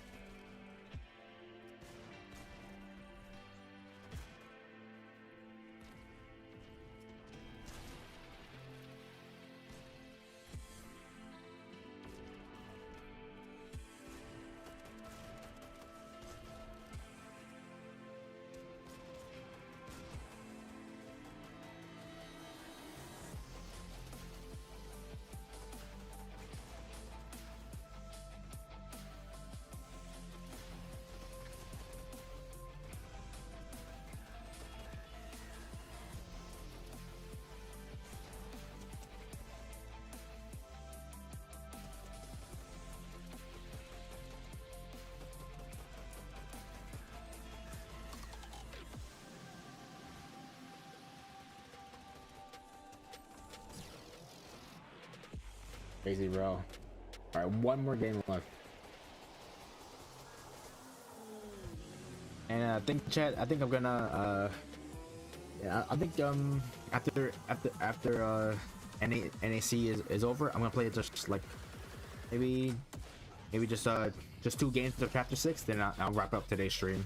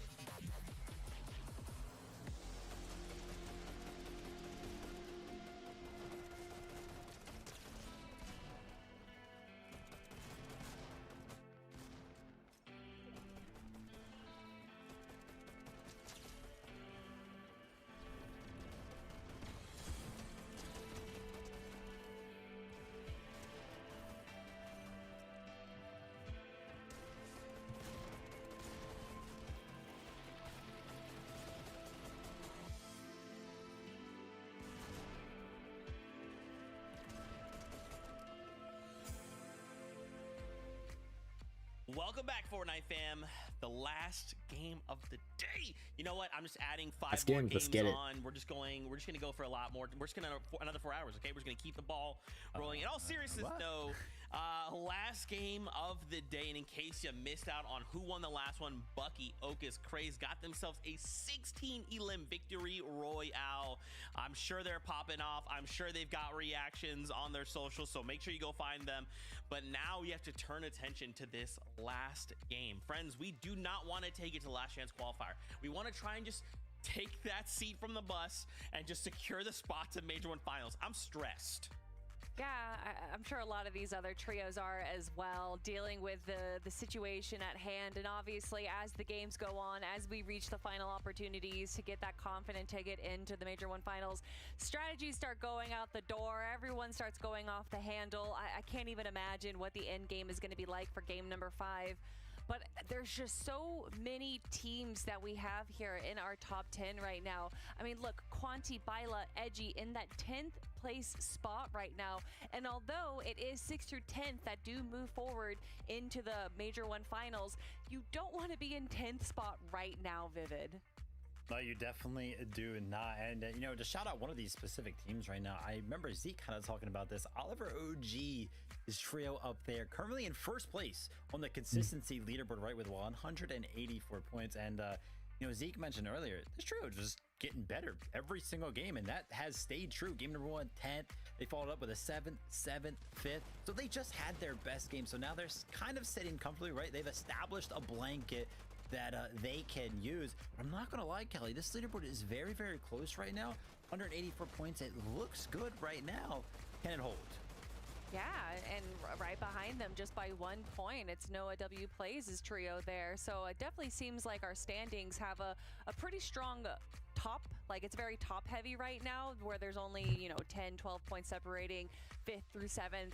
But it's also pretty close from 15th all the way to 10th place. It's just 40 points that separate them. And we've seen these crazy Game 5 clutches from Group 1 and Group 2, where 70, 80 points, even without the win, is gained through the final game right here. Looking at the page, the second page, these are the teams that are going to be pulling out any crazy strat that they can. And there's some big names here. We got Degens in 18th place right now. Day is in 13th place. I can't imagine Day, Penta, Moxie not trying to go all out in this final game. Yeah, I mean, right now that top 5 sits at 150 points. So technically speaking, if we're talking like a Cease Clutch, who when he picked up 80 points, we could work our way all the way down to teams that have 70 points. Look how much that opens up the possibilities for a clutch out of any of these trios. Just love this format so much because you can clutch up on the consistency leaderboard, even though you're supposed to do good every single one of these games, just because of how the lobby's playing out, how well you can actually do in one of these games. It's possible to clutch up via that. And then of course it's possible to clutch up via a win as well. What's crazy too is if we did see, you know, one of these players already in that top 5 consistency, if they moved out, we're going to continue to see all of those, you know, heavy point teams move out. And then again, we're kind of trickling down going, okay, well, who has points, right? Like if we're taking all these big points off the leaderboard, this could come down to like this final game, right? This could still go any which way, and I'm very excited to see it. We wanted to talk about a trio specifically, NPEN, who in this last game got themselves a 2nd place with 5 elims. Again, we kind of see these trios ending the game in that 2nd place, not quite getting the victory royale, but it's still important to like hit those numbers, right? To hit those elims and placement, because if we push this to a Major 1 finals, it's going to be consistency that wins you that Major 1 finals and the spot to the global championships. Yeah, NPEN's trio holding height there, and we've seen it in the first 3 games. That Storm, trio right? that had height towards the end was able to pull out the victory royale. But when you're going up against the 3v3 against a trio like Bucky and Ocus, it's just curtains for you. There's no way that you're going to be able to take that fight, and I think they even knew that. Well, listen, curtains are closing very, very fast here. Only 1 game left. I'm not going to lie, in game number 4, height was looking a little contested right there. And with a lot of these teams only possibly winning through a win, I'm imagining it's going to be a lot more chaotic this game. Oh, why would you say that? The stress levels are through the roof, but it's okay. We got 2 friends who will walk us through this last game. So find your seats on the battle bus. Monster D face Jacob PR, over to you. I'm looking forward to it. We've gone through different groups, and now the final group and the final game is here. A couple of names that we definitely want to see pop off here are going to be Day's team, Edgy's team. There's so much that can happen still, Jacob. Yeah, there's anybody's game, especially since throughout the course of the day, a couple of those teams winning the VRs were inside of the top 5, including Bucky in that last game, 5th on the consistency leaderboard, opening up the spots, giving us an opportunity for an entertaining finale of a last game in group stages, and the battle bus is ready. Let's get into it. Get it. Last game, last ride, last chances, last first place seat. Who's gonna take it? Let's see. You find yourself sitting up in that 184-point spot the way Oliver, Dash, and Skater have been. They should be all but qualified, as well as Noah W plays, Chaos, and DC Awesomer. I am going to be keeping close eyes, though, on NPEN, Ishu, and Taki. Do they have enough to coast their way to the end? The question is up on the menu right now, but take a look at this. Drops are being shifted right now. Siege is carried in Somerset, going for the Foxy Floodgate after Bucky's team. Oh, they changed Foxy Floodgate from Warriors Watch. I love that we are seeing them actually mix it up right now. We talked about this. Was it going to be worth it to see this happen sooner? Yeah, that was absolutely insane. Bucky, Ocus, and Craze qualify out of Foxy Floodgate, a thing that we're contested and fighting already throughout the day. And from one fight to the next, Somerset, Siege, and Carrot said, you know what? Last game of the day, let's put it all on the line. Winner take all. The best part of You will Foxy die. Floodgates. So not only they're gonna be able to get all this loot, the metal, the most precious and valuable resources all or gonna nothing. be down there for them to gather. And you know what? Can we all agree? That was a perfect drop. All 3 of them mastered that.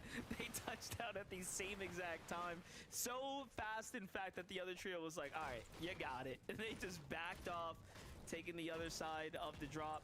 Well played for them. Well, look, this is going to keep things exciting for us here. Meanwhile, Oliver, OG, Dash, and Skater, we talked about that team that's in the lead with the points right now. I mean, they are just neck and neck with Noah's team. And it's really cool to see the differences in the story, right? Oliver's team, very consistent placement-wise, but Noah's team has had so much more eliminations overall, really carrying them up the standings there. Yeah, and you kind of look at a team like Oliver. They had 17 finals appearances throughout each and individual pairing of that team. As a trio, they had one finals appearance this season to practice what they had, and they're really making it count every step of the way. Fredis is trying to do that same thing, disengage on out. They lost the overall battle at Shogun Solitude. He's just trying to stay alive. And the big thing for him is that the zone is pulled over in this direction, so there's going to be a lot of time for him to try to do that. Interesting to see that he already had a couple eliminations too before they got out of there. Just giving them at least a little bit of an edge on the points here, but if you're down in the 40-ish area, you're going to need a win. What we saw happen in all the other groups come Game 5, they were fast-paced. Teams were trying to depend on closing the gap and pushing their way into the top 5 consistent-wise. I'm almost getting the feeling that this is going to be the most stacked game of any group because it's the last chance, last game, no more groups, all eyes on you, and we're going to see teams go for the win as opposed to the consistency points. Yeah, I was just saying right now, DC just get a little bit too close for comfort against the solo player that kind of naturally lands over there. But this is what I'm talking about, the Hopeful Heights and all the surrounding space. DC kind of leaves his duo to loot up the actual POI, and he loots up all the area around. There's the 2 turtles there that give you a good amount of chests, good amount of heals. They have the water sprites, and then if they can replenish a lot of those water sprites if there is a shrine nearby. Easy looting. Gotta play for that shrine. Hopeful Heights for DC Awesomer, Chaos, and Noah here has been very nice for them. Looks like Rapid found another elimination in the feed there, so I finishing up what he started over by the Shogun. Meanwhile, Quanti, Viola, Edgy here. Got to see a good amount of their play. They seem to have only gotten better as some of the other teams were slowly making their way out of the lobby. Last couple rounds being pretty decent for them on the elimination side of things, but it's just placement points holding them back now. But if they can keep up the pace, they'll be in. They will have to worry about like teams like Silic though, right? That have been right on their heels, playing ever so consistently, and then bam, they drop the game. And now all of a sudden Quanti and crew are up in that spot. Yeah, and you can kind of see that quick stat to the last remaining team with the most experience in this lobby with 38 FNCS finals. The next highest team after that is Havoc, Sandman, and Degen with 17 finals appearances, and 15 of them are Degen alone. So when you talk about experience and kind of being able to use that to propel yourself forward, this is a team you should have your eyes on here in Game 5. Oh, there we go. You have 3 trios here.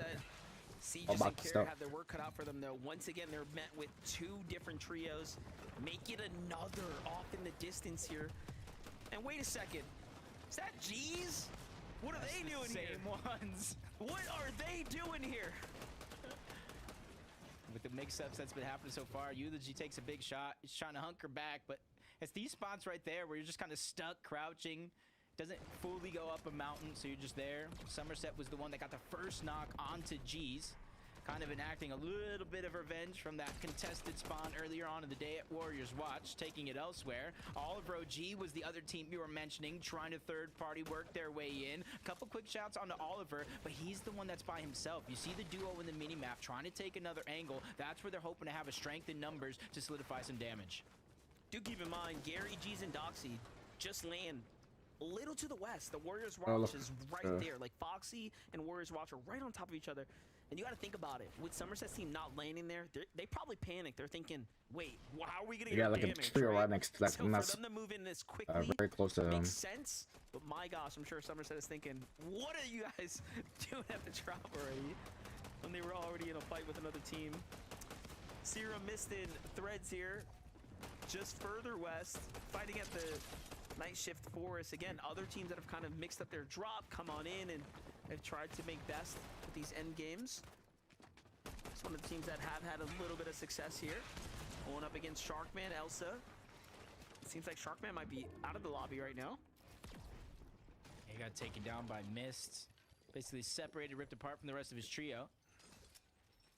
You can see Threads with Mist. Serum's just trying to take a different approach towards the top. And this is something you see a lot of our tier 1 teams actually do in terms of when they are fighting box to box. 2 of them kind of stick together. A third one goes towards the top and tries to take the cones, kind of boxing them in. Even if they have the floor, they can't get out through the cone. And then they kind of converge, force them, sandwich them into where they want them to be.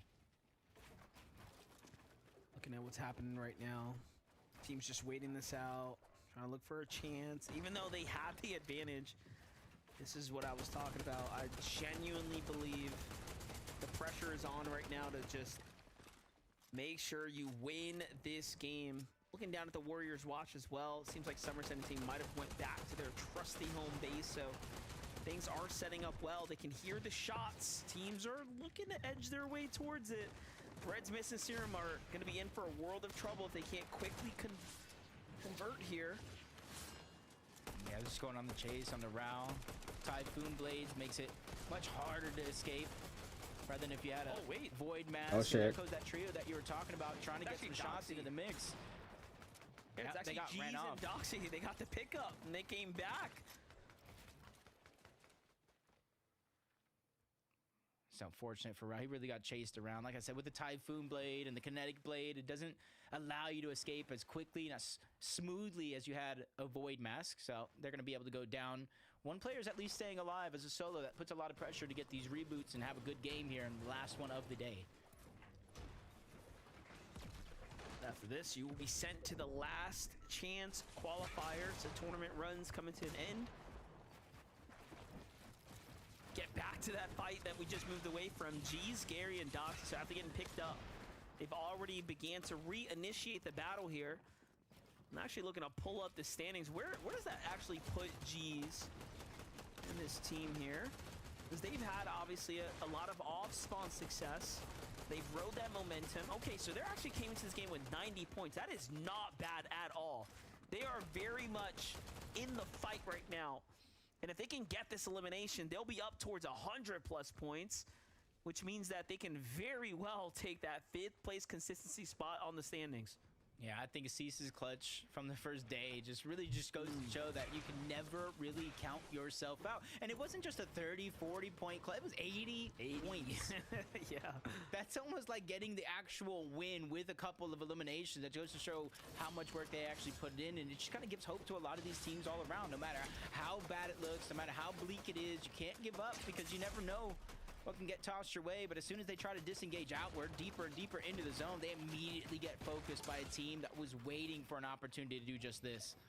Yeah, Ooh, make sure I'm wrapped up like a burrito. Bodied game number 1 and then still kept their heads up and all of a sudden popped back off with multiple 10 pluses. Then the win. Maybe I have an opening around my blanket. Like I can feel the cold breeze hitting me. Like, oh no, I need to cover that shit. Kind of a risky spot to be in here, considering your position on the leaderboard. But at the same time, you don't really want to change up too much that was working in order to get you here. These early game scuffles. This is how they were getting some surge. Even if they didn't necessarily get the eliminations, the damage that matters most. It's getting a little bit too messy for their comfort, so they're going to disengage, move further and further towards the south of the zone because they know another team is positioned just outside of Seaport City. The bigger problem is, look at all the brick and metal that was spent in that build right there. Isho barely has any heavy mats to work with right now, so to farm back heavy material after being at a drop like Misty or this Meadows here, I mean, it's already kind of scuffed, so... Yeah, I know for a fact there's no metal. There's literally no metal over here. Not the place to get situated there. So for them to use what they could, it's going to be a little bit of an uphill battle for them.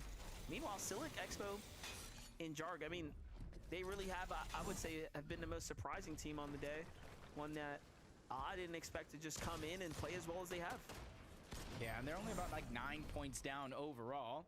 Well, let's make it 6 after that elimination. Quickly moving up the leaderboard, taking opportunities. You just got to make sure you don't bite off more than you can chew. Almost let your opponents make the mistake. Let the nerves get to them. Oh, the zip line, trying to destroy some builds and really catch them off guard, but they're just too close to that low ground that the zip line isn't really going to cause that much destruction to their builds.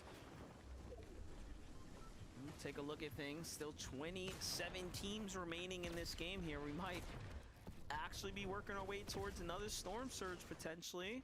We're right on the line right now. So we edge our way towards zone 4. I think Threads, Mist, and Serum just watching, and then they ambush Desi, but Desi quick with the builds there. Flow and bow shot now. Everyone kind of basing down here. What a huge risk 120 points to be taking a storm fight right now. They're not even cap material. They're really depending on finding a refresh right now. This is a very questionable position they've now put themselves in, as they are running out of time to actually get good material for the mid and the end game. Yeah, they're going to have to kind of loot up scraps that are left behind, whether it's fruits and vegetables that you could forge, bandages, med kits left behind. Luckily for them, it's not too far till they're actually in the zone, but then they're going to have to rotate again in about 25 seconds because you see the zone, the edge of it isn't actually there. So they got to be able to act very, very quickly if they want to get themselves some good position inside of the zone, especially since all these other teams are really beating them to the punch. See what's going on here. Got the shrine already turned in the spirit. Replenish those charges. And as soon as he rotates, he just kind of gets tagged up just a little bit. And you can see in the distance, Sieges, along with Carrot, kind of getting their surge base ready. Not too far off from the Shogun's Arena Island that just actually spawned up. Like they were getting to see a little life out of Carrot and Somerset's team there. 4 below for Dragon. This is not looking good. And it was because the reboot's gone off. We jump up to 80 players, so seems like we are definitely going to be in for some trouble here. Only 93 above for Prom, Mafia, and Status, so they're very much neck and neck right here. They could be the two teams that are going to juggle this back and forth right now. And this is such a unique and weird spot to actually fight at. Kind of tavern underneath Magic Mosses, to where there's only really one way in up towards the bottom unless you take the porta potty. That kind of leaves an all-out fight. The Typhoon Blade causing a little bit of confusion. One's going to go down. One's going to be left by himself. Fishy making sure to watch back, not to get surprised before they all turn and burn, getting a full team elimination. Something that they actually needed for how their games have been going today. Definitely going to bounce them right back into things, and more importantly, eliminate the Surge from being active. All right, well, Champ, Slate, and Salt here seem to have secured the boss, but they got the attention of another team, that KBG trio that was down low. Decided to come on up, possibly to help with their rotate. Take a look at the highlight here. Oh, it was off the backs of a full-on fight. They're just a duo up there. Full trio makes their way on up there as well. Still kind of stacked up. You see the medallion was already solidified, so the boss is not going to play a role. Oh shit. Depending on who has it here in this situation, they could definitely try and make a play. Isolated from the rest of the map, so high up. But as Champ and Salt trying to make sure that they hold their angles. There might even be more than actually two teams up here. Might even be three. Yeah, KBG Beza is a completely different trio. Yep. Crook and Scuffies right now are eyeing up Champ and Salt. Slate's already out, so this is a duo down low, possibly the full trio sitting right above them right now. Crook wants nothing to do with this. And it is a goddamn Beza, Shogun, the Shogun Showdown here.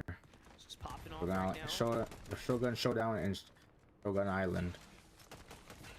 Yeah, I like that play from them. Just get out. They got the medallion. They got the boss, the extra heals that are up there. There's no real necessity for that position, especially if the zone moves on over to the east. Bola, Vindici, and Beza, 486 damage above the threshold.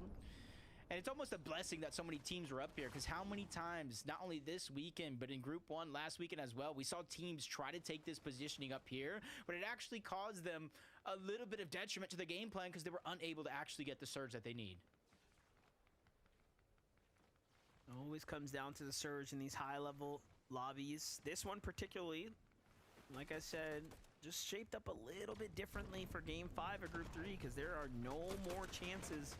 Just feels like a lot more pressure than usual riding on these teams right now. Oh, look at it. This is a bad spot for Ishu, Taki, and NPen to be in. They were in third on overall consistency. Now they're below the surge. They have to take the fight here. Big time to really prove that they have what it takes to be in the finals right now. NPen has been here before.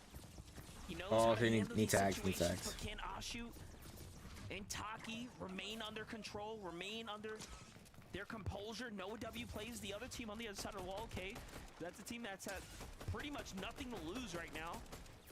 Very intense standoff here.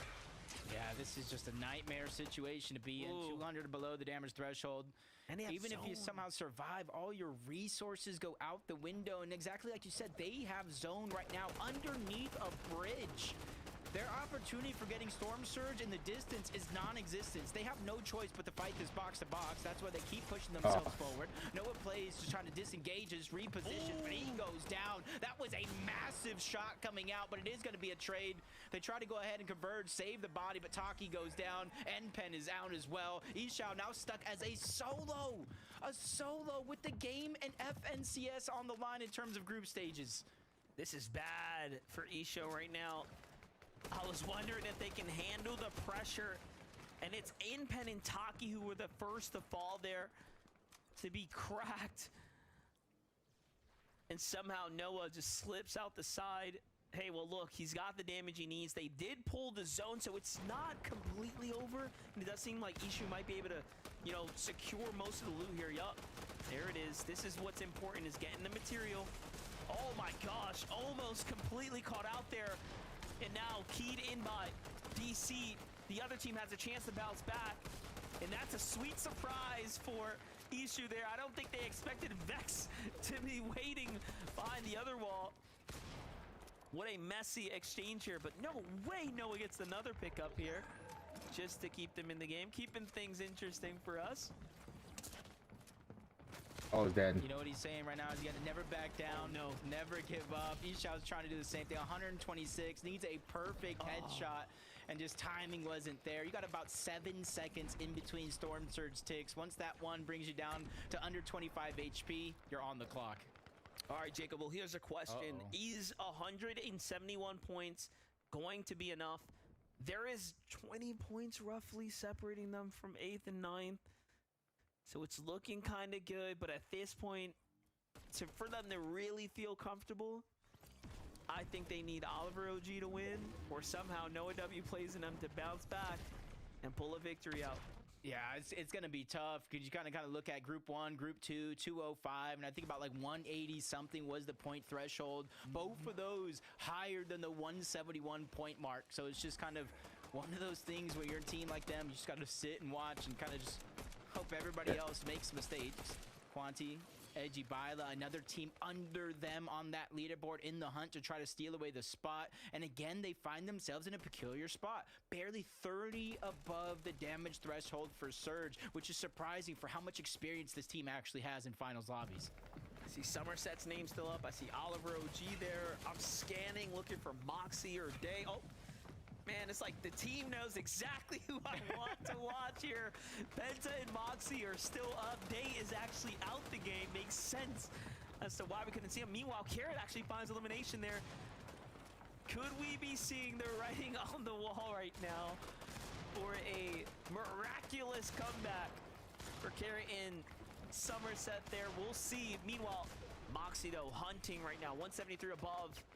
Oh, and they pulled a full zone, so a little bit more damage, and they'll be very much comfortable. However, for now, they have room to work with. Yeah, this is like another team where you have an experienced superstar on the roster, leading a team of just young and hungry players. Where Penta's only had one finals appearance so far, Moxie figures out a way to make it work along with Penta and Clutch Up. This will be his first FNCS finals appearance. And right now, they're in a good spot, 173 above the damage threshold, considering that they are a duo. Yeah, they're doing pretty good for being a duo, but they will need to make an end game. This is where things start getting really intense. 101 above, one less person, obviously in the team to scout and help navigate this end game. It's up to Penta here to take the lead here. He's going to be the one making the shots, calling the rotates. You can kind of see where they're aiming at. In the walls there too. Oh man, what a final game. We're going up the mountains just south of Brutal Boxcars. Already there's going to be the mountain in play, the hill. Luckily it's just going to be a small one now and not even at the tip top. But Penta, he gets two eliminations there late in the game, trying to get themselves back into it. Oliver OG and Skater, another team at the top of the leaderboard, ripped apart from their trio, forced to play a duo game out. Bila Quanti Edgy low ground right now. Find a great refresh here. This is going to put them right back in the game here. Very, very nice. Holy shit, they're getting sprayed. Shots coming in. Somehow they find to be the focus from the mid-ground layers and the low-ground teams on the Full side. storm down there. Okay, luckily, those extra mats definitely coming in handy right now as they have the material to burn here.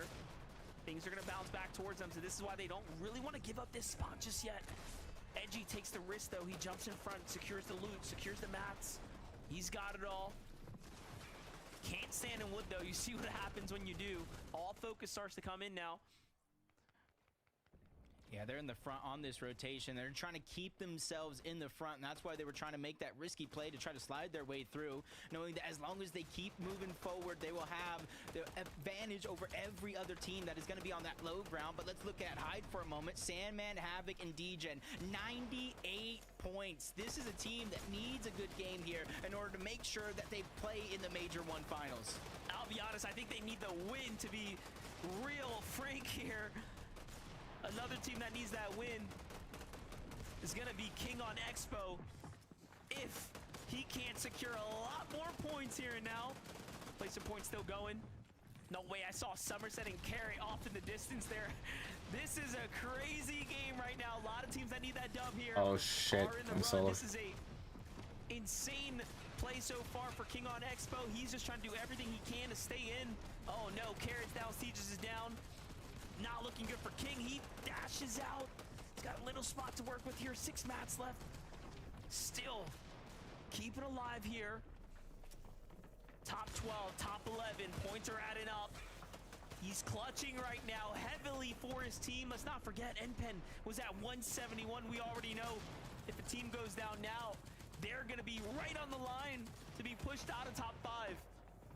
Yeah, King on Expo started, I think it's 7th place on consistency. Their tournament is literally on the line here for a solo clutch, and he's figuring out a way to gather placement points with every team that goes down. There's another one, but no, it was actually King on Expo down in 11th place. But now it's Quanti, Edgy, and Byla's time to shine. They did more than enough zone after zone. Man, the guy one was invisible when they had them with Pilgrim medallion. Materials and another elimination coming out from Byla. The dream could still be alive for NPen's trios. They sit and wait. If Quanti, Edgy, and Byla win this, it's going to be all the more contentious on the standings. However, shit, see? is still in this game right now. Anything can happen. Meanwhile, Degen, Sandman, Havoc from the high ground are clawing their way right up the standings here and into a potential win situation now. Chaos still alive here. Look at the points they've earned. They've surely done it. There's only two full trios left in this game, and we're watching one of them on the low ground, trying to persuade people to move in, and Chaos Gaming's gonna take the bait, and he gets taken down overall. Their 6th elimination, looking for more. Oliver OG in their sights, and they're trying to pressure him, force him to the backside of the zone. He moves down, and they move along with him. They want this elimination. They want the resources. They are hungry. I mean, listen, they're the vets in this lobby, and for good reason right now. They have earned themselves plenty of points, and they kick down Oliver OG while they work their way through this last game here. Last opportunities now. Take a look at the bird's eyes view. It's Sandman, Havoc, and Degen from up top. Jaido, the only one in between the 2 layers. He should be falling next, and then we're going to have a big 3v3 go down. Yeah, there's so many builds here, so it's easy to get lost in confusion. But Edgy, he has the medallion, sneaks up on the solo, gets the elimination, 3 more points, but they need the win. They need to go even harder on this one, and now he's ready for the challenge. He moves up for a side shot, misses that opportunity, but one's gonna go down. Byla makes the play, Sandman's no more. Edgy's cracking shot after shot before finally going down. Degen says no more. Havoc gets the knock. They go back to back. Quanti's now by himself. 1v2 situation, but they are absolutely in shambles. No health, no HP. Quanti's trying to void orb towards the outside. Give him a little bit of an advantage. He turns back, trying to get the beam. He needs it. He needs one of the knocks, but he does not get it. Degen I thought Quanti was gonna clutch that. So Quanti had the great play to try to play the side angle, but all he had to do was wait a couple moments, and he could have won just by being the healthier team. But in the end, they have to sit back and see if they did enough. Was a 2nd place game enough to put them inside of top 5? When they started this, just near the top 15. What a game 5 that was. It's going to be keeping us on the edge. DJ and Sandman and Havoc, though, you have to give them the ultimate respect here for playing high ground and almost flawlessly taking it through to the end. Look at that catch onto Skater there, caught on the replay. And at the end, they almost threw it all. Edgy was cooking, but he missed the shot that mattered most to finish off Havoc. Take a look here. DJ was even willing to put it all on the table and push in, but he won that game. Match 5 goes to Havoc. DJ and Sandman, congratulations on your victory out in your finals position now. Yeah, great FNCS. Yeah, you said it one time during the course of that game, and I just saw it again in that replay. They needed the Victory Royale to get to the Major 1 finals. They simply did not have enough points going into that last game, and that right there, my friends, is how you take control over your own destiny. But that's going to be it for me and Monster D-Face for our group stages. We got to go ahead and bring back in our analysts to let us know what 5 teams made it in through consistency. MDF just leaning back in his chair right there. I don't blame you, brother. That was a crazy end game. As Jacob pointed out, coming into this game, DJ, Sandman, and Havoc, they were 19th place, okay? If they did not get that Victory Royale, that's it. They have to go and fight their way through the last chance qualifier. But for them, they got themselves the Victory Royale. And now they don't have to think about that last chance. They're only thinking about Major 1 finals. I am so excited that this trio made it through. Djinn has been a long-time veteran. Actually, one of the first shows I ever did for DreamHack. He was one of either first or second place back when he used to play with Agers. So I love to see him still being able to prove that he is a top competitor in the FNCS, and to do it by the skin of his teeth, by getting that final win of the day. You just love to see it, Vivid. I mean, the pressure must have been on going into the last game, trailing by 60 plus points behind that top 5 team on the consistency leaderboard, right? They had to have been feeling it a little bit, but embracing that, right? Going for the higher ground in the final game. And I'm not going to lie, I was completely wrong. I called it out. I was like, a lot of teams are going to need the win. It's going to be crazy on the higher ground. No, Djinn, Sandman, Havoc, they just had control of it the entire time. And of course, the final 3v3, Djinn gets 2 knocks out in the storm. Being well aware of that on the other side of things, tries to go for the Bloom battle there, but does not win it out. Djinn wins it and goes to the finals. Absolutely crazy. Now, of course, that begs the question, right? Did Quanti make it? We'll get there first. Let's remind ourselves of who got themselves the Victory Royale. We had 5 matches today, which meant if you get a Victory Royale, your trio's locked. That's it. You're going straight through to the major guaranteed one-way ticket to finals. Ended in the top 5 as far as consistency is concerned. And here's a look back at some of the names, well, all of the names really, who made it through in the Victory Royales. But I want to turn attention to the standings, okay? There's some things that unfolded on these standings that we have to break down. Obviously, congratulations to all these players who did make it through on the Victory Royale. But let's take a look at our top 5. Did Bila make it? Unfortunately, Vivid spoiled it. And yes, Quanti did in fact make it. Well, we see them take up that 3rd spot there. But as well, look at some of these other names that we've kind of watched fight so much in these lobbies, right? Like Noah W Plays, Chaos Gaming, and Awesomer, as well as Oliver OG, Dash, and Skater. I mean, how many times did we see these guys up in that top 5 fighting for these spots? And to see this last game, Quanti, Bila, and Edgy say, look, this is it. It's now or never. And to secure a spot in the Major 1 finals must feel amazing. Man, just an incredible play, and they were so close to winning it too. But you know what? If you can't get the win, then you might as well get the placement points, and they were able to do that, sticking to the low ground throughout the entire game. They were constantly full of heals. They had great loadouts. They had good builds. It really just came down to the situation of a 3v3, and honestly, I think that they are proud of themselves. I think that this is exactly what they wanted to see, and I'm excited to see how they're going to be performing in the finals. What an incredible game, though, right, for the consistency teams. I mean, I was looking at all of the teams that just qualified right there, like we pointed out. And, great. you know, one of them 7th, great. 6th, 5th, 2nd, 4th place, right? Our top 7 that game was almost completely filled with those top 5 teams, right? So that last game right there was very, very important. That's how close that leaderboard was going into that final and last game. But as we know, Quanti, Edgy, and Violet, yeah, they were just outside of that top 5 going into that game, but they were close enough to go ahead and clutch that one up. 183 points there being the cutoff. Man, what a crazy time. Yeah. Okay, listen. Let's flip on over to the second page, okay? Oof. I want you guys Yeah. to take a look and see. I don't want to. So 183 was the cutoff. So we start to look at some of these names, right? Day 174 points. He ended that game in 8th place with 7 elims, right? Just on the cusp there. And even look at 13th place, NPen, right? Like 3 points behind Day. You know, the guys, this was a tough lobby. It was. You know, this was a really, really tough lobby.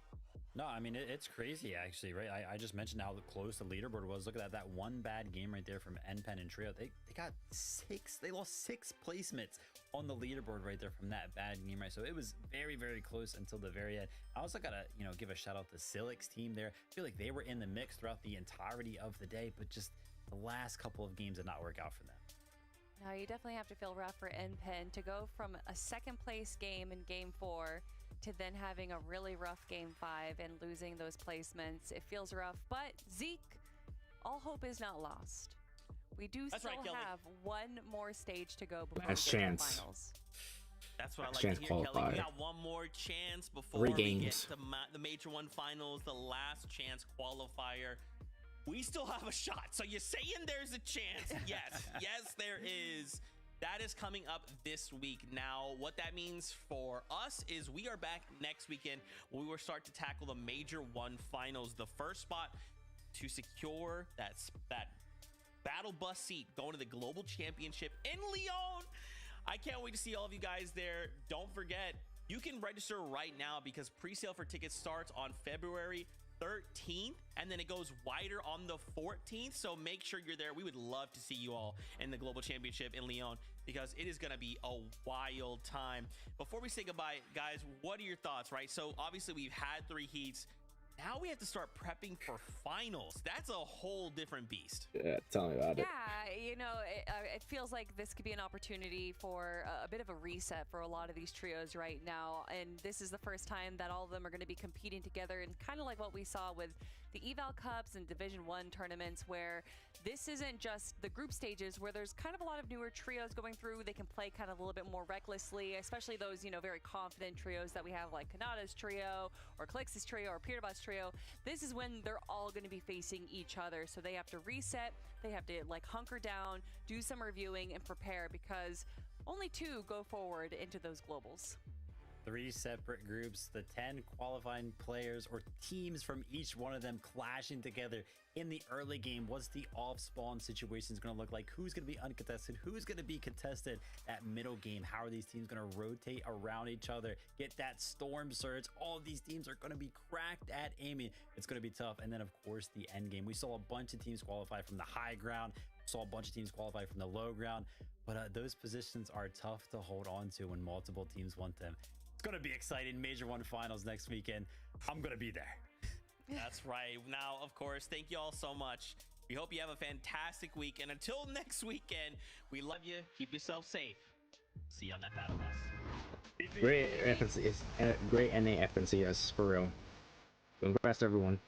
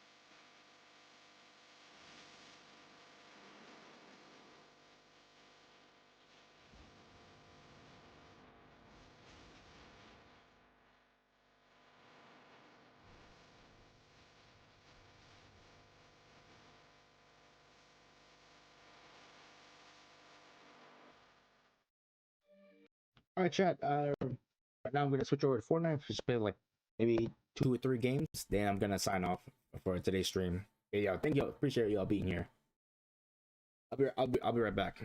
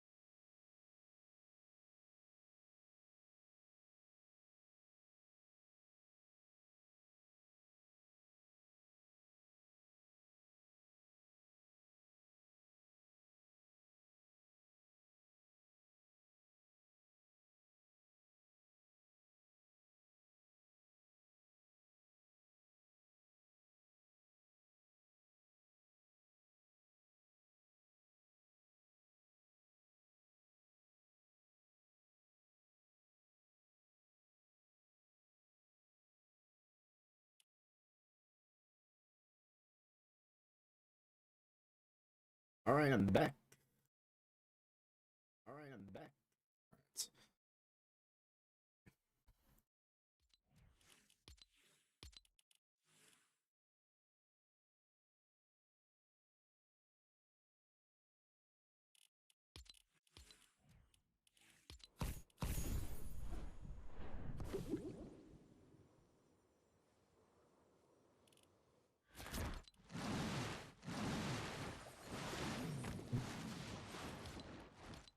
Yeah, that one.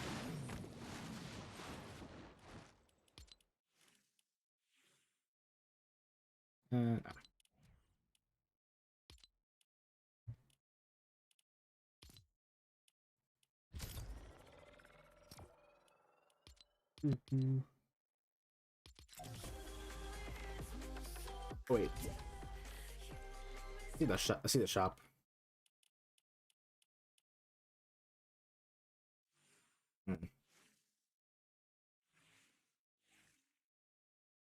Yeah, Halloween skins are back.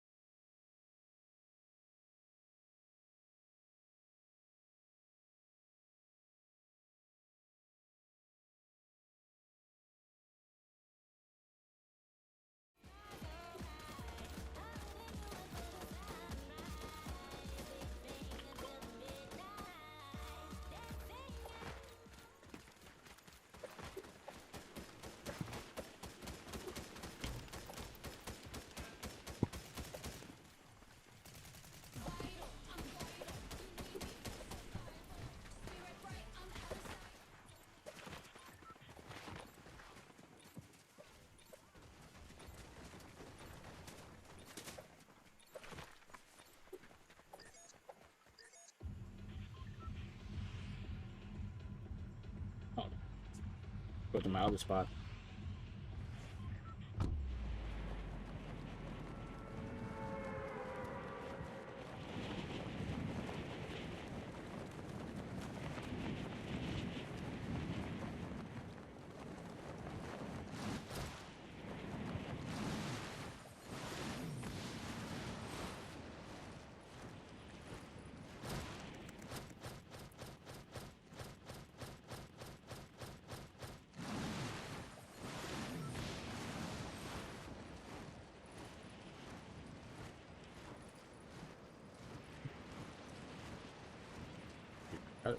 Got it. Oh shit.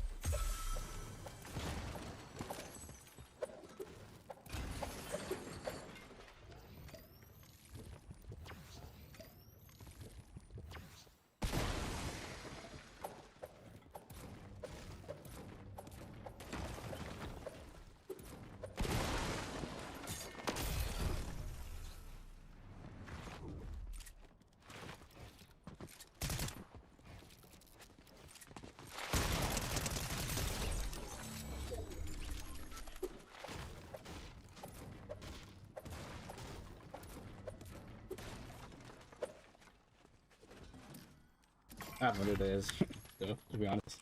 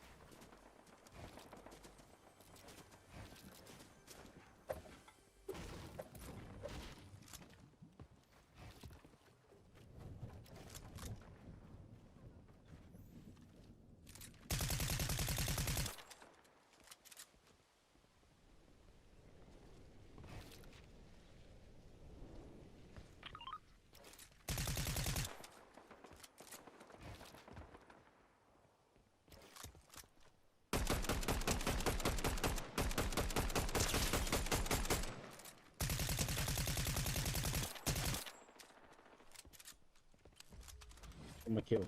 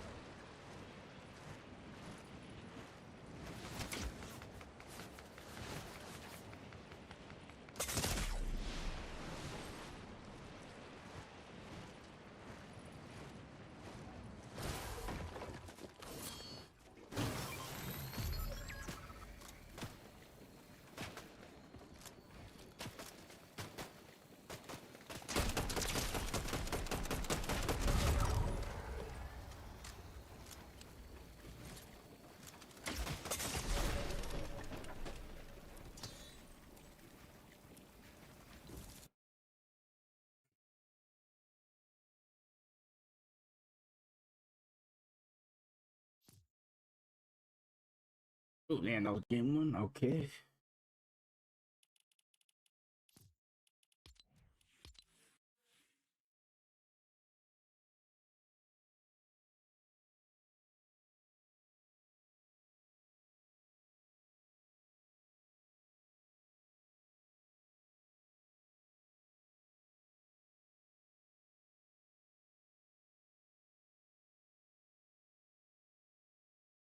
Stupid cold snap.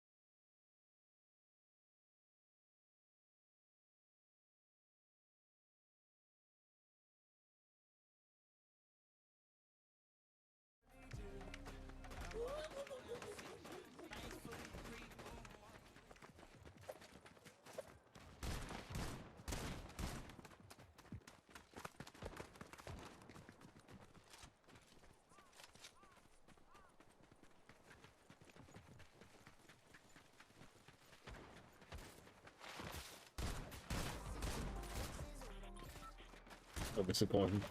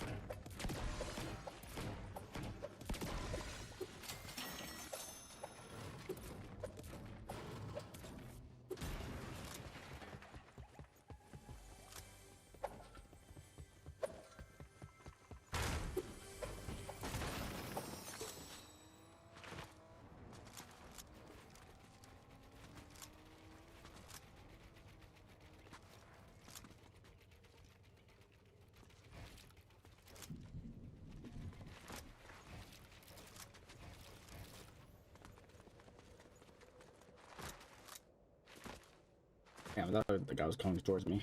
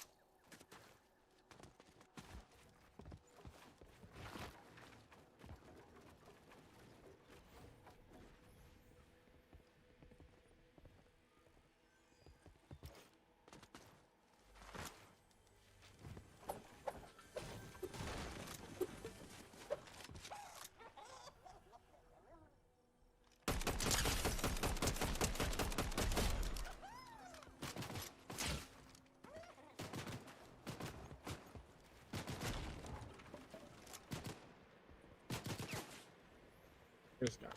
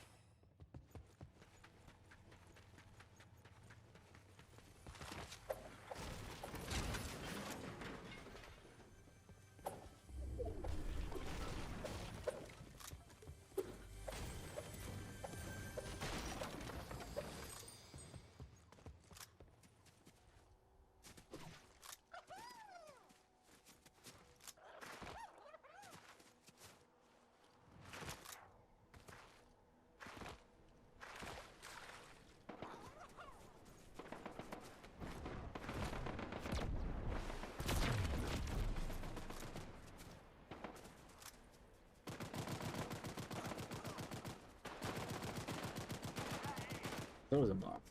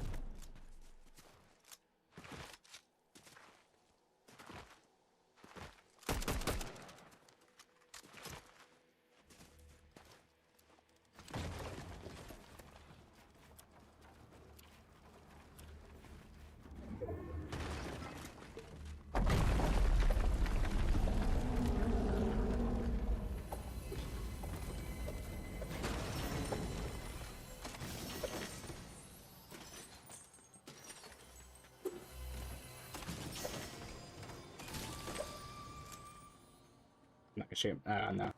Let's have a gold hollow twister. Check.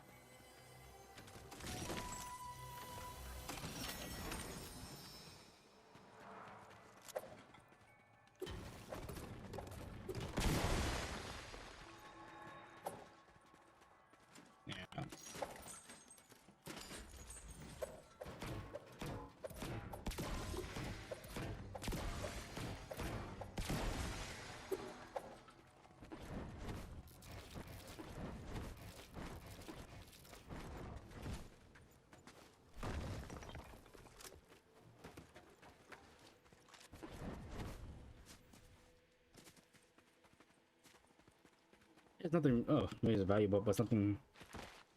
All I have is purple. Or I have purple. Yeah, I'm not gonna trade my mask for the sword. Unless it give me a gold hollow twister. Pretty much, I have. It's just showing me what I had for.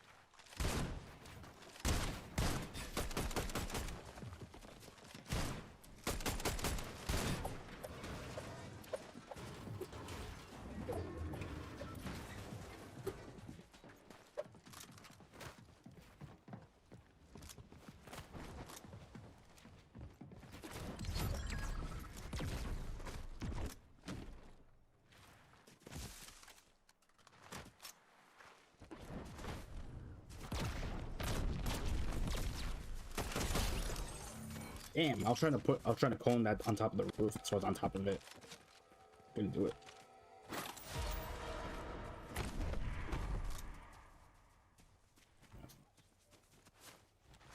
Damn, I'll try to take this wall. That's 0 ping. Probably just the fast timing of it.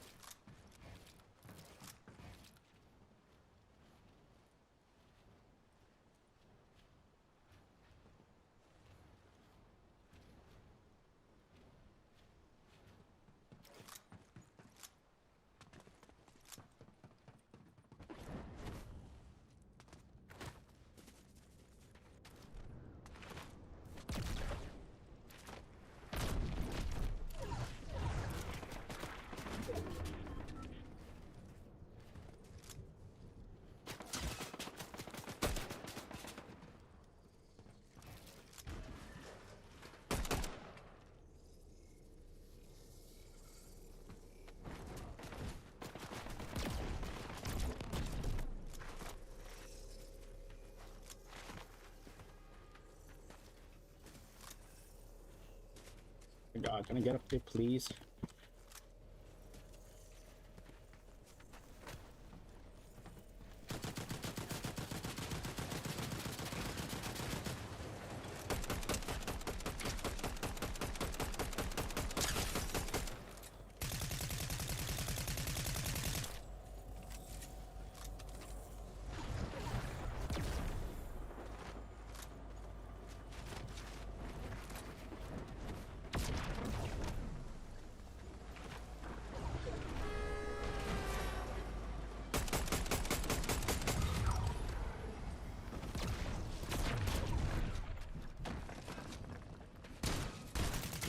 Let's go, Chad.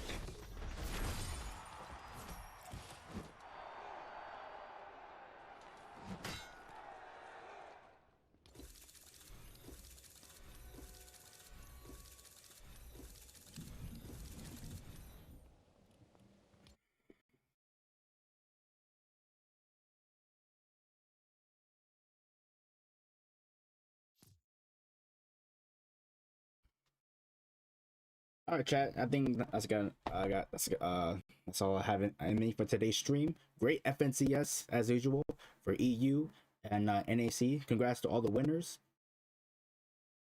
And I'm looking forward to watching major finals. And also, let's see. I don't know if they're gonna stream the last chance qualifier coming out soon. We'll see. But I'm definitely gonna watch the major the finals. Great FNCS as usual. Yeah, and big thank you to everyone who came to the stream. Appreciate every single one of y'all being here. I know I keep repeating that, but I truly am. You know, you took your time out of your day to come chill with me on a Sunday, and I'll never forget it. I'm grateful for real, and I wish I hope you all are staying safe out there, and hope all is well. I'll be back streaming on Tuesday. I'm not gonna stream tomorrow, but I'll be back Tuesday for some more Fortnite. Let's see. Yeah, I'll be back on Tuesday for more Fortnite. Thank you all for being here, and I'll see you all Tuesday. Peace. Love y'all. Take care of yourselves. All right.